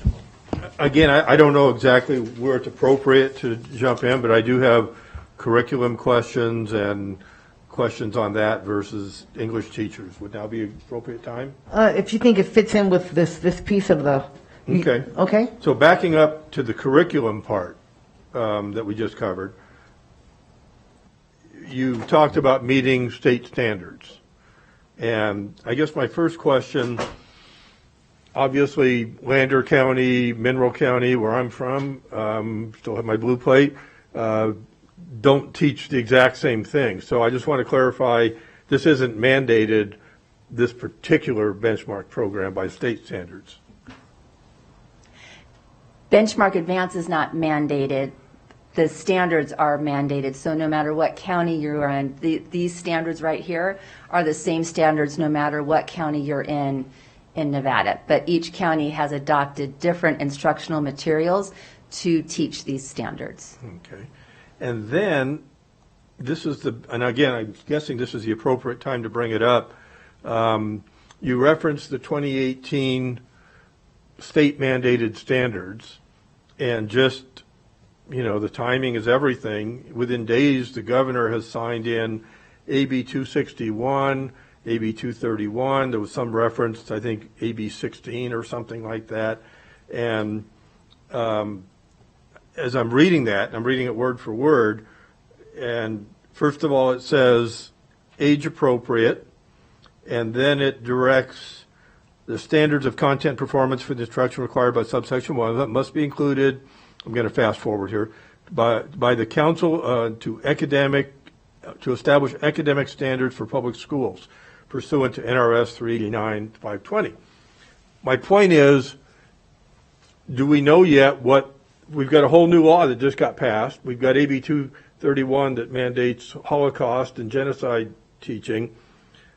If we approve this tonight, or some form of it, is it very possible we're going to have to change everything once these standards come out? You want me to help you out there? I think we're going to look to the superintendent for that one, because that's more of an overall question. You phone a friend. How's that? So what would happen first, Trustee Church, is that would have to go through the regulatory process, through the Nevada State Board of Education. So typically when legislation passes, it has to go through an entire process of regulations, and whether it's going to be an NRS or whether it would be a NAC, Nevada Administrative Code. So that would be the second step for that first. So the answer I think I'm hearing is yes, we might have to change everything again. Because they're going to determine what's age appropriate, not us, and they're going to determine what those standards are. And I've only listed the three that I know about, NRSs or bills, assembly bills. And I guess now is as good a time as any to read into there. I'm going to read it. I'm going to edit it. Some of the things that they have to cover under this new assembly bill: persons of marginalized sexual orientation, gender identity, disabilities, racial and ethnic backgrounds, African American, Basque, Hispanic, Asian, Pacific Islander, immigrants, refugees, socioeconomic status, religious backgrounds, other groups as the Board of Trustees may deem appropriate. Having read the standards, and I went in and I read everything I could possibly read, in that time, and even the things online, we're missing a lot of that in this standards. I did word searches, et cetera, and it doesn't seem like we're compliant with that. And so my concern is, maybe you can address this, or Superintendent, that we're going to have to go back to square one in short order. That's a great question, Trustee Church, and it's my understanding that when this legislation passed, so if a district already had an adopted curriculum, such as we do with Benchmark, that the district can go through its adoption process. It's also important to point out that with AB 261, that would also have to come from the state. So the state has to make the first step as far as adopting whatever the particular curriculum is. But a district is able to finish their adoption process. So just as was stated earlier, we have about 5 more years of Benchmark before we'd have to move to another adoption process and have that approved by the state first, and then through that list that is approved from them, then it would go to the district. Well, that's not what I'm reading. I'm reading, and again, word for word, the Board of Trustees of each school district and the governing body of each charter school shall ensure that instruction is provided. And then it goes on. It sounds like that's certainly the case, but that they don't interrupt the process that's already there. So it sounds like certainly that's the expectation. So once it becomes you almost get grandfathered in for what you're already doing. Is what it sounds like is the. I don't see any grandfathering in, not for 5 years. Well, no, it seems like that has been the practice, right? If a district has an adopted textbook, which we have, right? We have an adopted textbook that the board already approved. This legislation does not mandate that a district is going to have to switch over to another adopted textbook for that. Well, I know legal stepped out, but I've got other questions too when he comes back. But I'm not reading that here, so I'm not agreeing. I'm not agreeing with that. But okay, well, that's a question that you have. You can ask. I think Dr. Nicolette has a question on this, and then if you have another question, we can get back to you. Okay, Dr. Nicolette? It's really kind of information. I have sat on half a dozen curriculum writing committees for the state, and I think what you're looking at, Trustee Church, if you look at Section 2, that's where it identifies that the state board shall make the final selections except for charter schools. They have done that. There's nothing new there. What I find a possibility to be is that depending on our decision this evening, quite possibly the new parts of 261 can be incorporated into the work. It's just a thought, but I know where you're coming from. We certainly don't want to work hard and then for not have to start all over again. I think there's a way to accomplish it. Okay, thank you, Dr. Nicolette. That's a question you can ask when legal comes back in. Trustee Church, you can ask for that. Yeah, that's enough. For that clarification on that. Yeah, I'll hold my other questions. Well, your mic's out. I'll hold my other questions. Okay, thank you. Why don't we go ahead and keep going? Thank you. So just a few more comments related then to social studies standards that are applicable in this case because, again, we're talking about some cross-curricular connections, though we're not talking about social studies curriculum specifically. We're talking about the ELA benchmark. But I wanted to note here, this slide shows you the content theme standards, and they include those color-coded strands that you see here of history, multicultural, civics, geography, and economics. And those are what you see in the color-coded there. These are the grade level appropriate content standards that drive curriculum and instruction decisions. All curricular decisions must be grounded in our state-approved Nevada academic content standards and social studies.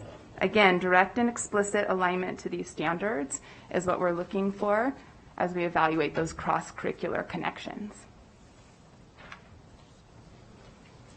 Okay, I think we can continue on. And as a follow-up, thank you, Trustee Church and Trustee Nicolette, for the question. That is what has kind of brought us to our proposed path forward. Needless to say, there's a lot going on right now. And as we've finished up the legislative session, we have been tracking what is occurring and asking those questions too. Are we going to, if we move too quickly, are we going to be correcting our move down the road? So that's why we have come to our proposed path forward. Really important for you to know that we've met with many of our principals, many teachers, and we've heard them, and they too are in a spot where it doesn't feel like the right time to make sure that we adopt this as quickly as possible. So our path forward is going to be a much more comprehensive look at supplemental materials, and Ms. Charamella is going to explain our proposal. So as mentioned earlier, Benchmark Advanced is a national program. The task force would use the Nevada Academic Content Standards as well as our adopted instructional materials to create text-dependent questions that would encourage critical thinking, that would include the multicultural standards as appropriate. The task force would include representation from our school communities, curriculum team, and our equity and diversity team. We would like to include in this task force elementary and secondary teachers, elementary and secondary principals, current parents in our district, and secondary student representatives. As is our regular protocol in putting together task forces, we will ask for recommendations from the Washoe Education Association, the Washoe School Principal Association, as well as through the Council of Family Engagement to receive interested parents in our district and the Student Advisory Council for student representatives. We would follow, as we said, the protocol already established for other task force.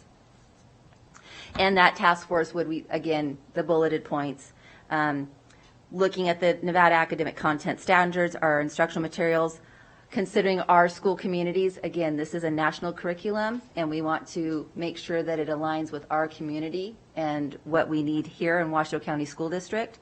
And talk about, as was also mentioned, exploring professional development need for educators to make sure that the implementation is done well and purposeful.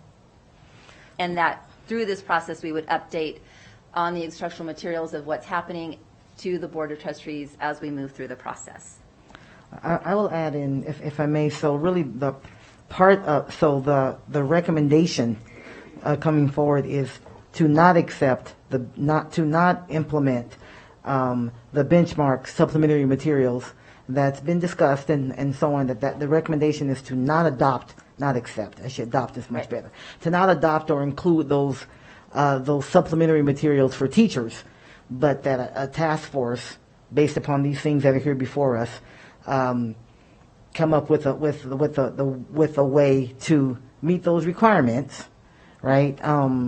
In the way that fits our district or what have you. Am I correct? Okay. I wanted to make sure and make sure it's really clear that what the recommendation on the benchmark materials are. The recommendation is to not adopt those materials. Okay. Okay, then, Trustee Church, I was trying to fill the legal counsel in on that question as well, so if that can be a part of your conversation, I'll hold that for later. if he has many. I'm going to just inundate him. I'm going to put him Oh, okay, all right, then Andrew had his... he had his like, okay, then we'll go to Vice President Caldwell, and then we'll go to Trustee Church. Thank you, Madam President. Thank you for the presentation. So I think I was one of the last trustees to review the current curriculum. Took 7 pages of notes. Not going to go through it all because that's not really on the table today. I think just going forward as a district, I really want everyone to really consider the path that we took to get here. I think as a board member, speaking for myself, it was very unnerving to have to make an appointment and to essentially have, I had to be watched in the room. No cell phones. You have 2 hours. That was not comfortable. And as an elected trustee, that should never, ever happen again. My themes really from reviewing the curriculum, I think when I was done, the sense I got that it was a very negative. It just had a very negative tone. I just didn't feel right. And I think the sense that you would get from people that reviewed it is that the whole thing was bad. I don't think the whole thing was bad. I think there were some things that would be very useful, but there was a couple of things that I don't think should be in there. I think as a task force looks at the topics, we should really be mindful of how we're portraying some things. First of all, negative connotation of the statement, "We the people," the way the Revolutionary War and the creation of America, very negative. Political, I mean, third graders, I think it was, talking about the voting laws. That's not appropriate. That is not age appropriate. And I think one thing that really bothered me from especially areas I represent in this county is essentially implying that poverty only impacts minority communities, which is completely untrue. And so I felt that the whole thing was not age appropriate, and I'm glad that we're looking at a task force and moving away from this, because I don't think this would be very helpful. As a side note, I made a note for myself from one of the public comments, and I really hope as a district we're not teaching or even discussing anti-police rhetoric in our classrooms. That is very bad, and I really hope the district takes a look at that, because that can't happen either. For a task force, I can get there on a task force. I think for me, the parents have to come from elementary schools. They have to be parents with elementary age kids in our district, because those are the parents that have the kids in those grades. I think that's important. And I do believe that each trustee district should have parental representation on this task force, so we have a geographical balance. That's the first thing that I would have to see a task force to support it. The second thing is whatever the recommendation is must come back to the Board of Trustees at a future date. And then the question, I'm going to need help to get how we're going to have secondary students on a task force to discuss elementary curriculum. I'm not seeing that connection. Student voice is very important, but it has to be relevant. So you wouldn't have kindergartners through fifth graders. So I'm not seeing that connection. I would rather have more parents and teachers, because we're talking about curriculum of very young minds. So if you could help me with that. So two comments. First of all, I'm sorry that you felt like you were being watched, because the purpose that we took turns sitting with trustees, because I know when I sat with trustees there were lots of questions about where is this and how do we get to this. So the purpose was to help guide you through looking through those materials. So I'm sorry if you felt that it felt like you were being watched. It was meant to be a support. And as far as the student voice, they're not a voting member of the task force. They're there to listen and give their perspective, because even though they're secondary, they still remember what it felt like to be in 5th and 6th grade, or when I was in 3rd grade, I remember this happening. So they're not helping design. They're there just to give perspective from student voice, but they're not a voting member of the task force. Thank you. That helps clarify. So for me, the two things that I would want to see in a task force is the board must be the final decision maker in the end of this of the task force process, whatever that looks like. Parent representation from elementary age students from each trustee zone for geographic balance, and hopefully different viewpoints, because if a task force looks like it's only from one viewpoint, whatever comes out of that will be dead on arrival with the community. So those are the two things that I would want to see in a task force. So thank you for clarifying my question. Thank you, Madam President. Thank you, Vice President Caudill. Trustee Church?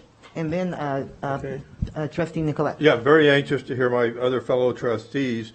I don't even want to talk about the task force yet because I'm still backtracked. But Vice President Caudill brought up the police, anti-police, and I'm a retired Reno PD and proud of it. And I want to say that it exists on your website now, and I am appalled. I am disgusted. I was sick to my stomach when I read this. This is on, just Google page 15105, Washoe County School District. And I'm just going to read parts of it because I can't continue. I can't even do the whole thing. Dear educators, we cannot go comfortably back to our lives after seeing police murder yet another black man. with such callous and disregard for human life? How can we engage with students and each other? How can we learn about topics such as police brutality, demonstrating, protesting, rioting, police militarization, and their roles in upholding and dismantling systemic racism? That's just, I got to turn it off. It makes me sick. That's just one page from I'm a trustee, our website. And we have police officers standing here guarding us. We have police officers. I was just at Bohatch Elementary when we named Bohatch Elementary after Reno police officer John Bohatch, who was shot and killed in the line of duty. He was my guy. I was his sergeant that day. I was there. I spoke to him just before he was murdered. And this is what we're putting on the website. So I'll try and move on, but just 100% unacceptable. So let me try and get my composure and get back to what we're supposed to be talking about here. When you did the survey, was there any discussion of race, the race of the people that were responding? And was that, because what we saw tonight was pretty much people of all races not agreeing or disagreeing. We saw people of color didn't like the program, people of color did. We saw Asians that liked it, Asians that didn't. Was that in the survey? The only thing in the feedback summary was you could choose whether or not you were a community member, an educator, or a family member, and then there was just a text box for you to respond on what you thought about the materials. Those were the only, it was a very, very simple feedback form. Okay. And then the curriculum would be mandatory with no opt-out. Is that correct? You have to attend this. Benchmark Advanced is our adopted curriculum, yes. So that is the curriculum that has been adopted by the Board of Trustees. But I'd like to just to reiterate again, the questions that people reviewed during the feedback summary are not currently available for any teachers in Washoe County School District. We have not told Benchmark that we want them to turn those on and add them to our digital teacher resource manuals. So right now, only the essential questions are there, not those social justice guiding questions. Okay. I'm sorry I got emotional, but I'll try and get back on here. Getting back to the social studies disciplinary skill standards, this curriculum would be taught by English teachers, correct? Well, our K-5 teachers are generalists, and so they teach ELA and social studies. And I think the intent of supplemental discussion questions such as these would be to provide a bridge and relevance to historical content and instruction that is taking place parallel or simultaneously. All right. I'm just having a hard time understanding why social studies and history would be taught by an English teacher. Can you go tell me a little more? I think the superintendent is going to try to lend some clarity to that, Trustee Church. So as a former elementary school teacher and a former elementary school principal, so we have a first grade teacher and they teach all subjects. They teach literacy, they teach science, they teach math, they teach social studies. So our elementary teachers teach all subjects. And then again, I don't know when the appropriate time to ask these questions, so stop me if it's coming down the pike. I think now's the time for whatever questions you have, Trustee Church. Okay. There were no, when I looked at my attachments, the curriculum was not attached. I mean, I'm new here. I've only been here like 5 months, but we always have attachments that show what we're going to talk about. I think what I'm hearing tonight is I can't see the attachments again. The public can't see the attachments because they're copyrighted or something. Is that correct? They are copyrighted and proprietary, and then there's really no reason to see the attachments at this point because the social justice guiding questions are not something that we are suggesting that we want to utilize benchmarks. We would rather go back, slow down, use our instructional materials and the Nevada Academic Content Standards to write our own text-dependent questions that meet our community and our county. Okay, now I'm sorry, I'm really, really confused. So, as Vice President Cottle said, we went in for 2 hours. I felt like I was being on one of those, like taking my ACT test again or something. At the end of 2 hours, gentleman came in the room and said, your time's up, and no, you can't have copies of you can't even take the books with you, you can't have blah, blah, blah.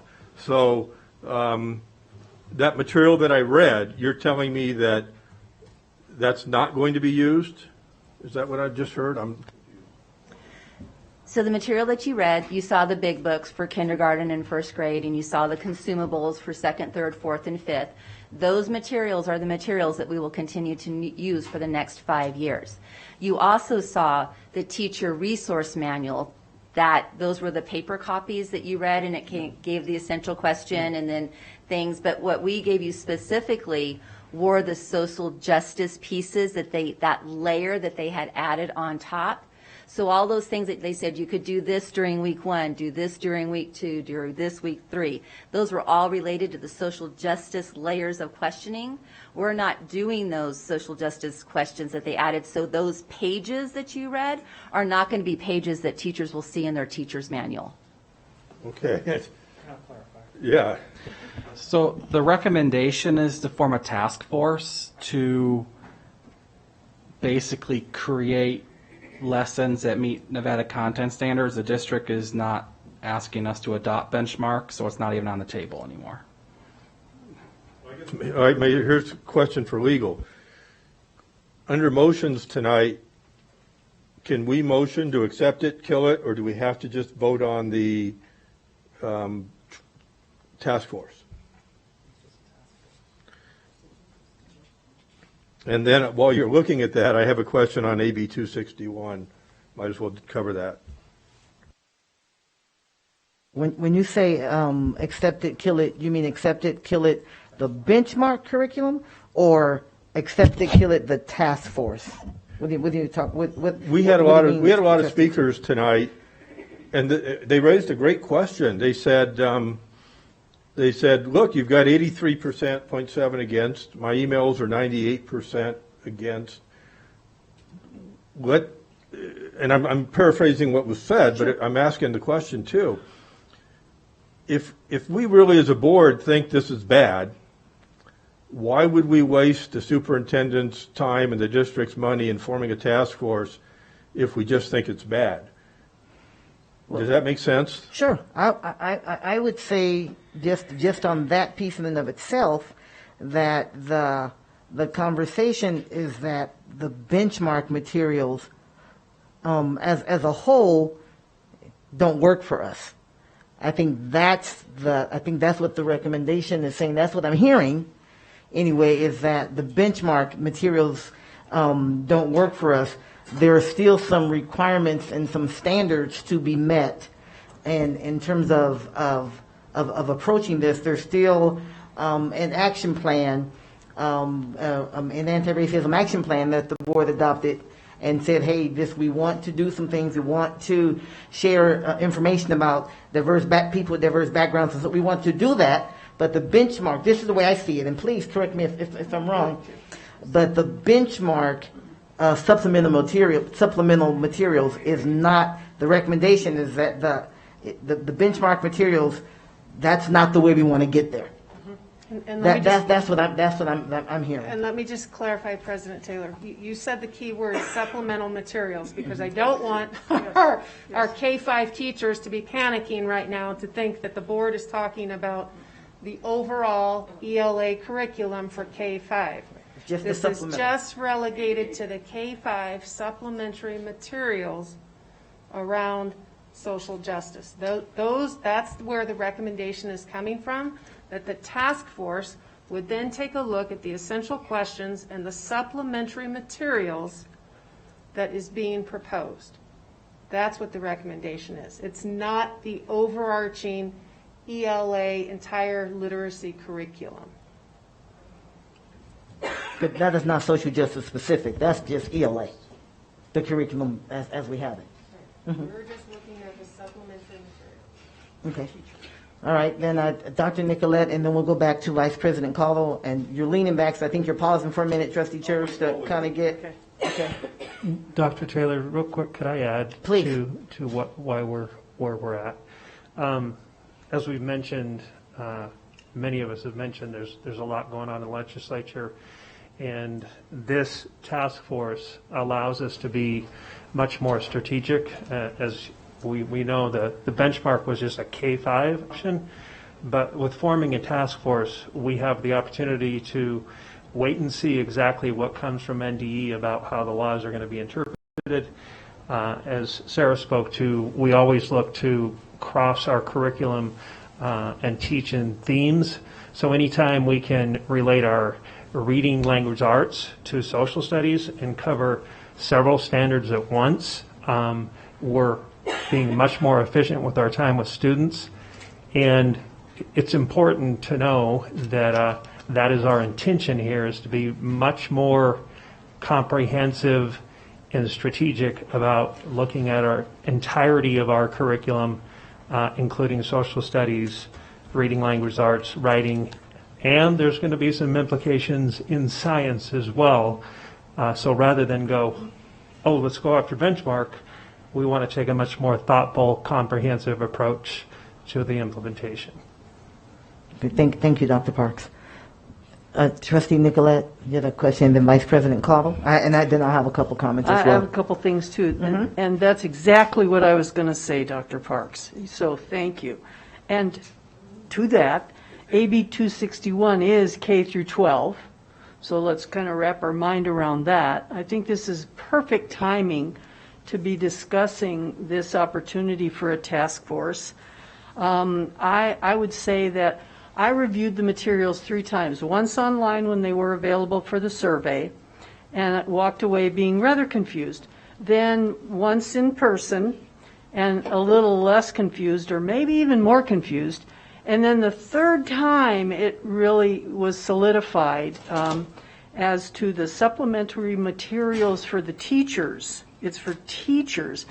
And the distinction that Benchmark Advanced was making between the initial guiding questions, which I think are excellent, and so are the materials, juxtaposed to the social justice questions, which I had some significant concerns about. Mainly, without going into great detail, mainly because viewing it through the lens of K through 5, it was not age appropriate. There were some big questions for me about age appropriate.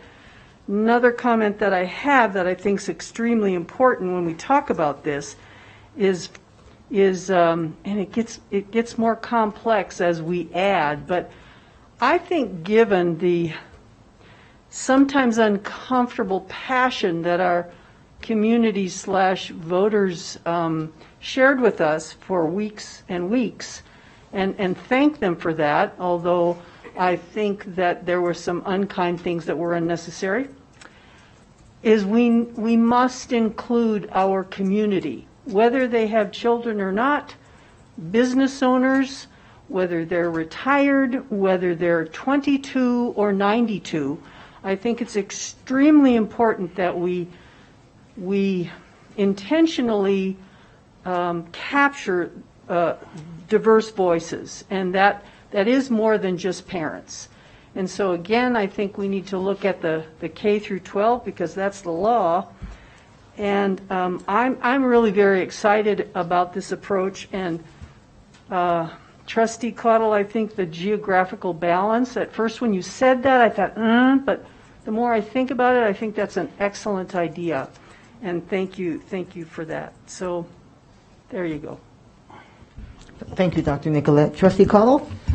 Thank you, Madam President. Just a quick clarification on something Superintendent McNeil said. So the task force, the intent is to take a look at Nevada academic content standards, new laws, and essentially develop what the district would like to do with the task force, not we're just going to keep reviewing benchmark.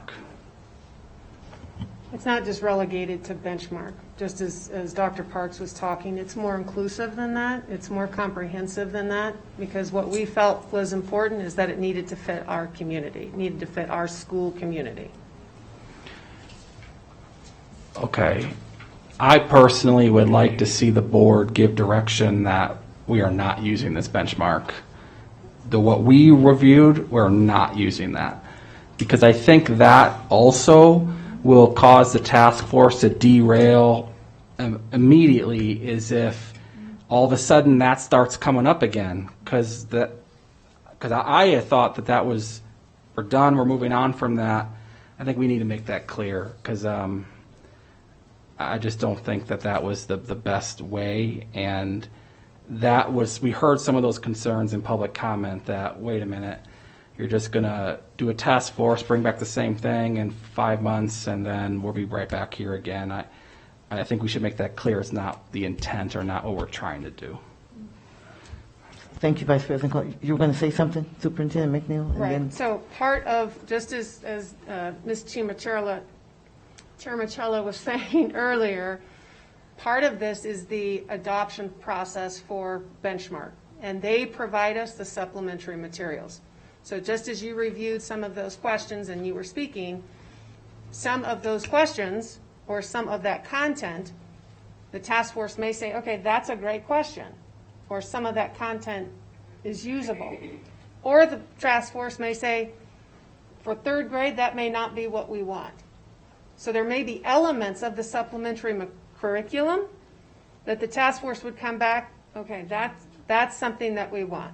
It's not the overall supplementary materials. It's using those materials to start the discussion as far as what our curriculum would then look like. Okay, that makes sense. And I think at the end of the day, as long as the recommendation comes back to the board, I think that will be fine, because if we see some of the same stuff, it's going to be a to-do again. So, okay, that answers my question. Thank you. Okay, thank you. And I see, Trustee Church, I want to make a few comments here, if I may. One, I would say a couple of things. I am in favor of the task force. I think a lot of the reasoning around that we've discussed, and I think it can be very, very helpful for us. I do think that there were parts of what we got from Benchmark, for an example, some of those books. The books that were there, I thought the books they did a really good job. And even some of the comments we got, and some of the emails and so on. Okay, the books are great, but I have a problem with some of these questions, right? And I can concur with that. I actually felt the same way. I had a problem with some of the questions, and I shared that, right? I shared that with my feedback. So I would, I am comfortable without saying throughout the whole thing from a Benchmark standpoint, but the task force can look and see if there's something that fits. It ultimately comes back to us anyway. I do think that there were some questions that should be looked at differently, or that should not even be used in this myself, and that's what I'm hoping the task force can go through and say what might be a better fit for us. I am looking in terms of what I think that some of the essential questions were very good discussion questions.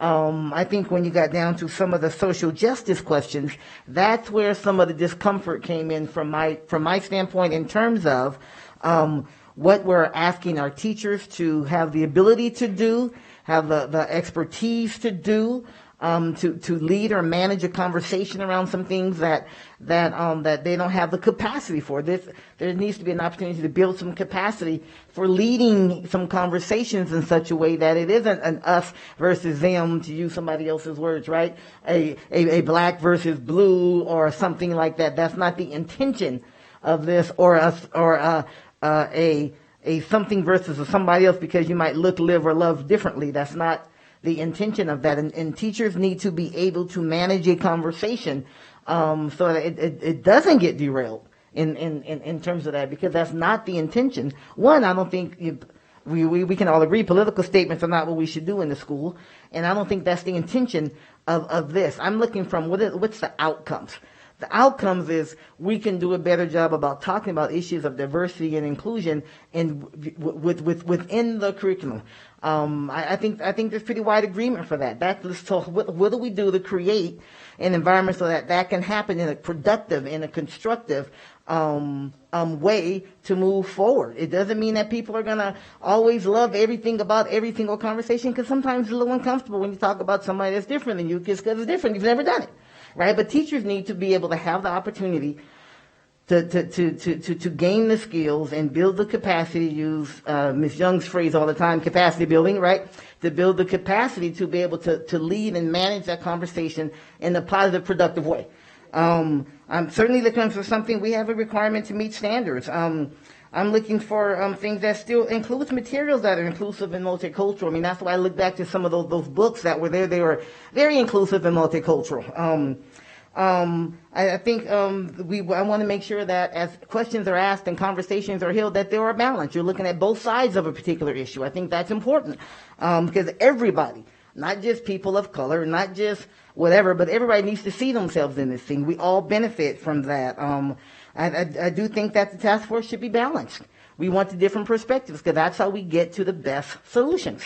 I don't think, and we've talked about this a little bit, it shouldn't be anti-anyone, but it really should be about how do we include everyone. It's important, though, to include everyone. We have some different lived experiences. That's part of it, right? But how do we do that in a positive, constructive way?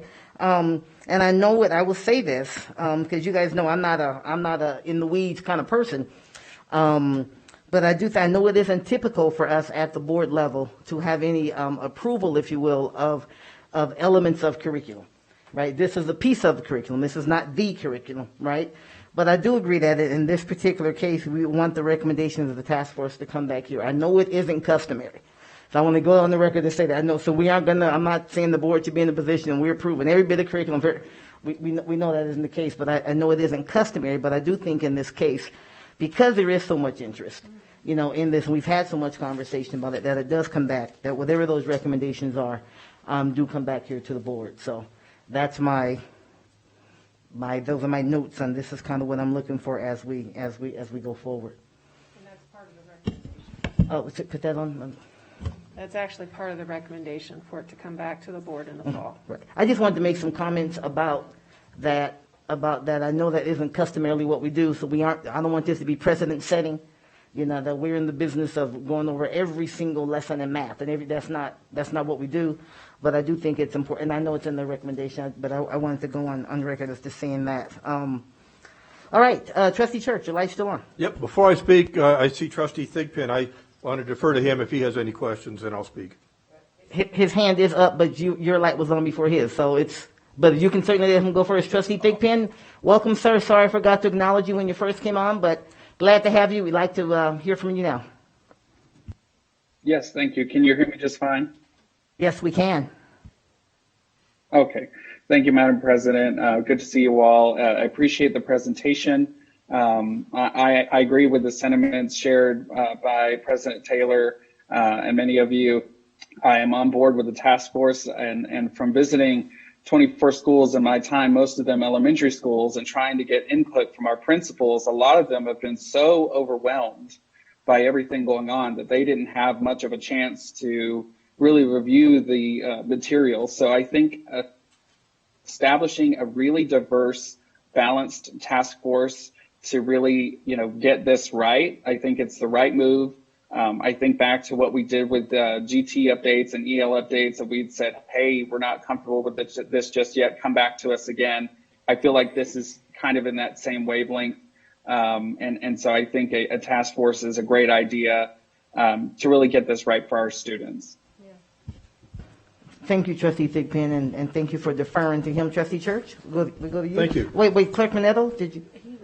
Right, but he's kind of deferring. Are you deferring to others first as well? Yeah, I'll Trustee defer. Church? I don't want to make you do it. I'm just trying to follow suit. Okay, Clerk Manetto, and then Trustee Church. All right, thank you, ma'am. I just kind of want to, I agree that it's really good to kind of take this off the plates of the teachers, and then I get concerned about teachers feeling, and this is a concern I have, teachers feeling like, well, this is what I have to teach, and if an opposing opinion comes from an 8-year-old, making sure they know it's okay they have an opposing opinion, because shutting a kid down is not ever a good thing. And I could see, and I thought a balanced parent from each district was a marvelous idea. And I think that we need to keep our student representation kind of low. And I kind of agree, because I'm old, that there is wisdom in age. And that's because I'm old. We need a good balance. And how do we get a task force? Superintendent McNeil, and then we'll jump in on that first, Trustee Church, and okay. No, he nodded for you to. I'll go first, yeah, because I want to comment on that. So. Okay, please, Trustee Church. So Board Policy 1160 states that the board and superintendent will utilize community input when making decisions that will impact the community, students, and staff. And it goes on to talk about surveys, et cetera.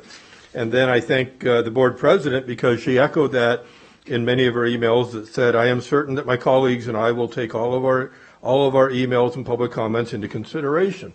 So I think we need to, I want to piggyback on what Vice President Cottle said, and I so much respect his expertise that he brings to the table, and he's going to be sorely missed. But so I really want to kind of almost defer to him, but I think that what I heard was that we're not happy as a board with the K through 5 ELA supplemental material, but we're not addressing the current ELA material.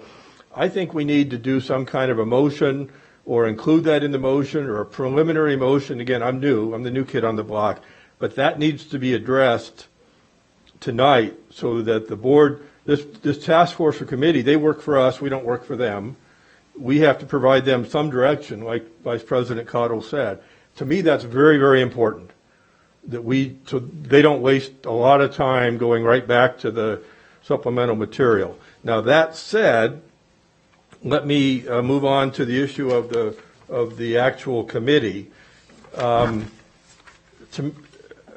hate to see a gaggle of so many people that it's unwieldy. Is that the right word? And then I also don't want to see something that meets, so maybe some direction about them holding public meetings. But the committee, I think, is a no-brainer to me. Why don't we let each trustee appoint one person? And I don't care if they procreate or not. They don't have to be parents. We each appoint one. That's 7. That's a great committee. And then they can hold, the students, the teachers, everybody can present their arguments to the task force. And if that idea doesn't go over well, then at least we appoint one community member and one teaching professional. But I don't want groupthink. I don't want majority rules. I'd like to have input. And so I think it would be, and I think I heard Vice President Cottle say the same thing, the geographic representation. So I would like to be able to appoint a member. Thank you. Thank you, Trustee Church. I'm going to go to Student Trustee Victoria, and then to you, Superintendent. Okay, you guys are killing me. You're good. Okay, Superintendent thank you so much for the civility. It's like, all right, Superintendent McNeil, and then Student Trustee Victoria. So we do have a process in place within our school district as far as task forces, and we have multiple task forces within our school district. And so throughout the years, we've worked with our associations, and they will provide us representatives. We've worked with our Teachers Association, with our Principals Association. We met with our Teachers Association. They would like to appoint balanced representation. Our Principals Association is supportive of appointing balanced representation from elementary as well as secondary. And I know there was comments about no secondary teachers, but I think that it's important for our secondary teachers to also be involved with this, because at the end of the day, this is about who the end users are and what the outcomes are for our students in our classrooms. And I really feel that it's important to make sure that we have the end users involved in this important discussion. I would also say that we want to be very careful about the board appointing particular members, because I think that that's probably going to open up for a public body. And that was not the recommendation. As far as this is a task force, that we would be able to have parents, teachers, principals, curriculum specialists, representation from our equity and diversity department involved in these discussions. They would discuss what the curriculum would look like, and then we would bring that recommendation and the work forward to the board. That was the recommendation. I would say, thank you, Dr. McNeil. I would also say that it would be important, and it would be because it's because our materials go out ahead of time, for the community to be able to see, anyone in the community, the public, to be able to see whatever that recommendation is coming forward, so then there can be some weighing in on that as well for those who don't get a chance to serve on the task force. But they still get a chance to see it and say, hey, here's my, send a public comment or show up to make a public comment, because we don't want to cut off that voice either. I'm gonna advocate a little bit more though for, I do think it's important to keep student presence in that, and student presence there. I mean, the practice is that they don't have votes, and if that's the practice, I think that's okay. But I do think it's important to hear from students in this, especially those who will be the end users. So I'm going to advocate for keeping them involved in this in the way that makes sense. I mean, granted, we probably can't get too much from a kindergartner in that, but I think that as we get to the older end of this, we could, and even if there's a secondary student or so that can be involved, that they remember what it's like. And at that age, we heard from students on both sides of the issue today, which I think is important, right? We want it to be balanced, and let's hear from students on both sides of the issue to be a part of this as well. I think we don't want to end up with something that the voices haven't all been included, because then we're spinning our wheels and that doesn't get us to where we're trying to go. I think it's important to do that, so certainly some balance in that as well. Student Representative Victoria, I saw you there, Student Trustee Victoria, then Dr. Nicolette, and then Vice President Carlo. Nobody give up your spot. Okay. Thank you, Madam President. Definitely reiterating what you just said. I think secondary teachers and high school teachers, if they are a part of this task force, it would be very important because they make the connections between what they'll keep learning through middle school and through high school. So they'll keep the curriculum that is provided for ELA and social studies in elementary school would be very important to continue the process. And with student representatives, I would say middle school and high schoolers are very important because they will to make the connections between how their education that they'll have in elementary school with this curriculum will support what they do in middle school and what they've done in high school. Thank you. Thank you, Student Trustee. Dr. Nicolette, and then Vice President Call. I think ditto. Yes, students absolutely, positively. I think it's a very slippery slope to have each trustee appoint someone. I'm not at all for that idea. And number one, I don't want to do it because I think it would just be kind of hard not to have some kind of interference with judgment. It's as simple as that. I don't really know what that means. It's an uncomfortable situation I don't think is necessary. And then back to the 7 districts.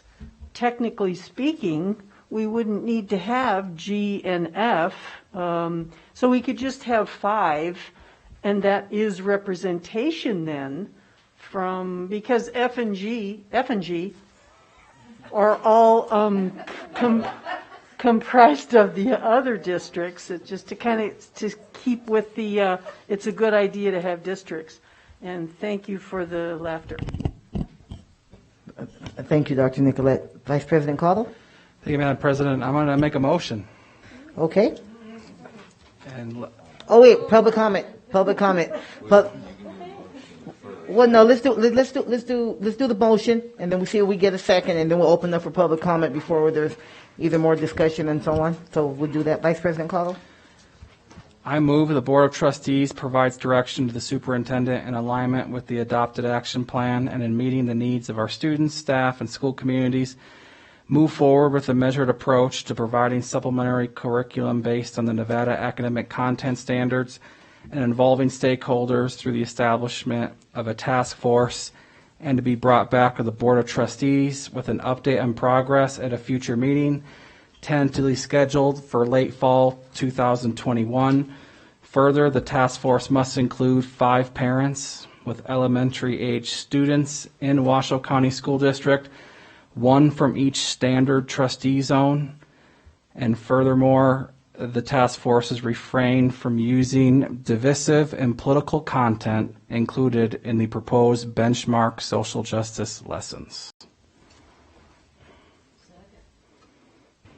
Thank you, Vice President Caldwell. There is a motion on the floor. It's been seconded by Clerk Minetto. And we will have, thank you. Was I supposed to go back to you, Dr. Parks, and I forgot? We'll have that, and then we'll go to public comment. I want to just say a reminder on public comment. My light wasn't shining very brightly up here. So there was one thing I did want to put on record to address where we're at, and that is the importance of this task force.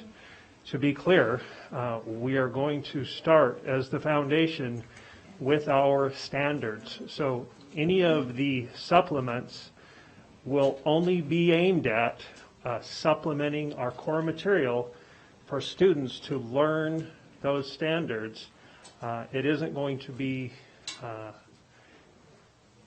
stuff that is going to be so controversial that we're going to be back here again. We're going to be very deliberate in making sure that we're looking at reading, language arts, writing, social studies, science standards, so that anything we add to our curriculum in the name of supplemental materials is directly connected and aimed at students learning and being at grade level at standard. So I just wanted to make sure we're all focused on what we've heard a lot of, that we need to focus on student learning outcomes. So we will be doing that. Thank you, Dr. Parks. We do have some public comment for this, and just as a reminder, if you gave your public comment earlier, then that was your public comment on this issue. As I announced earlier, we're going to allow that to happen early for those who couldn't stay or didn't want to stay or what have you. So you don't get to make 2 comments on the same issue. So just as a reminder for that. But those who have not and have public comment, we certainly look forward to hearing it. And I know there is a long list of people who emailed in public comment. And we want you to go ahead and we want to read those names into the record as we go. And somehow some public comment has come in, as I don't know if it's been since we've chatted right here, because I wasn't looking, I should be. But certainly since we've had our meeting tonight. So if you've fallen behind a little bit, colleagues, if you can be glancing at that as well. I'm not sure who is still here and who's not, so I'm going to read all the cards. Okay. Bruce Parks. I think I would recognize Mr. Parks. I don't think he's here. Sierra Pagoda. Miss Pagoda, was your public comment earlier on this issue? I read for a doctor who could not be here. Okay, so this is for your public comment then. Okay. Do we? Not really. It's up to you. It's your discretion. Because otherwise people show up and can read for 100 people. Right. It's not about necessarily the task force is on this particular. I'll tell you what we will do. On this one time, I will allow that, because typically otherwise we can have people that come and you get 2 opportunities for public comment, and I really need to be consistent. But on this one opportunity tonight, since you're here and it's late, you stayed, we'll go ahead and allow that to happen. This one opportunity. Please come. You can please come on, Ms. Pagoda. Yeah. Either way. Either microphone. You know the routine, Ms. Pagoda. You were here earlier, so. Please, I'm sorry. If we can ask everyone in the audience, if you please just keep your comments down so we can hear. Thank you, Ms. Pagoda. Go ahead. Thank you. First of all, thank you all for still being here. It's been a long day. I do want to state that I'm very confused as to why we're here. I had a whole bunch of information, well read, very well studied, educated on the topic. Unlike most people keep continuing to say that if we're in opposition, we're not educated on the topic, and that's just not the case. But again, I'm confused why we're here, because you've clearly made your decisions. You've had over 2 years to work us here tonight. Can any one of you explain to me what the purpose of today has been, and why 10 hours later, I'm hoping to be heard and make an impact? You consistently talk about all voices being heard, but the plan is clear that any voice in opposition, including my own, doesn't matter, or today would have played out much differently for everyone involved. Ms. McNeil, you met me a few years ago at the hospital when you came to pay respects to my aunt. Never would I have imagined that someone could align and work with my uncle Mike Kate and be so very divisive in their ethics. It's incredible to me that here in the USA, I can still show up and hope for my freedom of speech to actually matter. So we're here as a facade to check the box of a public meeting and appear to follow the protocol. We could have tied this up months ago had you all been honest and told us to just bend over and take it, because this is where it's going. Your dishonesty and deceit will never be forgotten. By the way, it's called fair use. Sharing the curriculum for educational purposes is not a copyright infringement. Thank you. Thank you, Ms. Pagoda. Please, you know the routine about applause. It's really late, so if you can not make me have to say that, that would be wonderful. Maria Skolnick. I believe Ms. Skolnick spoke earlier. Yeah, on this item. So you don't get to speak twice on the same agenda item, ma'am. So it's the same agenda item. It's agenda item 5.07. It's the same agenda item. No, but it's the same agenda item, ma'am. I'm sorry. I'll ask if I'm wrong. Then that's quite all right, because we're here. The chair specifically said during item 3.01, if you want to talk about 5.07, you may. The only item in 5.07 is the curriculum and the task force.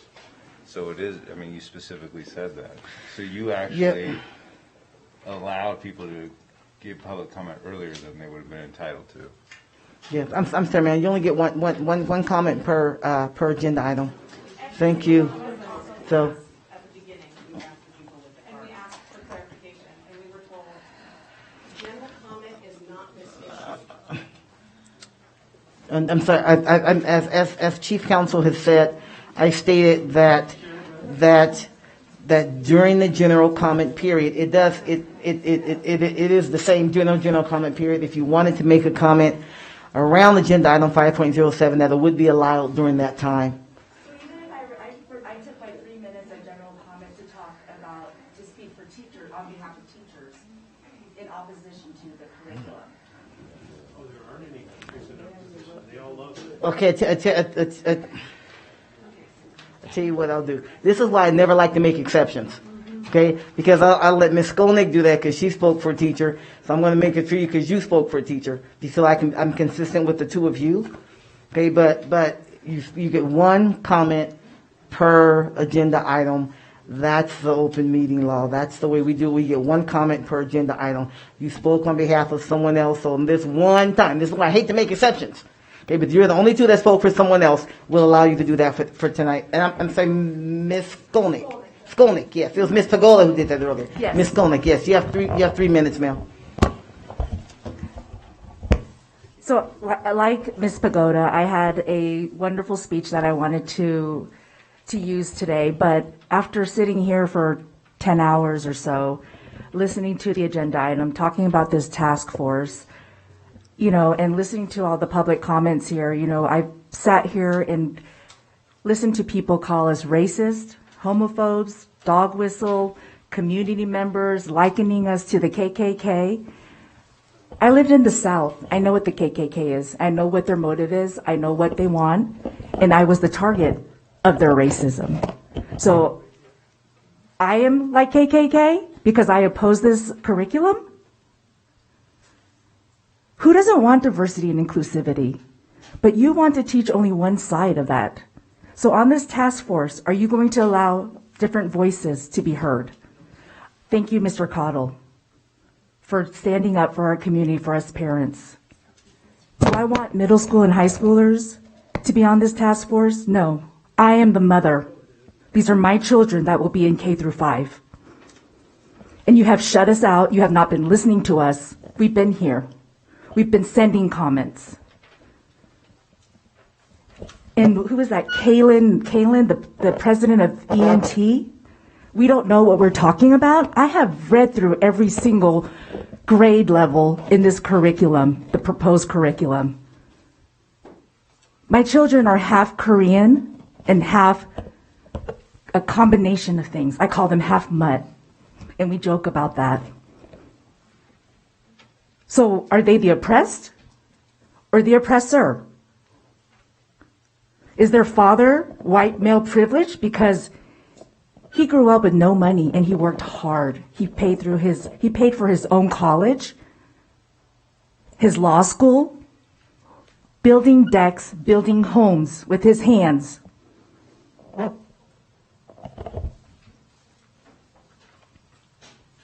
These teachers that are here today, the principals that are able to talk freely because they are in favor of this curriculum, why are they allowed to come here? But all these teachers that we have heard in opposition cannot come out here to discuss why they feel this way about the curriculum because they are in fear of losing their jobs.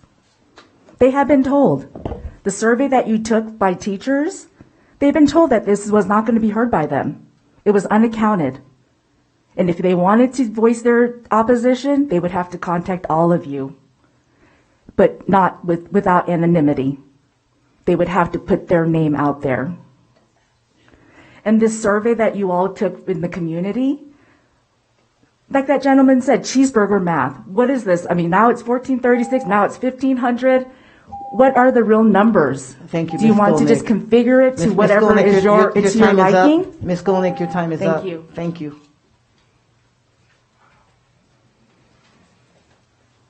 Khalid Ali, Claudia Fisher, Shannon Meredith, Chris McAvoy. Welcome, Ms. McAvoy. Thank you. Right here, ma'am, you have 3 minutes. Okay, thank you. Okay, my name is Christine McAvoy, and I am reading what is written by a teacher who has worked for the school district for many years and is afraid to speak for fear of retaliation. She writes, I am quoting from a letter you, Superintendent McNeil, sent to the district's educators in response to George Floyd's death. Quote, today, as educators, we are called to ask and answer some fundamental questions. What will we, our school, do differently to root out racism? How will we engage students with each other? How can we learn about topics such as police brutality, demonstrating, protesting, and rioting, police militarization, and their roles in upholding or dismantling systemic racism? Your letter then asks our teachers to engage your students in dialogues about the relationship between white supremacy, white privilege, racism, and police violence in a developmentally and socially responsive way. These statements in your letter look like they were taken directly from Ken Day's Critical Race Theory Anti-Racism Playbook, or maybe your own Equity and Diversity page. Either way, it reeks of critical race theory. Dr. McNeil, I ask you, where are your facts to support systemic racism here in Washoe County School District? As a teacher, I am sickened and disappointed by this directive from you. I will never teach anything connected to critical race theory. I will teach our adopted social studies standards with themes titled Our Multicultural United States History, the Civil Rights Movement, Immigration, Civil War, and Fighting for a Cause. Did you know these lessons exist? There are many, and they include people of colors, stories, and contributions to our diverse country. You can find the K-12 curriculum along with K-5 scope and sequence and our adopted social studies standards on our district website. The district spent a lot of time and effort intentionally creating these, again, adopted documents that were researched and written over an entire year, 2017 to 2018, by a dedicated team of over 100 educators vetted by our own teachers. This current curriculum is grounded in Nevada Social Studies Standards, Nevada Academic Content Standards, English Language Arts, Reading, Literature, Speaking, and Listening and Writing, College Career and Civic Life, Northern Nevada Social Studies Common Core Aligned Teaching Strategies. With this said, I must ask, why do you feel the need to create a new curriculum? Do you really feel you can just put together a random task force and replicate this work? Why not reconvene these authors who are well-versed in both the content and the procedure involved in creating a curriculum? It is very naive and insulting to think this is some small task that a random task force can effectively handle and replicate. If you are not convinced, please reconvene this group and get their input before moving forward. Show you are listening and taking the time to think and not just act based on politics and emotions. Thank you. Thank you. Sure, Dr. McNeil would like to respond.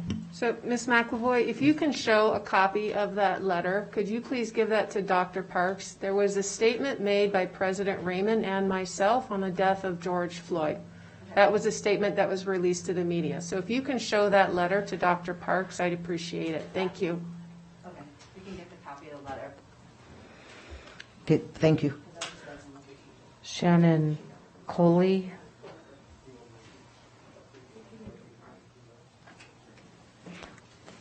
Welcome, Ms. Coley. Hi. First, I would like to say I'd like to be included on this task force.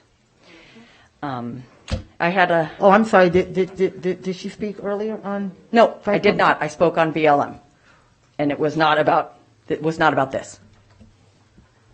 Okay, we'll go right ahead then. Okay. Yep. I'm sorry, I interrupted you. Please go ahead. That's okay. It's okay. Go ahead. Go ahead, Ms. Coley. Okay. I would like to be on the task force, and I had a whole speech, but after listening to this sham, I'll try to do the best. I don't want to have a war of semantics with you. CRT, not CRT. It's a circular battle at this point. What I do not want is this benchmark social justice curriculum. I've read it all of it. This does not help honor, promote, or advance a single minority student. It neither is a mirror nor a window for our children, so they can celebrate both of our differences and our similarities, because together, that is what makes us all human. The truth is, a majority of these lessons are about current socioeconomic grievances. Grievances that every race struggles with. Yet, they are strictly portrayed as if they only relate to minorities. The lessons are treated like objective truths, like BIPOC people are denied access to healthy food, clean water, jobs, and voting rights. Really? Will there be vigorous debates about these issues, like what is happening with adults today? Will children ask, why is showing an ID considered racist? No, they won't. They will be told one narrative and store it as unconditional fact because they are 7 years old. Many of these lessons put forth are extremely complex and certainly debatable. These lessons present all disparate outcomes as if they are a result of systemic racism. Again, there will be no discussions of culture, cause and effect analysis. They will be just told one truth, and that is indoctrination. I was a history major, and I am all for learning the good, the bad, and the ugly of American history. But I found a total of 4 lessons that even remotely talk about history. There is a serious lack of context in all of these lesson plans. Will the children be taught that slavery has existed since antiquity on every continent and affected every race? Will they be told about the Muslim slave trade that enslaved white people around the globe? Context matters. Statistics matter. Facts matter. I know the district is touting the fact that students have pushed for this curriculum. But since when do we allow 16 and 17-year-olds to steer policy for what my 5-year-old grandchild will learn? Your time is up. Thank you so much. Kristen DeHaan. Ms. DeHaan, I believe you spoke earlier as well. Did you? It was not about agenda item 5.07? Nope, because I knew that I was going to speak to this. I spoke about God. Oh, that's right. That's right. I remember now. All right, please go ahead, ma'am. You've got 3 minutes. Okay. So inclusivity is the ability to see yourself in a classroom, in a place where you are. It is imperative that our students are able to see themselves reflected in their classroom. I believe that it should be in the classroom library, it should be in science, it should be in math, in history, in ELA. so that when you go into a classroom, if you are not white, you're going to see somebody that looks like you. Or if you have dyslexia, you're going to read a book that might have a student with dyslexia in it. If you have a disability, you'll be able to see that reflected as well.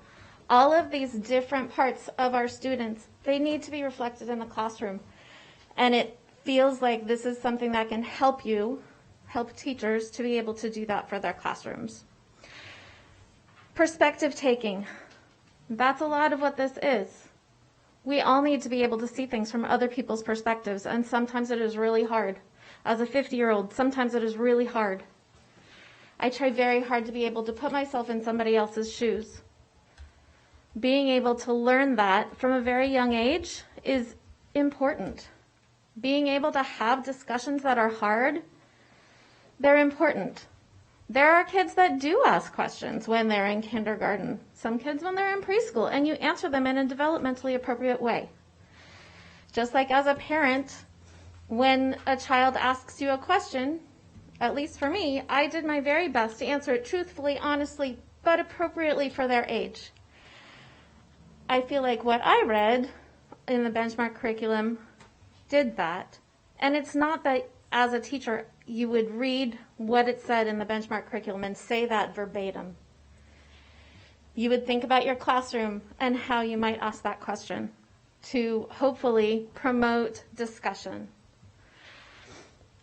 And with a task force that's going to create their own questions, from what I understand, the questions that are provided by Benchmark for the social justice curriculum wouldn't necessarily be the questions that we would be asking.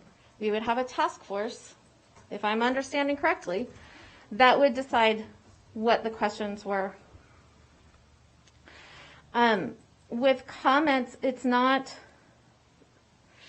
sometimes people who are for whatever the agenda item is, they might not email the board, they might not come to public comment, because they're like, yes, I think that's great. Voices that are not for that necessarily often do come to the board, or they do send their public comment. Thank you. Thank you, Mr. Hahn. Karen England.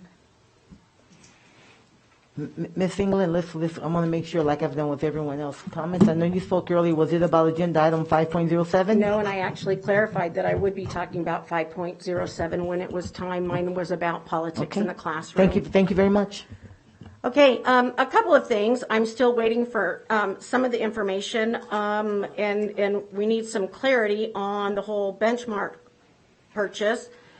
So I got several hundred of the purchase orders, but oddly enough, there was a payment made, a purchase order on 2/5/2021 for $136,789.57.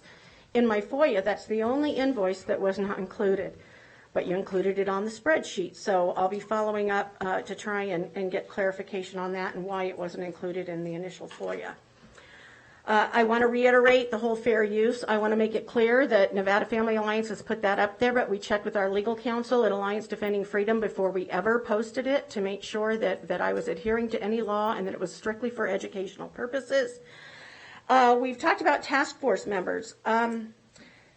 Several of you have already reached out to community members to be on the task force. Yes, several of you have. And made communications. So I don't really know how you've done that when the task force hasn't been approved. Here are my questions. How many are going to be on it? Who's going to pick them? How many meetings are they going to have? Who's going to set the agenda? Who's going to be able to put items on the agenda? Is this going to be open to public meeting laws? Are minutes going to be taken? Is the public going to be invited in? Are parents who are not employed by the district going to be allowed in? I will say Washoe County Students for Change. I'm confident that they mean well. They're very well spoken. I've watched them at a lot of school board meetings. But seriously, by law in Nevada, they are not allowed to get a tattoo. They are not allowed to go to a tanning booth. Why on earth they would be talking about curriculum for kindergartners is beyond me. If you want to put students on there, Put a 5-year-old and a 6-year-old who knows better what's going on in their classroom than they do.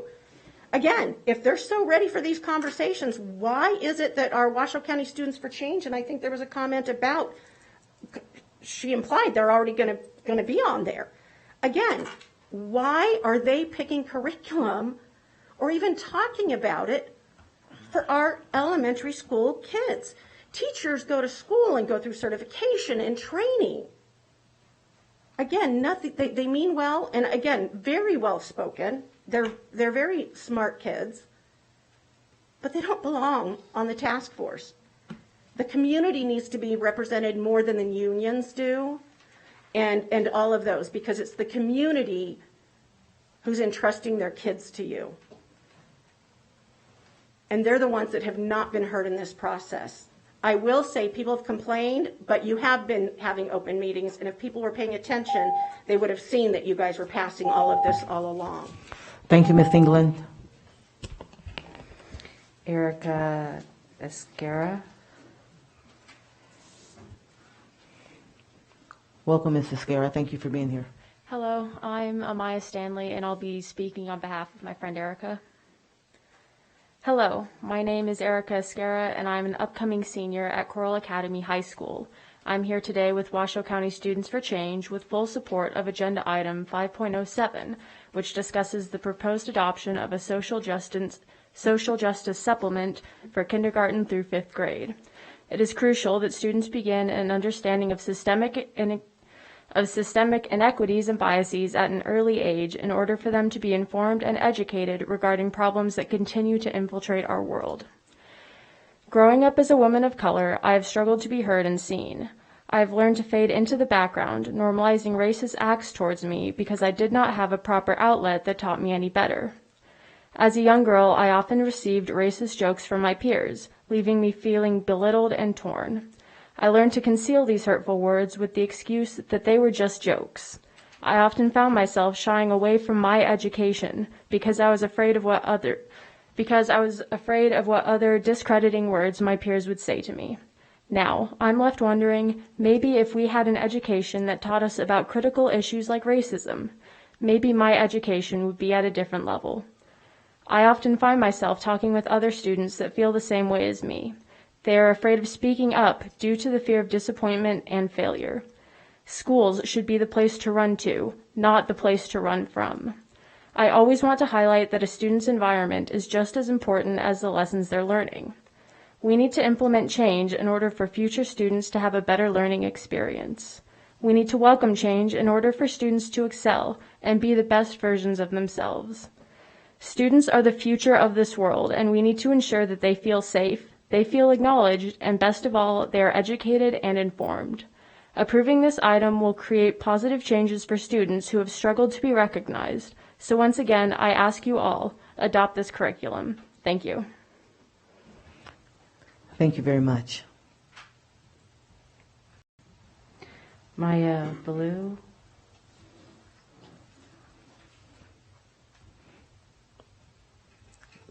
Last name Blue? Blue? Boyer. Oh, Foyer. Boyer. With a B. With a B? Mm-hmm. Okay, well, welcome, Miss Maya. How about we do that? Okay. Sounds good. Thank you. Thank you for being. You have 3 minutes. Thank you. Mm-hmm. My name's Maya Boyer, and I'm a junior at Reno High School. I'm here with Washoe County Students for Change in support of Agenda Item 5.07. I just want to start off by thanking everyone for all the hard work you're putting in improving our district and making sure that every student is set up for success. We appreciate each and every one of you. A quick Google search of the words Washoe County School District Mission Statement will lead you to the District About Us page. The first line reads, the Washoe County School District is focused on creating an education system where all students achieve academic success, develop personal and civic responsibility, and achieve career and college readiness for the 21st century. Personal and civic responsibility. The responsibility of each citizen to act in accordance with the democratic values outlined in our Constitution and Bill of Rights in order to protect the civil liberties of all. Part of this responsibility is being correctly educated about the differences between cultures and individuals that make up our community. This education, starting from a young age, is essential to making sure that students are prepared to take on and fulfill their civic responsibility. The most preventative action we can take against future discrimination is to ensure that every student is given the educational resources to create an informed opinion. The proposed curriculum is not intended to teach students what to think. It's intended to teach students about the world as it is and to give each of them the ability to delineate and evaluate arguments and opinions. By addressing identity, diversity, and civic dispositions, we're respecting the lives and experiences of everyone, independent of race, gender, and identity. This is not political. Showing empathy and respect for communities that have been hurt and celebrating with them the victories that they've accomplished will not only unify our community, but it will fulfill the made promise to help each student develop personal and civic responsibility. This goes beyond what's in our textbooks, as it has the potential to prepare Washoe County students to be active and responsible citizens as they enter the real world. The power is in our hands. As a school district, we need to choose to fully educate our students in a way that will promote further inclusivity in an age-appropriate manner. I agree that with age comes wisdom, but with all due respect, we as students are the future of this district and of this country. And we as students are here at 11:45 p.m. on a school night during finals week advocating for this necessary change because we've witnessed and experienced the discrimination in school that comes out of a lack of education in diversity and inclusivity. So with that said, every single one of us in this room has a decision to make. We must decide whether we'll perpetuate the issue out of convenience or be a part of the solution. I'm here to support you in adopting this supplement and creating a task force to be the solution. Thank you for your time. Thank you, Ms. Maya. Drew Tilbrook.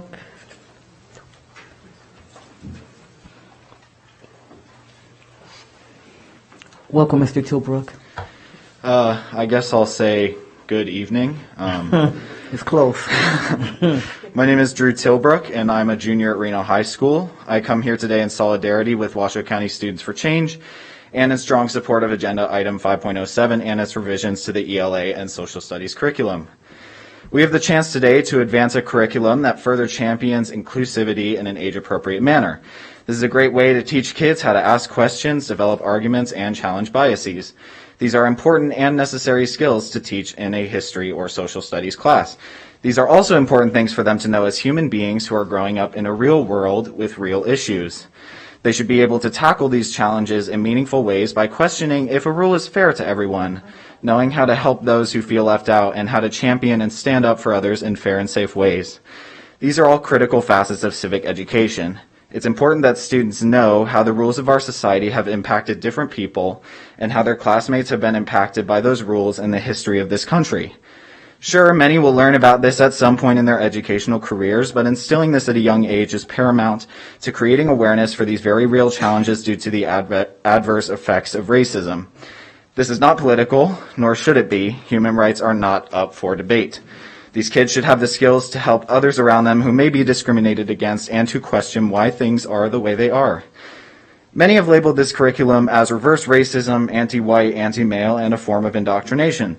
This is not any of these things. It's teaching kids the impact their actions can have, the challenges their peers may unfairly face, and the value of different perspectives. This will foster a more compassionate and accepting environment towards marginalized groups who go unrecognized all too often. This is not teaching kids what to believe, it's teaching them how to make informed decisions. Many have also called this curriculum un-American. My former history teacher, however, always told us that dissent was the highest form of patriotism. Passing this curriculum is in fact one of the most American things we could do because we'll be preparing these students to be active, informed citizens who fight for what's right. It is our responsibility to pass the torch forward to the next generation and ensure that they advocate for those who are marginalized and continue to fight for civil rights and social justice in their everyday lives. We, as students, are telling you that this is something we want, but that's because it's a necessity. This curriculum will have a large impact on future students, and trust us when we say we wish we could have received the same anti-racist education from an early age. We have the chance to make a change for the better and inspire a new generation. Let's take that step. Thank you for your time. Thank you so much for being here. So late on the school night. Aiden Oster. Foster, is it Mr. Foster? No, sorry, it's Aiden Oster. Oster. Yes. Welcome, Mr. Oster. Hello, I'm Aiden Oster, a high school student from the entirely led student group WCSD Students for Change. I have heard a lot of misinformation, but my friends and I are here not from what we learned in school, but what we haven't. I learned important events in American history for the first time, such as the Tulsa Race Massacre from the HBO show Watchmen, the life of Harvey Milk and Proposition 6 from the biopic about him, and the Scopes monkey trial from Comedy Central. The monkey trial doesn't have to do with identity, but I thought it would be important to add that I learned about a big event in American history for the first time from the same channel that airs South Park. These anti-racist lessons do not shame any student for what their ancestors have done, but instead teaches them to learn from our history so we do not repeat it. Because when we hide the bad parts of our history, such as systematic racism, future generations will not be aware of these problems and therefore they cannot fix them. In fact, hearing from the responses here and around the country is proof that these lessons are necessary because history is repeating itself. This is because the public reaction against these lessons are extremely similar to the public reaction in support for a 1978 bill titled Proposition 6, or the Briggs Initiative. The Briggs Initiative was an attempt to legalize segregation against the LGBTQ community to make it illegal for them to become teachers. The reasoning behind this bill were that supporters believed that all gay people are pedophiles and that they were brainwashing children to convert them into homosexuality, and that the only solution to save the children was to implement that bill. Thankfully, the bill did not go through, but the same language is being presented here to block these lessons from reaching students. An example from one bizarre accusation, which may I add is nearly identical to the arguments presented in support for the Briggs Initiative, and that is my friends and I are being brainwashed by our teachers to become communists to destroy America. It is extremely pointless to point out that this claim is obviously false and not rooted in reality. Not only did I learn that Cold War paranoia is still around today, but I learned that people still use the innocence of childhood to justify and fearmonger the public to limit any attempt at positive change, and it is done so without any reasonable evidence. I see a lot of people using the words of Martin Luther King Jr. to argue against these lessons, but I would argue that if he was still alive, he would be all for this curriculum. Martin Luther King Jr. said, "Our lives begin to end the day we become silent about things that matter. And if we don't teach students about these important events in American history and the problems that emerge from them, then we are silencing the people who lived through them." Thank you, Mr. Olster. Thank you. Natalie Mastick. Is it Miss Mastick? Yep. Welcome, Miss Mastick. Thank you. Hello, my name is Natalie Mastick, and I am a junior at Reno High School. I am here in solidarity with Washoe County Students for Change to support the passage of the proposed anti-racist curriculum changes. One argument against the addition of anti-racist curriculum to grades K through 5 is that these children are too young to learn about these kinds of issues and won't be able to fully grasp them anyways, so why try? I think that this is not giving these kids enough credit in their ability to recognize the differences in the way that their peers act and are treated. I know that as an elementary school student, I noticed that unlike myself, many of my peers got free lunch at school rather than bringing it from home. I might not have noticed that this issue was one that disproportionately affected those with a different skin color than mine, but with an age-appropriate explanation from one of my teachers, I certainly would have been able to grasp the concept of racial disparities at this small but incredibly tangible level. Another reason that anti-racist curriculum should be taught to elementary age kids is that many of these kids will sadly have already experienced discrimination based on the color of their skin, and if a student is old enough to have experienced racism, their classmates are certainly old enough to learn about it. Learning about anti-racist themes from an early age will foster a community in our schools that will help to protect students from this form of discrimination because it will teach kids how to be compassionate towards their classmates for things that are completely outside of their control. Children are not born racist, but there's a huge difference between being passively not racist and actively being anti-racist. Not being racist is the bare minimum in our society, but this will not do enough to help fix the systemic issues which are being felt by many students across our district.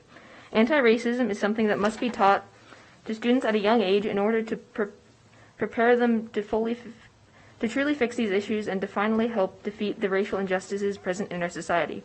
Thank you, and please vote to pass the proposed anti-racist curriculum changes in order to teach students to be more compassionate and actively pave the way to a more equitable future. On the topic of student inclusion in the task force, I would say that it is essential in order to truly promote diversity and inclusion in the curriculum and to make sure that it is applicable to what these students truly need. As we, as students, have gone through the system, we know better than anyone what works and what is missing. Parents simply don't always know what's best for their kids because they themselves may have been failed by a lack of diversity in their curriculum. Please let us help fix the system which we have already gone through and include students on the advisory for that. Thank you. Thank you, Ms. Mastic. Ava Boehm Jackson.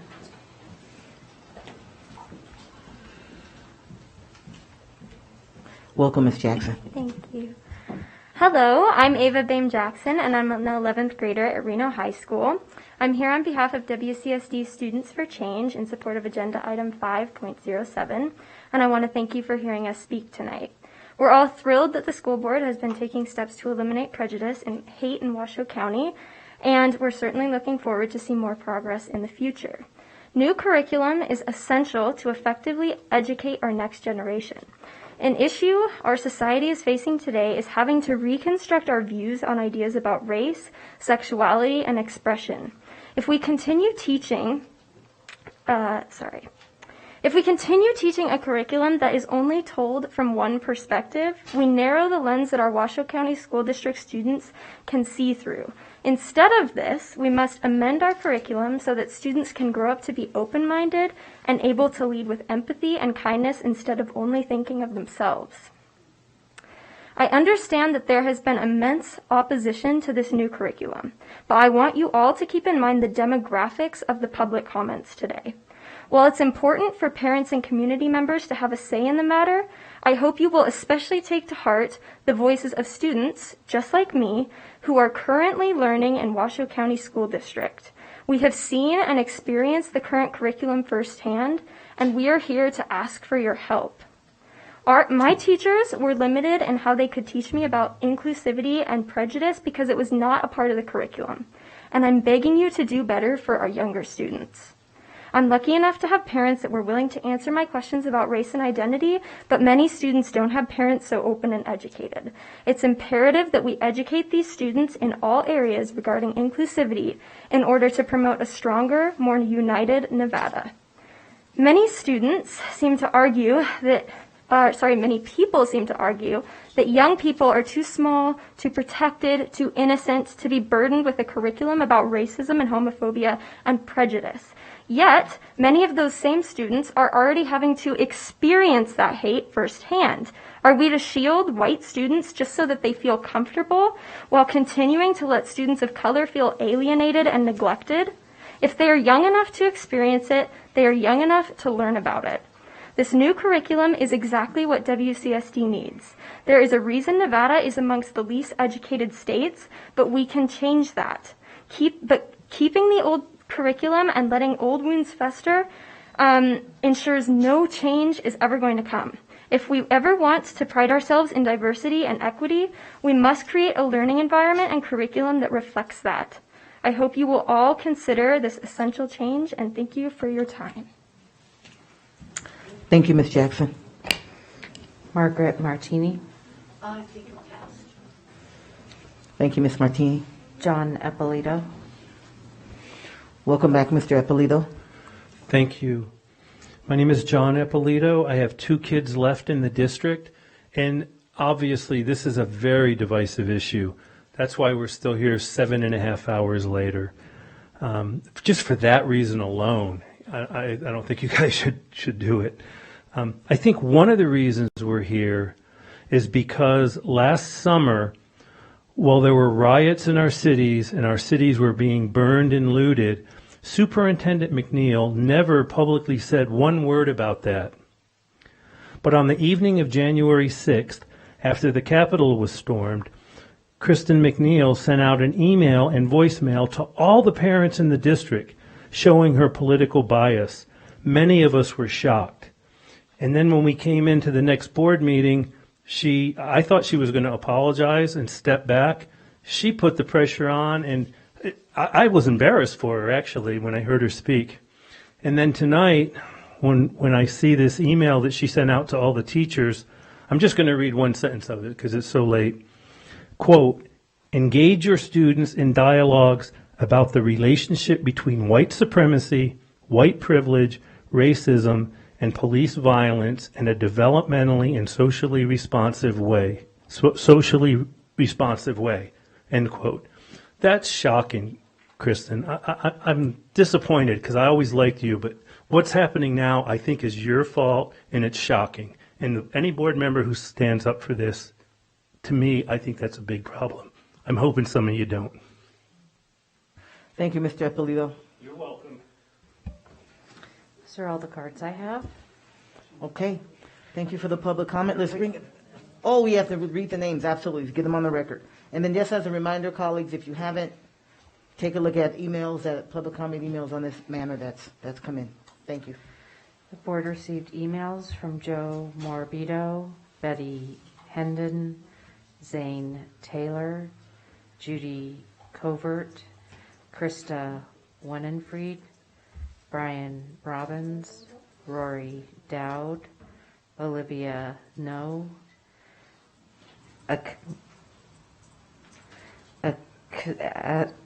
Akasash Bahati, Alexa Wong, Greta DeJong, Eric Schumach, Victoria Ashley, Dr. Susan Merritt, Chulan McKinley, Joan Rivet, Lauren Harvey, Jennifer Bocci, Amy Kavanaugh, Sandra Lubick, Tanya Hayes, Margaret Spatz, Karina Weldinger, Nicole Simbuka, Grammy Reed, Kimberly Carden, Gina Martini Gonzalez, Hannah Kenyon, Emily Batchelor,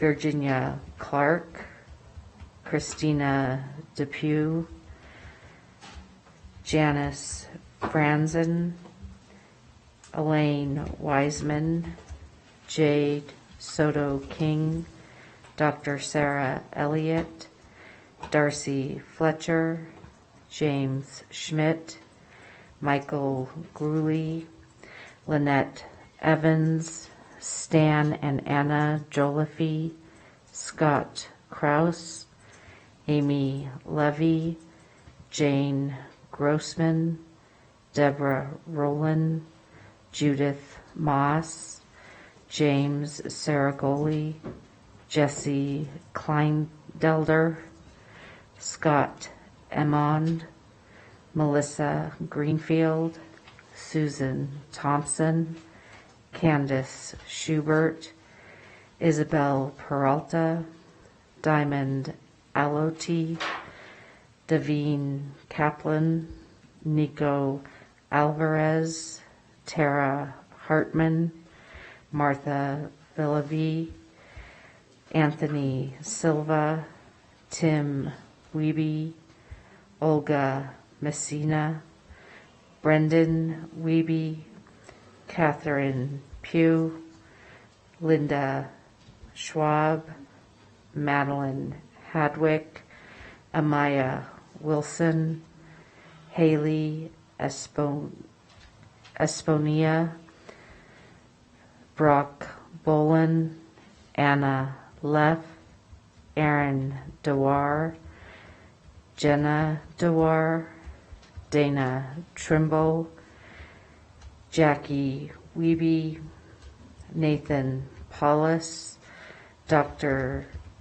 Japheth Sanchez, Vanessa Paulus, Stacy Burton, Emily Bandalone, Stephanie Sullivan, Laura Hale, Chris Knox, Melinda Barrett, Lisa Janassi, Bridget Loring, Dr. Alan Fehrenberg, Maureen Kilkenny, Michaela Van Meter, Talia Guzman, Kathleen Boardman, B.G., Emma Brown, Christine Ver, Ashley Tate, Dr. Jane Detweiler, Sarah Mahler, Christy Whiteside, Mario De La Rosa, Anthony Shaft, Susan Arzillo, Susan Cook, Justin, Lisa Rogers, Toby Barton, Gay McCollum Nichols, Tina Atkinson, James Alderin, Mary Richardson, Tamerlan Gee, Michelle Heath, Victoria Smith, Kate Flugofet, Sarah Smith, Danielle Smith, Yvonne Allen, Dr. William Toledo, B. Bellows, Sarah Phillips, Lonnie Rimmel, Tammy Soong, Dave Cherry,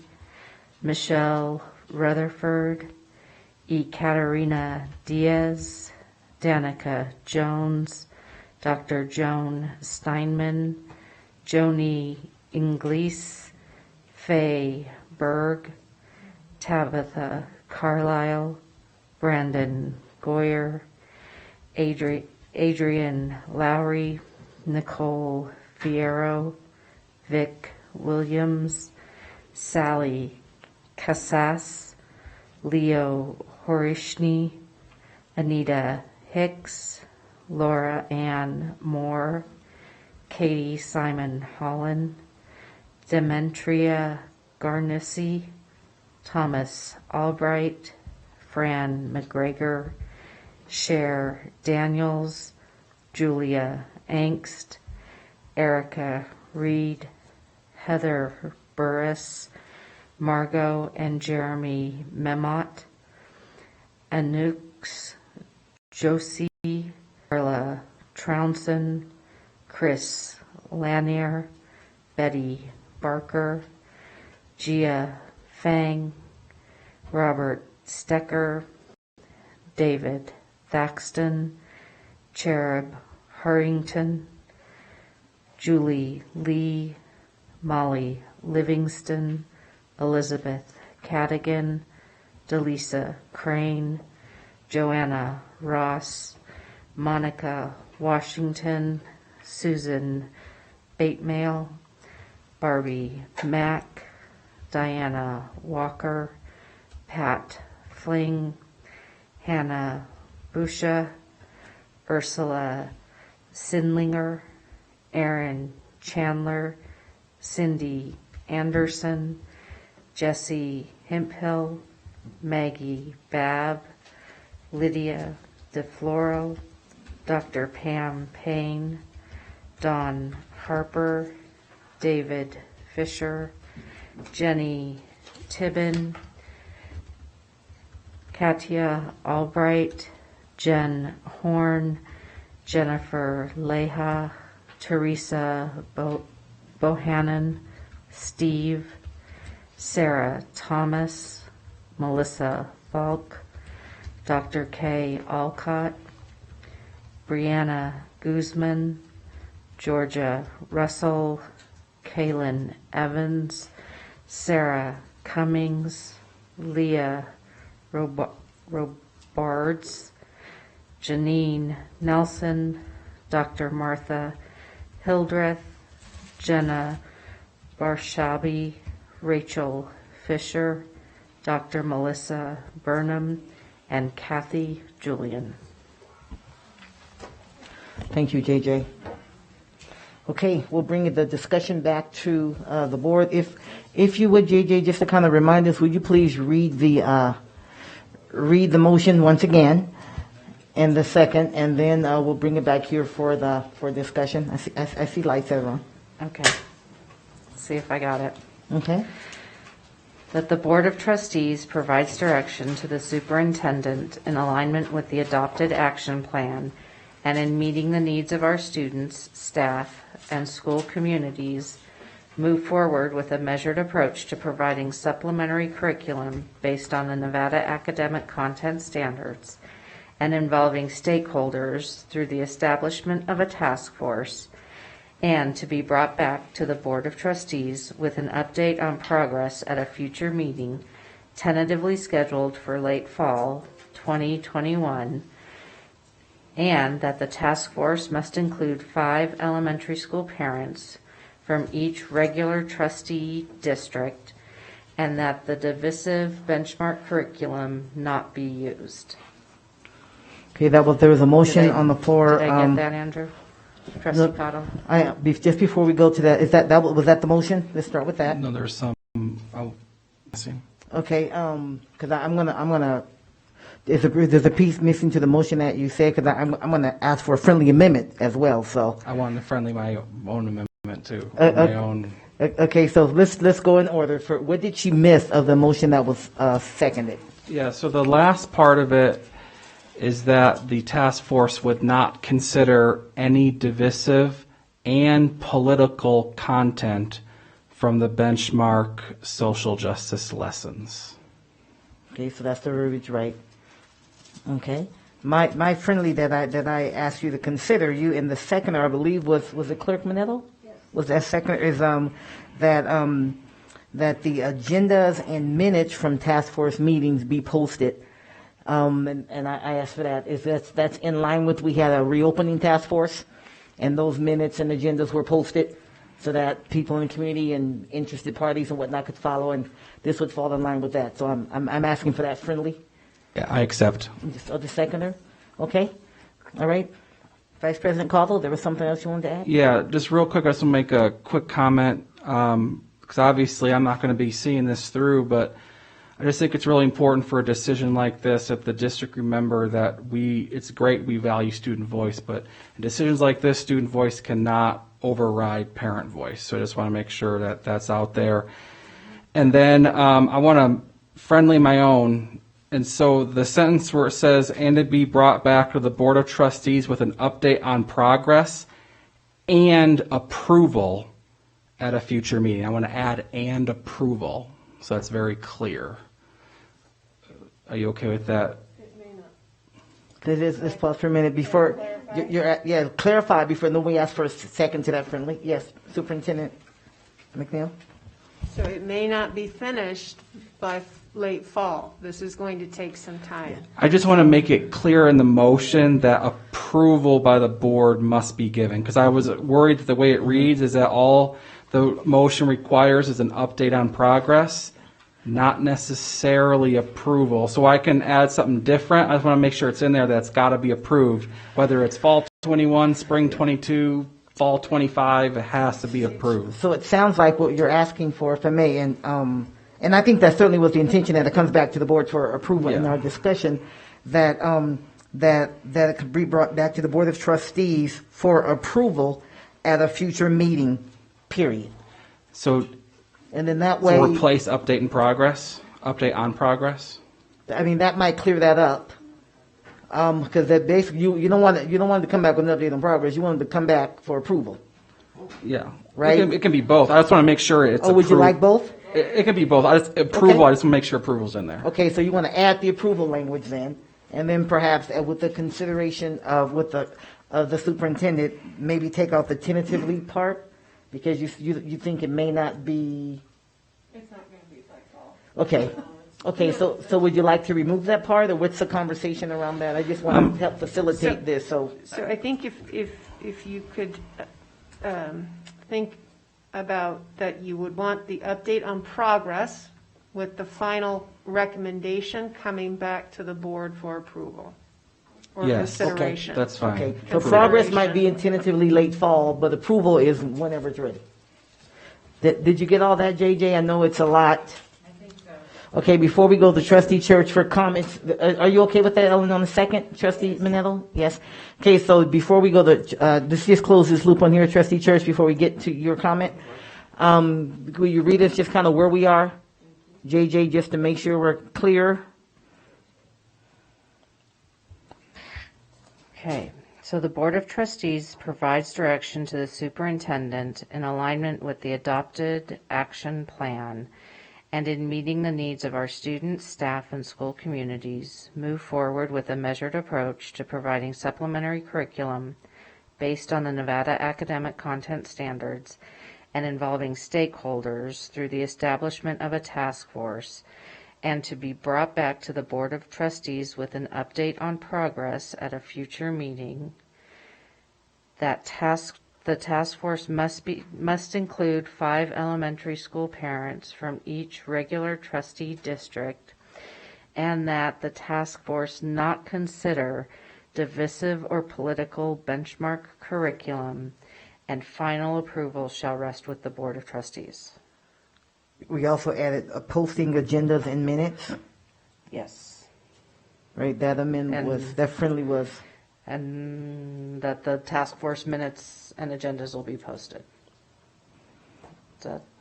Is that the motioner and the seconder, and I think that you're nodding, that provides that clear. So we'll go to Trustee Church. You had your light on, and then you defer, Dr. Nicolette, and then Trustee Church, if you're still interested. And just, I think, for clarification in the read, in understanding, it should be one representative from the 5 districts, because it kind of reads like 5 from each district. If you might read that again, just for interpretation.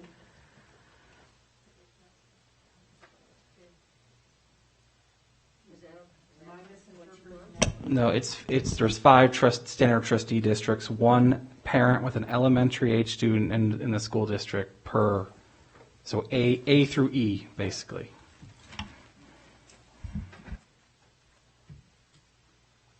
So really 1 each is the intention. Okay. Okay, Trustee Church, and I have something else for commentary as well. All right.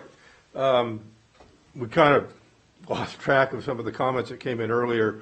There was a question about the letter, the anti-police letter, and I think the speaker, and then there was a question on where'd that come from or who wrote it.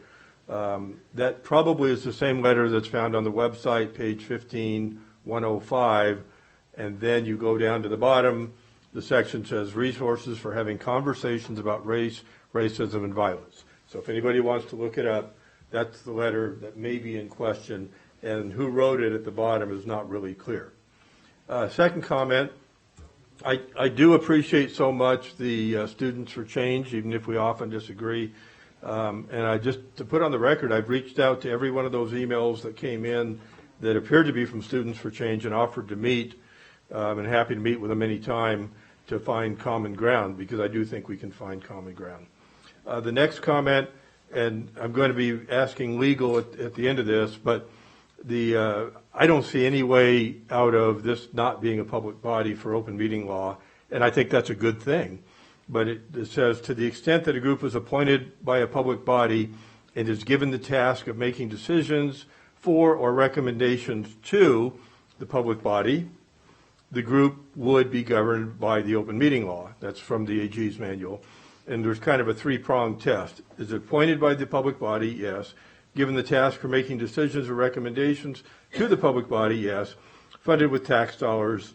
Yes. So, is there a question in that, Trustee Church? There will be at the end. Oh, okay. I'm sorry. I thought you were done. Go ahead. Go right.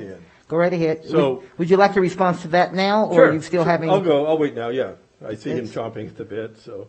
No, it's your question. It's your question. I don't want to. I just want to make sure we're moving. Okay. So moving onward. Karen England covered it 100%. She was spot on. Who, what, when, why, and how. And I'm totally confused. I'm just not comfortable putting it entirely in the lap of the superintendent. I don't think it's fair to the superintendent. And as was stated earlier, whether it's true or not, the people, you're going to have hundreds, thousands of people going, the fix is in. The superintendent appoints the whole task force. We don't get any input into it. And I'm trying to think outside the box, but I really want some answers to this before we vote on it. I know it's late, but I don't care. We got to get this done. I'm just thinking outside the box. I'd be comfortable probably if the board president, vice president, and clerk met quickly this week and appointed it. But I just can't see it in the lap of the superintendent. The fix is in is going to be the mantra from people from both sides, and it just is not the way a normal public body is made up. And I don't care how we've done task forces here in the past.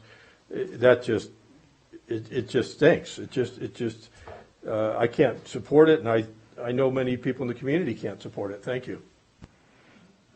Okay, so first we'll go first question, and then I'm not sure what your second one is a question or whatnot, but let's get Who, down. what, when, why, and how. Okay, I'm gonna look for a little bit more than that, but not yet. Let's get this answer first. Then you get a chance to hone in on that, okay? Well, with regard to public body, there's another element that has to be met, and it has to be collegial, which means that all members of the public body share equal voting power. It's my understanding, by looking at the agenda item, listening to the motion, that this is a task force of the superintendent, and it would be a consensus building task force, but there's not ultimately, there's not a collegial body, which is required by the open meeting law, and that's in section 3.05 of the manual, if you want to check it out. I believe it's 05 or 04. Yeah, one of those. So I think as of right now, and I do think we're dangerously close, and I have mentioned it to the president, to creating a public body, but as long as we say that we are assigning this to the superintendent to do, then it's still a task force of the superintendent. I don't think you're appointing, you're just want 5 people, but you're not appointing the 5 people. You're just saying we want a person from each district, A, B, C, D, and E. Appointment, we're putting John Doe, Jane Doe, etc. So you're not appointing anyone either. However, the more you put on this, the tougher it's going to be to keep this out of the public body realm. If it is a public body, I don't know how, well, I don't know how your staff's going to be able to handle it. I mean, this is obviously these meetings are going to last forever. So. Well, I do think that I certainly hear you, and we want to take the time that's necessary, but I don't want to put something like that on staff if we don't have to. But I hear your concern, Trustee Church, in that we want it to be balanced in that, and we certainly don't want to give the impression that it won't be balanced. I mean, I think that's really important, and I think it's been in a lot of the conversation that we want to make sure that different perspectives are a part of this, because I think that is important. I mean, I think that's how we get to the best answer, is when you get different perspectives together and you come up with something. Maybe nobody gets everything, but we all get to something that we can live with, so to speak, right? And I think that's what makes it strongest, is having a different perspectives.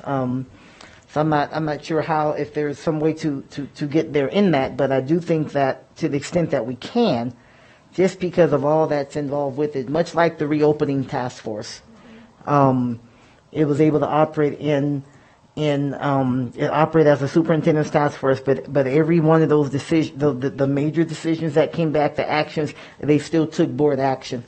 And I do think that's really important, that it still takes board action, because that's, it's for our decision to make in this. I guess that's the only commentary back on that. Dr. Nicolette, I don't know if you want to comment on this piece, or I'm going to go a little bit further, ask Trustee Church to go a little bit further into what if you want to comment on this piece right here, please do, because then. There's so many pieces, I'm not sure how to answer that question, but go ahead, Trustee Church, please. Well, I just wanted the whole name. You said the who, what. I'm not. You have to. Yeah, I mean, put geometry on that a little bit more. Miss England covered it 100%, spot on. Who, what, why, when, and how? Are they going to have public meetings? When are they going to meet? who's going to be on it, who appoints them, who, what, when, why, and how, and I'm not comfortable at all with what I'm hearing. Superintendent McNeil, I'll ask you, this was your recommendation. I'm sure you've given some thought to what that might look like. And then certainly, I think the consideration of the board from a representation standpoint is also really important. So if you will share that, that might answer some of those, Trustee Church. Oh, absolutely. Thank you, President Taylor. And that was the whole idea around this recommendation in the first place, is to make sure that we had a balanced approach. Otherwise, my recommendation would have been to adopt the curriculum. And so in kind of walking this through with staff, we thought that it was best to actually have a task force to provide different points of view. And so the 5 parents from each one of the representatives, we have a council on family engagement, which we have used in the past to elicit parent responses for a parent. So we've already had parents sit on different task forces and different committees throughout the district, and we use the Council of Family Engagement. We would have teachers, one from primary and one from intermediate. We would probably have 2 secondary teachers. We would have 1 elementary principal, a representative from our Equity and Diversity Task Force, or department. Obviously, you need a curriculum specialist, and then approximately 3 members of the community and the business that Dr. Nicolette had suggested. So that's approximately 16 members for a task force. I do think it's important as we look at whether it's teachers or parents or whatever, that it's, I shouldn't say whatever, that sounds disrespectful, that's not what I mean. And don't forget, we did mention students, right? You said that.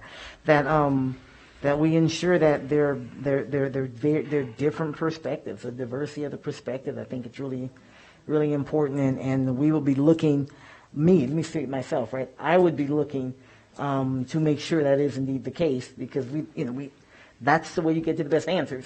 And again, not that everybody gets everything, but I just think that's a really important part. Vice President Caldwell? Yeah, thank you, Madam President. And I hear the concerns. This is why, 1, get the parents on the committee. Force that there has to be parents of elementary age students, but ultimately making sure it has to be adopted by the board. So regardless of kind of what's happening in the meantime, it has to get through that final step, and if it cannot, then it goes back. And so I think as a board, obviously the board will look a little different then, but the superintendent and task force will know it has to get past the board. So if the recommendation is let's just do benchmark again, which it can't because we put some things in the motion, but the ultimate end goal, it has to get through the board. So I think having that there, when you go back upstream, it kind of corrects some of the concerns that could be out there, and there could be more. So that's why I want to be intentional about the parents, for sure, from all the zones, so geographical balance, and it has to be approved by the board, which will be in an open meeting for people to take part in. So, and then the agendas and minutes being posted allows the public to watch along the way, and then contact trustees if they're like, wait a minute, what does this mean? And so there is going to be that dialogue. So similar to the reopening, yes. Thank you. One thing I would add as well as, and this is, I recognize the hour, so I hate to even bring this up, but when we talk about language that is divisive and political, we should probably define what does that mean, because something that I might think is political, you might not think is political, or something like that, and then otherwise we end up in the same type of, what does that mean? That's a big question, I know that, but somebody can argue, hey, that was political, that shouldn't have been in there. Well, I didn't think that was political. Where do we land? That sets us up as well. I mean, I'm in agreement, but how do we, what's identified in that in terms of the, it may be safer, so to speak, to say, I have an idea. Let me see what you're going to say, Dr. Nicolette, and I have an idea that may help with that. Couple comments. 16 seems to be a little cumbersome. Number 2, I I would like to see some kind of one paragraph charge. What is the purpose and what is their charge of this committee? And I think that could get to kind of what you're talking about, President Taylor, is what are some of the strategies or control mechanisms that will guide this group? Because when Dr. Parks explained what I believe the work to be, that's huge. And so I think this group, for their own sanity, needs to have a discrete charge. Council? I don't know what the desire of the board is. However, if the desire is to make this, like the agenda item says, the superintendent to create a task force, the more you place charges on them and the more you place those type of criterion on them, you are turning this into a public body that's going to have to comply with the open meeting law. The issue, and if that's what you want, that's fine. That's up to you. But if you don't want that, then, as I just said previously, I'm strongly advising that you stop. The issue is, we're directing you to do it. We want these 5. That's about it. Because the more details you give and the more you say what you're looking for back from them, then you're telling them this is what you are supposed to do, and you are creating a public body. So I just, if that's, and again, if that's what the board wants, then the board can do that. But well, that being said, what I will do then in terms of we'll let the task force define what they believe as political and divisive, instead of that coming from us. They can, if we do a good job of getting the balanced task force, which we want, they will be able to define that. So I'm willing to certainly pull that back. Because it's important for us to get down the road in terms of this in the right manner and get the right people involved in this piece than that bit of a detail here or there. I mean, so I'm willing to do that. Trustee Church? Thank you. And it's 12:28 in the morning, and I don't care because this is so important. We got to get this right. And I think we're already going to face a challenge of whether it's a public body. And Dr. Nicolette was so much more diplomatic than me. 16's a gaggle. It's not a task force. It's too teacher heavy. It's not community heavy. So it's just, and again, I'm just not comfortable having I don't care if it's a public body. That's fine. We have 14 committees. So if we can manage 14, we can manage 15. Don't tell me we can't. This is too important not to do it right. So I'm trying to think. I'm trying to be negotiable. I'm trying to think how we can all come together and feel good in the morning. Well, it is the morning.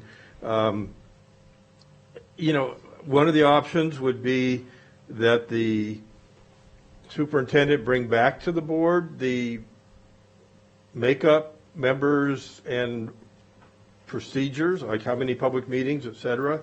Because right now we're voting on, there might not be a public meeting if the superintendent doesn't want there to be a public meeting. I mean, we're not getting any who, what, why, or what, how. So I'm trying to think outside the box, but I'm just not comfortable with it now. And I think it's going to be a public body no matter how we look at it. Okay. Any more discussion, and then afterwards, your light's on. Yes, Kirk Manello, and then call for the question unless there's more discussion. Thank you. I feel like if we're leaving it to her to do it, otherwise I feel like we're getting in the weeds. We're flying too low. We're doing things that's not our job. Our job is to assign our superintendent, and then it comes back, and then we decide what needs to happen. So, thank you. Okay, thank you, Clerk Minetto. Seeing no further discussion, then we have some public comment that's... Can we read it one more time? Oh, I was just going to ask you to do that. Okay, yes, thank you. Just to make sure Just to make sure, and then I will ask for a vote right after Okay. this reading, and then let's make sure we've picked up, we had a lot of friendly amendments going on around there, so...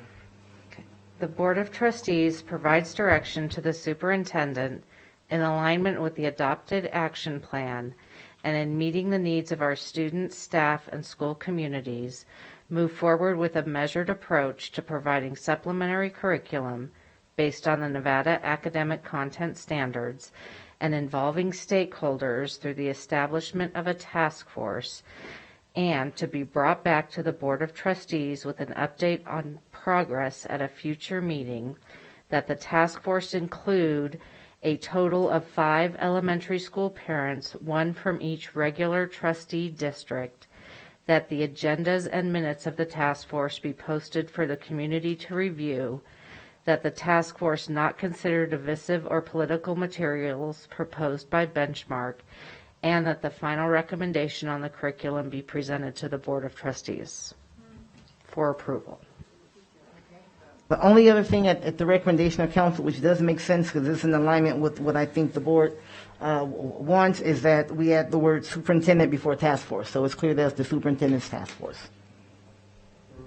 Okay, approve that friendly, so on. Okay? All right, so, yeah, she said, she gave me one of these.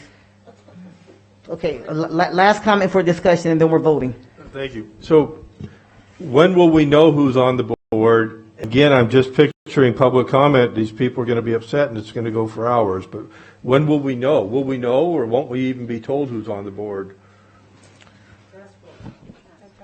Task force committee, task force. On the task force, I believe the superintendent, she shared that with us when there was a reopening task force, and I believe we can ask that same thing, share that with us.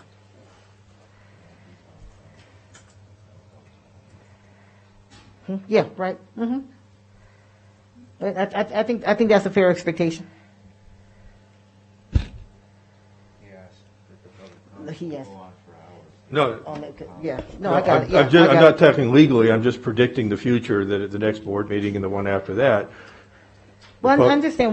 So I think that's a very fair question, right? I think that's a very fair question as to that. And then when they begin meeting, I think that's fair for the superintendent to keep us in the loop, inform us of the who, what, when, where, over there. I think that's very fair.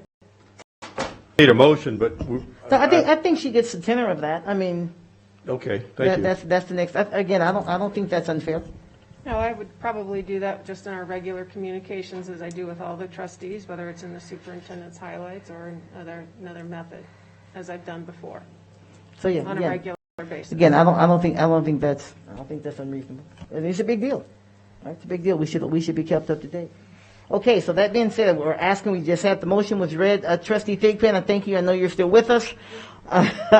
Right, I don't see a hand up, so you're there. Okay, so all those in favor of the motion as amended and as friendly and all of that, please indicate so by saying aye.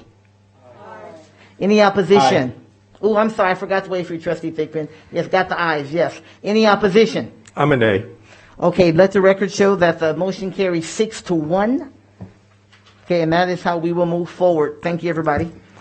And kudos and thank you for all you guys who hung out all night. Okay, no, they get to go. We get to stay. Thank you very, very much, you all. Yeah, I appreciate you staying for late. hanging and staying. Yeah, absolutely. Nice job, team. Okay, we're going to go to agenda item 5.04. 5.04. This is discussion and possible action to adopt a process for appointment of legally qualified persons to fill the upcoming vacancies on the Board of Trustees in District C, created by the resignation of Trustee Andrew Cottle, effective June 25th, 2021, and in District D, created by the resignation of Trustee Kirk Thigpen, effective after the appointment of a trustee to District C, including timelines, interview processes, interview questions, application deadlines, dates for selection of finalists, and dates for appointment to fill the vacancy in District C, and then to fill the vacancy in District D. Of course, this is for possible action. This is for action. And then we do have a statement, I believe, that will be read by Vice President Cottle on behalf of himself, and I believe Trustee Thigpen. Yeah, thank you, Madam President. On behalf of myself and Trustee Thigpen, and pursuant to NRS 386270 on the advice of counsel, we will be abstaining from this vote. We may take part in discussion, but we will be recusing ourselves from the vote and abstaining. So thank you, Madam President. Thank you, Vice President Calderwin. Trustee Thigpen and I had that same conversation just a day or so ago. He checked in to make sure we were in alignment. So we're going to turn it over to you, Council. Good morning, President Taylor, Superintendent McNeil, trustees. This is item 5.4, 5.04. If JJ could put the calendar up. Basically what we need to do tonight, and I'm going to try to short circuit this whole system, I'm looking for a motion right away that you adopt the calendar. The calendar lays out the entire process. It lays out the notice requirements. I don't think the board needs to approve the notices. The notices are just legal. We're going to send them out anyway because we have to do that.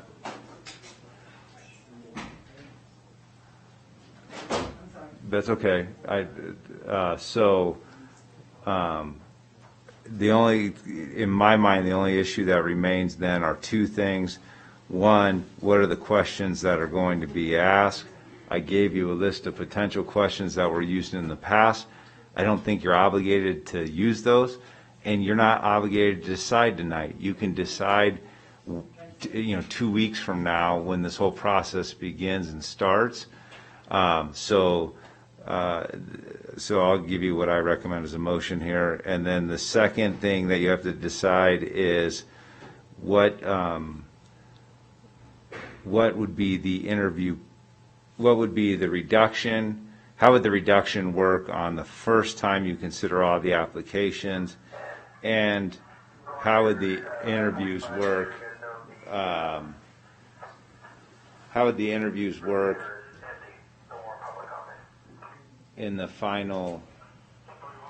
at the final interview and selection process. So I think the motion tonight could be we move to adopt the calendar.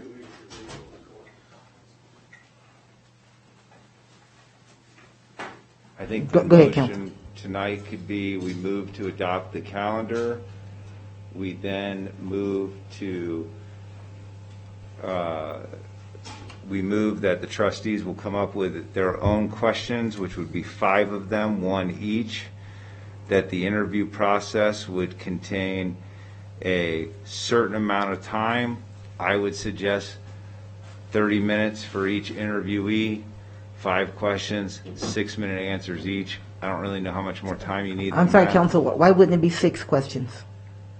Because you're only going to have 5 of you you'll have, that's right, Trustee Thigpen will be there, so it'd be 6. So 6 questions, 5 minutes each. You could do it an hour, whatever you choose. That's a decision that you'll have to make. And then that'll be it. So you don't have to decide the questions tonight. So that's what I think the motion would look like, is something along those lines. I really think you can move to adopt the calendar right away. We get that done, and then you can go step by step through this. So why don't we start with the calendar? I've shared with each of our colleagues tentative dates as soon as we had a conversation with board leadership and with legal counsel and the superintendent. My objective in that, as I said in the email, is that we have these areas in our community. We want their time to be as limited as possible when they don't have full representation. So that's why the aggressiveness on the dates, and of course we certainly want everyone in place before the school year begins again, which is on August 9th, and it doesn't give us a lot of room for error on here, but it does give us a little bit of room for error. So that's where the dates came from, and you see the notices. Council backed away from when we looked at the dates we would meet to make sure we get the notices out. All of this is in compliance with statute and other legal requirements. So all of that's already been taken care of, already been in compliance, and so much we don't have to worry about any of that. And I want to add that piece so that you know that those boxes have been checked as well. Trustee Church? I'm comfortable with the calendar. Let me go back and find my calendar here. So many things open.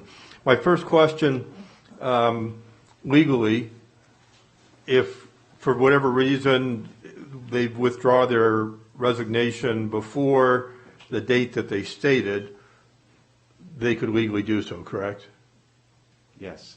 Okay, and then July 6th, is that going to be solely a board meeting for this purpose, no other agenda items?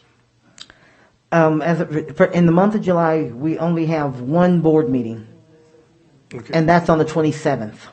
Yes, so July So 6th, that's the only the only regular board meeting we have is on the 27th. Anything else on here is for the selection process. but that's an open public board meeting. It's a board meeting. And would that's going to be the only thing on the agenda? As of right now, unless something, I mean, that's certainly the intention. Okay, and then could we attend that by Zoom? Any reason we couldn't attend that by Zoom? No, there's no reason why you couldn't. I would hope everyone could be in person if you can, but I understand it's last minute and all of that, so. Yeah, because obviously, you know, nothing I can't cancel, but. That's totally up to you, Trustee Church. I want that San Diego beachfront to be in my background on that Zoom meeting on the 6th. We can also send you a picture, but whatever works best for you. Certainly, I mean, if a trustee can't attend, they can certainly attend via Zoom. You bet. Okay. Mm-hmm. Okay, and seeing no other questions, I'm looking for a motion to adopt the calendar. We're going to go kind of piece by piece, recognizing that Vice President Caldo and Trustee Thigpen are recusing themselves from the motions. So moved. Thank you, Dr. Nicolette. Is there a second? Second. Seconded by Trustee Calvert. We'll go that right. All those in favor of adopting the calendar, please indicate so by saying aye. Aye. Any opposition? All right, the motion is carried. Let the record show it's 5-0. Basically, it's 5-0. Also note on the calendar, there are 2 interview dates. One is, we narrow it down. The next one is finals. If we don't have, let's say, for an example, only 5 people apply in District C, let's say, then there will not be a narrowed down meeting. We'll just go to the meeting where there's a finalist. Does that make sense? Yes. Okay, so that we. Why? Because if only 5, we would probably have 5 finalists anyway. And so let's say if only 5 people apply, I'm making up a number, right? Then there's no reason to narrow it down to 5 because it's already 5, right? So then that's a meeting we wouldn't have, and Jeff can go to San Diego. The last time we did it, we had lots of applicants. Oh no, but it's just important to cover that so that it's on the record, and then that way there isn't an unknown, right? We'll know again. Just as I said in the email. No decisions will be made in a vacuum. Those decisions are made here. Yes. Okay, they're certainly made here, and that's important to do so. So I think that might be a good motion to do right now, that we're going to narrow it down to 5, or if we receive more than 5 applications, then we'll do the narrow down meeting. Why don't we make that a motion right now, right? Okay, how's the feeling if we receive more? If we receive 5 applications or fewer, then we'll just go straight to finalists. More than 5, we'll have a narrow down meeting is the recommendation. So moved. Okay, there's a motion on the floor. Is there a second? Seconded by Clerk Manetto. Seeing no discussion? Okay, all those in favor, please indicate so by saying aye. Aye. Opposition? All right, the motion carries. Okay, that's back as well. Great. Council? Yes, so that goes to the interview process. Let's skip interview questions. You've already adopted the application deadlines. They're on that calendar that you adopted. The dates for selection are already on the calendars that you adopted, and the dates for appointment to fill the vacancy in both are on the calendar. So we have everything done. The only thing we don't have done are the interview questions.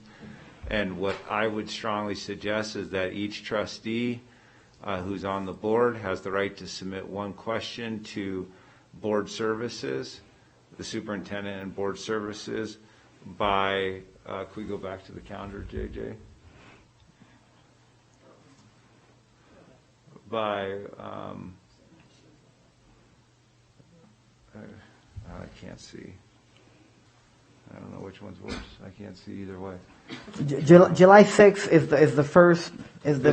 So I would suggest by the Friday before. I was just going to say the Friday before the Friday before. Yeah, that sounds good to me. So the Friday before not the narrowing down. So that we should discuss how do we want to handle the narrow down meeting.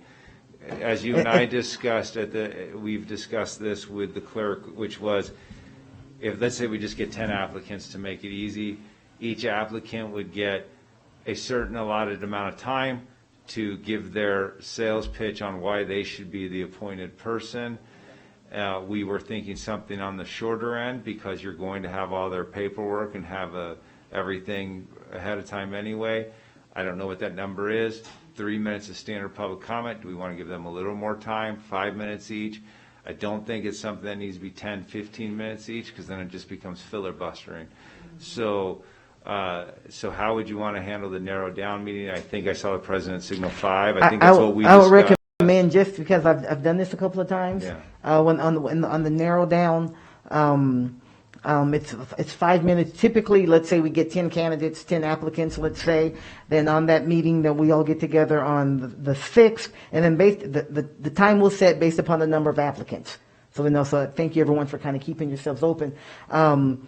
Each applicant will have an opportunity to do 5 minutes, right? And then we'll have the paperwork, we'll have the resume. There are a couple of questions. Why do you want to be a trustee? You see that on the posting, all that standard.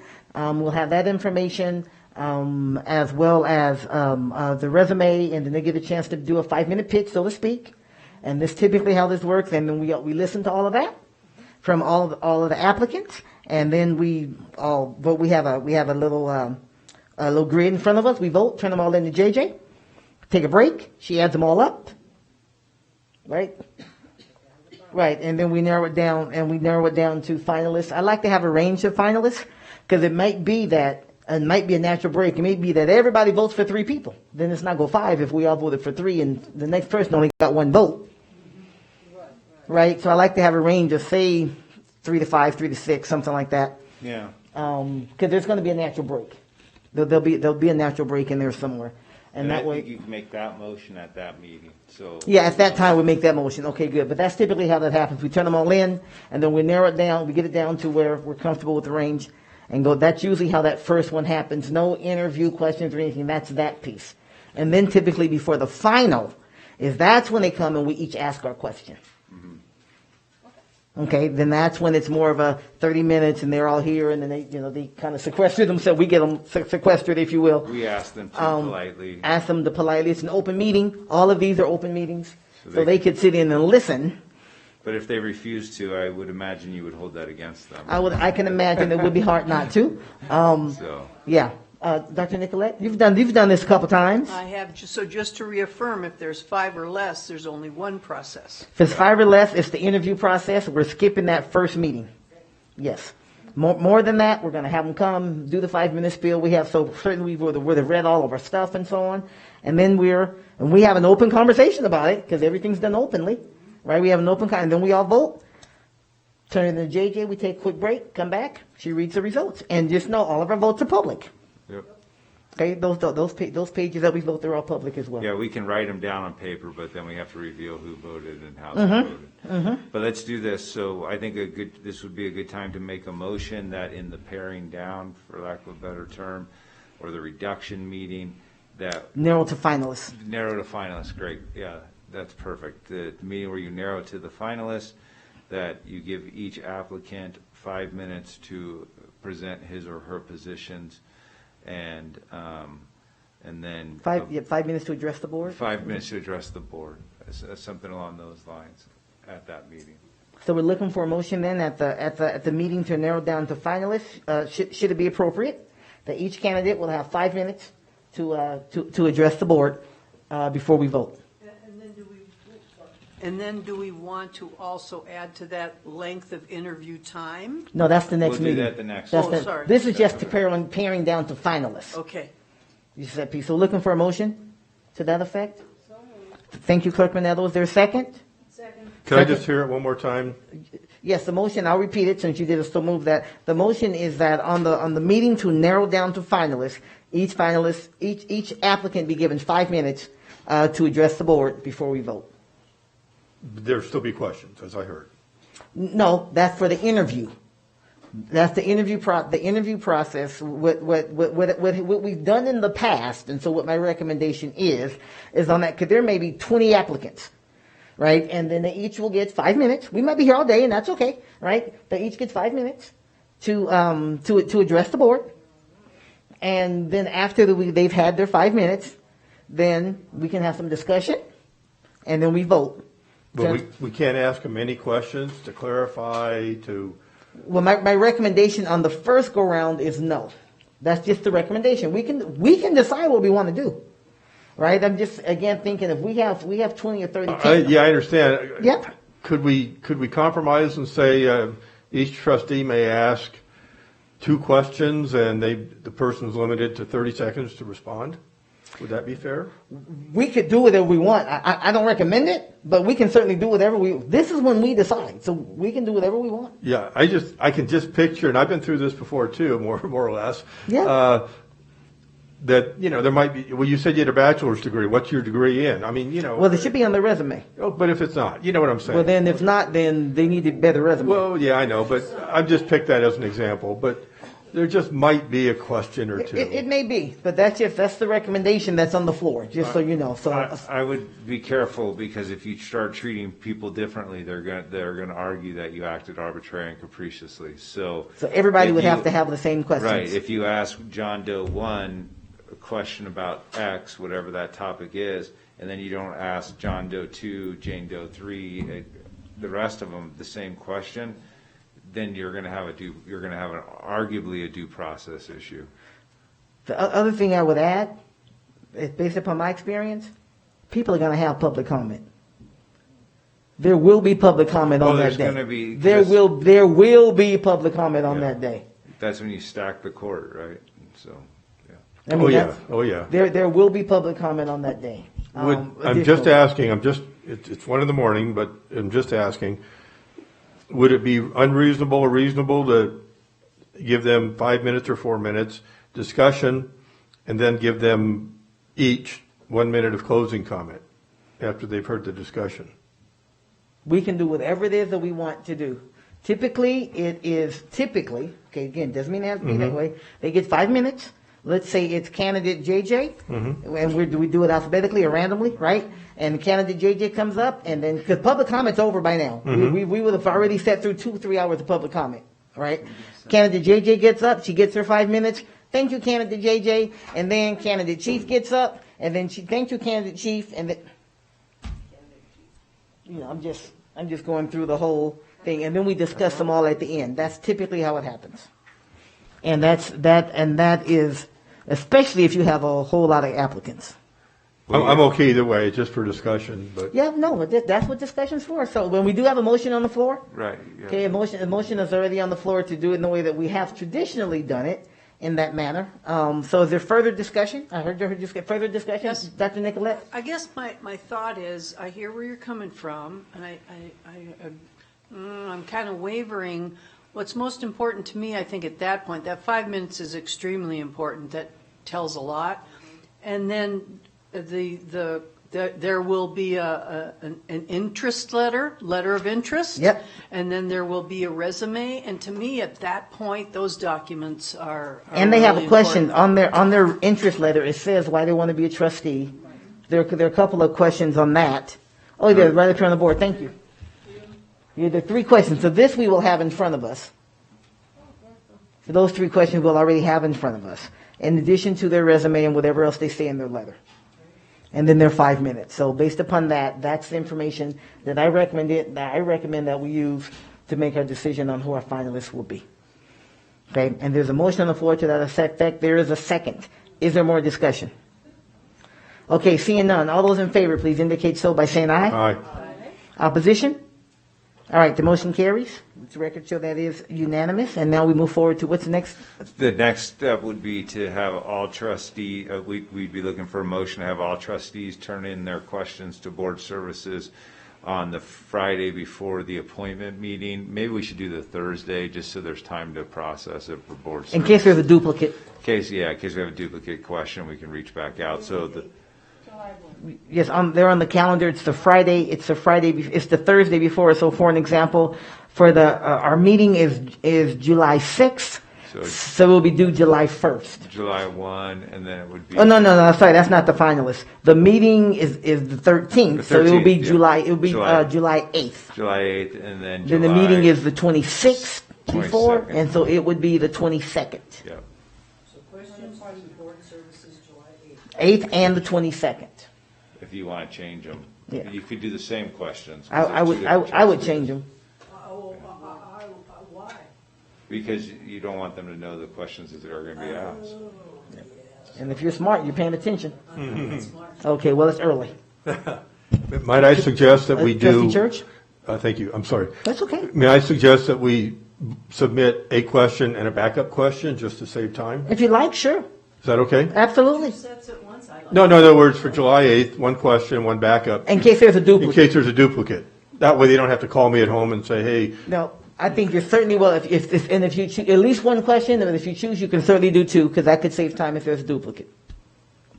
so do you want a Okay? motion? Yeah, absolutely, to that effect. I'll try. I make a motion that we, that each board trustee submit one question for the applicants as well as one backup question. On the Thursday prior. On the Thursday prior, which in this case would be July 8th unless that changes. July 8th and July 22nd. And July 22nd. Okay. And they don't have to be the same question. Right. Is there a second? Thank you, Trustee Church. Is there a second? Second by Trustee Calvert. Further discussion? All those in favor, please indicate so by saying aye. Aye. Opposition? All right, motion's carried. It is unanimous. Council? Then I think I guess there's two more things in my mind. Why don't we I'd be looking for a motion just to adopt those three questions, because I did forget that those were in the notice. Those were used in the past. We think they're fair questions. We used it the last time. So really, we need a motion to adopt the notice. Yeah, well, the notice, whether you adopt it or not, I have to put a notice in the paper. The law requires it. But those three questions as part of their letter of intent.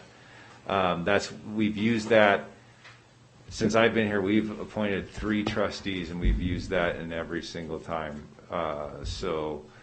We did take one question out. Actually, we had 4 at one time. I can't remember what it was. I don't remember what the But fourth anyway, one was either, but. yeah. So let's get a motion on that. I'd be looking for Sir, is there a motion? Can I make one quick comment? Sure, Trustee Church. Could we limit the response to, say, 5 pages so somebody doesn't submit a book or something? In other words, does that make sense? So we approve the 3 questions and the application process is listed there, and that any response from applicants be limited to, say, 4 pages. How's that? Does that include the resume? Resume, answers, et cetera. Well, that one gets tough, because if you have somebody with a professional vita, that might be 4 pages. Okay, well, what would you suggest? But I just don't want a book. I don't want JJ to have to be doing copies of a book, you know. Maybe we put the letter of intent as a 1-page document, because that's normally how your cover letter is anyway, right? It's 1 page is a professional cover letter. So figure out how to answer those 3 questions in a 1-page cover letter. And then that way it excludes the resume. And that's the way it Okay, so maybe we do a 2-page limit on the letter of intent. Yeah, or 2 page. Does that 2 page, yeah. So a 2-page limit on the letter of intent, and the letter of intent includes these 3 questions.